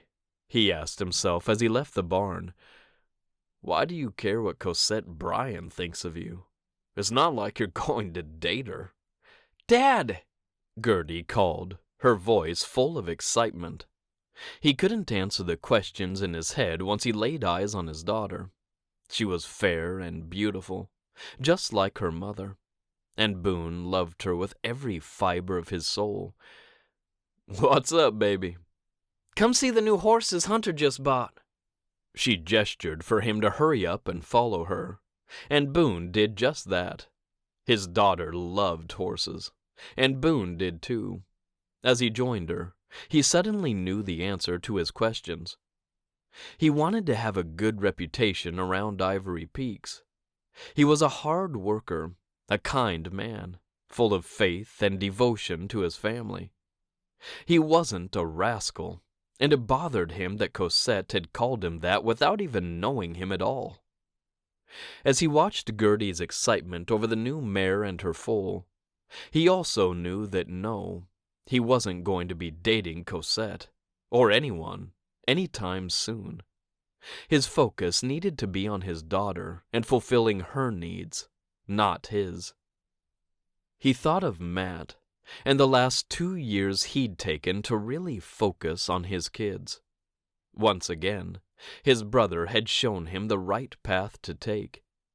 And as Boone settled his foot on the bottom rung of the fence separating him from the new horses, a sense of peace and happiness came over him.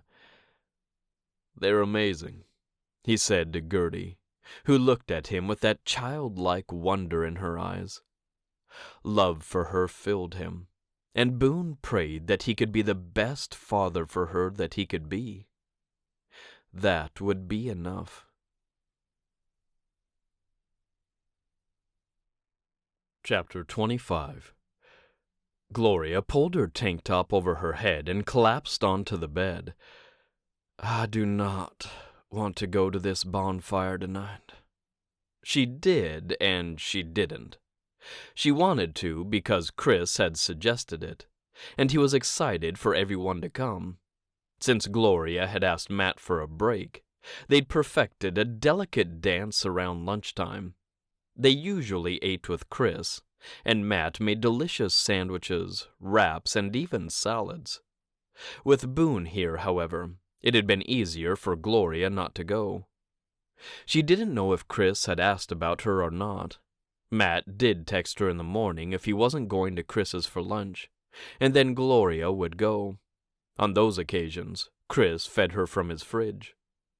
Hunter and Molly and Michael were staying with him, and the generational house where he lived vibrated with good energy every time Gloria went there.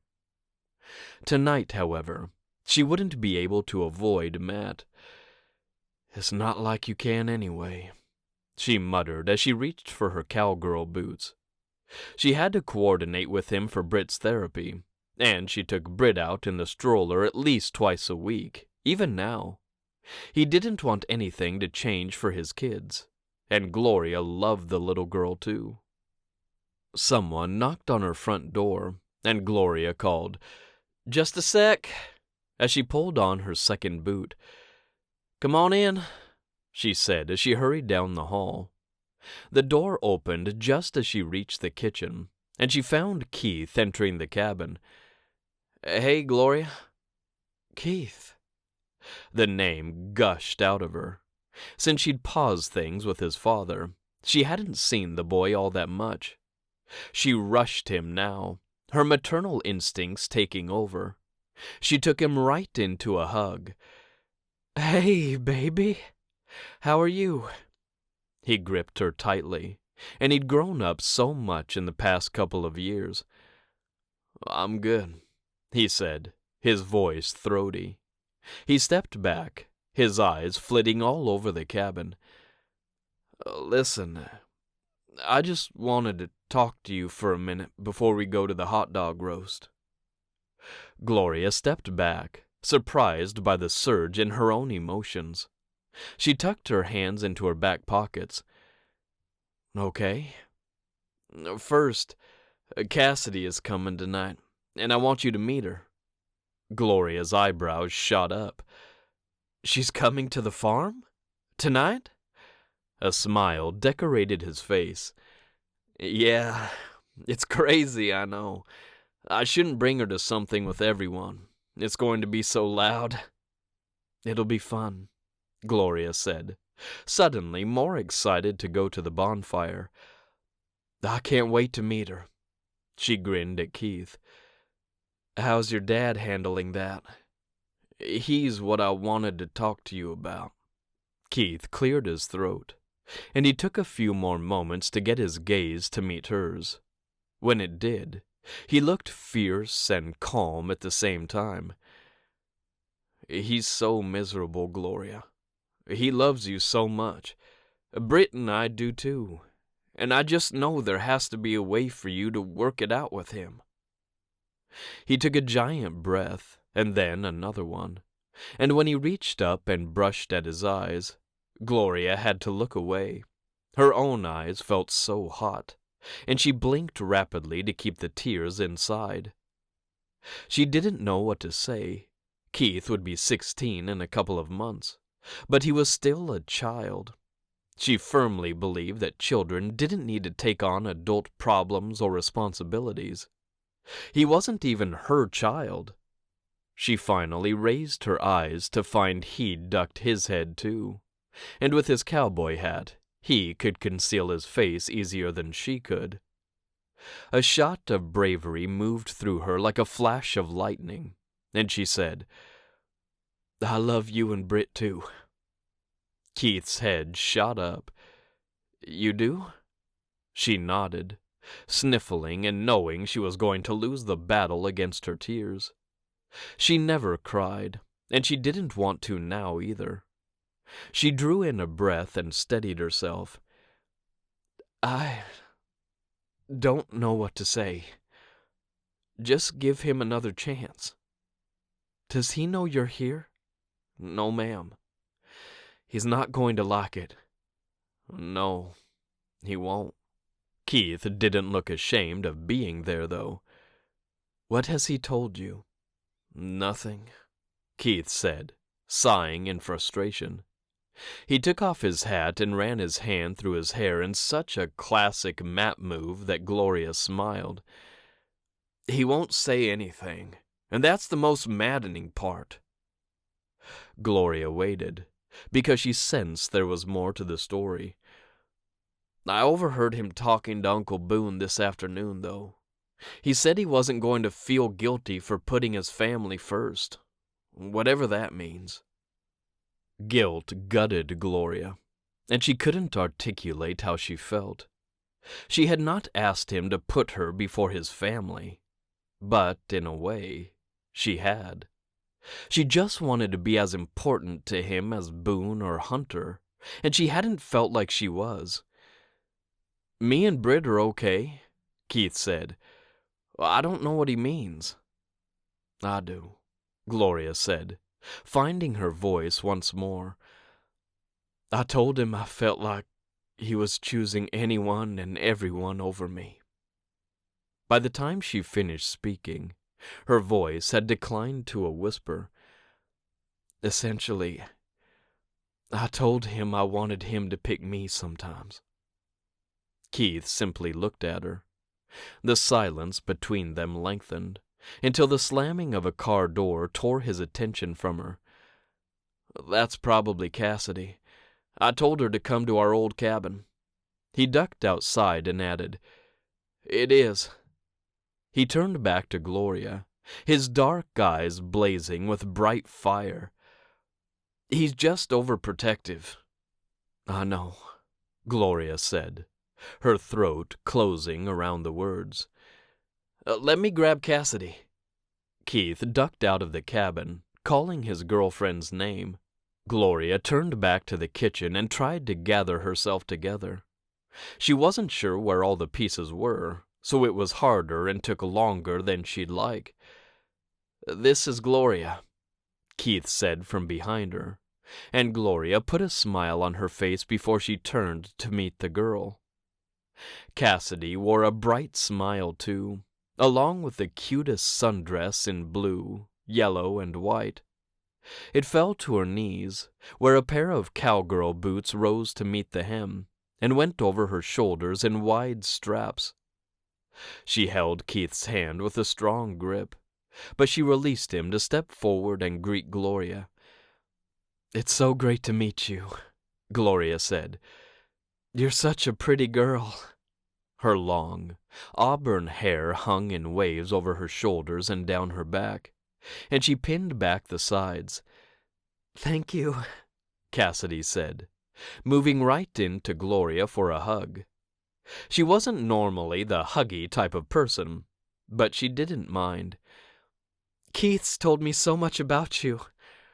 "I'm sure none of it's true," Gloria said, squeezing the girl and letting her go. Cassidy glanced to where he stood smiling at the two of them, and then back to Gloria. "He said you're the best horse trainer he's ever met." "Oh, that's because he's only met one." Gloria smiled at Keith, her heart expanding for the boy in ways she'd never anticipated. "That's not true," Keith said quietly as Cassidy returned to his side.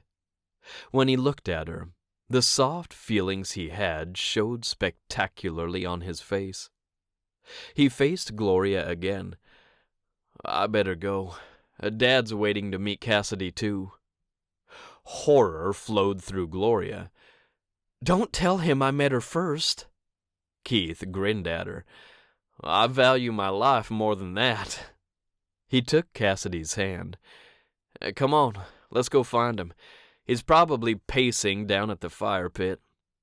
He flashed Gloria a smile and a wave, and then he led Cassidy out of the cabin. Gloria followed them to the doorway, and then the top of the steps. She remembered what it was like to be young and in love, and as she stood there, she realized that the one person she thought of when she reflected on that time of her life, 20 years ago, was Matt. A sob caught somewhere between her stomach and her heart, making her torso tight and breathing difficult. 15 days had passed since she'd told Matt she needed a break to figure out what she wanted. A break to decide if she'd rather be in his life in 10th or 11th place than not at all. As Keith's and Cassidy's footsteps faded and the silence returned, Gloria had her answer.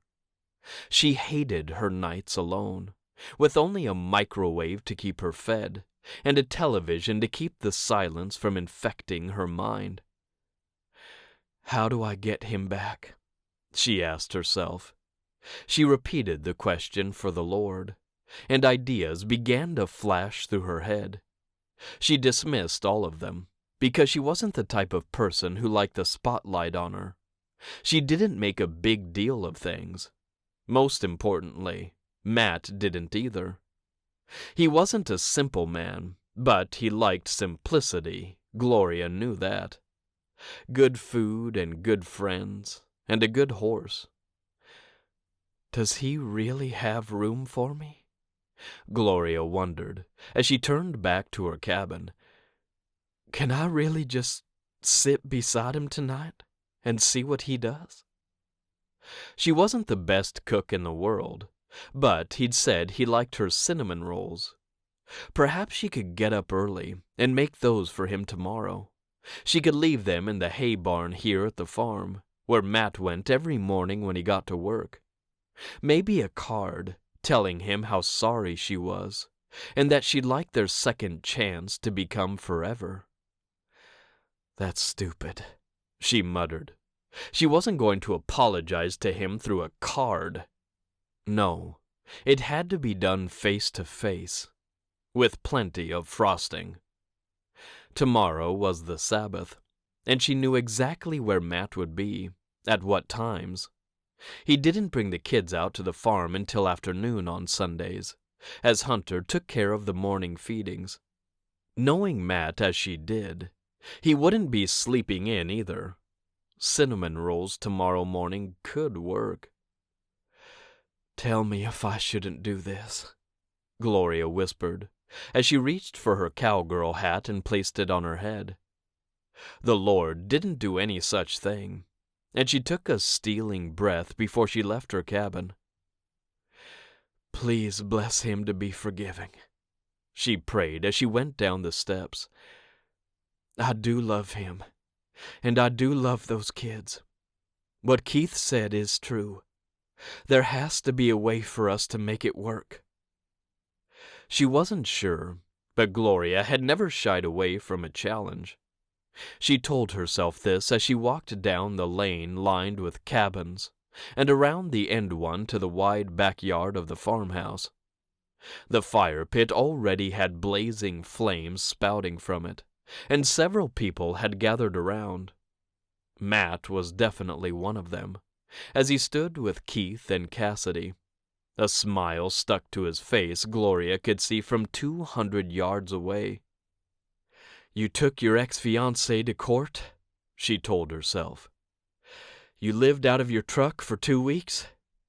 You worked on that almost broken ankle for nearly a month before Daddy made you go to the hospital.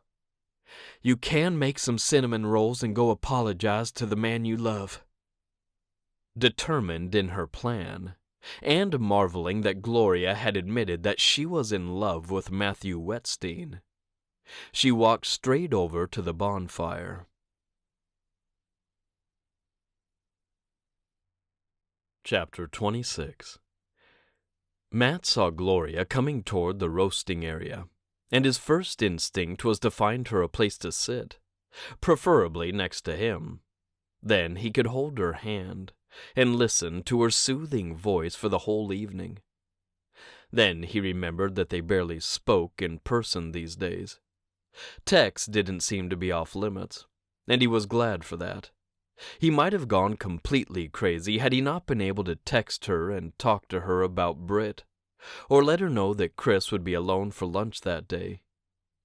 On this fine June evening, Gloria wore a pair of jeans that hugged her legs to her calf, and then flared over a pair of cowgirl boots. Her bright teal tank top showed off her muscular arms and slim shoulders, and made everything male inside him flare to life. He was aware of his son speaking, but Matt couldn't focus on the words, not with Gloria so near, at such a casual event. If they'd been at work, he'd have something else to occupy his mind. "You have to get her back," he thought, but he had no idea how to do that. "Matt'll know," Boone said, and he turned toward his brother. "Hey," Matt said, his mind still on Gloria. He glanced at Boone and the man next to him. "Evening, Chris. How are you?" He stepped forward and embraced the older gentleman. "I know Hunter brought out a chair just for you." He looked around for the other man, but he couldn't see Hunter. "I can stand for a minute," Chris said, and Matt watched Gloria ease into a conversation with Cosette and Travis, a few people away from him. He didn't want to stare at her, but he couldn't help himself. He swallowed just thinking about spending a couple of hours with, but absolutely without, her tonight. He wasn't sure he could do it. He started making contingency plans for his kids should he need to leave. Cassidy had driven out to the farm, and she could bring Keith home. Britt could sleep over with Gertie. Easy. Done. Matt could leave any time he wanted, and his muscles twitched to do that right now. "Chris was wondering how many beef cattle Hunter got this year." "Let's see," Matt said, blowing out his breath. "He asked everyone if they wanted one." Matt and Boone had signed up together to split the cow. "I think we've got 15 on the farm this year." "That boy has more ideas than anyone I know." Chris shook his head, but pride so clearly emanated from him. "Where does he come up with raising beef cows for the cowboys here?" "I think it's a great idea," Matt said. "You've got the land." "It's a good idea," Chris said. "I just don't know where he comes up with them." "Probably while he's doing his crossword puzzles," Matt said, smiling. "I find my best ideas come when I allow my mind to quiet down." "Grandpa," Hunter said, arriving on the scene. "Come sit down. Molly's got those blondie bars you like." He put his arm around the older gentleman, his love for his grandfather etched in every line on his youthful face. Then I need to ask you something about one of the charities at work. Chris allowed himself to be led away by Hunter, who nodded at Boone and Matt before they left. Matt wanted a Blondie bar too, because every baked good Molly had a hand in creating melted in his mouth.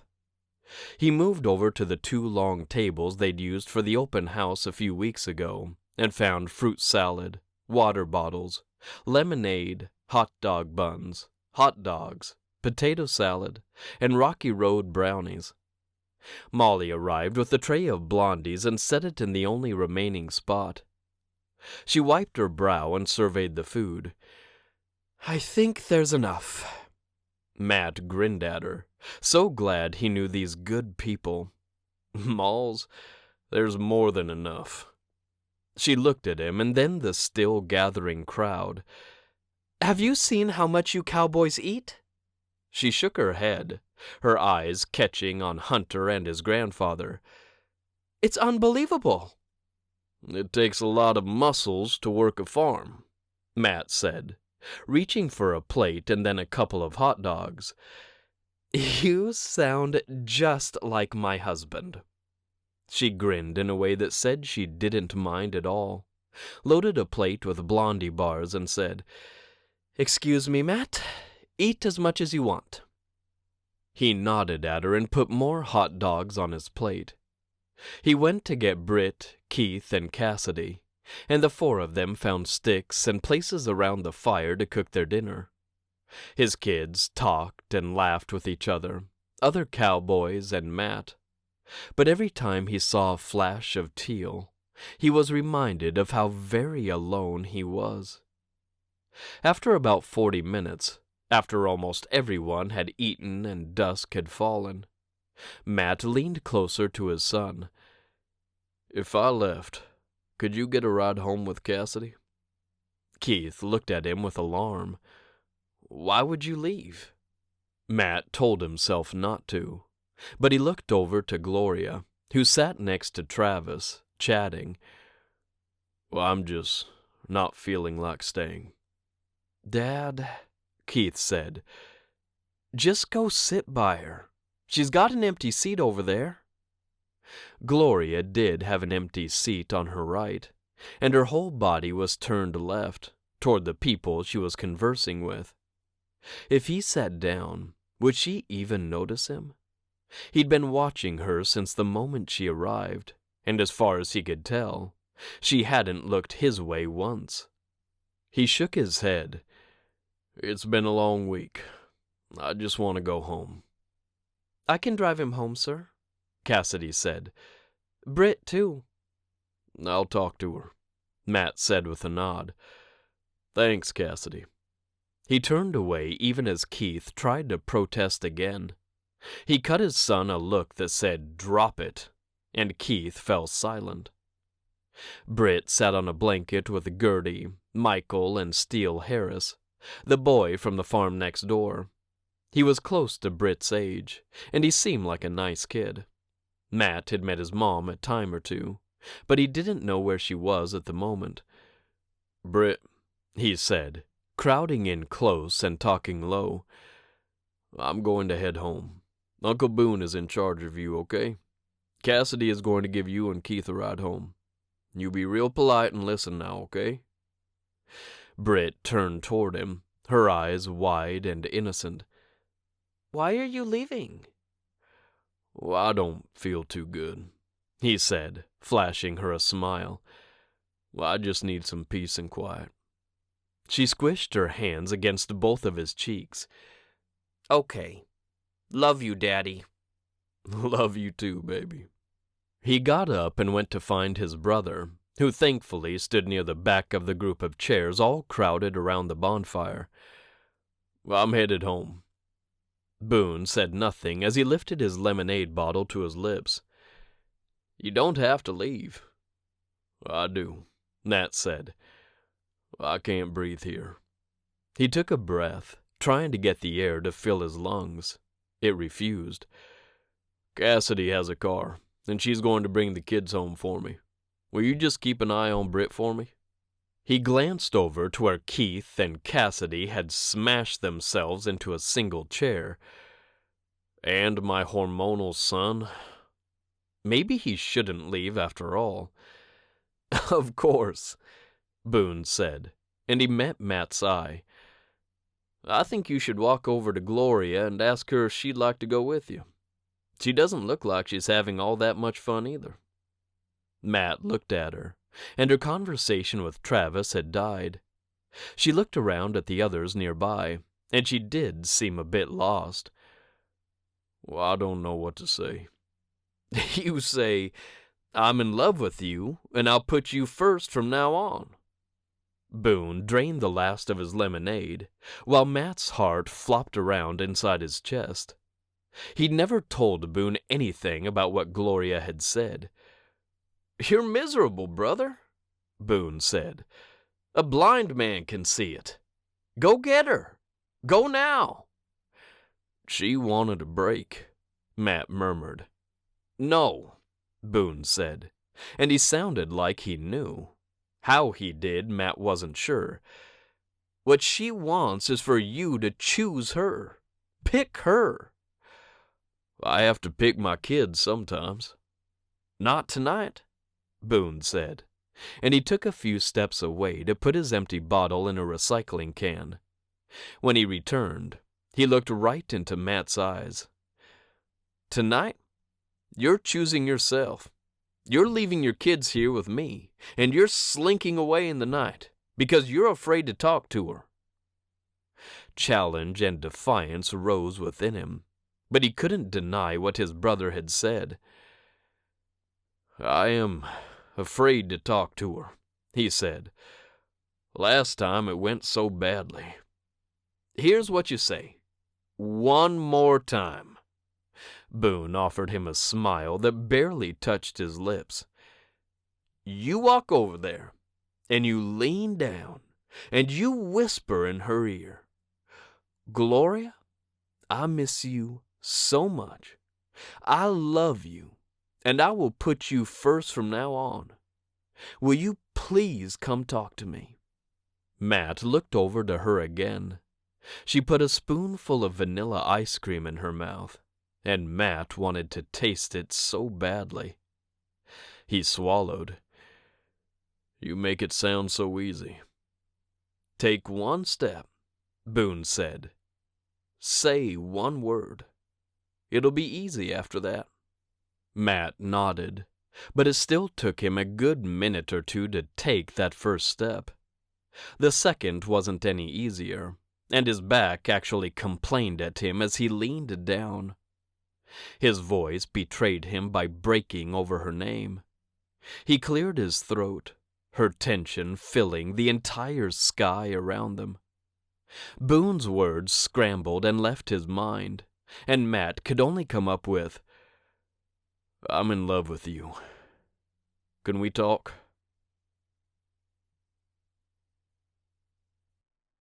Chapter 27. Gloria's muscles seized the moment Matt touched her back. She'd known it was him, because the gentle pressure could only come from him. Her heartbeat had gone from strolling to galloping when his voice broke on her name. He'd said he loved her, and a melty, oozy feeling moved through Gloria. She turned toward him, getting the scent of clean clothes, something woodsy, and chocolate, most likely from the brownies on the table behind her. If she angled her face just a little more, and he moved forward a couple of inches, she could kiss him. Her brain screamed at her about all the spectators, and she managed to say, "Now?" "Now would be great," he said, pulling back, taking the delicious heat of his hand with him, and retreating from her. She wanted to grab onto his face and pull him in for a kiss. Instead, she got to her feet as she said, "Okay." He faded into the background, moving toward the house and the farm at the same time. She looked around for his kids, and she spotted Britt sitting on a blanket with the other kids near her age. She had no idea where Keith was. Her eyes found Boone, and he nodded at her, his face stoic as his gaze switched to his brother's retreating back. Gloria hurried to keep up with Matt, who reached back for her as she drew closer. She easily slipped her hand into his, and it felt like all of her cells finally aligned. They knew how to hold Matt Whettstein's hand, and they'd been completely scattered for the past 15 days. "Where are we going?" she asked. "I don't know," he murmured. They went around the side of the farmhouse, and all the cars and trucks came into view from those who'd driven over for the hot dog roast. He slowed, his hand in hers tightening.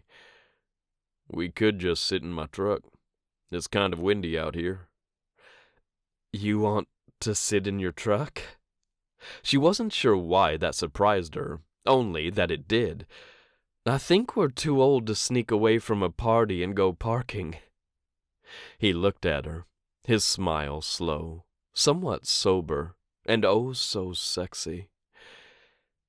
"I was going to bring you cinnamon rolls in the morning," she blurted out, "and apologize, and beg you to forgive me, and then hopefully we could just forget that the past 2 weeks have happened, and you'd kiss me and tell me we're going to be okay." Matt absorbed what she said, while Gloria gulped at the thickening night air. "Is that what you want, Gloria? For us to be okay?" She looked out over the farm in front of them, the barns and stables where she dedicated so much of her time and energy.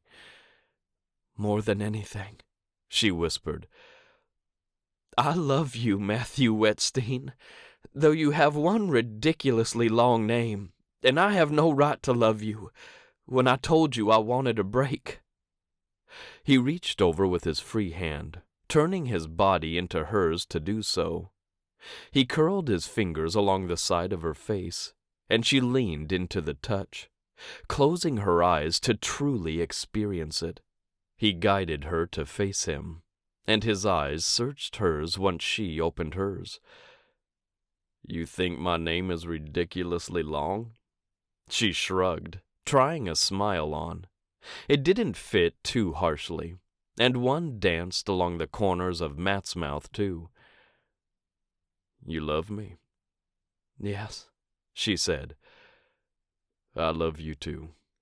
He leaned down as if he'd kiss her, but Gloria tensed. "What?" "That's it? Just like that? We're okay?" "Well, I was hoping so," he said, "but I can see not." He put a touch more distance between them. "I ate way too many desserts. Can we at least go sit on the tailgate or something?" Gloria gestured for him to lead the way, which he did. He lowered the tailgate on his truck, and they both hopped up. He immediately put his arm around her, and Gloria thought she'd always had the best view of the sunset while she rollerbladed with her horses. She'd been wrong. Sitting in the back of Matt's truck, cuddled into his side, was the only way to watch the sun set. "I'll still take the cinnamon rolls in the morning," he said. "Even after all of your desserts tonight?" she teased.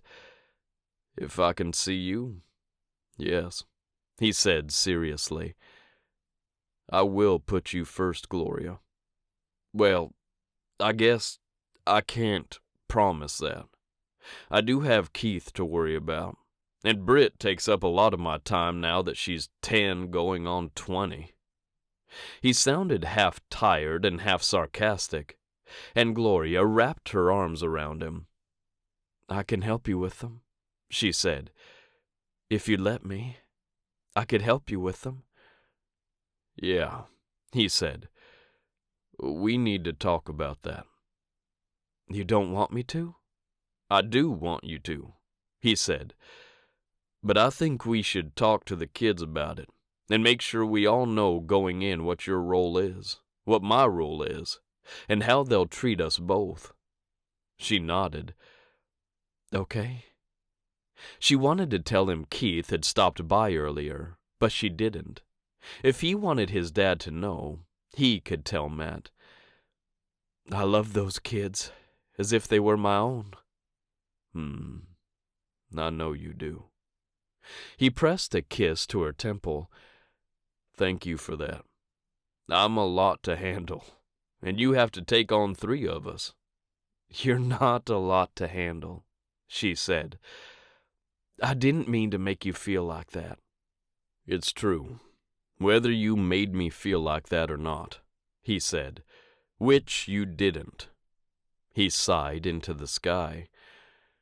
"I want to be there for Boone, because he's really struggling right now. But Gloria, I can't live without you. I'm miserable, and I can't think straight, and I will do everything I can to make sure you know you're number 1 in my life, even if I have to choose Keith sometimes, or Britt sometimes, or Boone sometimes. I don't want to take you from your family. I want you to be my family." "I want that too." He ran his hand up and down her arm. "So, can I kiss you now?" Gloria's smile filled her whole face now, and she turned her face toward his. "Oh, all right." She kissed him, and she poured everything she felt into every stroke, every touch, and every breath, hoping he would know how very miserable she'd been without him, too. He finally pulled away and tucked her back into his side. "I'm an old man, Gloria." "You are not," she said. "You're 41. That's hardly old." "It is to be having babies." She pulled away and looked at him, her eyes widening. "You want more kids?" "I do if you want one of your own," he said. "You did, once." Gloria faced the sunset again, searching her feelings. In her younger years, she'd fantasized about what a baby who came from her and Matt would look like. She hadn't thought about that in a very long time. "I'm 38, she said. "I'll be 39 in the fall." "It's only the very beginning of the summer," he said. She didn't think it was possible, but her eyes widened even further. "You want to get married this summer?" He grinned at her. "I do if you do." He nuzzled her neck and kissed his way up to her ear. "Who do you need to invite, sweetheart? I just need to let my folks know, but they won't come anyway." "Your mom might," she said, her voice caught somewhere behind the desire raging through her throat.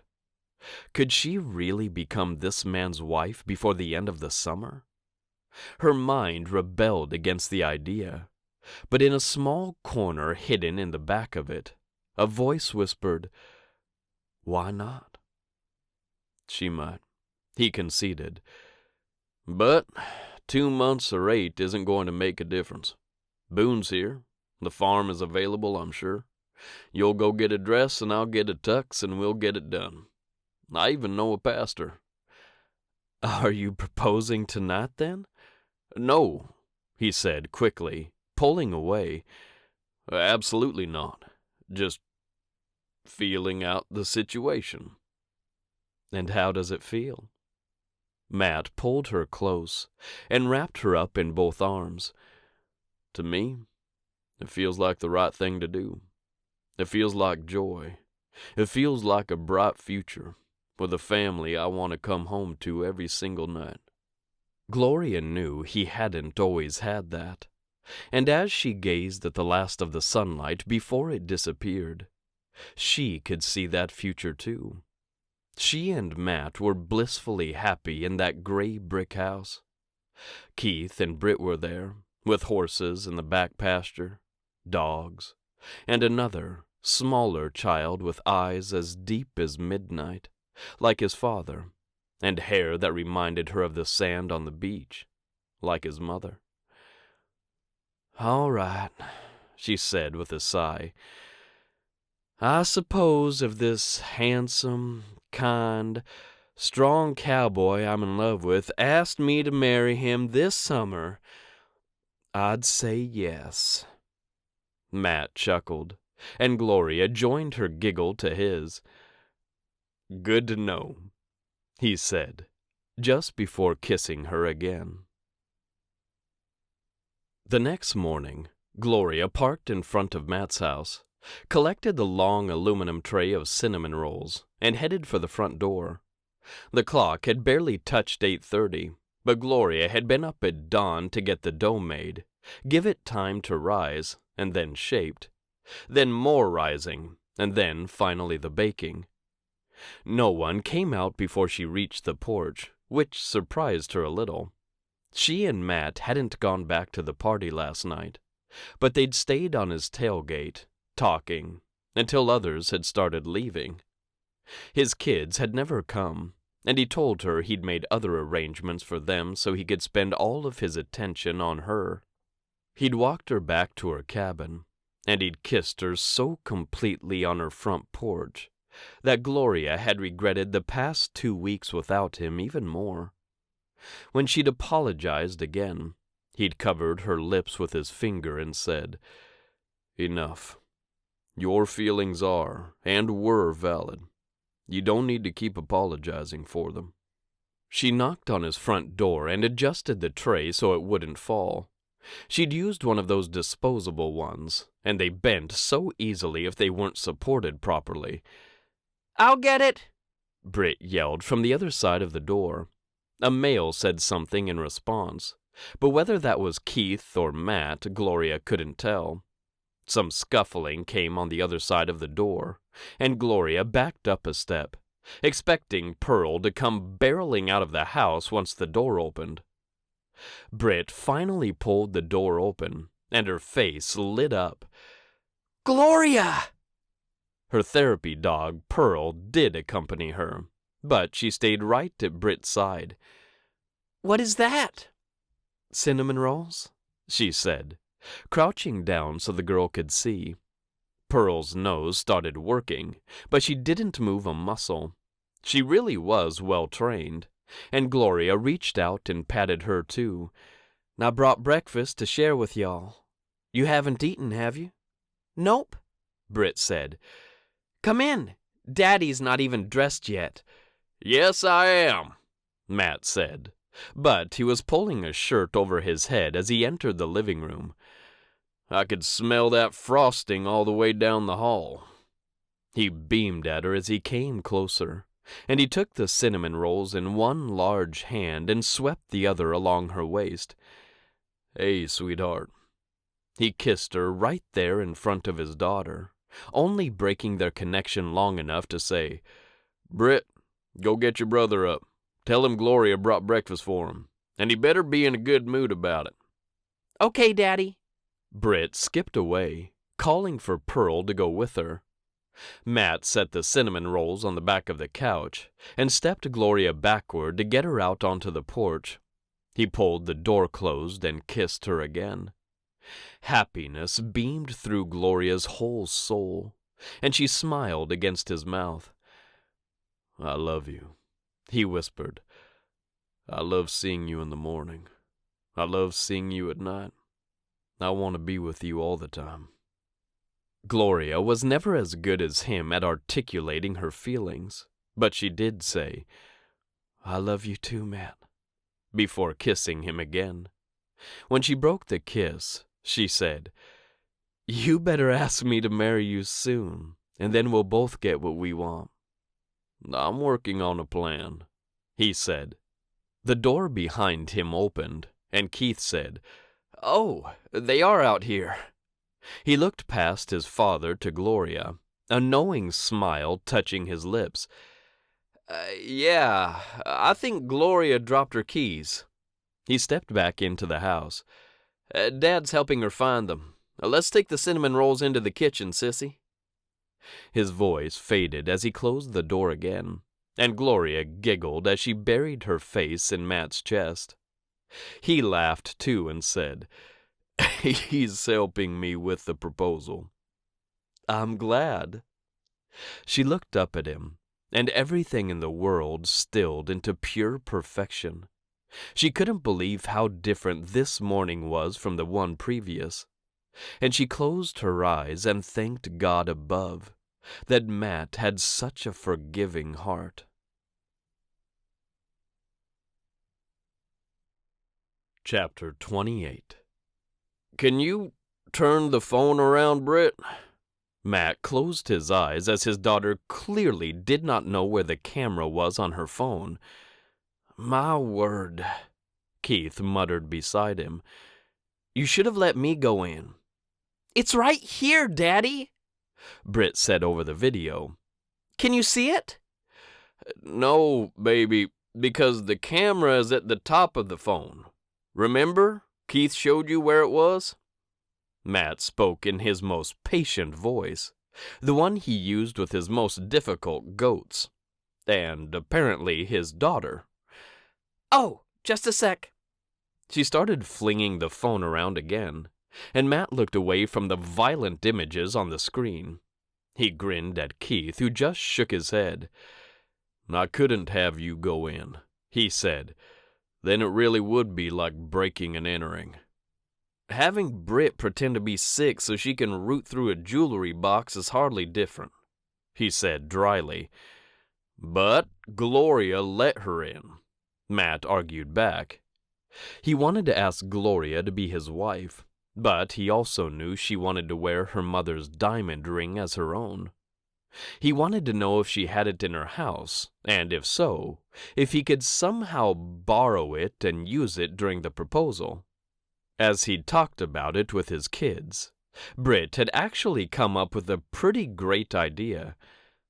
There, she said. I got it to work.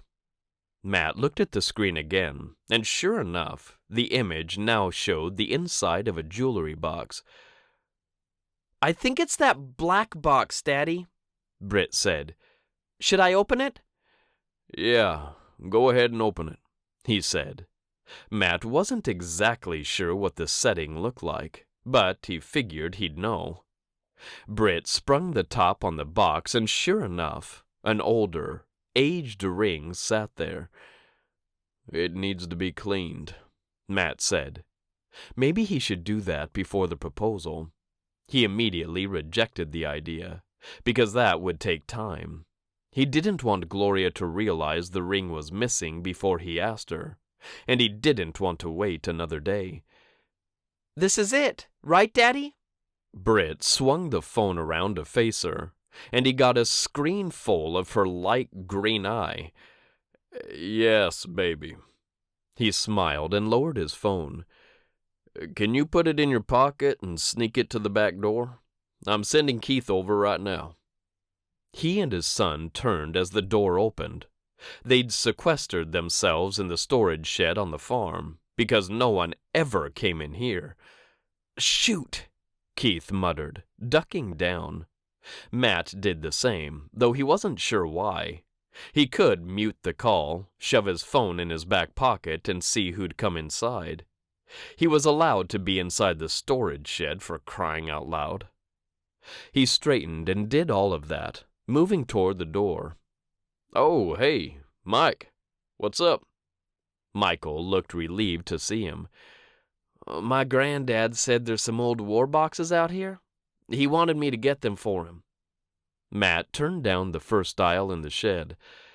Yeah, I think I saw them over here. What is all this stuff? Matt asked. Personal stuff or farm stuff? Oh, this place has a little bit of all of it, Matt said with a smile. Well, I think those are the boxes from your granddad's time in the war. A pair of rough-hewn, navy blue boxes sat on the shelf at Matt's eye level. He got a couple of medals, I thought. Yeah, he wanted to show them to me, Michael said. I told him I'm thinking about joining the military when I get older. Matt's surprise sent his eyebrows up. Really? Good for you. Don't tell my dad, Michael said, reaching for the first box. All he ever talks about is HMC and how I'll take over there once Hunter is ready to retire from being the CEO. You don't want to do that? Michael shrugged and stacked the second box on top of the first. I'm not Hunter. What does that mean? Keith asked, coming down the aisle behind them. You're a Hammond. Not one of the smart ones, Michael said. He bumped Keith's fist. What are you guys doing out here? He looked from Keith to Matt. My dad's stealing his girlfriend's ring so he can ask her to marry him with it. Keith, Matt said, chastising him. We're not stealing it, he assured Michael. Besides, I'm not doing anything. You're supposed to go get the ring from Britt right now. Yes, sir. Keith grinned as he saluted, and he and Michael left the storage shed together. Matt quickly pulled out his phone, but the call with Britt had ended. He's coming, he texted to her, and he hoped that Gloria wouldn't see her phone or any of the messages. 5 minutes later, Matt got another text, this one from Keith. The shipment is secure. I'll repeat, the shipment is secure. He grinned as he sagged against the door of the shed. It was starting to get hot in there, and Matt had work to do. Tonight, he told himself, as he opened the door and let the fresh air hit him in the face. You'll ask her tonight. We don't have to go, Gloria told him later that afternoon. She glanced at him as she looped the reins of a horse over the top rung of the fence. Matt stroked the cream-colored horse's face. Why wouldn't we go? The ring Keith had passed him half an hour ago felt like a 50-pound brick in his front pocket. He worked hard not to move his hand there. She couldn't see it. He told himself over and over that she couldn't see it. Britt's not well. Gloria faced him, obviously confused and concerned. You got my text, right? I took her back to my house to take a nap. When I stopped by an hour ago, she was conked out on the couch.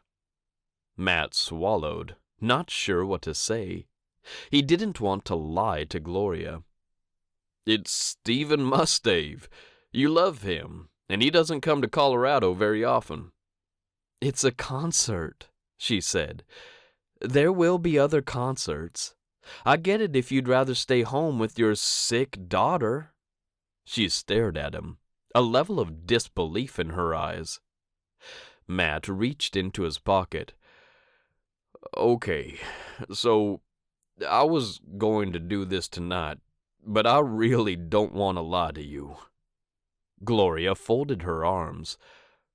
Lie to me? The fire raging in her gaze made Matt swallow and reassess everything he'd just said. Britt's not sick, he said. We created a little ruse so she could get inside your house, legally. You're using a lot of words I don't like, Gloria said, her eyes narrowing. Ruse? Legally? Matt dropped to both knees, right there between two stables, with a cream-colored horse named Underbelly watching. I'm in love with you. I want to marry you. I want to be your husband, and there's nothing I want more than for you to be my wife, my partner, my best friend, and the mother of my children. He withdrew his hand and held up the ring. Well, I know how much your mama meant to you. So, yes, Britt and Keith and I came up with a plan to get this ring from your jewelry box. Technically, there was no stealing or breaking or entering involved, as you let Britt into the cabin. He grinned at her. She's just tired, because she stayed up too late last night drawing plans for how we could get the ring out through a window. Gloria's eyes widened as she stared at the ring. Joy filled her expression when she looked at Matt. Will you marry me? He asked. Gloria didn't hesitate at all before she said, Yes, I'll marry you. She laughed and swiped at her eyes with her right hand while she held out her left. Matt slipped her mother's wedding ring onto the appropriate finger and rose to his feet. He took her into his arms, cradled her face, and kissed her. The air vibrated around them with the emotion streaming between the two of them, and Matt honestly couldn't wait the 2 months before he could kiss this woman and then call her his wife. "I love you," he murmured against her lips. "I know I'm not perfect, and I'm going to mess up again, but I love you, and that's not going to change." "I love you too," she said. "I'm not perfect either." She looked up at him. "We just have to try, Matt. We have to forgive each other." "No breaks," he said. "No breaks," she promised. And when she kissed him this time, Matt lost himself to the taste, the scent, and the touch of his fiancée. Sneak Peek. His Third Try. Chapter 1. Boone Whettstein pulled up to his brother's house, and all the balloons in the cab of his truck flew forward, booping him in the back of the head. He swatted at them while his daughter, Gertie, giggled and did the same. Boone could listen to her laughter all day, every day, and he grinned at her. "You get the cake and I'll get the balloons," he suggested. "No way," Gertie said. "I want to take the balloons. I'll just drop the cake." "Why would you drop the cake?" Boone put the truck in park and looked up at Matt's front windows. He was getting married in the morning, but tonight was his son's 16th birthday. Boone loved living near his brother again, and he'd missed Matt and his kids when they left Montana a couple of years ago. He'd never in his wildest dreams thought he'd follow Matt to Ivory Peaks, Colorado, but he wasn't unhappy that he had. In fact, Boone was happier now than he'd been in a long, long time, even when he'd been with Carly, before he'd known about her infidelity. "Because I'm tripping over everything lately," Gertie said. "You get the cake, Daddy, please?" "Yeah, sure," he said easily. He could carry a cake as easily as he could a bunch of balloons, and he opened the door to get out of the truck.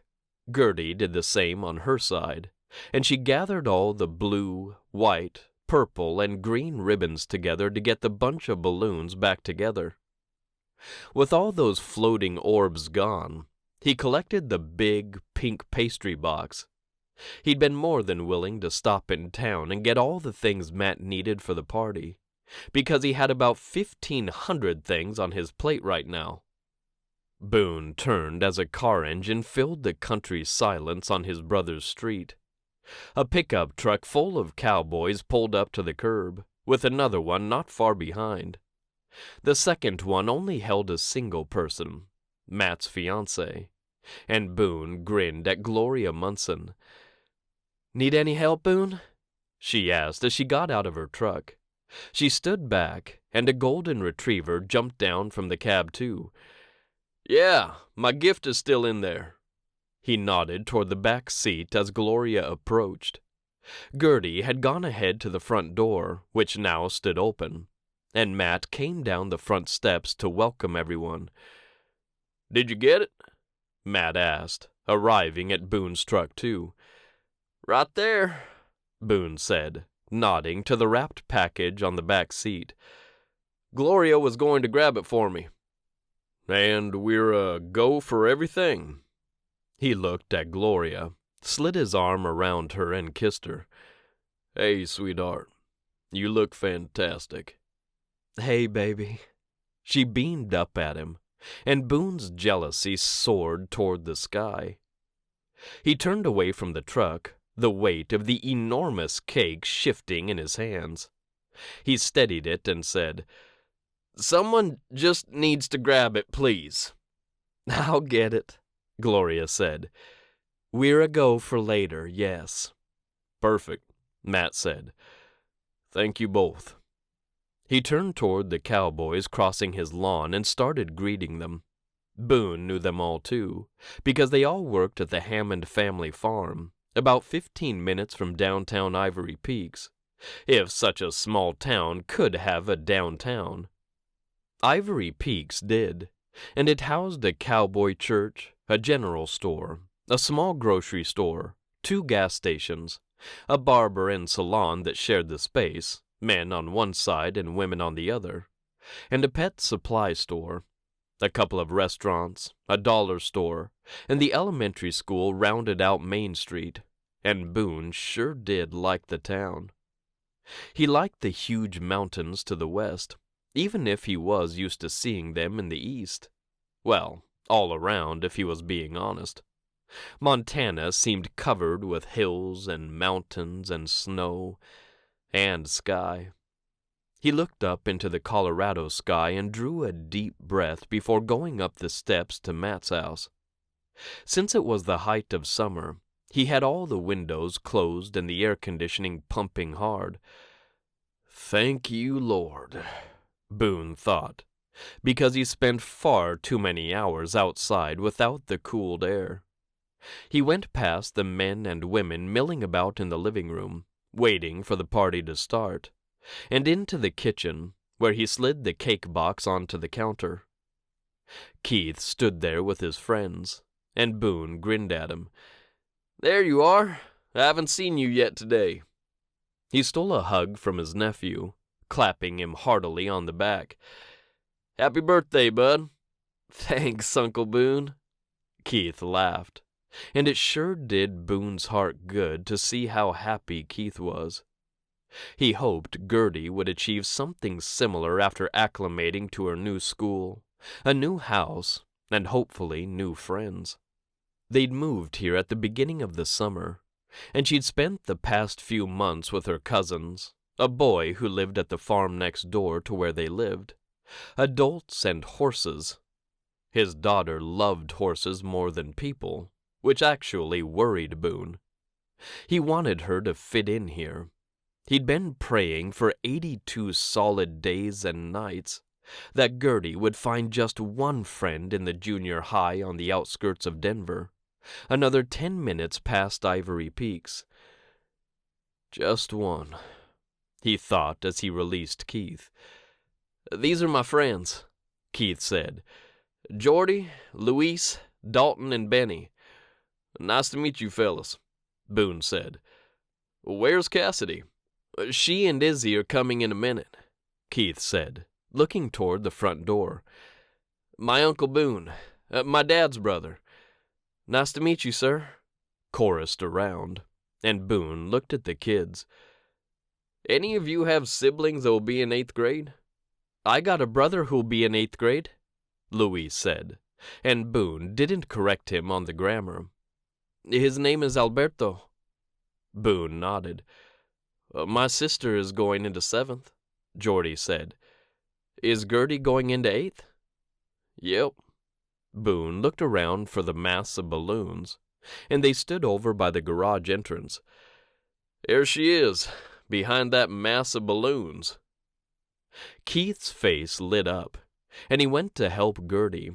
He took some of them from her, and they started tying the balloons to the backs of chairs, rails on the lamps, and even the handle of the fridge.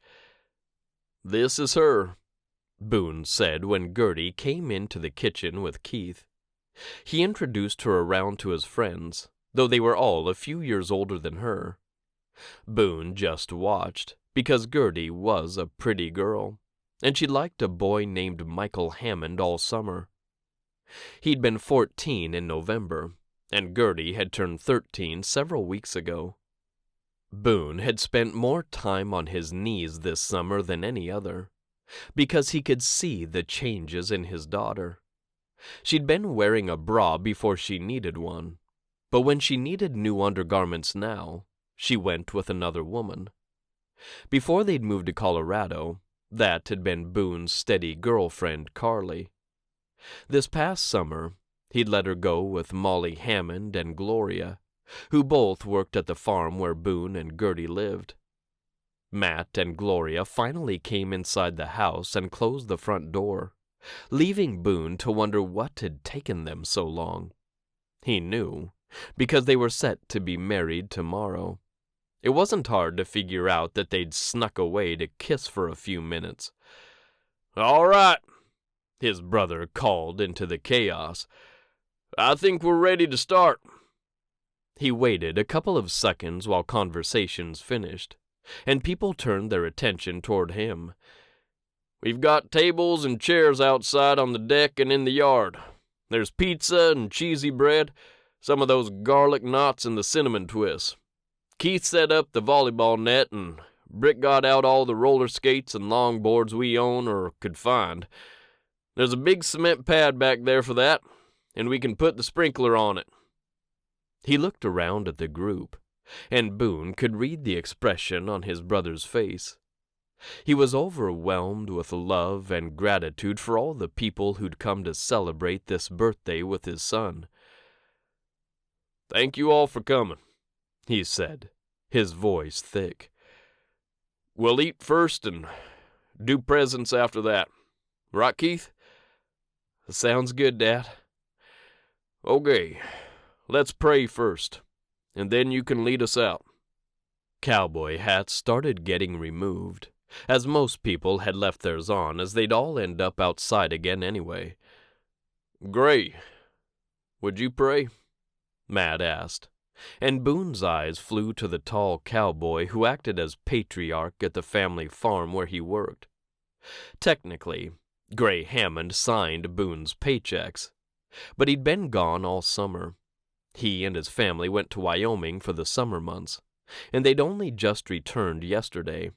Apparently, he and his wife usually stayed until later in August, but they'd wanted to be here for Keith's birthday party and Matt's wedding. That made sense, because Matt had been working for Gray as the caretaker and foreman of his farm for 17 years now. For 15 of those, he'd just come down in the summer and run the farm while Gray and Elise left town. Now, he lived here permanently and worked there full-time. Gray didn't do much around the farm anymore, as he was close to 60 years old. His son, Hunter, had been living there all summer, and he and his wife had opened and currently operated Pony Power, a children's equine therapy unit. "Of course," Gray said, and he bowed his head. "Dear Lord, we thank Thee for the opportunity to gather as friends and family. It's such a blessing to be able to get together. And please bless each of us to look for ways to serve those around us, some of whom might even be right here at this party. Bless this year for Keith Whettstein, that it'll be one of his best. And bless his family, especially Matt and Gloria, who are getting married tomorrow. Bless those who haven't arrived yet, that they'll do so safely. And bless us all with thy spirit of guidance and the bravery to go where thou leads us. Amen." "Amen," echoed through the house, and the front door opened. Cassidy and her girlfriend entered the house, and instead of leading everyone out the back door to the deck, Keith went toward the front. "This way," Boone said, his voice plenty loud enough to get people to follow him. He led the way out to the back deck, where the noise of conversation and laughter didn't get quite so trapped and reverberate around inside his head quite so much. Outside, he started opening the pizza boxes as the line queued up behind him. He didn't actually take any food, until the end of the line and those delicious, buttery cinnamon twists.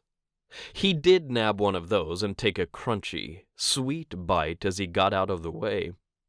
A cheer went up inside the house, and he looked through the glass doors where people were still coming out. Wes Hammond had walked in, and he'd brought his wife and children with him. Boone immediately looked for Michael, and he found the boy right beside Gertie. Of course. He frowned, and then got over it. Michael would go home in 3 days, and Gertie would have to figure out her own friendships here in Colorado. "Mike," he called, and the boy looked his way. "Your family is here." They are? He swung his attention back toward the house, immediately starting that way. He pushed back through the crowd, and Boone watched through the glass as he ran toward his mom and dad, throwing himself into his father's arms first. Wes grinned as wide as the lake that used to sit outside Boone's front door, and Boone could admit that their relationship touched his heart. Michael Hammond was a good boy. He'd worked tirelessly around the farm this summer, separated from his own family, and living with his cousin and his grandfather as his only support. He probably hadn't been any happier to be in Ivory Peaks than Gertie had been, and they'd probably been good for each other. Boone switched his gaze back to his daughter, who now stood in line alone. She reached for a plate, definitely an island among the cowboys behind her, and the smaller girls, Britt's friends, in front of her. Boone's heart expanded once again, because Gertie was a good girl too. In that moment, he had the overwhelming impression that she'd be okay. The words actually flowed through his mind and everything. "She'll be okay, Boone. Stop worrying and start trusting." Boone swallowed, because he didn't know how to do that. He needed a guide for how to trust in the Lord more completely. He heard pastors from here to Sugar Pond talk about it. It sounded good in a sermon. Put your faith in God. Trust in the Lord with your whole soul. Learn to rely on the arm of Jehovah. What he didn't know or understand was how to do that. The Lord was surely tired of Boone's constant pleading and just wanted him to stop. But he found himself asking exactly that. "How, Lord? How can I trust you more?" The Lord had moved on to someone else, and Boone didn't get an answer while standing there at his nephew's birthday party. He did feel loved and cared for, and he appreciated that so very much. Gloria poked her head out of the house. "Boone, it's here. Could you—" "On my way," he said, turning to go down the steps and away from the party. He could sneak away without Keith noticing, and he did, easily slipping into the garage a moment later. The lack of light in there took a moment for his eyes to adjust to, and he blinked for a few seconds before continuing. He went up a couple of steps to hit the garage door opener, and then the evening light started to flood the garage from the front driveway. As he walked toward the still rising door, he heard a woman say, "Has to move. Who's the moron who parked here?" The door made it all the way up, and Boone saw Cosette Bryan standing there. She took his breath away in her denim pencil skirt and nearly sheer blouse with bright green stick bugs on it. She wore a camisole underneath that, the fine lines of the thin straps going over her shoulders clearly seen through the blouse. Though she was beautiful, she had that forked tongue that always seemed to whip at him personally. "I am," he said, raising his hand. "Sorry, I had cake and balloons. I can move the truck." Cosette spun toward him, her eyes widening. "Boone." She'd once looked terrified of him. She'd called him a rascal a few months ago, on the day he'd arrived on the farm to stay for good. Then she'd run away, and he'd had to ask Gloria for her number so he could apologize for whatever he'd done wrong. They'd worked it out, and they'd been dancing around one another since. An easy hello there, a handoff for a receipt there, nothing major, nothing to paint him in a bad light in her mind. Until now. Sorry, he said, digging in his front pocket for his keys. I'll be out of the way in 2 shakes. Cosette reached up and tucked her hair behind her ear as Mission, the cowboy she'd been talking to, walked away. She watched him go, and Boone didn't dare move now that they stood on the front driveway alone. She switched her gaze back to his when Mission made it to the front porch, and Boone's mouth turned dry. He wasn't ready to date again. He wasn't. He absolutely was not, and he absolutely would not. Cosette, to his knowledge, did not have a boyfriend and had not gone on a date with a man all summer long. But he didn't know her that well, and she didn't live on site at the farm, so anything was possible. Except the lightning currently arcing between them. That wasn't possible. And Boone threw up every defense he had against the sizzling attraction, because he did not have time for it. He did not want it. He did not... Fine, he did, but he couldn't risk his heart again, and he 100% would not subject Gertie to yet another disastrous relationship that would result in a woman walking out on her. Been there, done that. Twice, even if the death of her mother had not been anything any of them had wanted. He swallowed. Sure, he was reading the situation all wrong anyway. Cosette had never liked him all that much. After you move your truck, would you stay and help me put the bow on Keith's present? She asked, letting her hand drop to her side. Boone said the first thing that came to his mind, the thing he said as easily as he breathed, the thing he said whenever anyone asked him for help. She wasn't special. He was just a nice guy. Sure. Sneak peek. His third try. Chapter 2. Cosette Bryan reached into the back of the truck she'd just parked in the driveway, her fingers brushing the huge, red ribbon before it got pulled away from her. Boone had picked it up ahead of her, and he stared at the enormous bow. "This is amazing," he said, finally looking across the bed of the truck to her. "Where did you get this?" "I made it," Cosette said, feeling her defenses rise up. She told herself to relax, that Boone wasn't judging her. He'd already said the bow was amazing. She had to mentally remind herself to smile, and when she did, the gloriously handsome Boone Whettstein did the same. My goodness, she thought, he should not be allowed out in public with that smile. It would blind drivers and send them right into the ditch on the side of the road. The brilliance of it would make women swoon from here to the state line. That had to be a crime, didn't it? Cosette's heart started jackhammering in her chest, despite her clear attempts at being kind to Boone. She thought of Louisa and what she would say, and she kept her smile hitched in place. Cosette wasn't getting up at 5 a.m. because she liked it, though she had grown to love her early morning walks with her neighbor. Louisa Knotts had quickly become Cosette's best friend, despite her living in the small town of Mountain Glen for the past 15 years. Louisa had moved in at the beginning of June, and she'd claimed to be pre-diabetic. She'd asked Cosette if she'd like to go walking with her in the mornings, as she needed the exercise.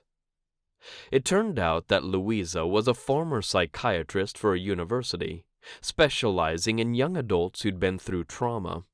She'd retired from that job and worked as a paralegal now, for a small law office on the outskirts of the city. Cosette wasn't actually all that young, but she'd found Louisa really easy to talk to. She'd told her about Boone, and they'd been talking about him for months. They'd been talking about Cosette's trust issues for just as long, and Louisa had asked Cosette to think about what the worst thing that could happen if she spoke to Boone. What would be the worst thing? The absolute worst, she'd asked.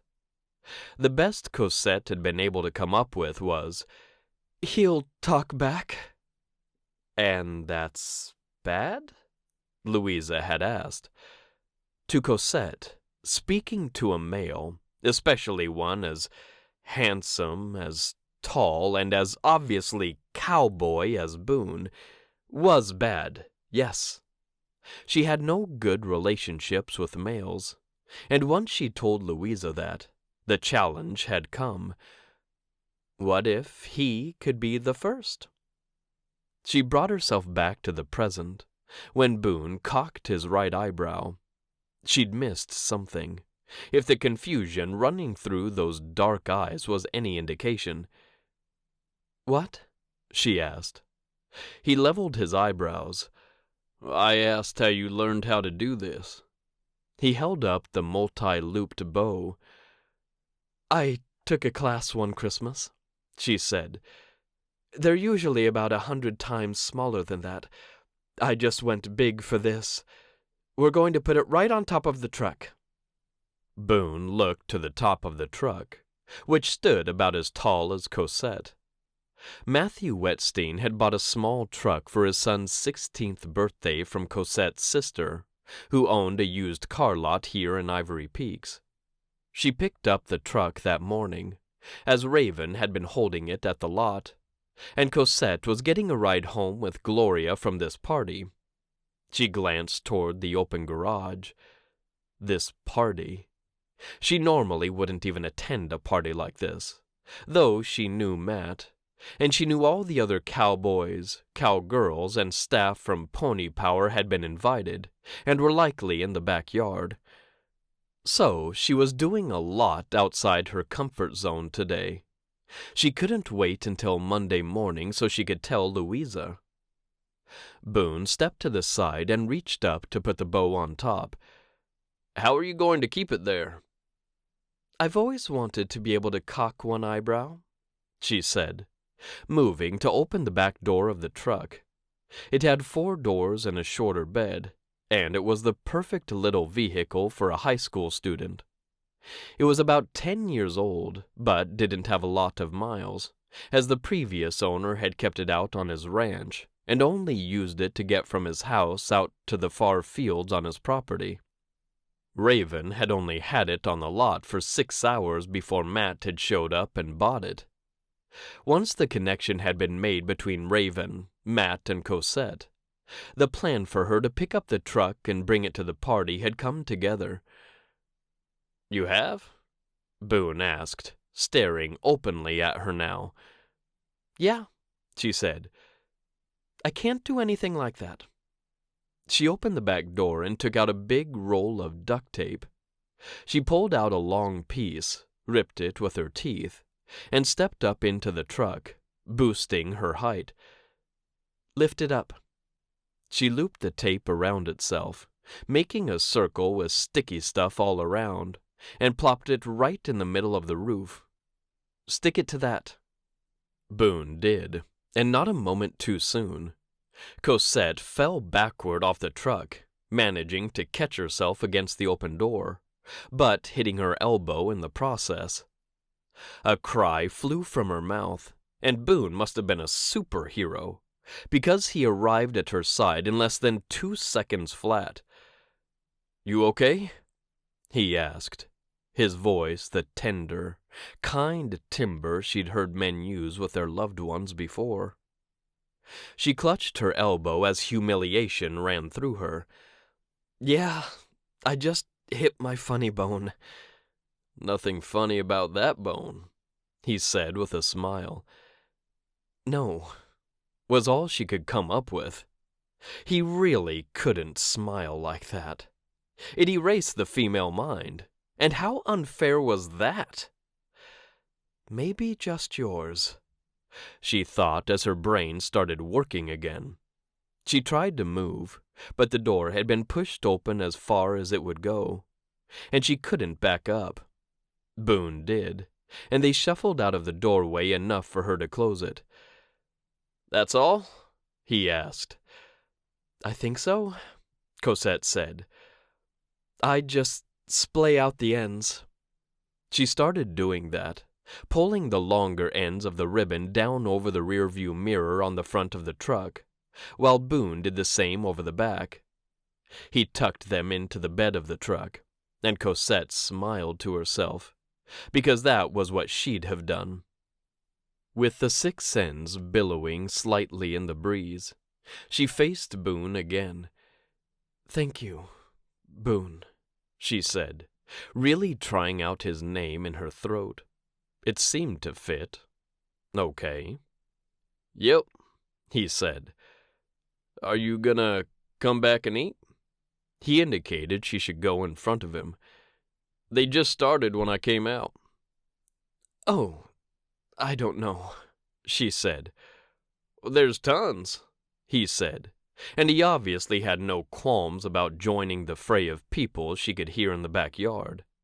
Of course, he didn't. Boone Whettstein was a people person, and in Cosette's opinion, that was the worst type of person imaginable.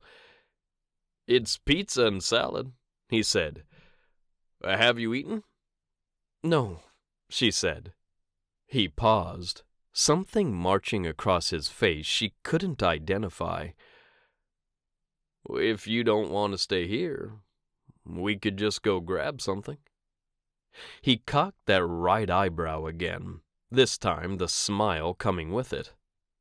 Cosette dang near blacked out. Instead, with her pulse rioting and her cells buzzing at her, she laughed. She laughed. Cosette couldn't even remember the last time she'd laughed in mixed company. Sure, she did with Raven and her kids sometimes, but that was it. Never at work. Never if Raven's boyfriend was over to the house.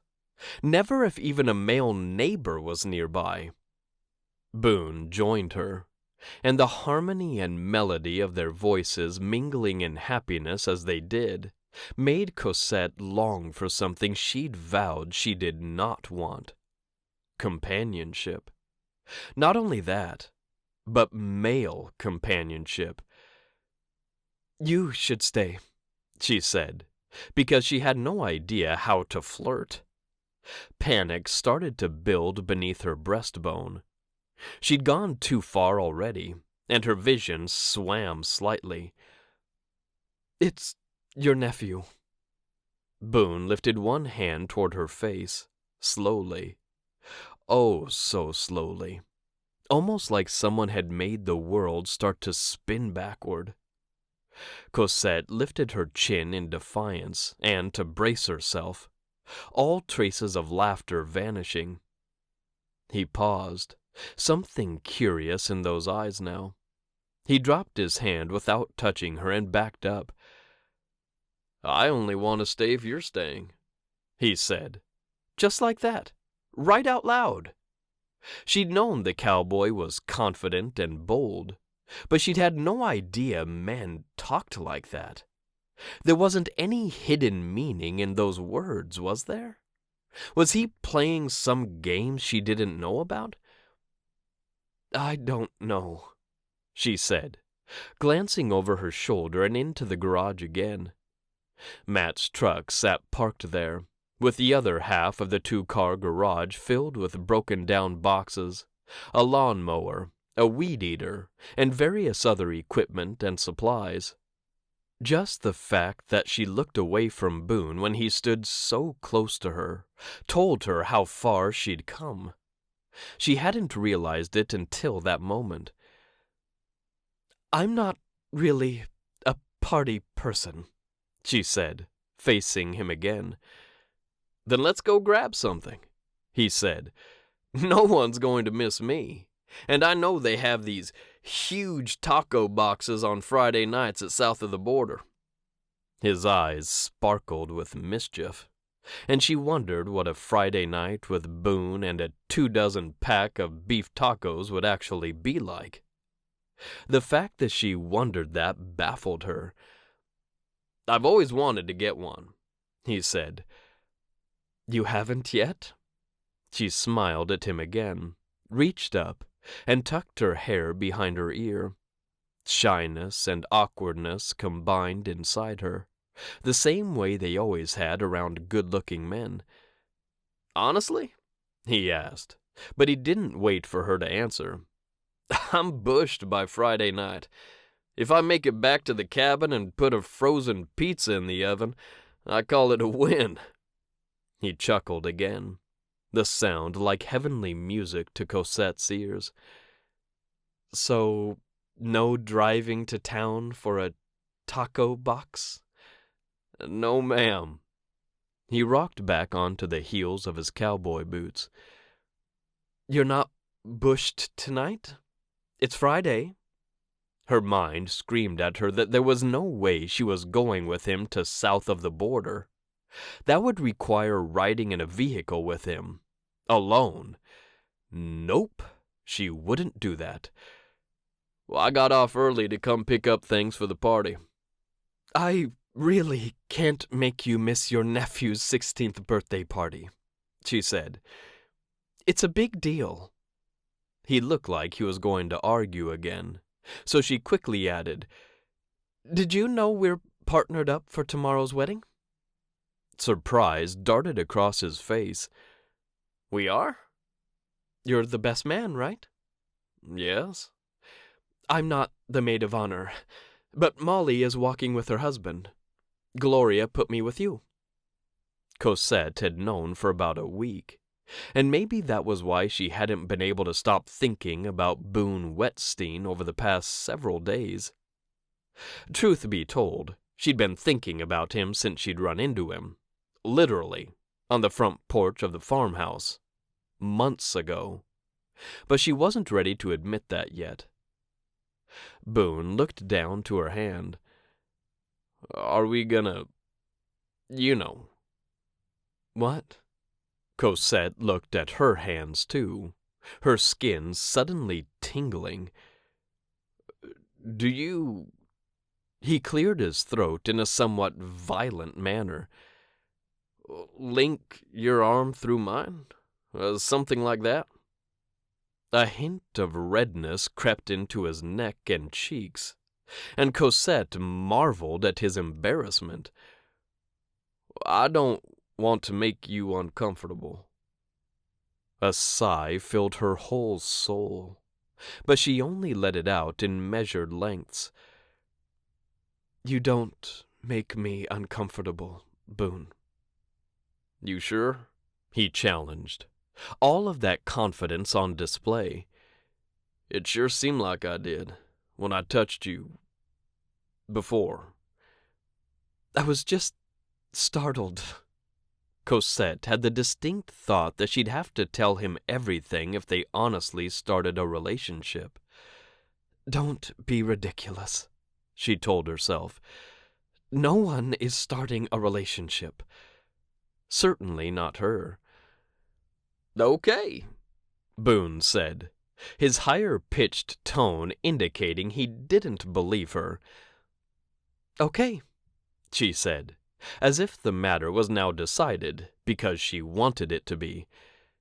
"So, we'll walk down the aisle together tomorrow, and then... I don't know what your family responsibilities are after that, but I don't have anyone to sit by at dinner." That smile spread across his face, and because he controlled it and it moved slowly, Cosette didn't swoon. Her knees only went weak for a moment, and she leaned her hip into the hood of the truck to mask it.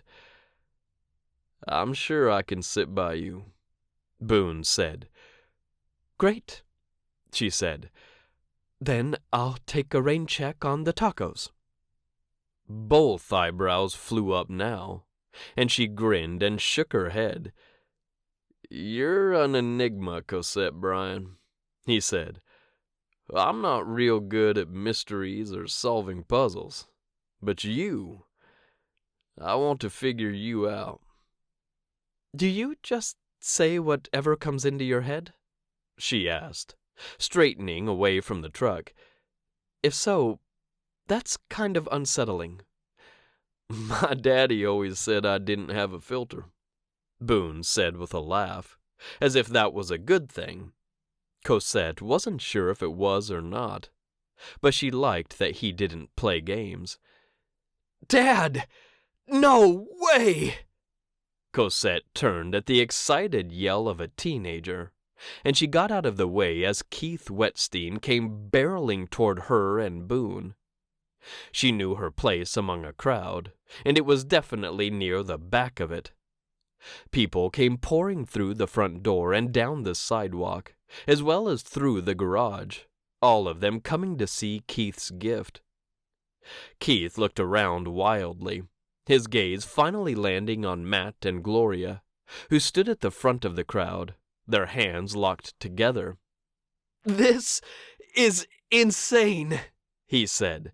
"You said you weren't going to get me a car."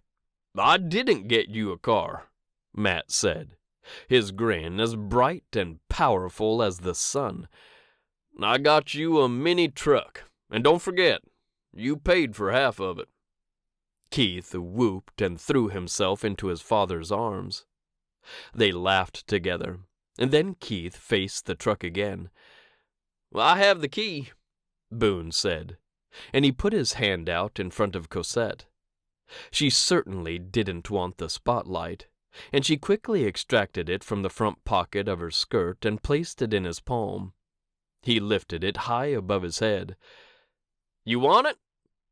Keith looked at that key the way a hungry man would eye a donut. Boone laughed, and he stepped through the crowd to hug his nephew too. And as Keith got behind the wheel of the mini-truck, everyone who'd come to the party began to applaud. Cosette looked around, her hands coming up to clap too, and she felt something she hadn't felt in a long, long time. It took her a moment to understand, and another to give it a name, but when she did, tears pricked her eyes. Belonging. Everyone here belonged here, including her. She couldn't be seen crying in a crowd, so she kept her composure. She'd cry later, when her knees hit the floor in prayer. Right now, she thought, "Thank you, Lord. Thank you for giving me a new place to belong. Thank you, thank you, thank you." Boone returned to her side as the truck's engine roared to life, and the applause started to die. As the crowd broke up and people began to return to the food in the backyard, he leaned down and said, "I'm looking forward to tomorrow, Cosette, and to the tacos," in a voice half the volume he normally used, which only made his tone that much sexier. With that, he left Cosette to shiver in the summer evening as he joined his brother and Gloria. The trio moved to the front sidewalk to watch Keith drive down the road in his new truck, and Cosette realized she didn't have a way to leave the party. So she did something completely insane. She walked over to Boone's side and looked down the road at the mini-truck trundling away too. When Boone looked at her, she simply said, "Gloria's my ride home. Guess I'll have to stay after all." This has been His Second Chance, a Hammond Family Farm novel, Ivory Peaks Romance, Book 2, written by Liz Isaacson, narrated by Cody Roberts. Copyright 2021 by AEJ Creative Works. Production copyright 2021 by AEJ Creative Works.